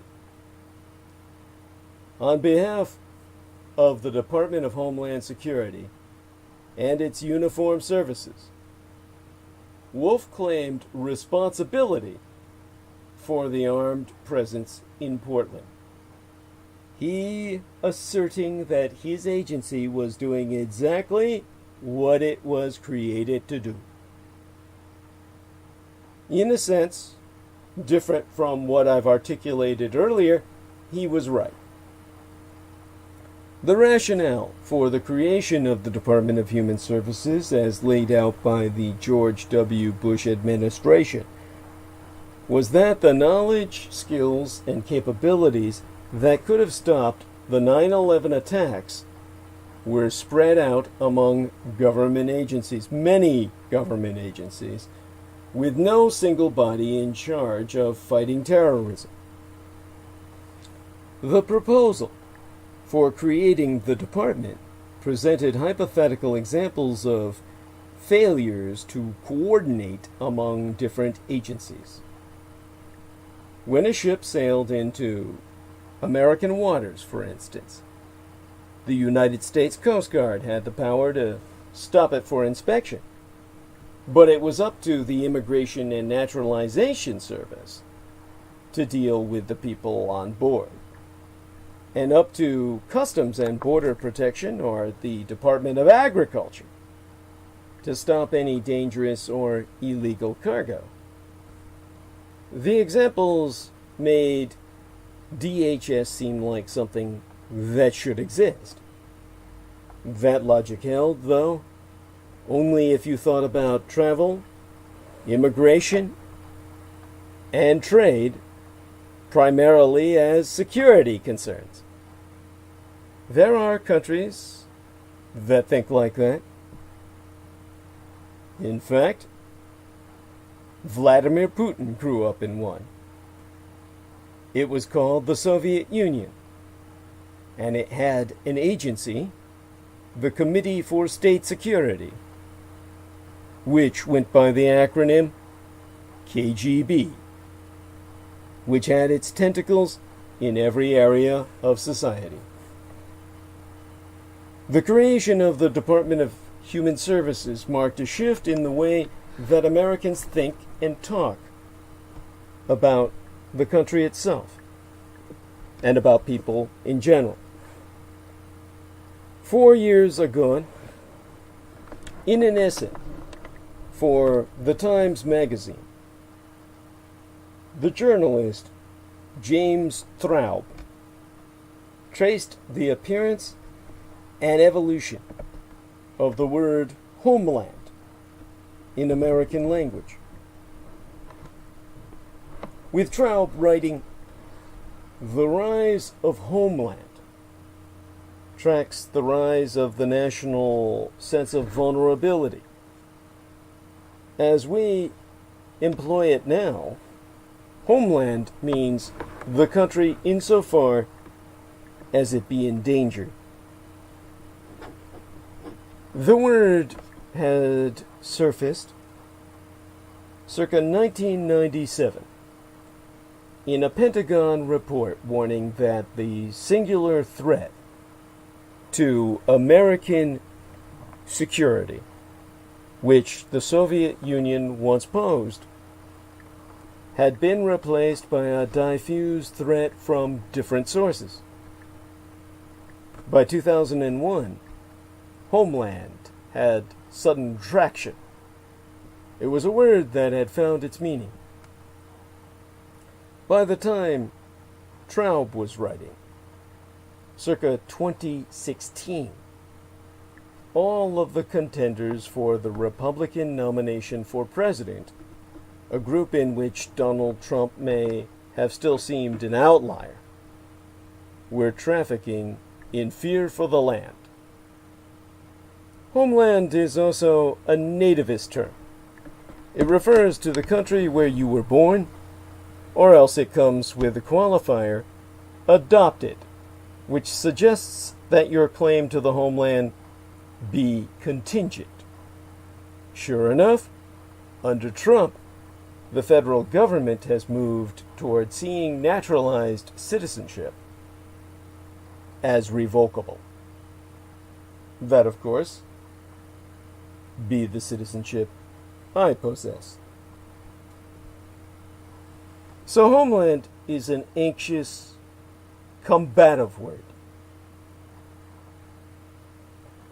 It denotes a place under assault, in need of aggressive defense from shape-shifting dangers.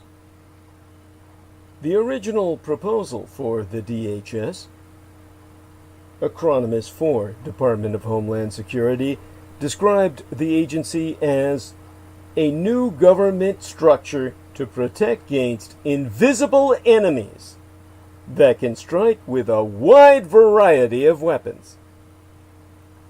One hypothetical example of an invisible enemy was a non-citizen that intends to enter our nation and attack one of our chemical facilities. The nation used to protect itself against other nations and their hostile military forces, but now it had to fear individuals. This is the premise on which secret police forces are built. Their stated purpose is to find danger where normal human activity appears to be taking place. The DHS began with mobilizing against the foreign-born via Immigration and Customs Enforcement, which replaced the Immigration and Naturalization Service. The logic of the secret police, however, dictates that it perpetually has to look in new places for threats. When Little W. Bush signed the Homeland Security Act in November of 2002, bringing the Department of Homeland Security into existence, he touted it as the most extensive reorganization of the federal government since Harry Truman signed the National Security Act, and spoke of ruthless killers who move and plot in shadows, with himself promising, "We're on the hunt, one person at a time," like it's the most dangerous game, hunting humans and shit. Bush's words echoed the promise that fueled Vladimir Putin's rise in Russia.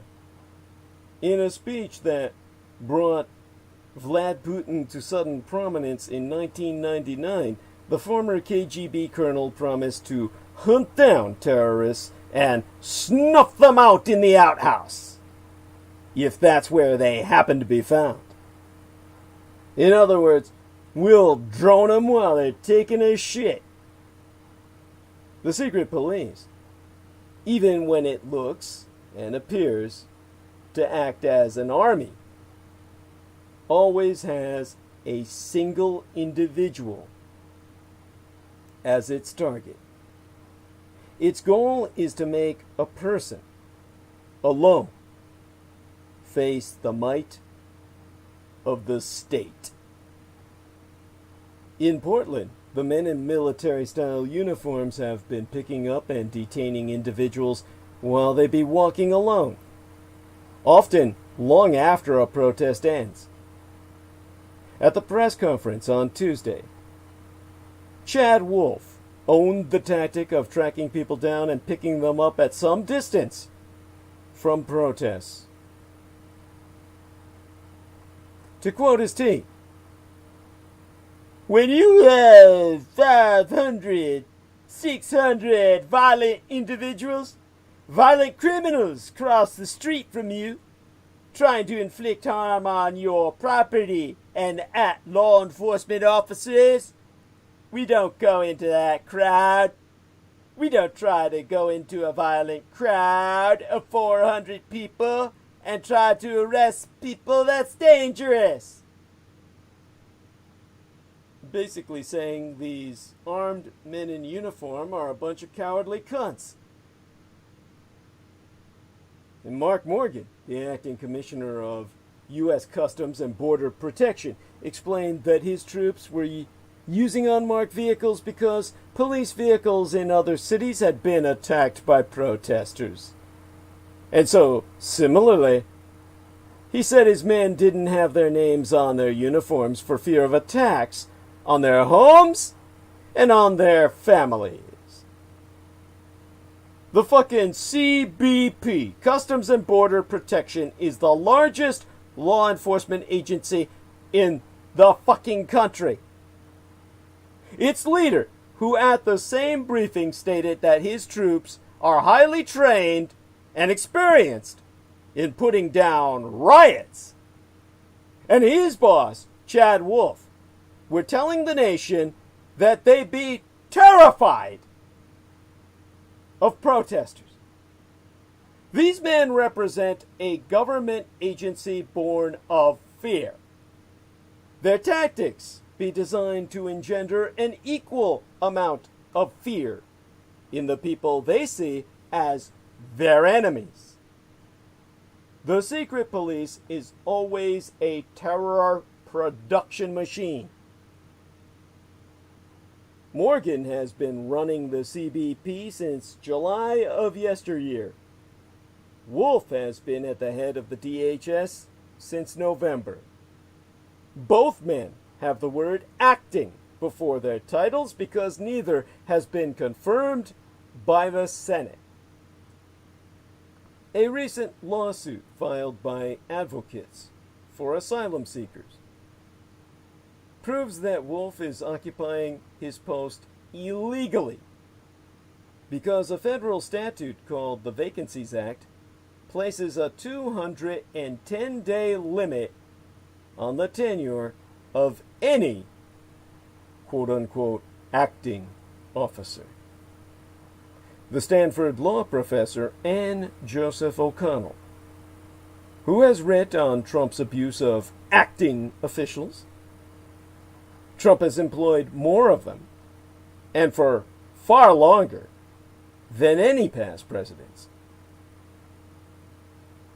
Informed myself that Wolf's appointment was made in violation of a different federal statute, the Homeland Security Act. That same point has been raised by top congressional Democrats who yesteryear called for an emergency review of DHS appointments. You see, under the Vacancies Act, some actions of an illegitimately appointed secretary would be null and void. No one knows, however, how this restriction could be enforced, or what the consequences might be. As we all learn more about what is happening in Portland, as footage of federal troops waging war on protesters floods social media, And as the president threatens to deploy his foot soldiers to other large cities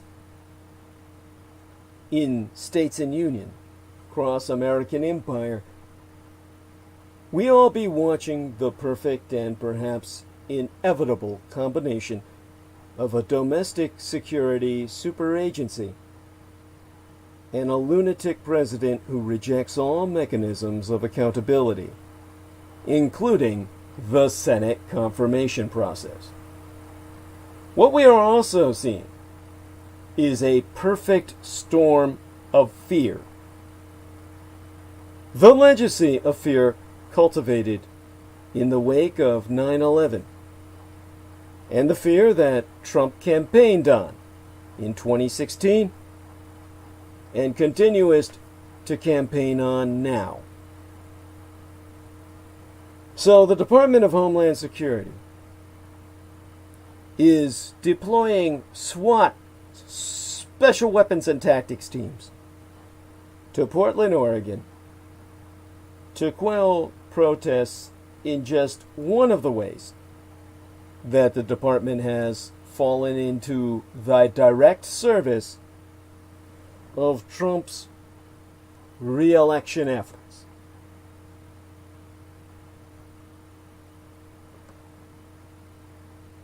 So, I myself would say, it be high time. The time be ripe and rotten ripe to defund the Department of Homeland Security. In early June, after the killing of George Floyd, when tens of thousands of completely peaceful demonstrators assembled in cities across the country to protest police brutality, the Department of Homeland Security dispatched hundreds of its agents to patrol the crowds. They cleared space for a presidential photo op in front of St. John's Church in Washington, D.C. by forcibly removing demonstrators. And in New York City, they made at least one arrest at gunpoint. The legal rationale for their being on the scene was a statute from 2002 that gave them broad authority to protect federal property and personnel. This mandate sounded just vague enough to escape mainstream notice at the time when police officers were being filmed tear gassing and beating protesters. But a pressing question remains, which the DHS leadership itself cannot easily answer. What are agents from Customs and Border Protection and Immigration and Customs Enforcement doing in the streets of American cities nowhere near the goddamn border, policing citizens who have broken no laws? Earlier this month, DHS went further, dispatching fully armed and armored special weapons and tactics, it has SWAT teams from CBP, the Customs and Border Protection, to Portland, Oregon, to quell ongoing protests in front of a federal building downtown, provoking the state's Democratic governoress, Kate Brown, saying that she told DHS officials when she learned of their plans to say, "We do not want you here." It provokes confrontation to have federal troops on the streets. And Chad Wolf, the acting head of the department, with emphasis on the word acting, ignored her completely and held what a former official described as a pep rally with agents before deploying more of them to the city. In statement,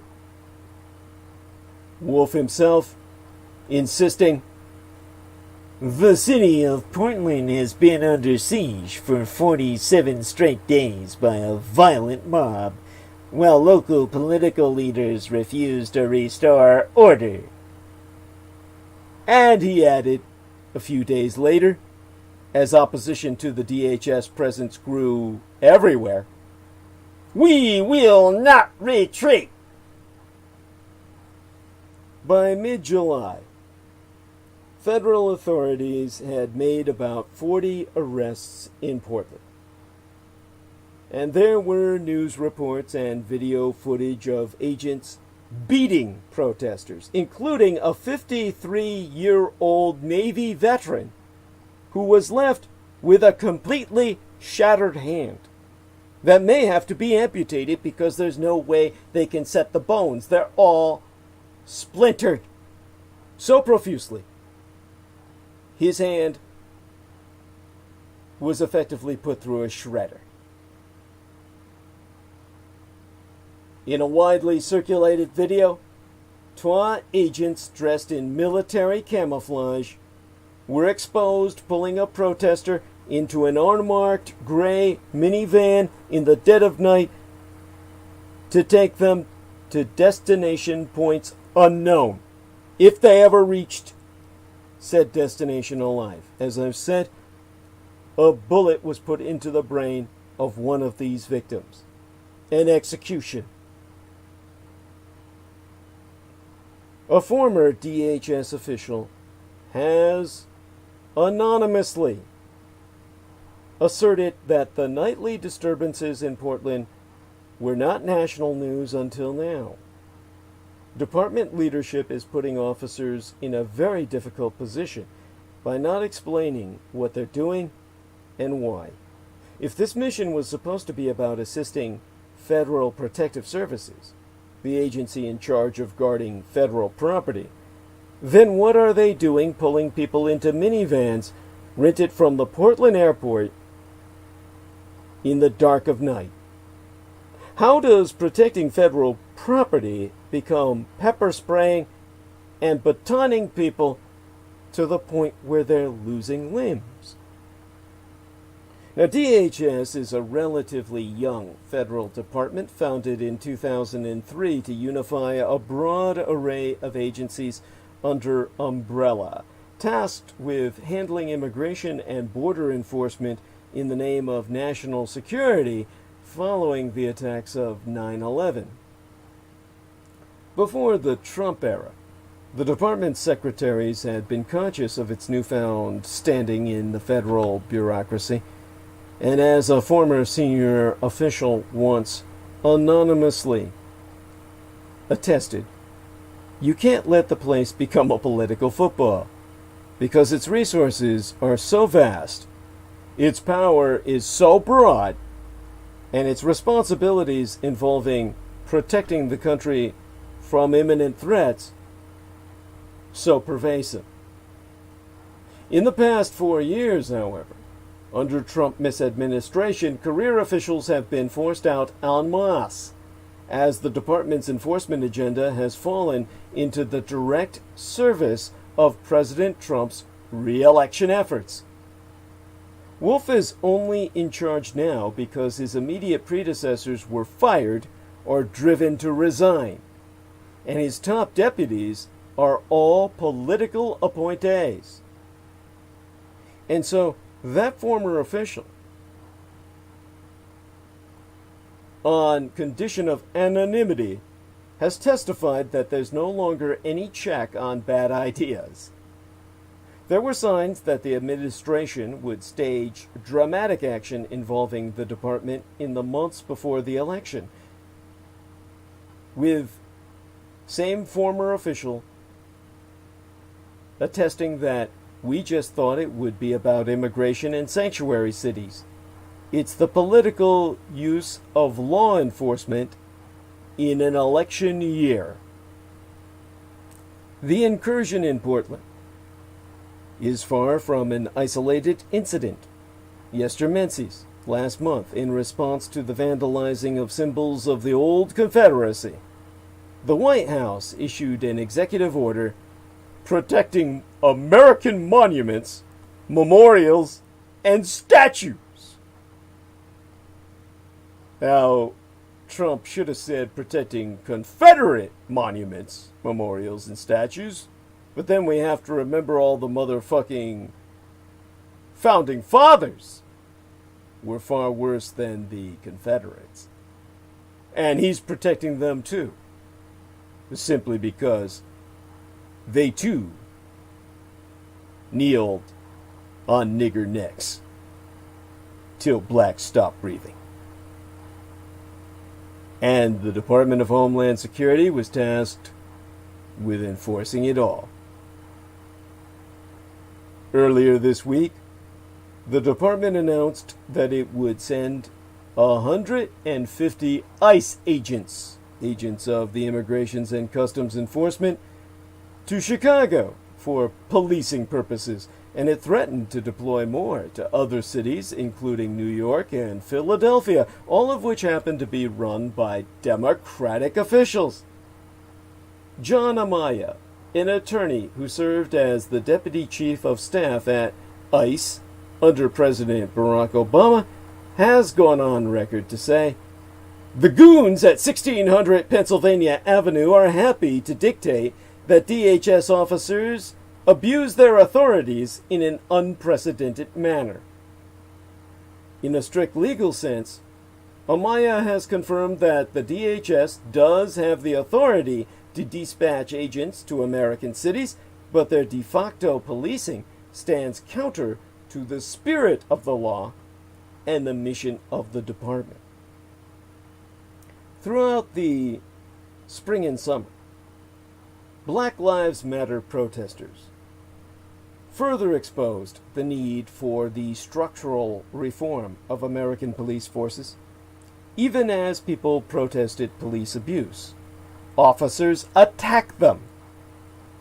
Policymakers across the country are now discussing concrete proposals to defund and demilitarize the police. Yet DHS has completely escaped any scrutiny, despite the fact that it comprises the largest law enforcement body in the American empire, with the biggest budget and the fewest mechanisms of public oversight and accountability.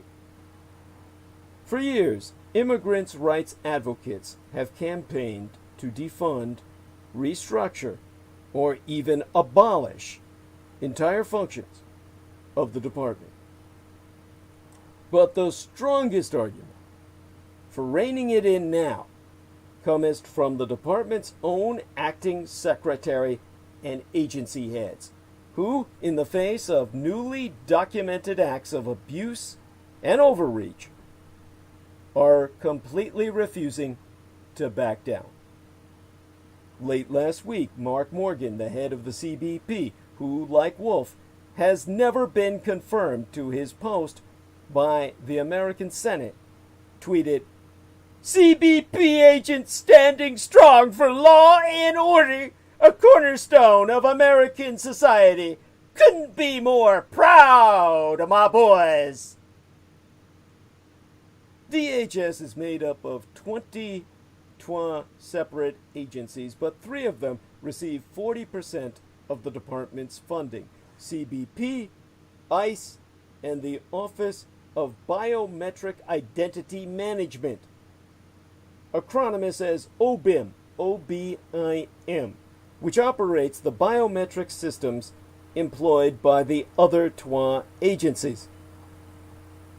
For the past decade and a half, the annual budget for these 3 has dwarfed the appropriations given to all the other federal criminal law enforcement agencies combined.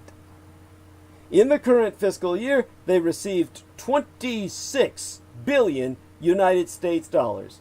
By contrast, the FBI, the Federal Bureau of Investigation, and the DEA, the Drug Enforcement Agency, the USSS, the United States Secret Service, that guards the president himself, and the U.S. Marshals, along the BATF, the Bureau of Alcohol, Tobacco, Firearms, and Explosives, have received a combined total of less than 20 billion United States dollars. According to a recent report by the Migration Policy Institute, the result has been an ever more muscular immigration enforcement presence in American life, to the point where we're all now considered illegal immigrants, so long as we're Democrats and riding the wave of blue resistance to red Republican insurgency.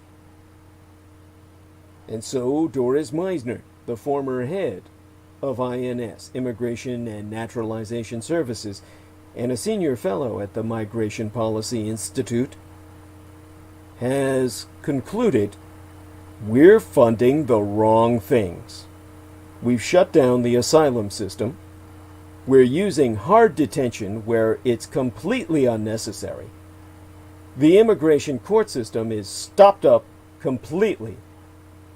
The mindset since well before Trump took office has been enforcement first. It follows from the spurious premise that immigration isn't an issue that the government can manage, but rather has to fight. The enforcement agencies of DHS represent a complete paradox of government. They keep making the case for more money from Congress by continually saying that they're failing at their mission. And Congress keeps pouring more and more money in.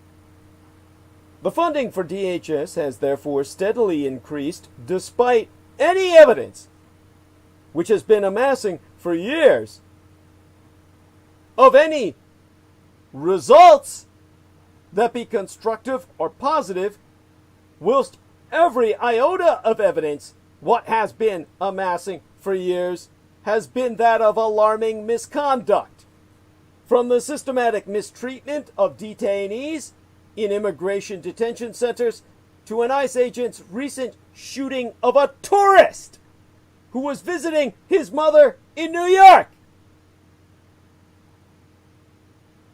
In 2010, a border agent standing on the El Paso side of the U.S.-Mexico border shot and killed a 15-year-old Mexican boy who was playing a game with some friends on a nearby road in Ciudad Juarez.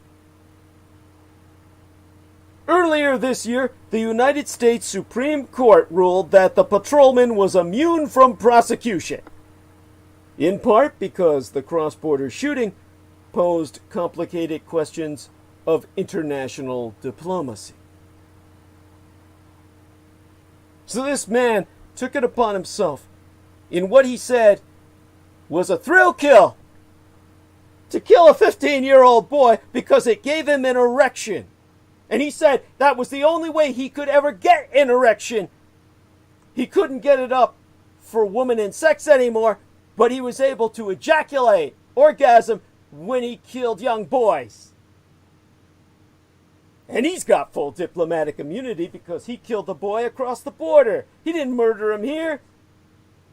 So just take your guns and go plucking across the border like you're plinking at pigeons and get your rocks off.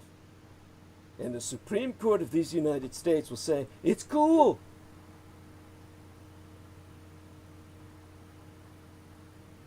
This is the world the white boys have built. Yesteryear, another Border Patrol agent shot a 20-year-old pregnant Guatemalan woman in the head on American soil, killing her, he said, so he could prevent her baby from spilling out of her gut and becoming a U.S. citizen by naturalization.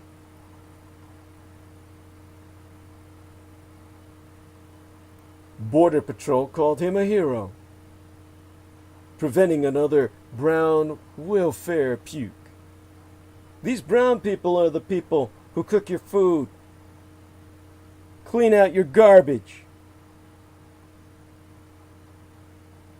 Janitorially and custodially. Patrol your hallways and leave your world livable. You need more of them, not less. But the men who are out there killing those that would give birth to them, oh, they're your heroes. Who's gonna sweep your goddamn hallways? Who's gonna take the goddamn leaf blowers and clear your lawns on the facilities you need to service you? Not you, you son of a bitch. You white boys are only good for carrying guns and killing those who can't fight back. But you sure as hell can't clean a sidewalk or sweep a street. Oh no, the white man wasn't meant for that. According to a report by the Government Accountability Office, the GAO, between 2005 and 2012, more than 2,000 CBP agents were arrested for criminal offenses, mostly the raping of young boys and girls they were detaining. Pedophiles to the last. You white boys want to bury yourselves up to your balls in young brown flesh. They can't fight back and say how you're saving the goddamn country. To even dwell upon this makes me sick. I have not wanted to even confront this issue because I want to take a gun out and kill them all. When you see these individuals who are in uniforms with no insignia, they could be any man falsely presenting themselves as a police officer. They could be a foreign invading army for all you know. And in a very real sense, functionally, they are. Kill them! For God's sake, kill them!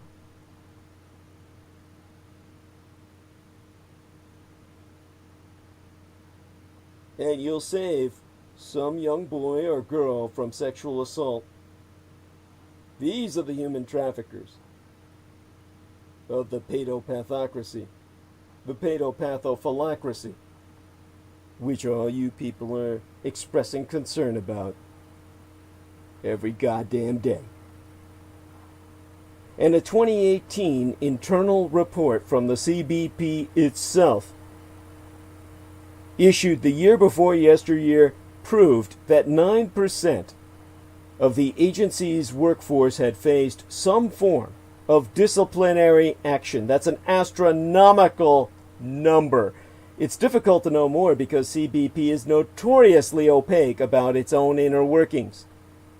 James Tomczyk, who served as head of internal affairs at CBP from 2006 through to 2014, told security experts I've personally consulted around the year 2017 that the agency had problems with misconduct, lack of sensitivity to immigrants, that, of course, in no way does justice to their atrocious abuse thereof. That simple term, lack of sensitivity to immigrants, means not giving them water while they died of thirst. And, of course, plain, gratuitous, sadistic violence along the border, as I've already articulated. Attempts at even the most basic internal oversight were completely rebuffed, and James Tomczyk himself eventually quit. The attitude there, he has testified, is one of us against the world. The bunker mentality at the Department of Homeland Security has only concretized into reactionary psychosis in these Trump years. Especially in this final stretch of the president's term. At the White House itself, the president's senior advisor, Stephen Miller, has placed hand-picked loyalists in key posts at the department in order to eliminate any possibility of institutional resistance to his mass murderous agenda. And because of the rash of firings and resignations, most of the senior positions are filled by unconfirmed appointees loyal only and personally to Donald Trump. Now, Chad Wolf himself, a former lobbyist who worked at the TSA, the Transportation Security Administration, the guys who grope your wives and daughters over at the airport security stations, before becoming Chief of Staff to Department of Homeland Security Secretary Christian Nielsen, circa 2018, is one of these Trump cultists. Trump fired his boss because she was a woman in April of yesteryear, and her replacement, Kevin McAleenan, resigned but 6 months later. Wolf himself became the provisional head of the department last November and continues to, quote-unquote, serve in complete violation of the Federal Vacancies Act, that 1998 law what prohibits an unconfirmed federal official from staying in an acting role for more than 210 days. The Department of Homeland Security, of course, itself disputes this on a completely unconvincing and irrelevant technicality I'm not even going to bother to recall. For all of Chad Wolf's enthusiasm about his department's ever-expansive policing powers, he has pointedly neglected the much more urgent needs of other agencies under his watch. Chief among them is the USCIS, acronym for the United States Citizenship and Immigration Services, which is the fee-funded agency in charge of administering the legal immigration system. Next menses, in the month of August, some 13,000 USCIS staff, nearly 3/4 of the total, will be furloughed. Furloughed due to budget shortfalls, because all the money has gone to the boys with guns who are out there raping kids. And so, I've been told that the administration is effectively shutting down our country's congressionally mandated legal immigration system. It's an unprecedented move by any presidential administration. So is there anything that can be done at this point to curb the Department of Homeland Security's complete heedlessness? When the news from Portland first broke, Democrats in the House were having internal discussions about how to handle the department's budget for the coming fiscal year. It's a thorny topic in the caucus, with members split between a desire to target appropriations for legitimate security needs and an increasing wariness of DHS's broader enforcement functions.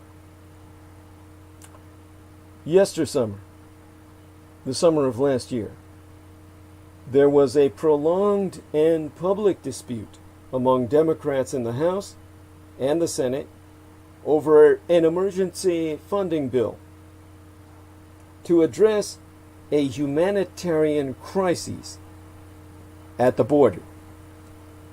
Ultimately, the Senate Democrats forced their House counterparts into voting on a measure that granted $4.6 billion United States dollars to DHS for use on humanitarian services such as providing medical care and food in borderland detention centers. Yestermenses, last month, a report issued by the GAO, the Government Accountability Office, exposed the fact that the CBP had instead abused the money to buy dirt bikes so that no officer would ever have to walk again to patrol the border. All of them are now riding and having fun, getting paid on your tax dollar, along with money that was to buy food for the children. It instead was all misdeployed to buy dog food for their attack dogs that chew those children like chew toys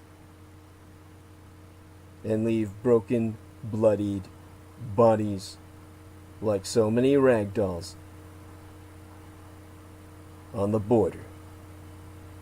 Oh, did I forget? That and a shitload of motorboats. Speedboats. Speedboats on the fucking border? Most of it is miles of desert land. But these guys are now racing each other and placing bets on who can go fastest on the Rio Grande. Using, of course, their motorboat blades where possible to chew up any immigrants that might be swimming. I mean, they call them wetbacks for a reason, right? Now they're bloodbacks with their heads busted open by fiberglass bows, cutting through people like they was icebreakers. Lucille Roybal-Allard, a California Democrat and the chair of the House Subcommittee on Homeland Security Appropriations, was crafting a funding bill when Chad Wolf dispatched the CBP SWAT teams to Oregon. And so she has gone on record to say, we're now looking at amendment options to rein in the department. The idea was to put explicit restrictions on activities that might curb the exercise of free speech and assembly so that the agencies would be in violation of the law if they were to ignore such provisions. Prior to the Trump administration, there was regular communication between DHS and Congress whenever the department needed to transfer federal money between its agencies. And so, it has been attested that this administration, for the first time, has violated that trust that they've had since the very beginning of the founding of the DHS. They've never had an issue where the Department of Homeland Security just completely ignores the will of Congress and claims that it answers only to the office of the executive, meaning the president. They're his private army now. An appropriations bill is due to come to the House floor next week, with many progressives now poised to vote against it. There's been disagreement within the caucus about whether to introduce the bill as a standalone measure or as part of a broader funding package. Nancy Pelosi, the House Speaker, prefers the latter, which would make it more difficult to oppose. Either way, however, it's unlikely to affect the ultimate fate of the funding bill because no one expects either the Republican-controlled Senate to pass it or the madman who'll be our president to sign anything. The irony for Democrats is that this particular appropriations bill may be the best one the party's seen in years. It reduces funding for ICE detention, and takes aim at some of the administration's most egregious policy initiatives at the border. Veronica Escobar, a first-term Democratic representative from El Paso, on Wednesday so noted that Portland has changed things. During the past year and a half, she has found herself in the middle of the political crosscurrents in the Democratic caucus on immigration and the border. She's sanguine about the current funding bill, but alarmed by the context in which the party is being forced to debate it. She's so saying that the problem with the current administration is that they've put so many lackeys and incompetents in positions of authority that we cannot employ traditional means or even constitutional means to check them. A funding bill that took the latest news into account would be laying down a marker for a Biden administration. And so, that brings us to Trump's gamble on white America. Now, Confederate flags, suburban fair housing, unrest in cities. Over the past week, Donald Trump has pitched a series of political issues that could have fit easily into the presidential campaign that George C. Wallace, the late segregationist governor of Alabama, ran more than half a century ago. Indeed, in the issues Trump has stressed, Trump most closely resembles George Wallace, who won 5 states of the former Confederacy circa 1968, than any major party nominee since. Richard Mulhouse Nixon, for example, stressed law and order in response to the widespread civil unrest of that year, but also positioned himself as a relative moderate on civil rights, a balancing act foreign to the current president. Oddly, Trump has staked out that turf just as the political ground has shifted sharply in the opposite direction. Polls consistently have shown Americans, especially whites, moving toward greater acceptance of black claims for equality and fair treatment. Trump's approach stems in part from his basic political instinct to hold his supporters together at all costs, rather than risk reaching beyond his adopted political tribe. But he's also taking a gamble that the apparent shift in white attitudes is neither as profound nor as long-lasting as progressives hope. On that, Trump could be right. A historic but limited shift. For now, at least, multiple sources show evidence of a major shift in public attitudes.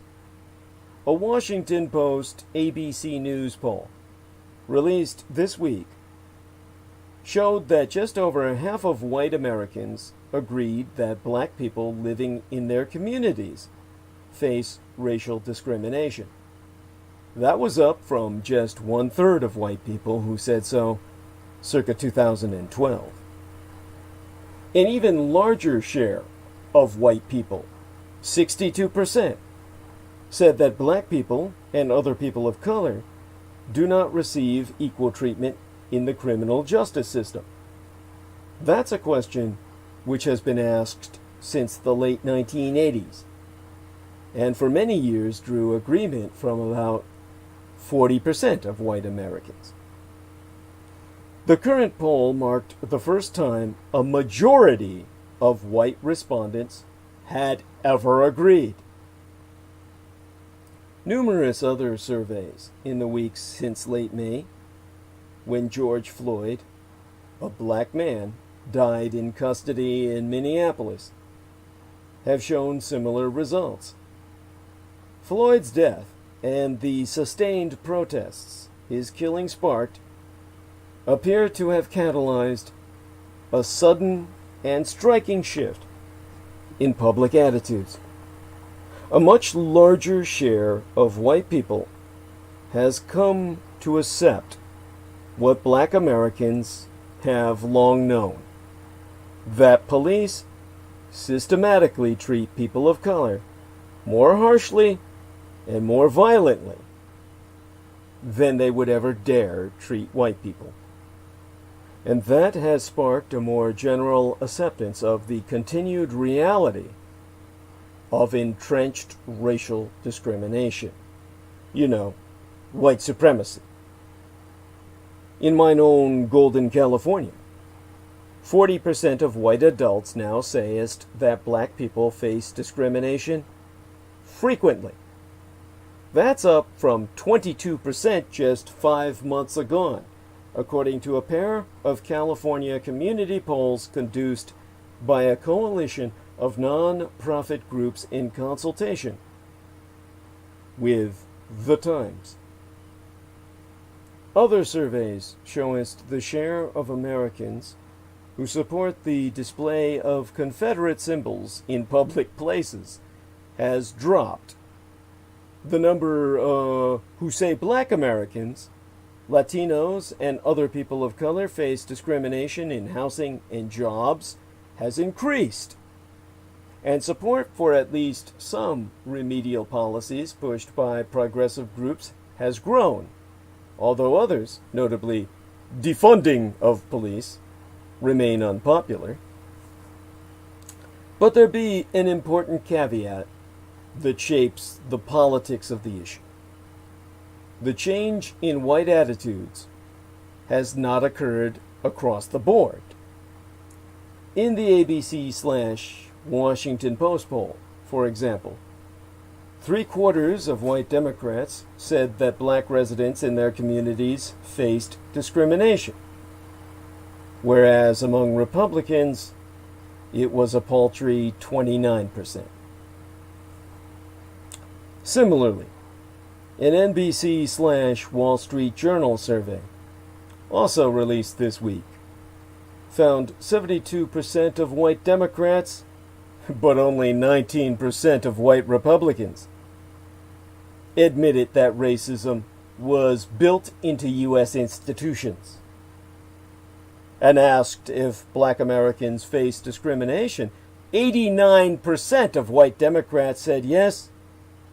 Just 25% of white Republicans agreed.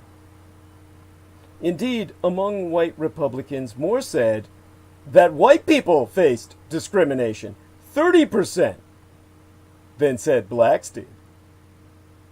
Trump's threat to veto a defense bill because it calls for removing the names of Confederate leaders from military bases like Fort Bragg and Fort Benning might seem to be flying in the face of public opinion. Both houses of Congress have passed the defense bill by potentially veto-proof margins, although a final version still needs to be worked out between the two houses. But among white Republicans, and remember, white people make up the vast majority of the Republican Party's ranks, only 14% support removing Confederate symbols, as found by the NBC/Wall Street Journal poll. Among Republicans, belief that white Americans face discrimination, opposition to removing Confederate symbols, and negative reactions to Black Lives Matter are most common among those who identify as the most conservative and among those who strongly support Donald Trump. So Trump likely stands on solid ground in believing that his positions will cement the loyalty of his core supporters.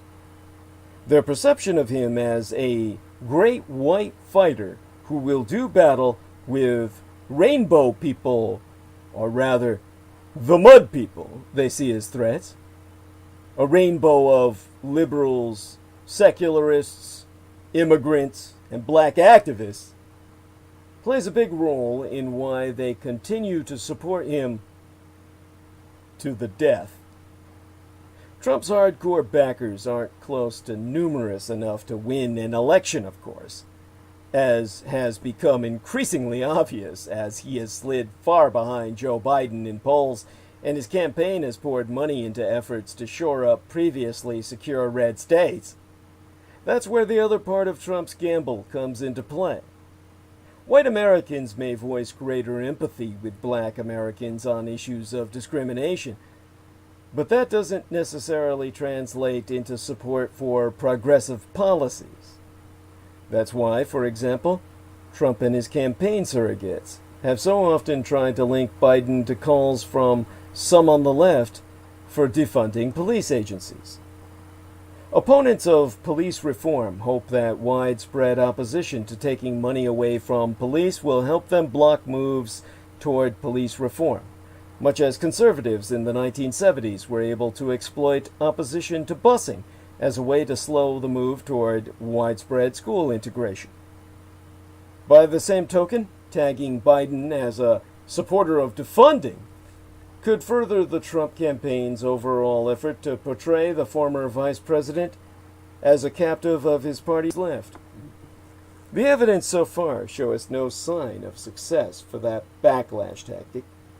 Convincing the public that Biden is a radical is a challenging task, especially after the Democratic left spent 2019 berating him as too conservative. And the fact that a large share of the public, including even many of his supporters, see Trump as a pathological liar, makes it even harder for him to sell such a case. But for Trump, far behind in the polls, and continuing to slide, a long-shot gamble may be his best remaining bet.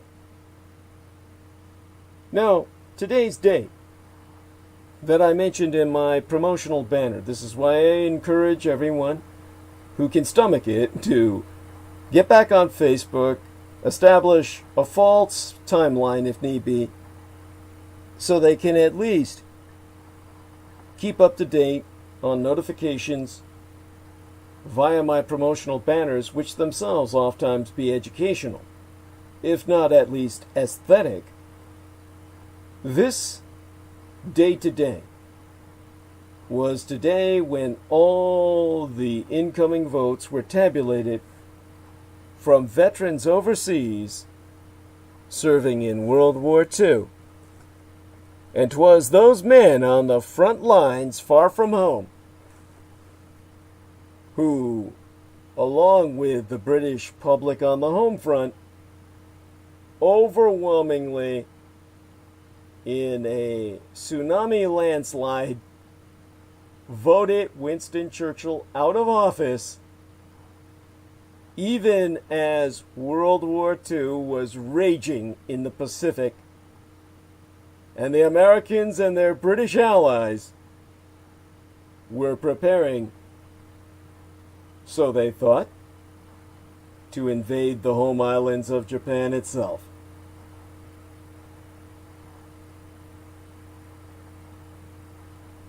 So, the lesson to be learned was once the Allies said Hitler was dead, was at that point everyone said, okay, fuck it, I'm done. The whole war had been promoted by the United Nations itself as a war against Hitlerism, an idea instead of nation states. When the man who literally embodied that idea was declared to be dead, everyone was done with it. All right, let's go home. So Churchill was left wailing and weeping and gnashing his teeth no longer able to promise more blood, more sweat, more tears. And Japan won the war. All of this thanks to the intelligence coup of the Axis powers of assassinating Franklin Delano Roosevelt, which led Joseph Stalin to believe that Winnie Churchill had been behind it. Roosevelt being Stalin's bitch, and Churchill being the thorn in Stalin's ass. Stalin told the labor rights, which these days we'd call them communists, in England, you know, Jeremy Corbyn's people, to get Winnie out of office. Churchill was voted out, not just by the left, but by all the veterans on the front lines who wanted to make it home alive. Nobody in Europe was looking forward to being transferred over to Asia to die invading Japan after having survived invading Germany. This date today, and its historical significance, be all the more relevant when I educate yourselves as to how Donald Trump could lose the election and still remain president of these United States.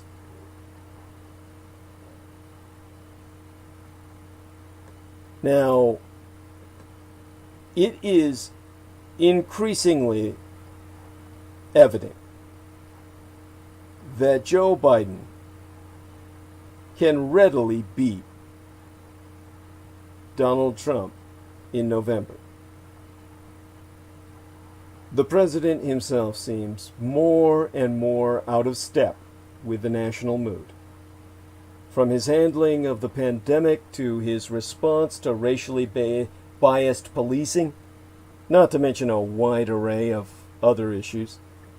Even in key swing states, Trump is losing ground that will be difficult for him to make it up. For Donald Trump, there be two broad pathways to maintaining power. First, we can already see very clearly a strategy designed to suppress voter turnout with the purging of registration rolls of large numbers of mostly urban voters. Efforts to suppress mail-in ballots, which be more necessary than ever, given COVID-19. A re-election apparatus that is training 50,000 poll watchers for the purpose of challenging citizens' right to vote on Election Day. And significant efforts in make in-person voting in urban areas as cumbersome as possible in order to have long lines that discourage people from exercising their voting right. In fact, forget the term right. In this case, responsibility. The second pathway to subverting the election be even more ominous. But we must be cognizant of it, because Donald Trump is already laying the groundwork for how he can lose the popular vote, and even lose in the key swing states necessary for an electoral college victory, but still remain president against our will. This spring, HBO aired The Plot Against America, based on the Philip Roth novel of how an authoritarian president could grab control of the United States government, exploiting emergency powers that no one could foresee. Recent press reports have exposed the compilation by the Brennan Center at New York University of an extensive list of presidential emergency powers that will be inappropriately invoked in a national security crisis. Attorney General William Billy Barr, well known for his extremist view of the expanse of presidential power infinitely, is completely known to be developing a Justice Department opinion arguing that the president can exercise unlimited emergency powers in national security situations as he defines them himself, whilst stating that the courts, being extremely reluctant to intervene in the sphere of a national security emergency, would allow said president to proceed completely unchecked. Something like the following scenario that I will articulate is not just possible, but completely probable. I would say certain, because it being crystal clear, Donald Trump will do anything to avoid the moniker he hates more than any other, loser, which he'll ever and forever be, no matter what he deems himself to win. Trump actually tweeted on June 22nd, "Rigged 2020 election! Millions of mail-in ballots will be printed by foreign countries and others. It will be the scandal of our times." With this, Trump has begun to lay the groundwork for the step-by-step process by which he holds on to the presidency after he will clearly lose the election. And so this is what will happen. I'll tell you now. And mark my words, it will be close to what I say, if not exactly as I say. Joe Biden wins the popular vote and carries the key swing states of Arizona, Wisconsin, Michigan, and Pennsylvania by decent, if not overwhelming margins. Trump immediately declares that the voting was rigged, that there was a mail-in ballot fraud, and that the Red Chinese were behind a plan to provide fraudulent mail-in ballots and other election hacking throughout the 4 key swing states that gave Joe Biden his legitimate victory. Having railed against the communist Chinese throughout the campaign and calling Biden soft on China, Trump delivers his narrative, claiming the communist Chinese have interfered in the United States election. Trump indicating this is a major national security issue, and so invoking total emergency powers, directing the Justice Department to investigate the alleged activity in the swing states. The legal justification for the presidential powers he invokes has already been developed and issued by Little Billy Barr. This is a fact. You can verify this yourself. The investigation will be intended to tick down the clock toward December 14th, the deadline when each state's electoral college electors must be appointed. This is the very issue that the Supreme Court harped upon in Bush versus Gore in ruling that the election process had to be brought to a close, thus forbidding the further counting of Florida ballots that would have ensured Gore's victory. All 4 swing states have Republican control of both their upper and lower houses of their state legislatures.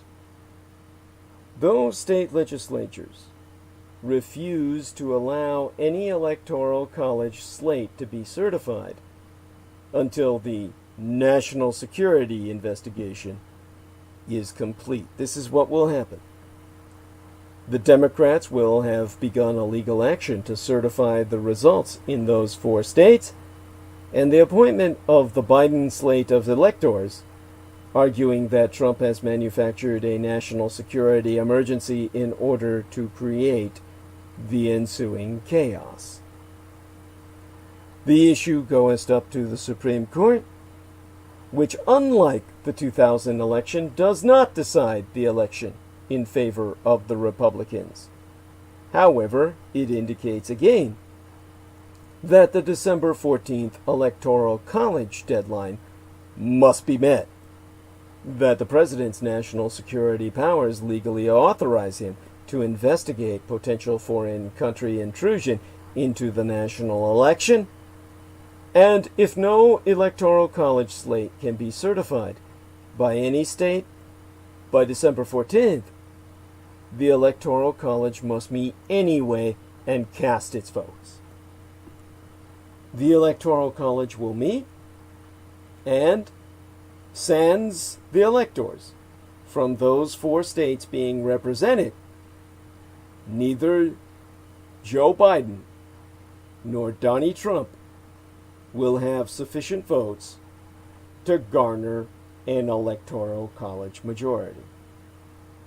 The election will be thrown into the House of Representatives, pursuant to the Constitution. Under the relevant constitutional process, the vote in the House is by state delegation, where each delegation casts 1 vote, which is determined by the majority of the representatives in that state. Currently, there be 26 states that have a majority Republican House delegation. 23 states have a majority Democratic delegation.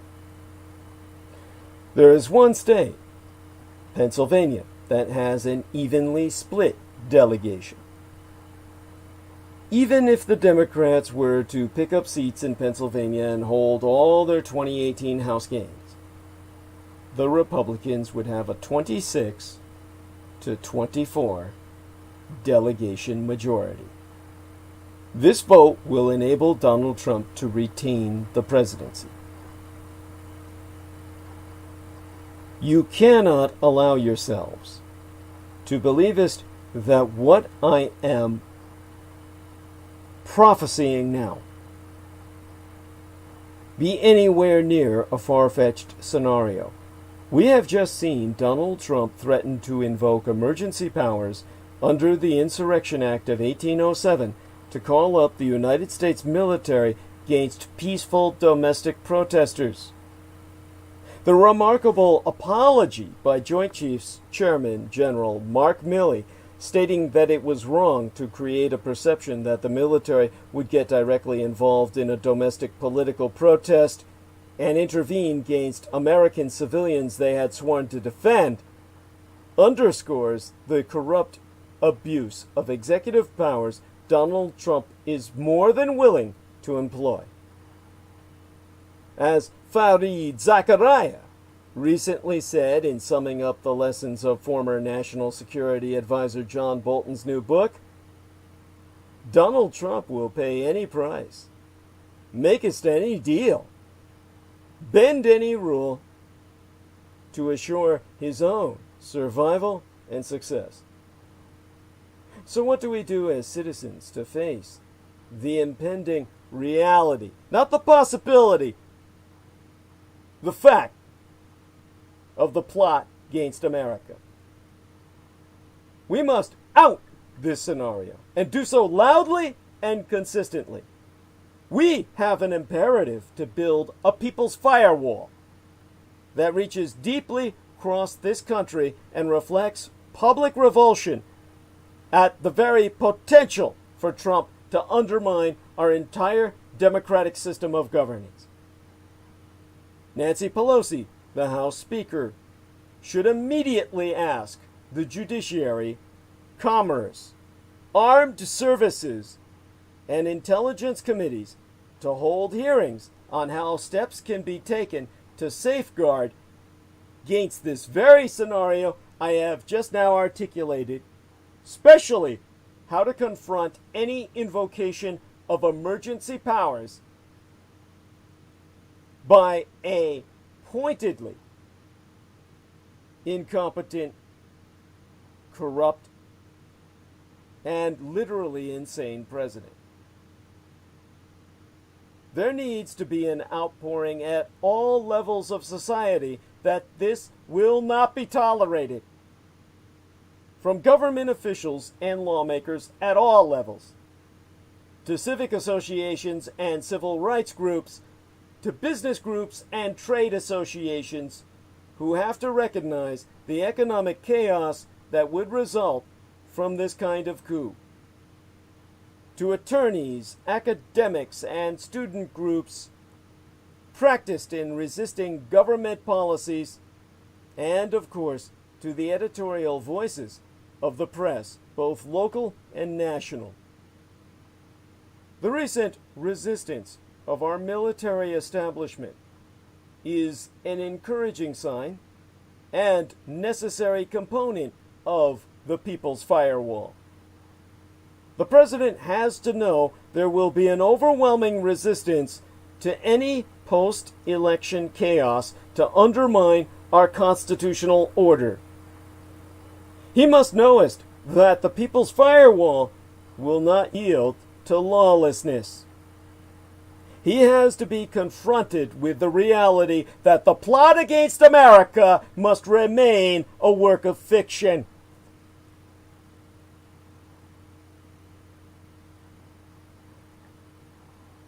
Now, one among the creepiest true crime tours in America is the Tucson Murders True Crime Tours. The Tucson Murders True Crime Tours provide us historic crime investigation into forgotten lost crimes in Tucson, Arizona.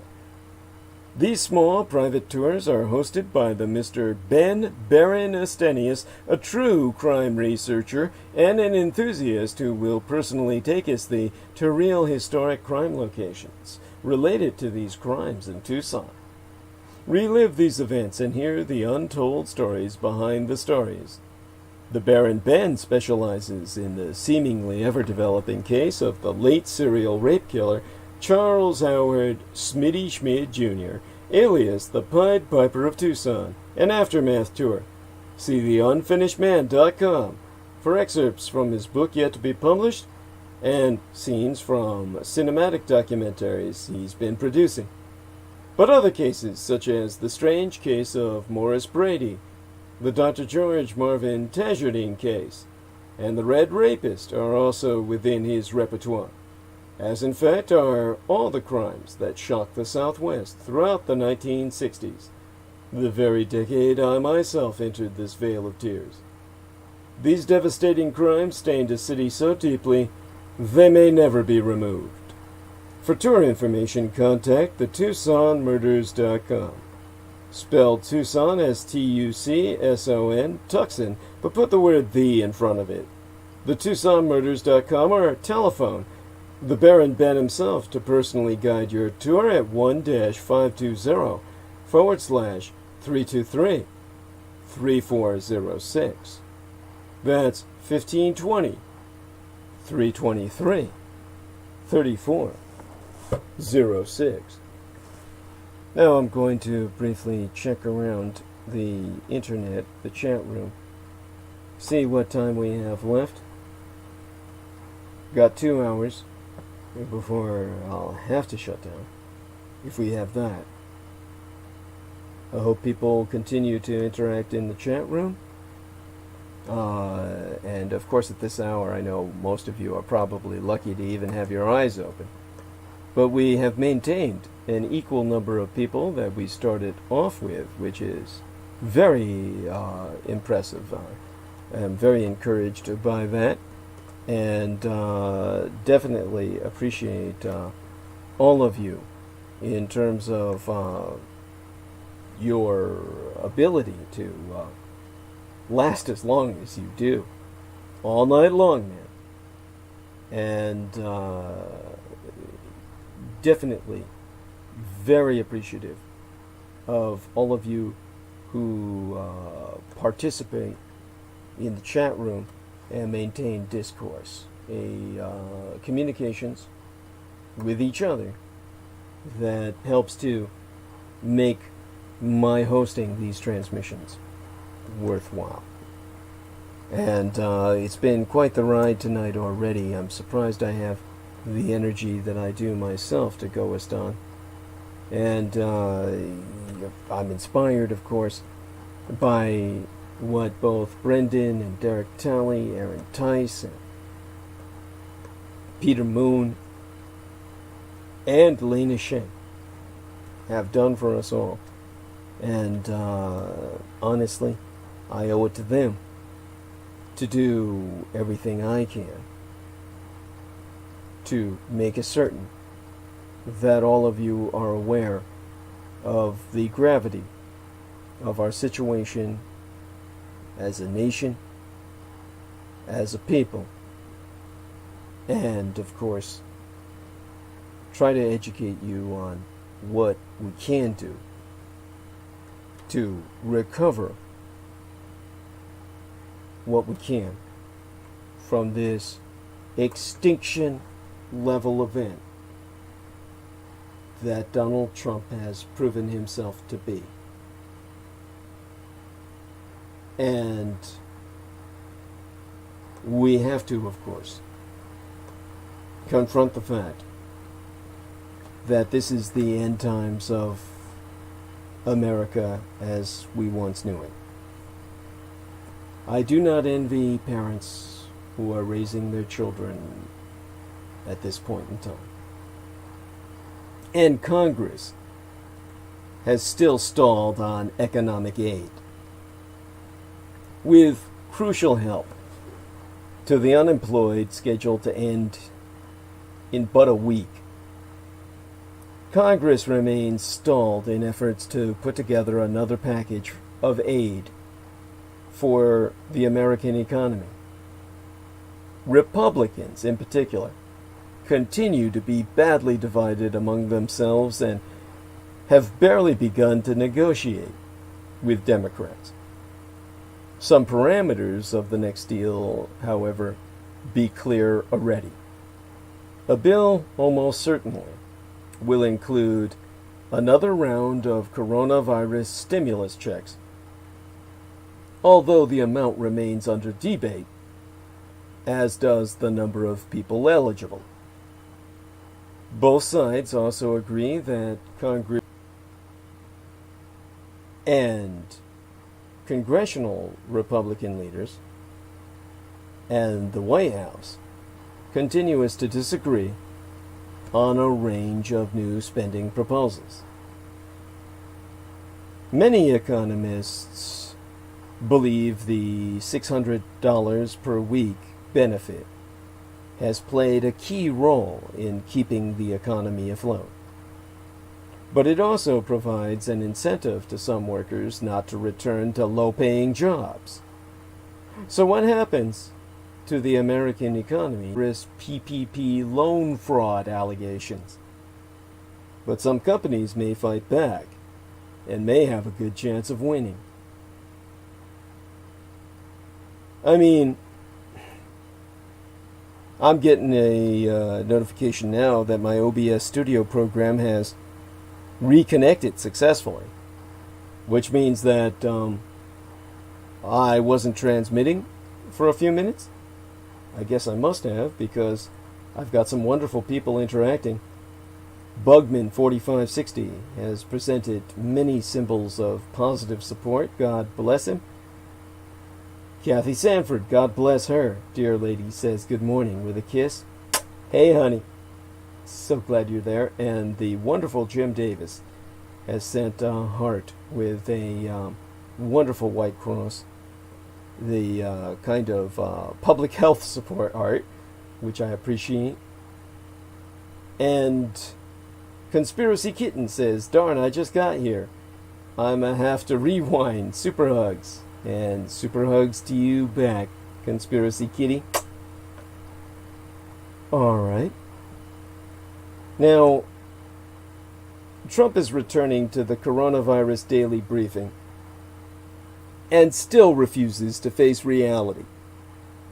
Trump has gone so far as to declare, "We're leading the world!" Which is true only if the destination is off a goddamn cliff. Donald Trump spent much of his coronavirus press briefing on Tuesday of last week trying to persuade Americans that the coronavirus has little to do with them or with he, except as a cause for self-congratulation. Within the first 12 minutes, he had referred twice to the China virus. He then immediately emphasized the advanced age and pre-existing illnesses of those who had died. Most young adults won't even know they're sick, suggesting that we now knowest, as if we didn't before, who the vulnerable be, and so the rest of the country can go us back to doing other things. Other issues, such as COVID-19's ability to ravage the health of even those who survive it, the many ways that people of all ages can be vulnerable, and the difficulty of sheltering anybody when infections be rampant, were shunted aside. Most of all, Trump wanted everyone to know that we be winning. He's so saying, "We're leading the world!" Which, as I said, is true only if the destination be off the fucking face of a goddamn cliff. Trump's appearance was billed as his return to heading coronavirus task force briefings. Those appearances were more or less discontinued in late April as part of Donald Trump's effort to pretend that the crisis was over. In contrast to those early appearances, Trump was alone, with no public health officials to answer questions or to provide us even a modicum of realism. When a reporter asked, "Why are your doctors not with you here today? Where's Dr. Fauci? Dr. Birx?" Trump replied, "Well, Dr. Birx is right outside!" Then quickly called on someone else. Deborah Birx, the coordinator of the task force, stayed outside. Anthony Fauci told CNN that he wasn't even invited to the briefing. The reason for the renewal be painfully obvious. The number of new confirmed infections has grown to more than 60,000 a goddamn day. And the charts of the number of cases in states in the South and West, led by Arizona, California, Florida, and Texas, show increasingly sharp rises to precipitous heights. Georgia, where Governor Brian Kemp is engaging in something akin to deciding to let his constituents die by trying to block local governments from mandating masks, is also registering alarming numbers. Yesterday, or last week, when Keisha Lance Bottoms, the mayoress of Atlanta, defied him, Kemp sued to stop and silence her. That litigation is pending. In all those states, hospitals are filling up. Read the New Yorker's complete news coverage and analysis of the coronavirus pandemic, and you will be shocked. Increasing testing, or the testing that has been increased to the level that we have, what little there be of it, does not explain these numbers. The percentage of tests that are coming back positive is above 10% of the worst affected states, which, given the current numbers, is far too high for epidemiologists to be confident that most cases are even being caught. Roughly speaking, in the current circumstances, a lower positivity rate means that fewer marginal or asymptomatic cases are missed. Testing is not confined to those who show up at hospitals. In New York, the current positivity rate is around 1%. Around the time that Trump sprak, the daily tally of deaths exceeded 1,000 for the first time since late May. And the total number of confirmed deaths in these United States now exceeds 140,000, almost a quarter of the planet's total COVID-19 fatalities as officially recognized worldwide. Trump, however, still thinks he's going great. At the briefing, he displayed a chart claiming that the case fatality rate, generally deaths per laboratory confirmed cases, for the United States was lower than for a string of other countries and the world as a whole. But in the absence of comprehensive testing, that number is not viewed as the most reliable measure of the pandemic's toll. The chart for deaths per 100,000 inhabitants would look quite different, I assure thee. By that measure, according to the Johns Hopkins University's numbers, the United States is among the worst affected, with 43 dead per 100,000. Some European countries have fared worse than these United States, such as the United Kingdom, Belgium, Italy, Spain, and Sweden. Others have done far better. United Germany and Denmark have lost just under 11 people per 100,000. For Canada and Mexico, the numbers are 24 and 32, respectively. But those European countries now have their outbreaks relatively under control. All of them, with tallies of new daily cases in the hundreds, not the thousands or tens of thousands. As these United States add many more fatalities to our total, our relative position will only get worse. We are now, basically, in a race to the bottom of it all with Brazil. Trump is very wrong about how the United States is doing relative to the rest of the world. And yet, even according, or rather, even arguing the point, according to all the facts, misses how sordid his basic position be. When large numbers of Americans are dying, how much of a consolation, when it cometh down to it, be the worst fatality rate for Belgium meant to be? Trump seems to believe that Americans would be satisfied, or even pleased, to hear that even more people in places they be unfamiliar with are dying, and to be frustrated that that message isn't getting through. And so, in the briefing, he dared complain, "If you watch American television, you would think the United States is the only country involved with suffering from the China virus."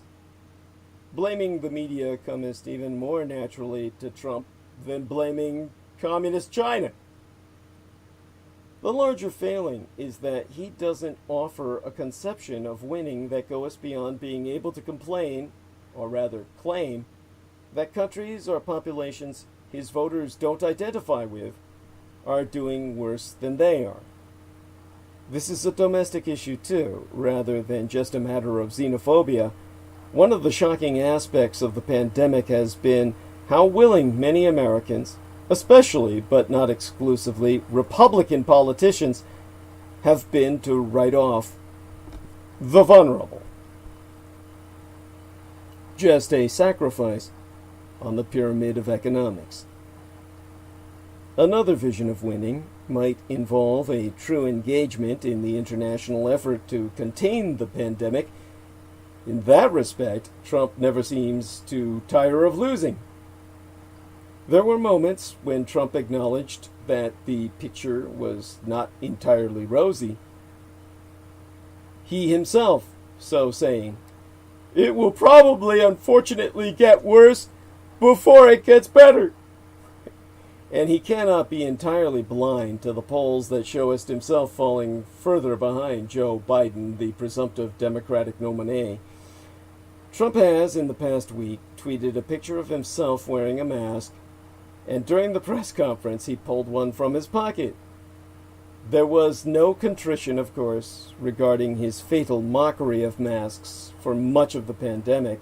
Instead, the president, who recently summoned crowds to hear him speak in Oklahoma and Arizona, claimed that he has been a voice for social distancing.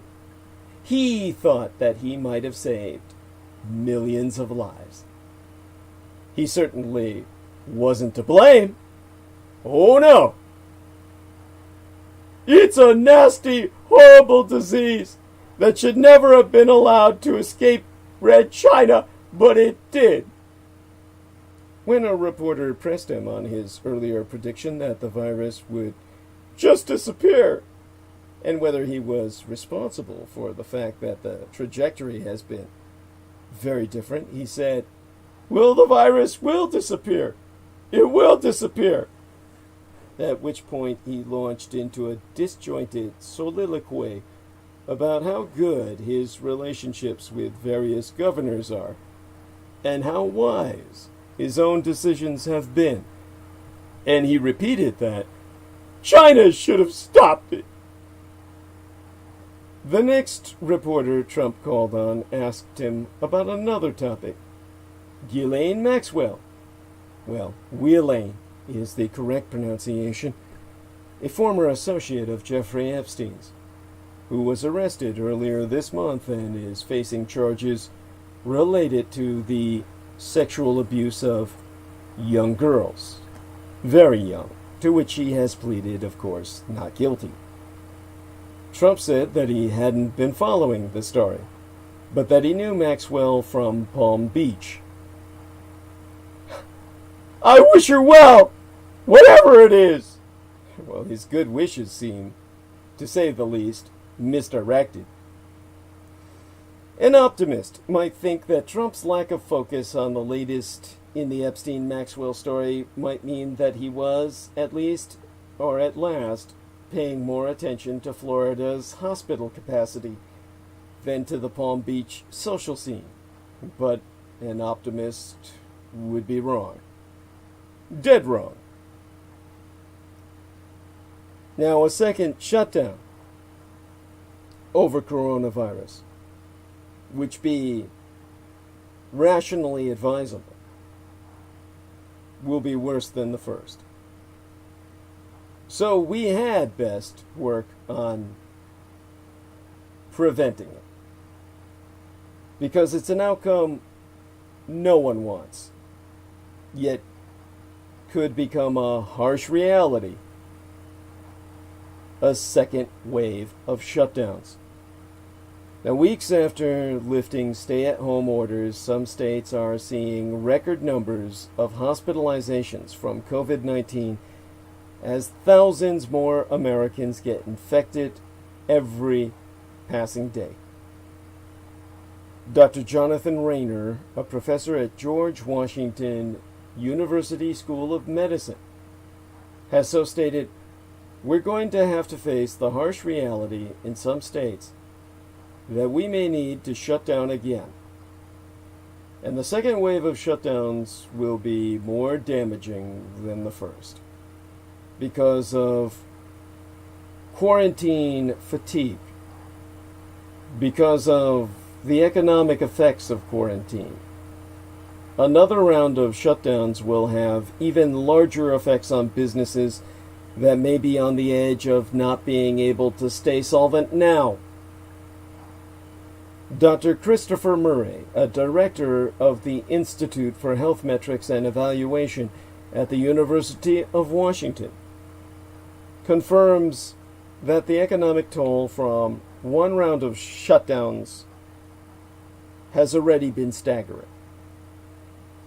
More than 44 million people in these United States have filed for initial unemployment benefits since mid-March. But the pandemic itself be far from over. More than 121,000 Americans have died from coronavirus as officially acknowledged, and more are dying from the virus every goddamn day. Dr. William Schaffner, an infectious diseases expert and professor at Vanderbilt University Medical Center, has attested that COVID's not taking any summer vacation. It's actually having new opportunities to spread. The biggest and most difficult choice states could face in the coming months is managing a potential second shutdown. And the consequences of another shutdown will be far-ranging, deep and wide, as confirmed by the U.S. Treasury Secretary Stephen Mnuchin himself. With Mnuchin telling CNBC that we can't shut down the economy again. I think we've learned that if you shut down the economy, you're going to create more damage. And not just economic damage, but medical problems and everything else that get put on hold. But the federal government hasn't been in control of shutdowns and reopenings. Those have been at the discretion of each state because under Trump the federal government has fled the scene. So if you run out of hospital beds and you run out of ICU beds, the intensive care units, states will have to shut down. Now, it's happened before. Second shutdowns aren't just possible. They've already happened in some parts of the world during this pandemic. Hong Kong and Singapore seemed to have coronavirus under control and started easing restrictions, only to have major resurgences that led to even stricter rules. The Japanese Empire's second largest island, Hokkaido, also shut down to control the spread of coronavirus, but they reopened too quickly, leading to a COVID-19 comeback, and they shut down again. And that's how they finally extinguished the virus. Now, Americans need to at least try to prevent another round of shutdowns. So while states are trying to revive the economy, the fate of this pandemic is largely up to individuals. People must observe the safety guidelines. Even the chronic alcoholic slimeball who serves as the top White House economic advisor, Larry Kudlow, has acknowledged the fact that social distancing must be observed and that face coverings in key places must be observed. Wearing a face mask is critical to slowing the spread of coronavirus because of how easy it is to infect others, even sans any symptoms.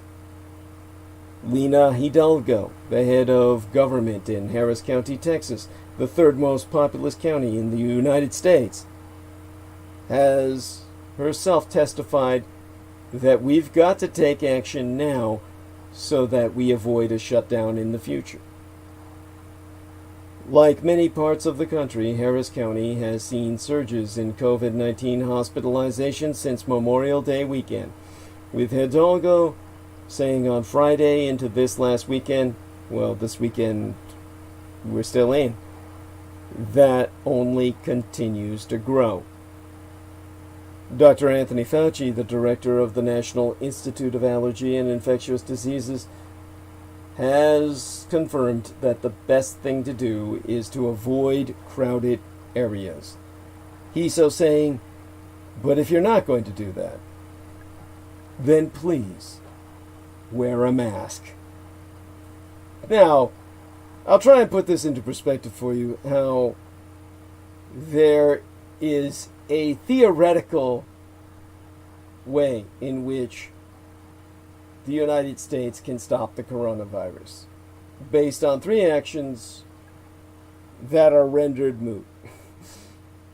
7 months since cases of the coronavirus were first reported, some countries have effectively combated the virus and brought the spread under control. The United States is obviously not one of them. But it's not too late. Americans account for roughly a quarter of the more than 551,000 global deaths from COVID-19 so far. Far more than any other country on Earth, according to the latest global data from Johns Hopkins University. A number of states, as well as the country as a whole, have begun breaking daily records repeatedly for newly confirmed cases, and Florida reported on the 9th of July that more than 80% of its hospital ICU beds are filled.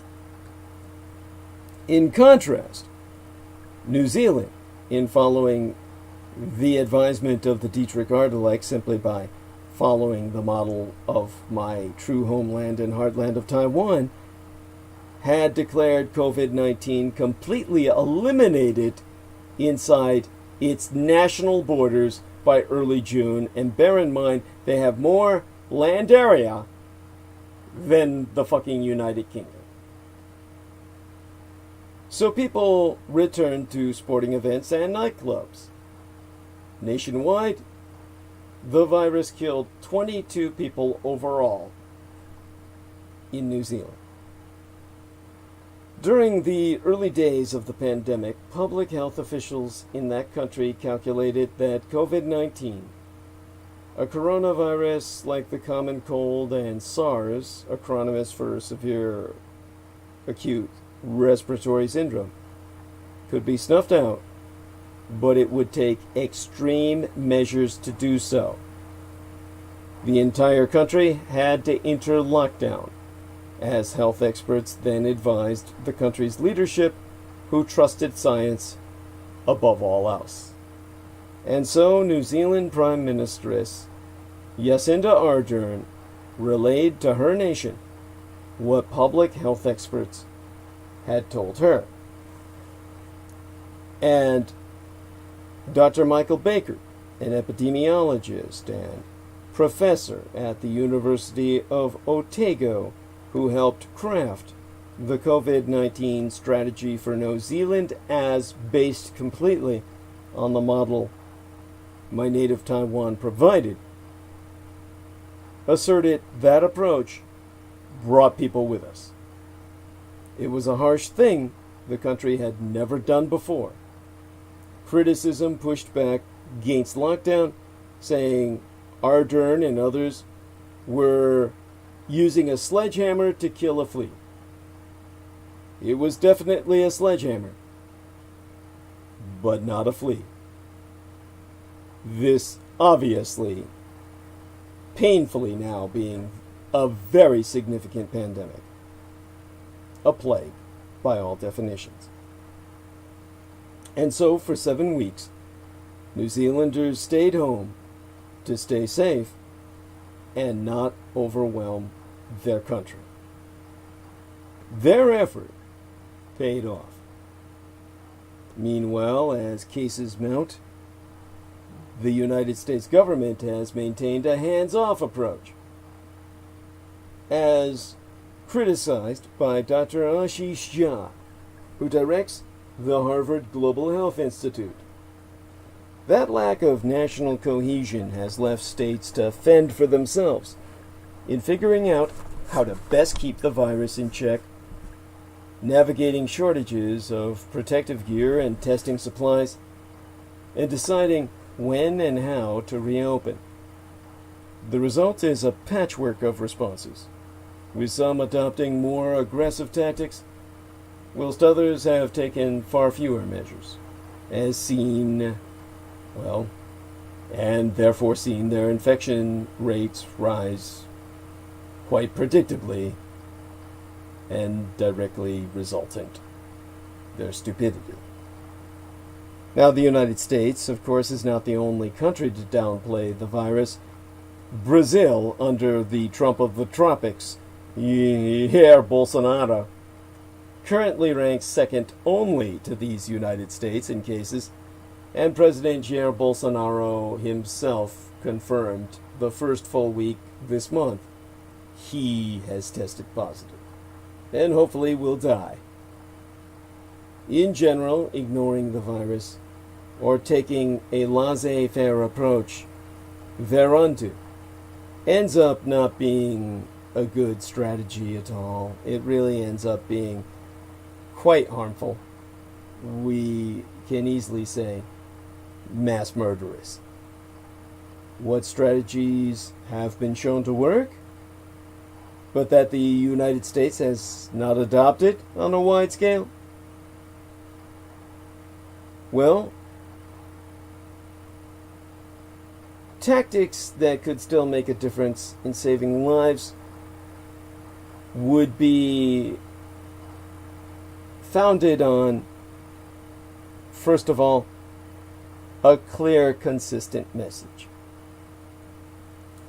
The Japanese Empire identified its first cases of novel coronavirus by mid-January. 5 weeks later, the empire closed nearly 35,000 schools for almost 13 million Japanese schoolchildren for several weeks. By April 16th, the Empire of Japan declared a state of emergency. Dr. Hitoshi Oshitani, a virologist and public health expert in Japan, who helped shape the empire's COVID-19 strategy, said investigators there set out around that time to understand where outbreak clusters were happening. If patterns emerged in their data, then officials could warn the public accordingly. Officials studied more than 3,100 confirmed cases of COVID-19 from January to April and found 61 clusters where 5 or more people who didn't live together with each other were infected. Most often, public health officials traced outbreaks of viral infections to 3 settings: closed spaces with little or no ventilation, crowded places with people packed together, and close contact, such as intimate conversation, singing, or cheering. People put themselves at greatest risk when those 3 settings, which became known as the 3 C's, all overlapped. That means lingering in indoor places like healthcare facilities, workplaces, live music venues, gyms, and karaoke bars, but people at heightened risk, well, it put people at heightened risk for being exposed to the virus. Without a cluster, the transmission chain cannot be sustained. So from these common characteristics, the Japanese Empire created an easy-to-understand campaign that managed to send a more effective message to the general public. The 3 C's are so simple that most elementary school students know it and understand them. And that distillation of evidence-based guidelines on social distancing into easy-to-understand rules has been key to Japan's ability to keep COVID-19 infections below 20,000 cases and deaths to fewer than 1,000 people during the last half year. and the message is gaining traction. The WHO, the World Health Organization, which is so corrupted by communist China, has still adopted the Japanese Empire's 3 C's to raise broader public awareness of the continued need to avoid risky environments and prevent further outbreaks. Throughout the pandemic, the Japanese Empire's streamlined messaging has helped get vital information to the public at large. National government officials employ input from the scientific community to develop and issue basic guidance to local authorities, and communities can then tailor those guidelines to fit their needs and resources. It is also important to have a common strategy, or at least basic policies, within a country. If Tokyo and Osaka used widely different strategies to rebound from COVID-19, and Tokyo was successful but Osaka wasn't, then Japan has many people traveling between Tokyo and Osaka, in which case, obviously, then Tokyo cannot be safe if Osaka has many cases. So effective messaging is critical to public health, as confirmed by Dr. Natalie Dean, a biostatistician and professores at the University of Florida who studies emerging infectious diseases, and who herself has noted that convincing people to take the individual action that will keep our community safe be most paramount. Instead, within these United States, Dr. Jared Baton, an epidemiologist at the University of Washington, has observed that the public hears a cacophony of messages. This is not how the nation's public health infrastructure has typically responded to crises, but in part because public health messaging is not flowing from the top right now. Messages about COVID-19 coming from the Trump administration and from the president himself chronically conflict with science itself and the advice of leading public health officials. On February 27th, when the number of known cases in the United States was still in the double digits, Trump told reporters that within a couple of days, the number was going to be down to close to zero. Less than a month later, the United States reported nearly 3,500 confirmed cases and 68 deaths. Trump repeatedly promoted the abuse of unproven medications, including hydroxychloroquine, despite the fact that no clinical trials had ever been completed to determine if the drug was safe to treat COVID-19 patients at all.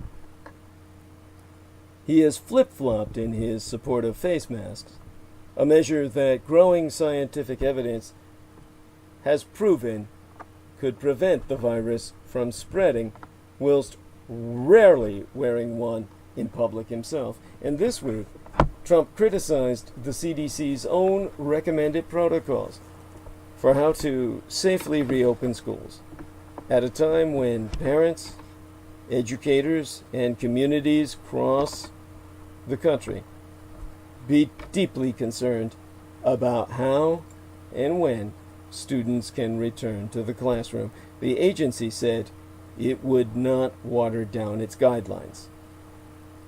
The virus is relentless, and it capitalizes on our confusion and or discord. That brings us to the second thing that is really the most practical thing out of the three that I can initially think of in this very convoluted emergency that we be contending with in the most incompetent manner till now. Mask up. Not long after Vietnamese health officials detected COVID-19, the Communist Republic, People's Republic of Vietnam, mandated that people wear face masks on public transportation and while out and about. Those efforts may have helped to slow the spread of the virus, and so far fewer than 400 people have even been diagnosed with COVID-19 in Vietnam, and not a single death has been linked to the virus at all, according to data from Johns Hopkins University. As many as 100 countries have adopted similar measures, including United Germany, the French Republic, and Italy.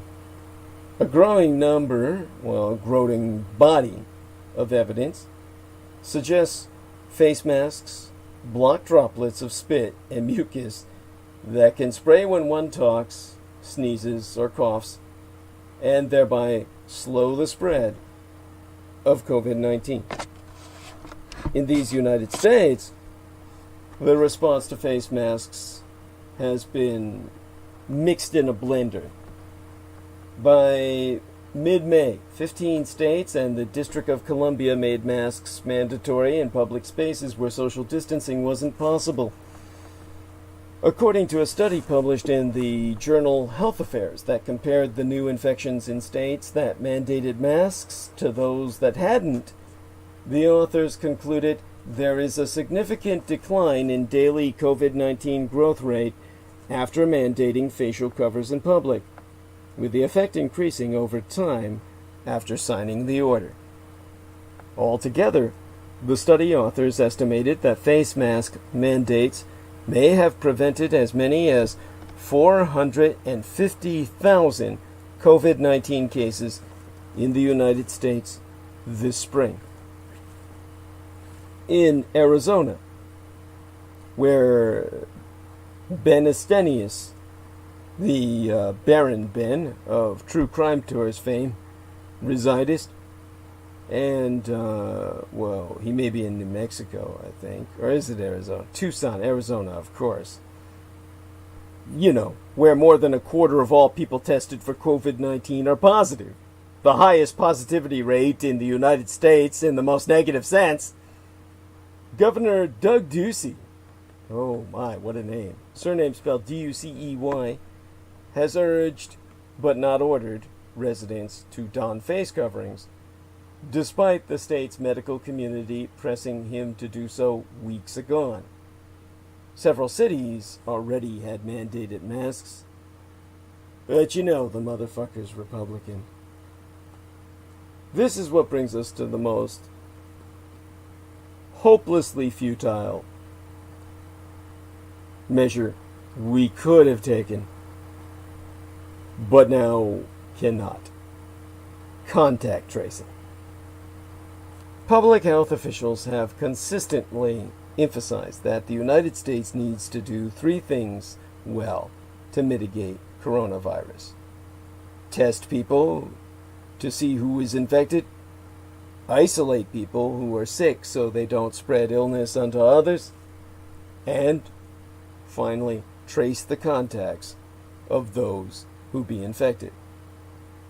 When results come as back positive, a patient's information gets funneled to state or local public health departments, and workers will ask the patient who and where they may have had recent contact.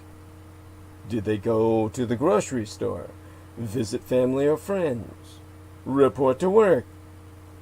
The health department then calls whoever comest up on that list to let them know they need to get tested and isolate themselves until they receive the results. Eventually, this strategy boxes in the virus. Now, both South Korea and mine own Taiwan have both stood up tech-driven contact tracing efforts to monitor the virus and get ahead of the outbreaks. And both countries have effectively contained the virus. Although cases have recently risen from 10 to more than half 100 in South Korea, as testified by Hak-Soo Ko, professor at Seoul National University School of Law, who has studied the nation's COVID-19 rebound early on during the pandemic.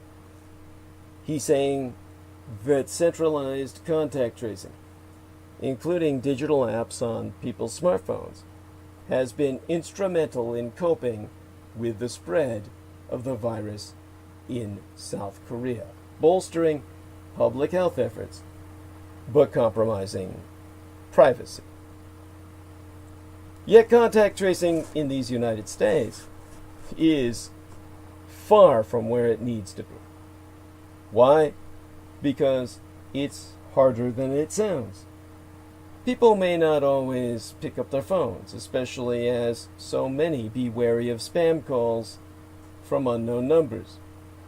People may not remember or be forthcoming about where they have gone or with whom they've interacted. And when states have few trained contact tracers trying to contain a rapidly spreading virus, the odds, of course, be functionally impossible. Missing data and paper test results that have plagued these United States also slow that process, causing public health officials to lose all critical time. Another problem is that the nation just does not have enough people working as contact tracers. On June 25th, Dr. Robert Redfield, director for the Centers for Disease Control and Prevention, stated nationwide there were nearly 29,000 contact tracers, up from about 6,000 in January. But during the press call, Redfield said he estimated the nation needs close to 100,000. A handful of states have launched optional smartphone apps to help streamline the process of manual contact tracing, pairing people's anonymous location data with the public health departmental records to see who may have been infected, where and when. But it's a tricky proposition, shadowed by people's uneasiness about being surveyed, questions about whether these apps accurately register people's locations, and what is known about the duration of contact necessary to pass the virus to another person, which I can attest be effectively instantaneous in some cases. Now, as new cases explode in Florida, contact tracers have reportedly had a very hard time identifying and reaching all of the people who have recently attended large house parties. According to the New York Times, Florida has about 2,200 contact tracers for the entire fucking state, about a third of the number recommended. So what's next? Thinking about the next half year, or what the next 6 months may bring, I anticipate a tale of trois countries within these United States. Some states, red states, simply will not take the virus seriously or will refuse to act aggressively to contain the spread of infection. And as a result, you're going to see large outbreaks. And unfortunately, a lot of people will be getting sick and dying. other states, blue states, such as mine own Golden California, Massachusetts, Ohio, and Michigan, will continue to ramp up testing, enabling us to spot and stamp out potential outbreaks earlier. But strict vigilance among only some states, whilst others operate with more lax rules, will ultimately not help stamp out the virus throughout all 50 states and union. And our territories, they're not going to be as effective as they could be if we had a fucking federal effort. And yet, even I myself don't necessarily see a hopeless situation for states that haven't acted aggressively yet. It's going to be hard, but I think they're going to get there. It's going to take a lot more work than is necessary. But it's not too late for these United States to change course. New Zealand's Dr. Michael Baker said New Zealand officials initially surrendered to the inevitability of the virus and pandemic. In March, they watched as COVID-19 crushed Italy and waited to see what would happen to their own island nation. But then Baker said he had a light bulb moment where you look at what's happening and your consciousness has a profound shift. He observing that it took a very brave government led by a courageous young lady, Jacinda Ardern, where you sayest, we're going to tell the entire country to go home and stay home for many weeks, despite the certainty for economic damage on an unprecedented scale. And since getting to zero, New Zealand has seen a couple of new cases among travelers, but continues to deploy quarantine measures and contact tracing to keep it all under control. And it's just in everyone's mutual interest to manage these pandemics early and effectively. That way, local outbreaks may never become global pandemics. So to reverse the troubling trend in these United States, the American empire needs decisive leadership steered by science.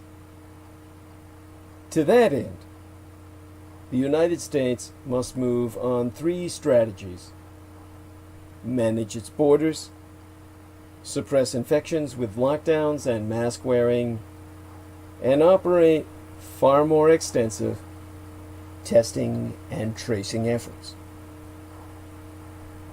Those are the 3 things New Zealand did. Anywhere in the world can do that, and many places have.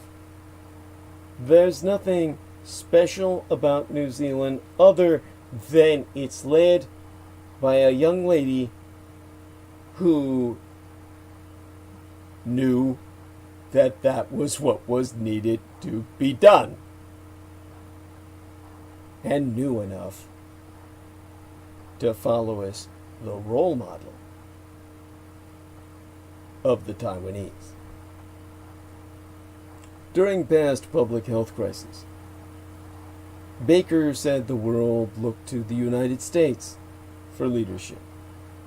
He being an individual in New Zealand that I was sourcing for information on how they have fared.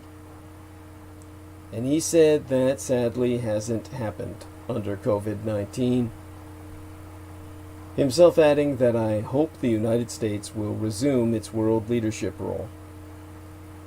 He feeling that it's been a power for good in a general sense. Of course, they haven't suffered an American invasion in New Zealand yet.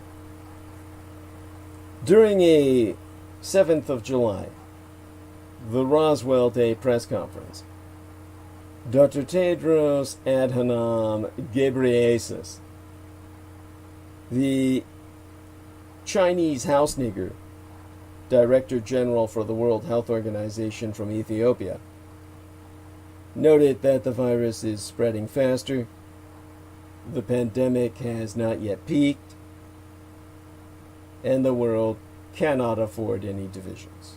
Of course, this is the same son of a bitch who took bribes so that he would make the claim that communist China had nothing to give the world any worry about. Now, that same day that he was admonishing the world for its divisions, the Trump administration signed a formal letter that initiated American withdrawal from the World Health Organization. Something legal scholars say the White House is not authorized to do. A senior White House official even confirmed to the PBS NewsHour that the letter was sent to United Nations Secretary General Antonio Guterres. And that letter begins a year-long process that could make it harder for the CDC to communicate with their counterparts abroad during a global pandemic, which will, of course, result in the deaths of more Americans, which be exactly what Trump be seeking. The Secretary of State, Mike Pompeo, during a July 8th press briefing, so said that the United States remains a world leader on the pandemic. It almost goes sans saying. If the United States withdraws from the World Health Organization, most experts concur the decision will be nothing short of a disaster, in part because the globe has nothing else to replace the Public Health Organization, which operates on a limited budget already.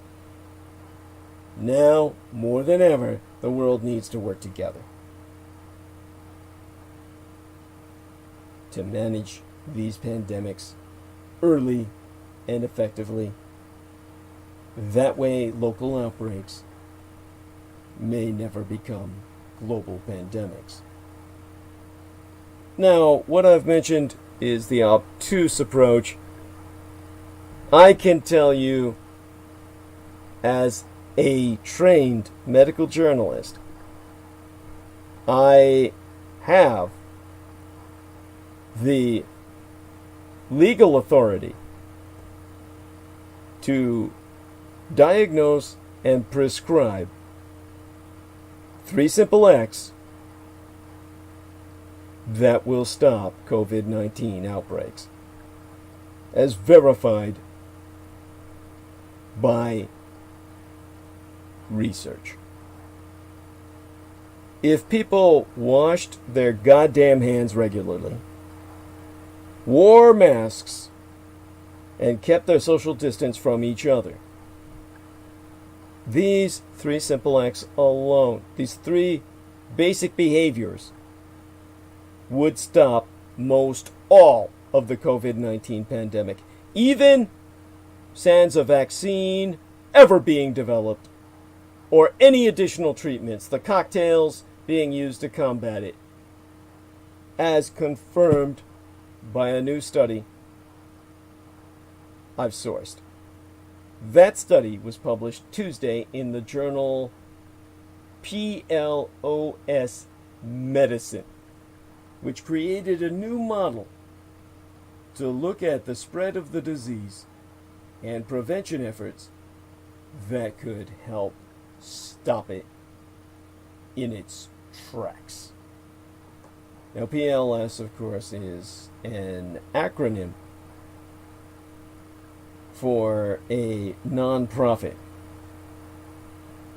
And it's a non-profit open access science, technology, and medicine publisher, with a library of open access journals and other scientific literature under an open content license that first launched its first journal, PLOS Biology, in October of 2003 and publishes maybe about 7 journals.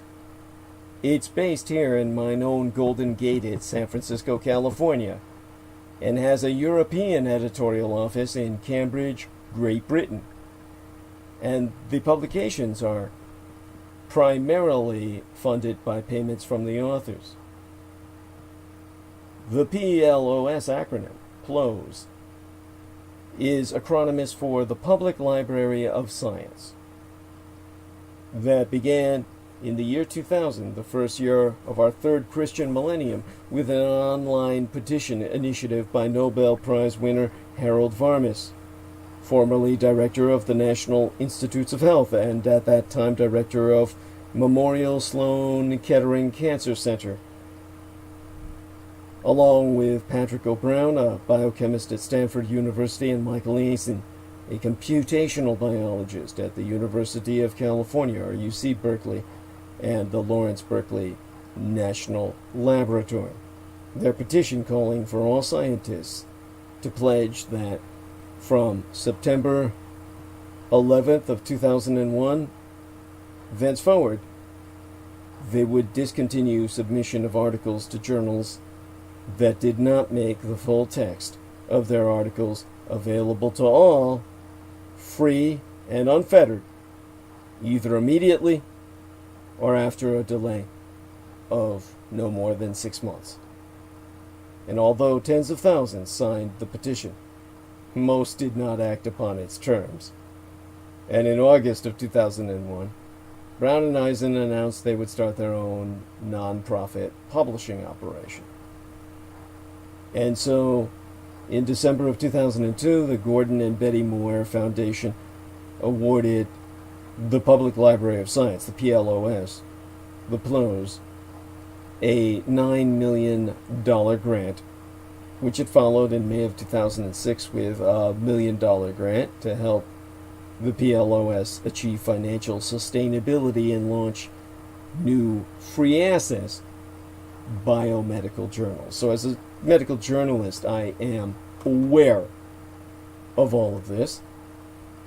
And so this is the organization that created the model I'm sourcing. And the contact rates in the study were based on people's interaction in the Netherlands. But the model is appropriate for other Western nation states, as confirmed by the researchers at the University Medical Center Utrecht, who have gone on record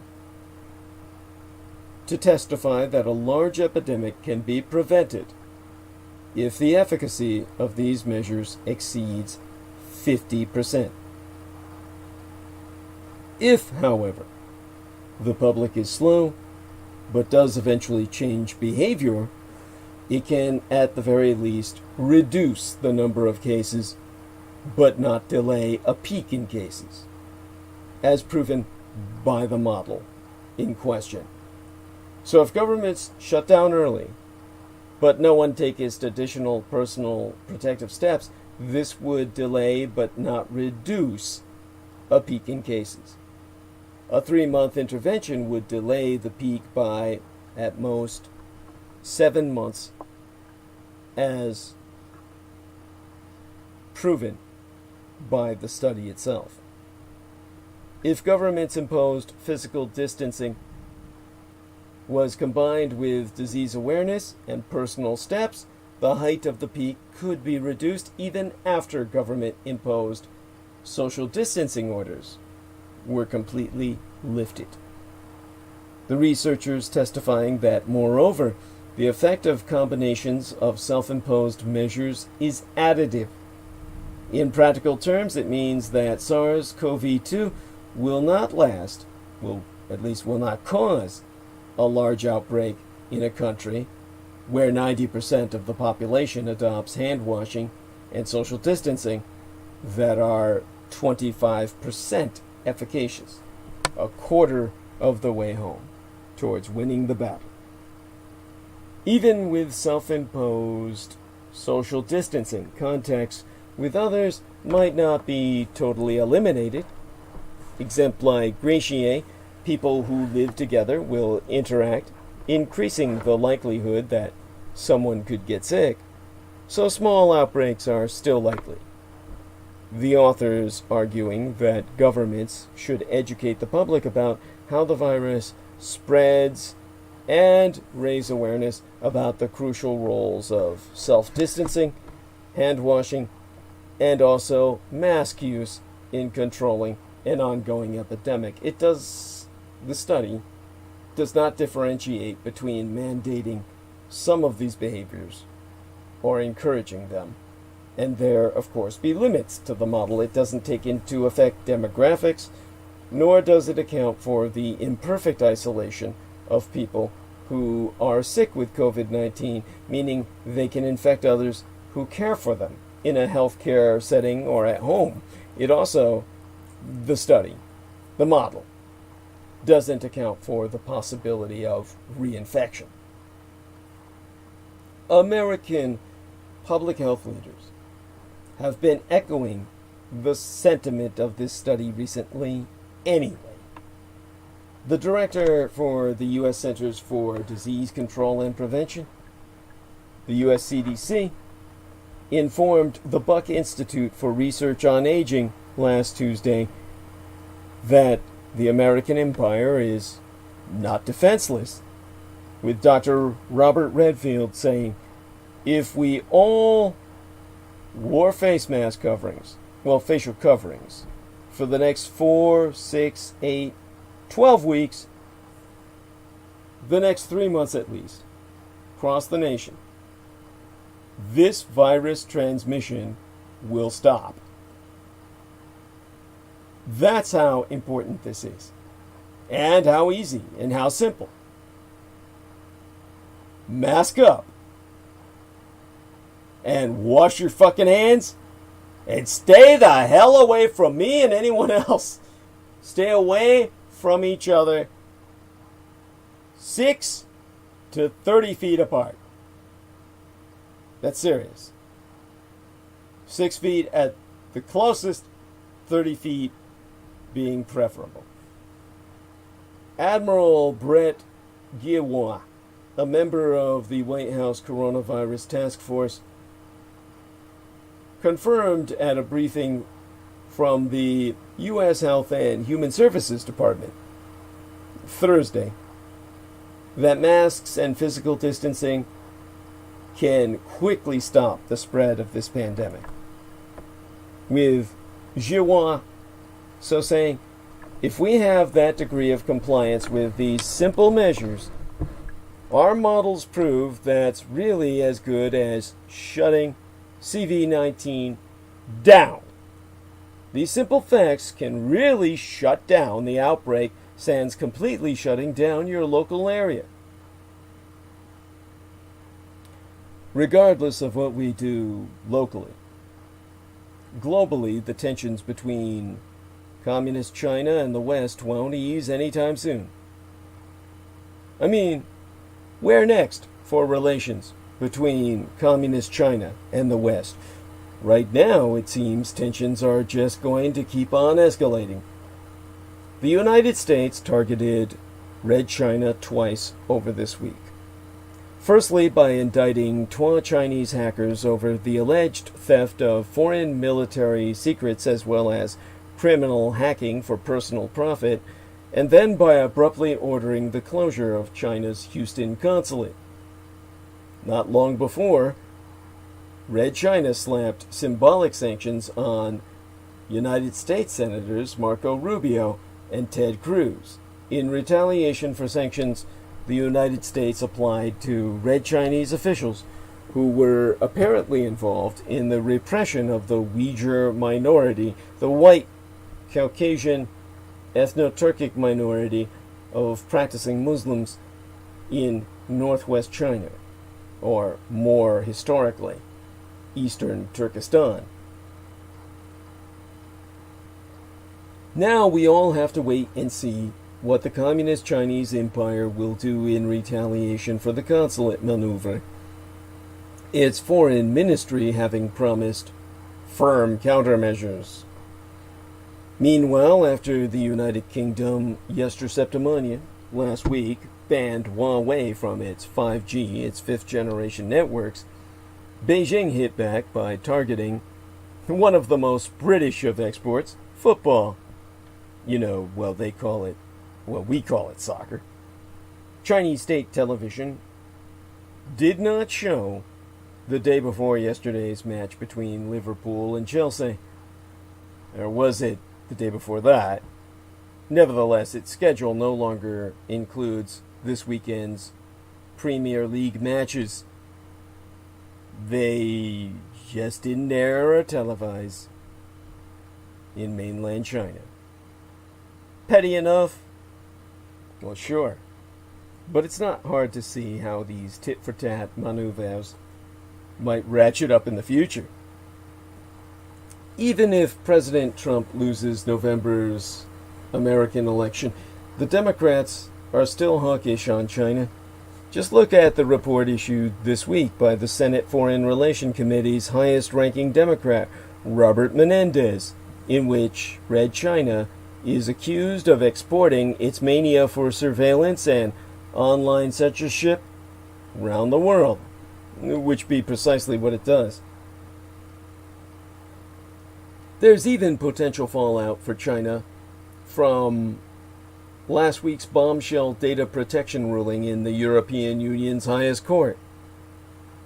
While that ruling mostly involved these United States, ending the privacy shield mechanism for sending Europeans' data to American servers, it also paved the way for the suspension of data flows to any country what has insufficient safeguards attached to government surveillance. That means if somebody in the EU asks their local privacy regulator to look into what happens to their TikTok or WeChat data, there's a possibility of those companies becoming unable to legally serve European users. Retaliation would surely follow. Does this make it for a new Cold War, as many so suggest? Some hope that United States Defense Secretary Mark Esper's proposed visit to Beijing this year could help smooth tensions. But saber-rattling in these United States is hardly likely to die down in an election year where nobody wants to appear soft. Probably make its products less secure and reliable, be quite, well, still quite reasonable. And then, of course, there be the question of how draconian China's national security law will be in practice when applied in Hong Kong. The imposition of that law led the United Kingdom to suspend its extradition treaty with Hong Kong this week. And the European Union is also planning some sort of comprehensive and coordinated response. So as in the ancient Chinese curse, the predilection, may you live in interesting times? We've got interesting times ahead. Now the lovely Lena Shea says, good morning. I'll try to wrap up, honey. Of course, we've got a limited amount of time. And I have to wrap up before we reach the 12th hour. Now, in terms of coronavirus, the best example that America can conveniently look upon, because Taiwan is so hidden by communist China from the rest of the world, the best to look upon is Japan's mysteriously low virus rate. Its mysteriously low viral death rate. Per capita, the Japanese Empire has more elderly than any other country in the world. So why haven't more people in Japan died from COVID-19? It is a macabre question that has spawned dozens of theories from Japanese manners to claims that the Japanese have superior immunity. Now, Japan does not have the lowest death rate for COVID-19. In region, South Korea, Hong Kong, Vietnam, and, of course, my native Taiwan can all boast lower mortality. But in the early part of 2020, the Japanese Empire saw fewer deaths than average. This is despite the fact that in April, Tokyo saw about 1,000 excess deaths, perhaps due to COVID. Yet for the year as a whole, it is possible that overall deaths will be down on 2019 when that year is reviewed in total. This is particularly striking because Japan has many of the conditions that make it most vulnerable to COVID-19, but it never adopted the energetic approach to tackling the virus that some of its neighbors did. It's been essentially fairly... It's hard to describe. You would think it was almost on the level of America's level of lackadaisical attitude, but of course nothing could reach that level of insanity that the Americans and the Brazilians have attained. Japan's nowhere near that. So, at the height of the outbreak in Wuhan in February, when the city's hospitals were overwhelmed and the world put up walls to Chinese travelers, Japan still kept borders open. That's got to be considered. And as the virus spread, it quickly became clear that COVID is a disease that primarily kills the elderly and is massively amplified by crowds or prolonged close contact. And per capita, Japan has more elderly than any other nation on Earth. Japan's population is also densely packed into huge cities. Greater Tokyo has a mind-boggling 37 million people, and for most of them, the only way to get around is on the city's infamously packed trains. Then there is Japan's refusal to heed the advice of the WHO, the World Health Organization, to test. Even now, local PCR tests stand at just 348,000, or a mere 0.27% of Japan's population. Effectively, Japan hasn't tested at all. Nor has Japan had a lockdown on the scale or severity of Europe. In early April, the government ordered a state of emergency, but the stay-at-home request was completely voluntary. Non-essential businesses were asked to close, but there was no legal penalty for refusing. Many paragons of COVID strategy, such as New Zealand and Vietnam, imposed extreme measures, including the closing of all borders, tight lockdowns, large-scale testing, and strict quarantines, but the Japanese Empire did none of that. Yet 5 months after the first COVID case was reported there, Japan has fewer than 20,000 confirmed cases and fewer than 1,000 deaths. The state of emergency has even been lifted, and life is rapidly returning to normal. The Japanese Empire has had a comparatively low testing rate compared to places like South Korea. Essentially, as I said, they just don't have it. Yet there be growing scientific evidence that the Japanese Empire really has contained the spread of the disease. So far, telecom giant SoftBank carried out antibody testing on 40,000 employees, which proved that just 0.24% had been exposed to the virus at all. Randomized testing of 8,000 people in Tokyo and 20 other prefectures have shown even lower levels of exposure. In Tokyo, just 0.1% came back positive. And as he announced the lifting of the state of emergency late yesterday, in the last week of last month, Prime Minister Shinzo Abe spraketh proudly of the Japan model, intimating that other countries should learn from Japan. So is there something special about Japan? Well, that's a rhetorical question. Japan is Japan. There's nothing else like it. If you were to listen to Deputy Prime Minister Taro Aso, it is down to the superior quality of the Japanese people. And in his now notorious comment, Mr. Aso said he had been asked by leaders of other countries to explain Japan's success, and he said, according to himself, "I told these people, between your country and our country, Mindo, the level of people, is different." And that made them speechless and quiet. Well, I bet. He's just basically saying, well, you see, we're better than you. Literally translated, Mindo means people's level, although some have translated it as meaning cultural level. It's a concept dating back to Japan's imperial era and denotes a sense of racial superiority and, yes, cultural chauvinism. And Mr. Aso has been roundly condemned for using it.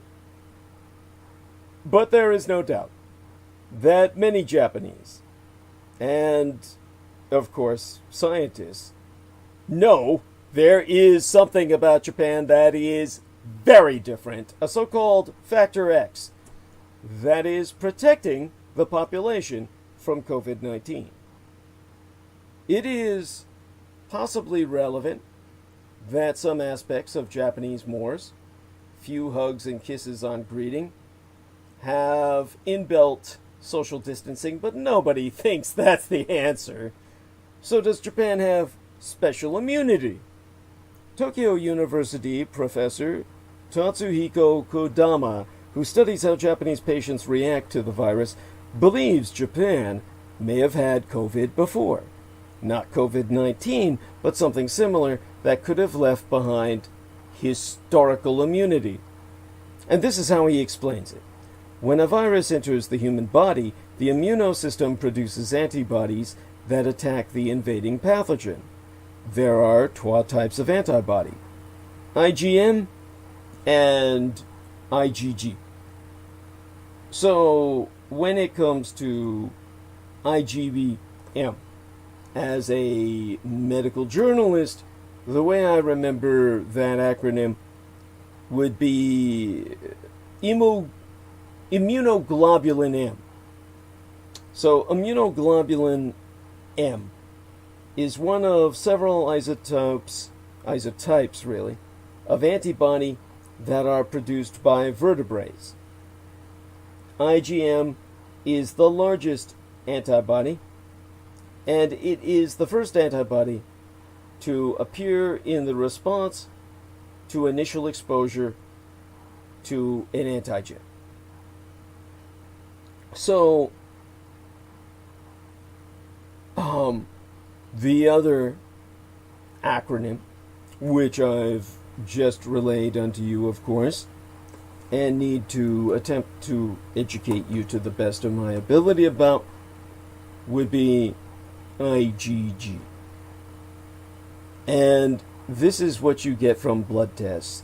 Immunoglobulin G, a type of antibody representing approximately 75% of serum antibodies in humans. IgG is the most common type of antibody found in blood circulation. IgG molecules are created and released by plasma B cells. Each IgG has 2 antigen binding sites. It's in blood and other bodily fluids and protects against bacterial and viral infections. Now, how long IgM and IgG antibodies remain detectable following infection is not known. So there'll really be no interim guidelines for COVID-19 antibody testing. So with that in mind, retaining what you can, how IgM and IgG respond can show whether someone has been exposed to the virus before or something similar. In a primary, novel, viral infection, the IgM response usually comes first. Then the IgG response appears later. But in secondary cases, previous exposure, the lymphocyte already has memory, and so only the IgG response increases rapidly. And so, of course, the man himself, who I'm citing, who has studied this, Professor Tatsuhiko Kodama at Tokyo University. What do you think happened with his patients? Well, the way he expresses it, when we looked at the tests, we were astonished. In all patients, the IgG response came quickly, and the IgM response was later and weak. It looked like they had been previously exposed to a very similar virus. So he thinks it is possible a SARS-like virus has circulated in the region of the home islands of Japan before, which may account for the low death rate, not just in the Japanese Empire, but in much of communist China, on the mainland, the Republic of South Korea, mine own homeland and heartland of Taiwan, Hong Kong, and Southeast Asia as a whole. So, activities like karaoke, which have been branded high risk, have always been popular in Japan. Well, his studies and his conclusions have been met with some skepticism.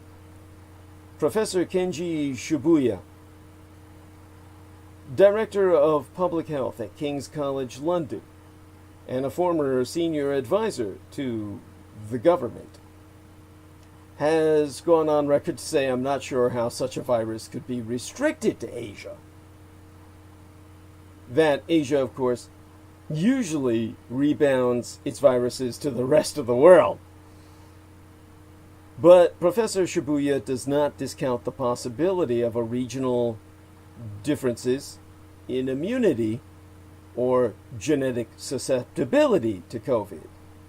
But he is suspicious of the idea of a factor X that explains the mortality differences. He thinks countries that have done well in the fight against COVID have done so for the same reason. They succeeded in dramatically reducing transmission. So, with that in mind, Japanese people began wearing face masks more than 100 years ago. During the 1919 flu pandemic that my late and sainted sire, the man who raised and guided myself, was born into. And since then, the Japanese have never really stopped. If you get a cold or a cough, it is expected that you will don a mask to protect all those around you. And so, Keiji Fukuda, an influenza specialist and director of the School of Public Health at Hong Kong University, although Keiji is obviously of a Japanese descent, has emphasized that I think, this is his words, I think a mask acts as a physical barrier, but it also serves as a reminder to everybody to be mindful, that we still have to be careful around each other. So, Japan's track and trace system also goes back to the 1950s, when it battled a wave of tuberculosis. The government established a nationwide network of public health centers to identify new infections and report them to the health ministry. If community transmission is suspected, A specialist team is dispatched to track the infections, relying on meticulous human contact tracing and forced isolation when traced. And Japan discovered the 3 C's early on. Japan also discovered 12 significant patterns early in the pandemic. Dr. Kazuaki Jindai, a medical researcher at Kyoto University and member of the Cluster Suppression Task Force, confirmed data showed over a third of infections originated in very similar places. To quote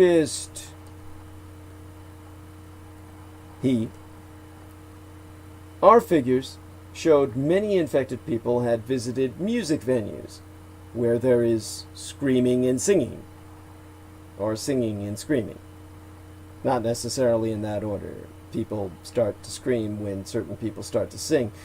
We knew that those were the places people needed to avoid, because who the fuck needs that?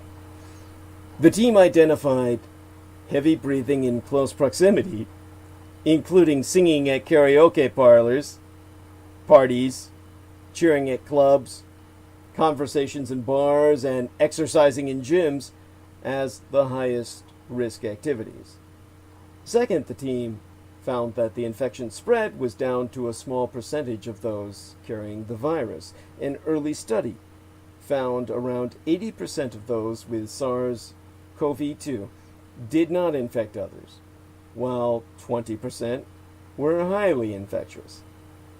The state of emergency did not make staying home compulsory, but rather encouraged people to do so. All these discoveries led the Japanese government to launch a nationwide campaign warning people to avoid the 3 C's: enclosed spaces with poor ventilation, crowded places with many people, close contact settings such as face-to-face conversations.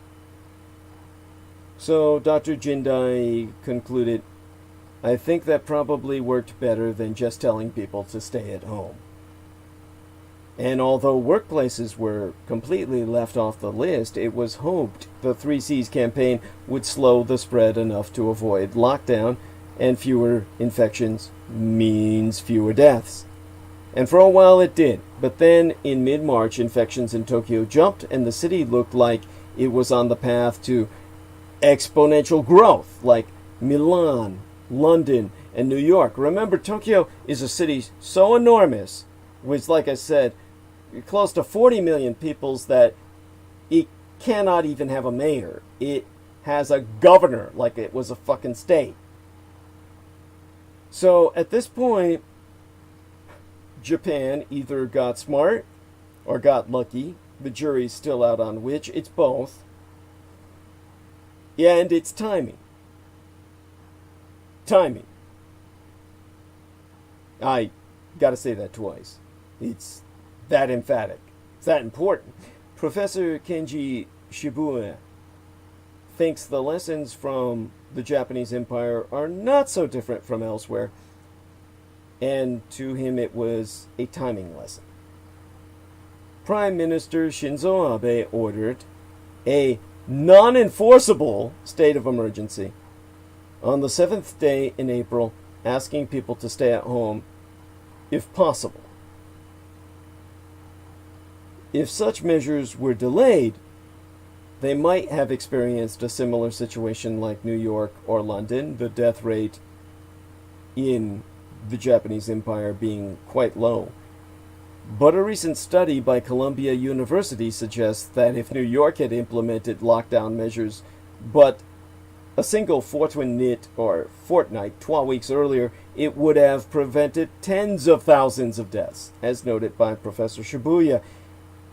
A recent report by the United States Centers for Disease Control and Prevention found people with underlying medical conditions such as heart disease, obesity, and diabetes are 6 times more likely to be hospitalized if they get COVID-19 and 12 times more likely to die.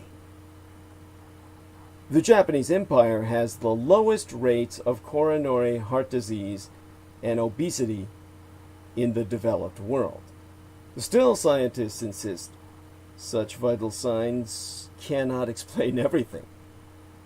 Professor Fukuda, so saying, those kinds of physical differences may have some effect, but I think the other areas are more important. We've learned from COVID that there is no simple explanation for any of the phenomenon we be seeing. It's a lot of factors contributing to the final outcome. So, basically, as Daniel Orola would come down to it, the government asked, and people listened, as is the Japanese way. To go back to Prime Minister Shinzo Abe's boast of the Japan model, is there a lesson to be learned? Or at least one that is actually applicable to the rest of the world outside Japan? Does the fact that the Japanese Empire has so far succeeded in keeping infections and deaths low, sans shutting down or even ordering people to stay at home, show a way forward? And of course the answer is both yes and no. There is no factor X necessarily that the West is willing to accept, because like everywhere else it has depended on the same thing, breaking the chain of transmission.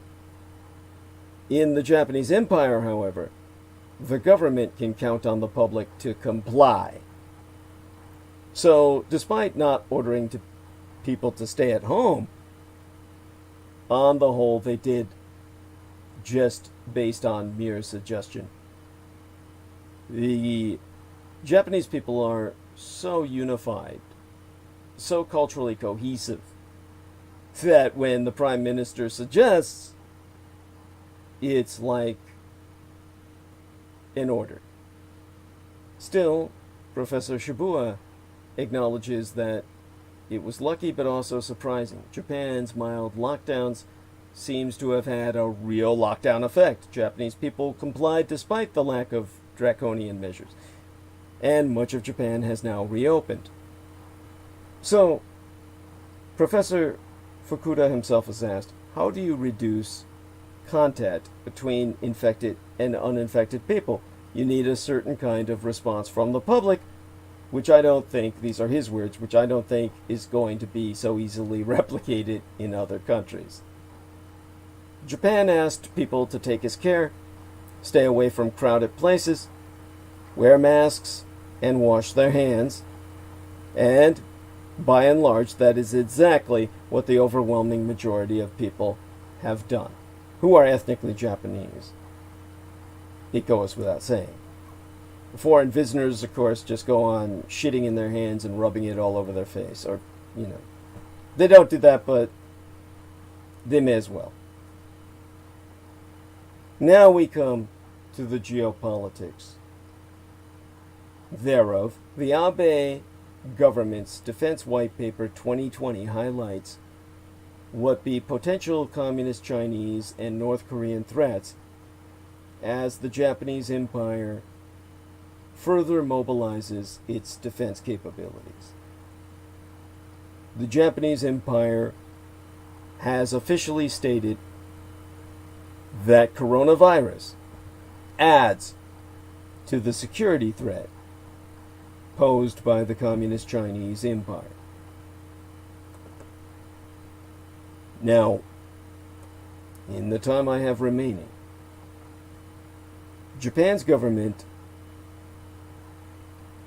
asserts Red China is pushing harder to make its territorial claims in the regional seas and even exploiting the coronavirus pandemic to expand its influence and take strategic superiority. Red China is pushing harder to make its territorial claims in the regional seas and even exploiting the coronavirus pandemic to expand its influence and take strategic superiority, thereby posing a greater threat to the Japanese Empire and the region as a whole, as officially stated by Japan's government. The report highlighting the Japanese government's defense priorities was adopted by Prime Minister Shinzo Abe's cabinet on Tuesday, less than a day after the Trump administration rejected outright nearly all of Beijing's significant maritime claims in the South China Sea in a statement guaranteed to deepen the Sino-American rift. And the Abe government's Defense White Paper 2020 highlights what the potential Chinese, Communist Chinese, and North Korean threats as the Japanese Empire further mobilizes its defense capabilities. Under Shinzo Abe, Japan has steadily increased its defense budget and capabilities and has purchased costly American arsenals. Defense Minister Taro Kono recently scrapped the deployment of a pair of costly American land-based missile intercepting systems due to technical issues, and Shinzo Abe quickly announced his intention to revise the Japanese Empire's defense guidelines, possibly allowing the Japanese Empire to go beyond its conventional defense-only role under the Japano-American Security Alliance, including discussing a possibility of acquiring a preemptive strike capability. The white paper accusing Red China of deploying propaganda, including spreading disinformation about the spread of coronavirus. To read from the report directly, translating from the Nihongo, the Japanese language, the COVID-19 pandemic may expose and intensify strategic competition among countries intending to create international and regional orders more preferable to themselves and to expand their influence. We need to closely watch their move with serious concerns affecting the national security. And as evidence, a Japanese Defense Ministry official noted that a Communist Chinese Foreign Ministry official had posted on Twitter in March an accusation that the United States military had spread the coronavirus in Wuhan and that Chinese media have touted herbal medicine as effective COVID-19 treatments. Now, he spracketh on the condition of anonymity, citing departmental rules. The annual report saying China has relentlessly pushed to change the status quo in the Asian seas, including sending 3,000-ton class governmental vessels into Japanese waters round Japan-controlled, disputed East China Sea islands called Senkaku in Japanese. Beijing also claims the Japano Islands and calls them Diaoyu. China is also pursuing its unilateral attempt in the South China Sea even more aggressively and even expanding its area of activity into more distant seas, a concern shared by the international community. The South China Sea problem, well, I'm reading from the report here, directly affects peace and stability in the Indo-Pacific region.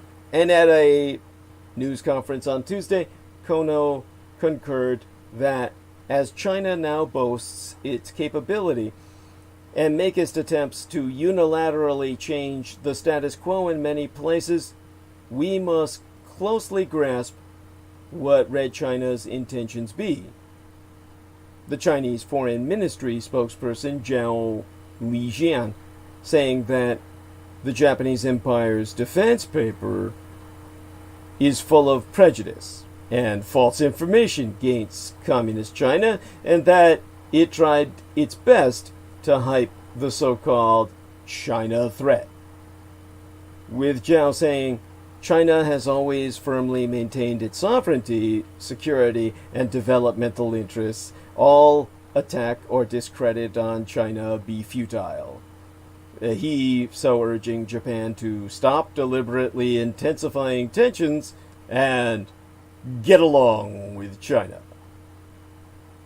Which just sounds so fucking stupid.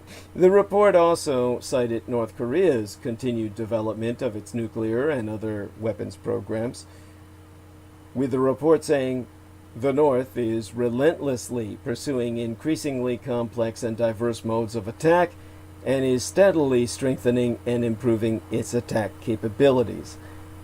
It reporting that North Korea, since May of 2019, has launched 3 types of new short-range ballistic missiles, SRBM, short-range ballistic missiles that use solid fuel and fly at lower altitudes than their conventional missiles that can breach the Japanese missile defense system.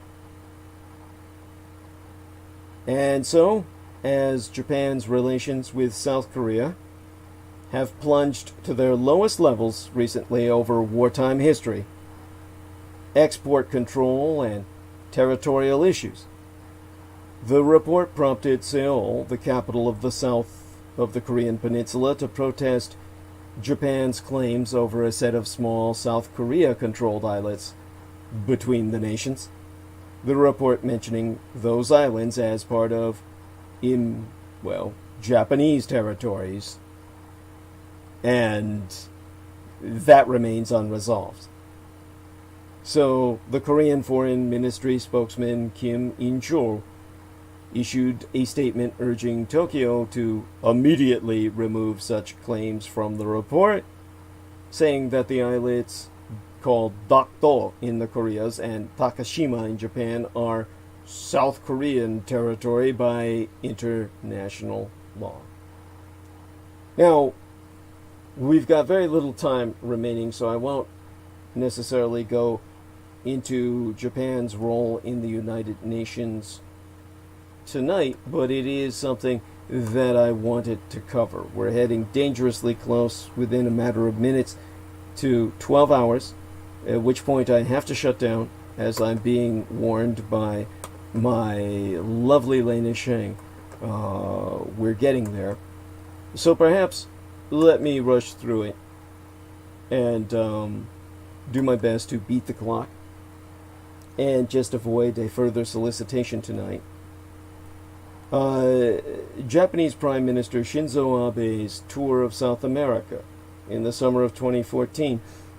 Central America and the Caribbean had been characterized by the international media at the time as an attempt to match, if not outdo, Communist Chinese dictator Xi Jinping's own attempts to build economic relations in Latin America.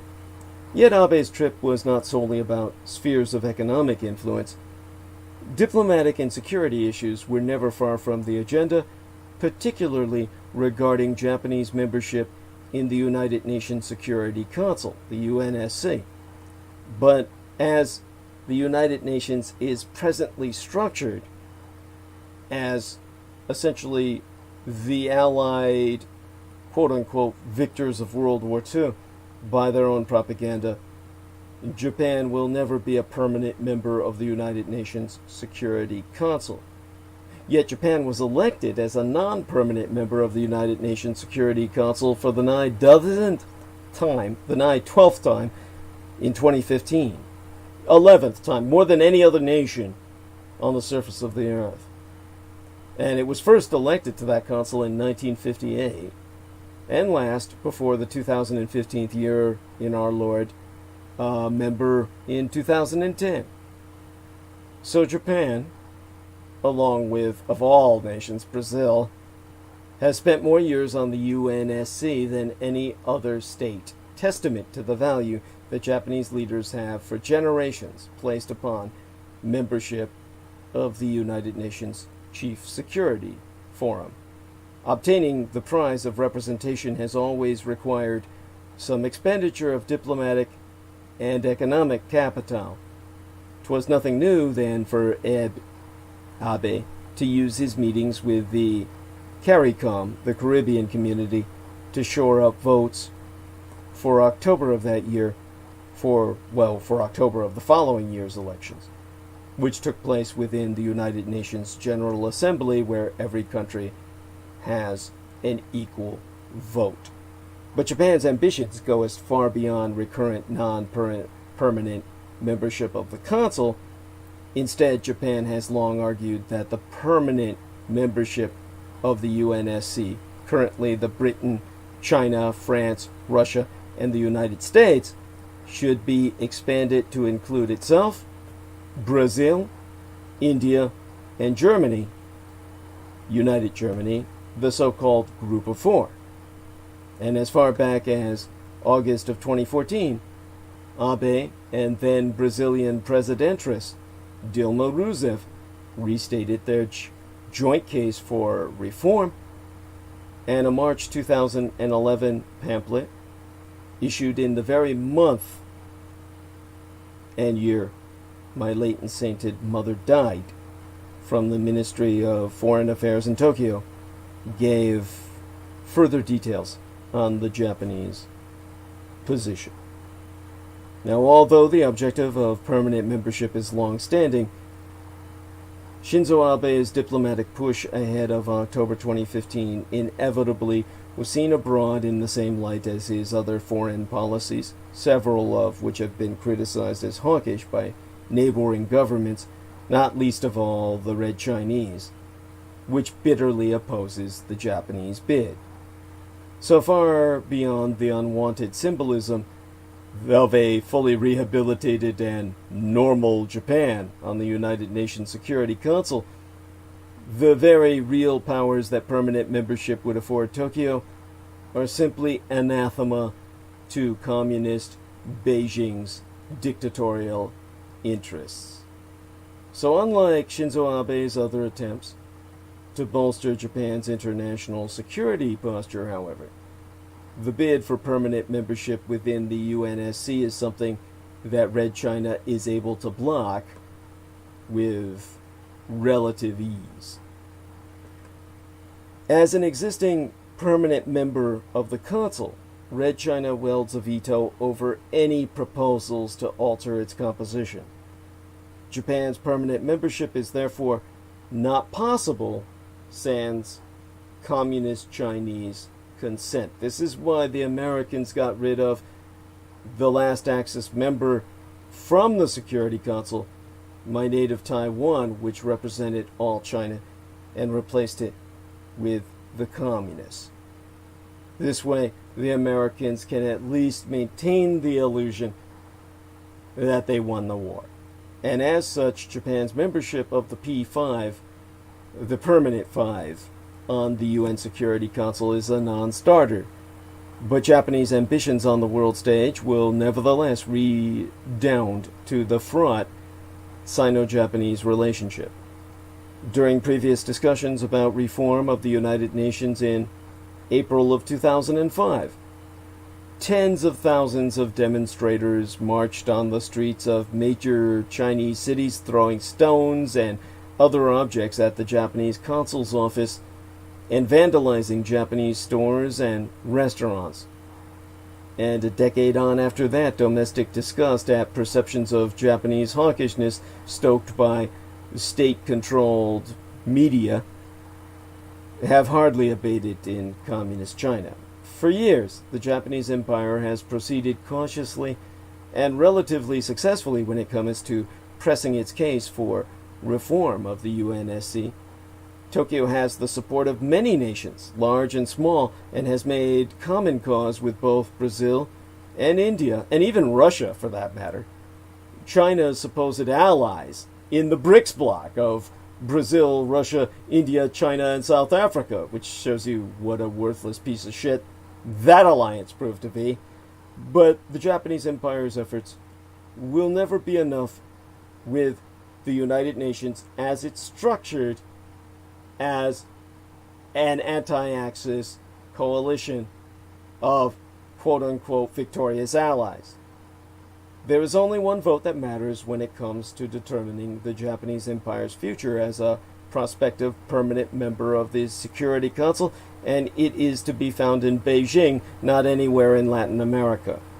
So another round of non-permanent membership is thus the best that any number of Abe's diplomatic offenses and Japanese money can buy. And yet Japan was elected for a record 11th time to the United Nations Security Council non-permanent seat. Japan was elected to one of the 5 non-permanent seats on the United Nations Security Council on Thursday, the Ides of October in 2015, returning to the body for the first time in 5 years. 'Twas the 11th time Japan has sat on the Security Council, more than any other non-permanent member. Its election coming amid heavy lobbying by Tokyo for a thorough revamp of the 70-year-old organization and possibly, ultimately, a permanent seat at the top table. Now, this would require regime change in communist China, which is why I recommend ultimately Japan invade China and take Beijing, and then take that seat with a Beijing that votes yes. That is my conclusion for tonight. With that, DouglasDietrich.com. My love to the score of people watching at present, and to all those who watch as live stream is published, and most of all, to my lovely manageress, Lena Shea, and to all who have guessed it with myself tonight and worked on Team Dietrich. To all of you, a blessed day, and to Lena Shea in particular. Shout out as well to Seth P., who says, "Good job, Douglas. New guy sounds interesting. Have a good day, Lena." My thanks unto all, and to all the warmest of sunlit hours, while I myself retreat into slumber.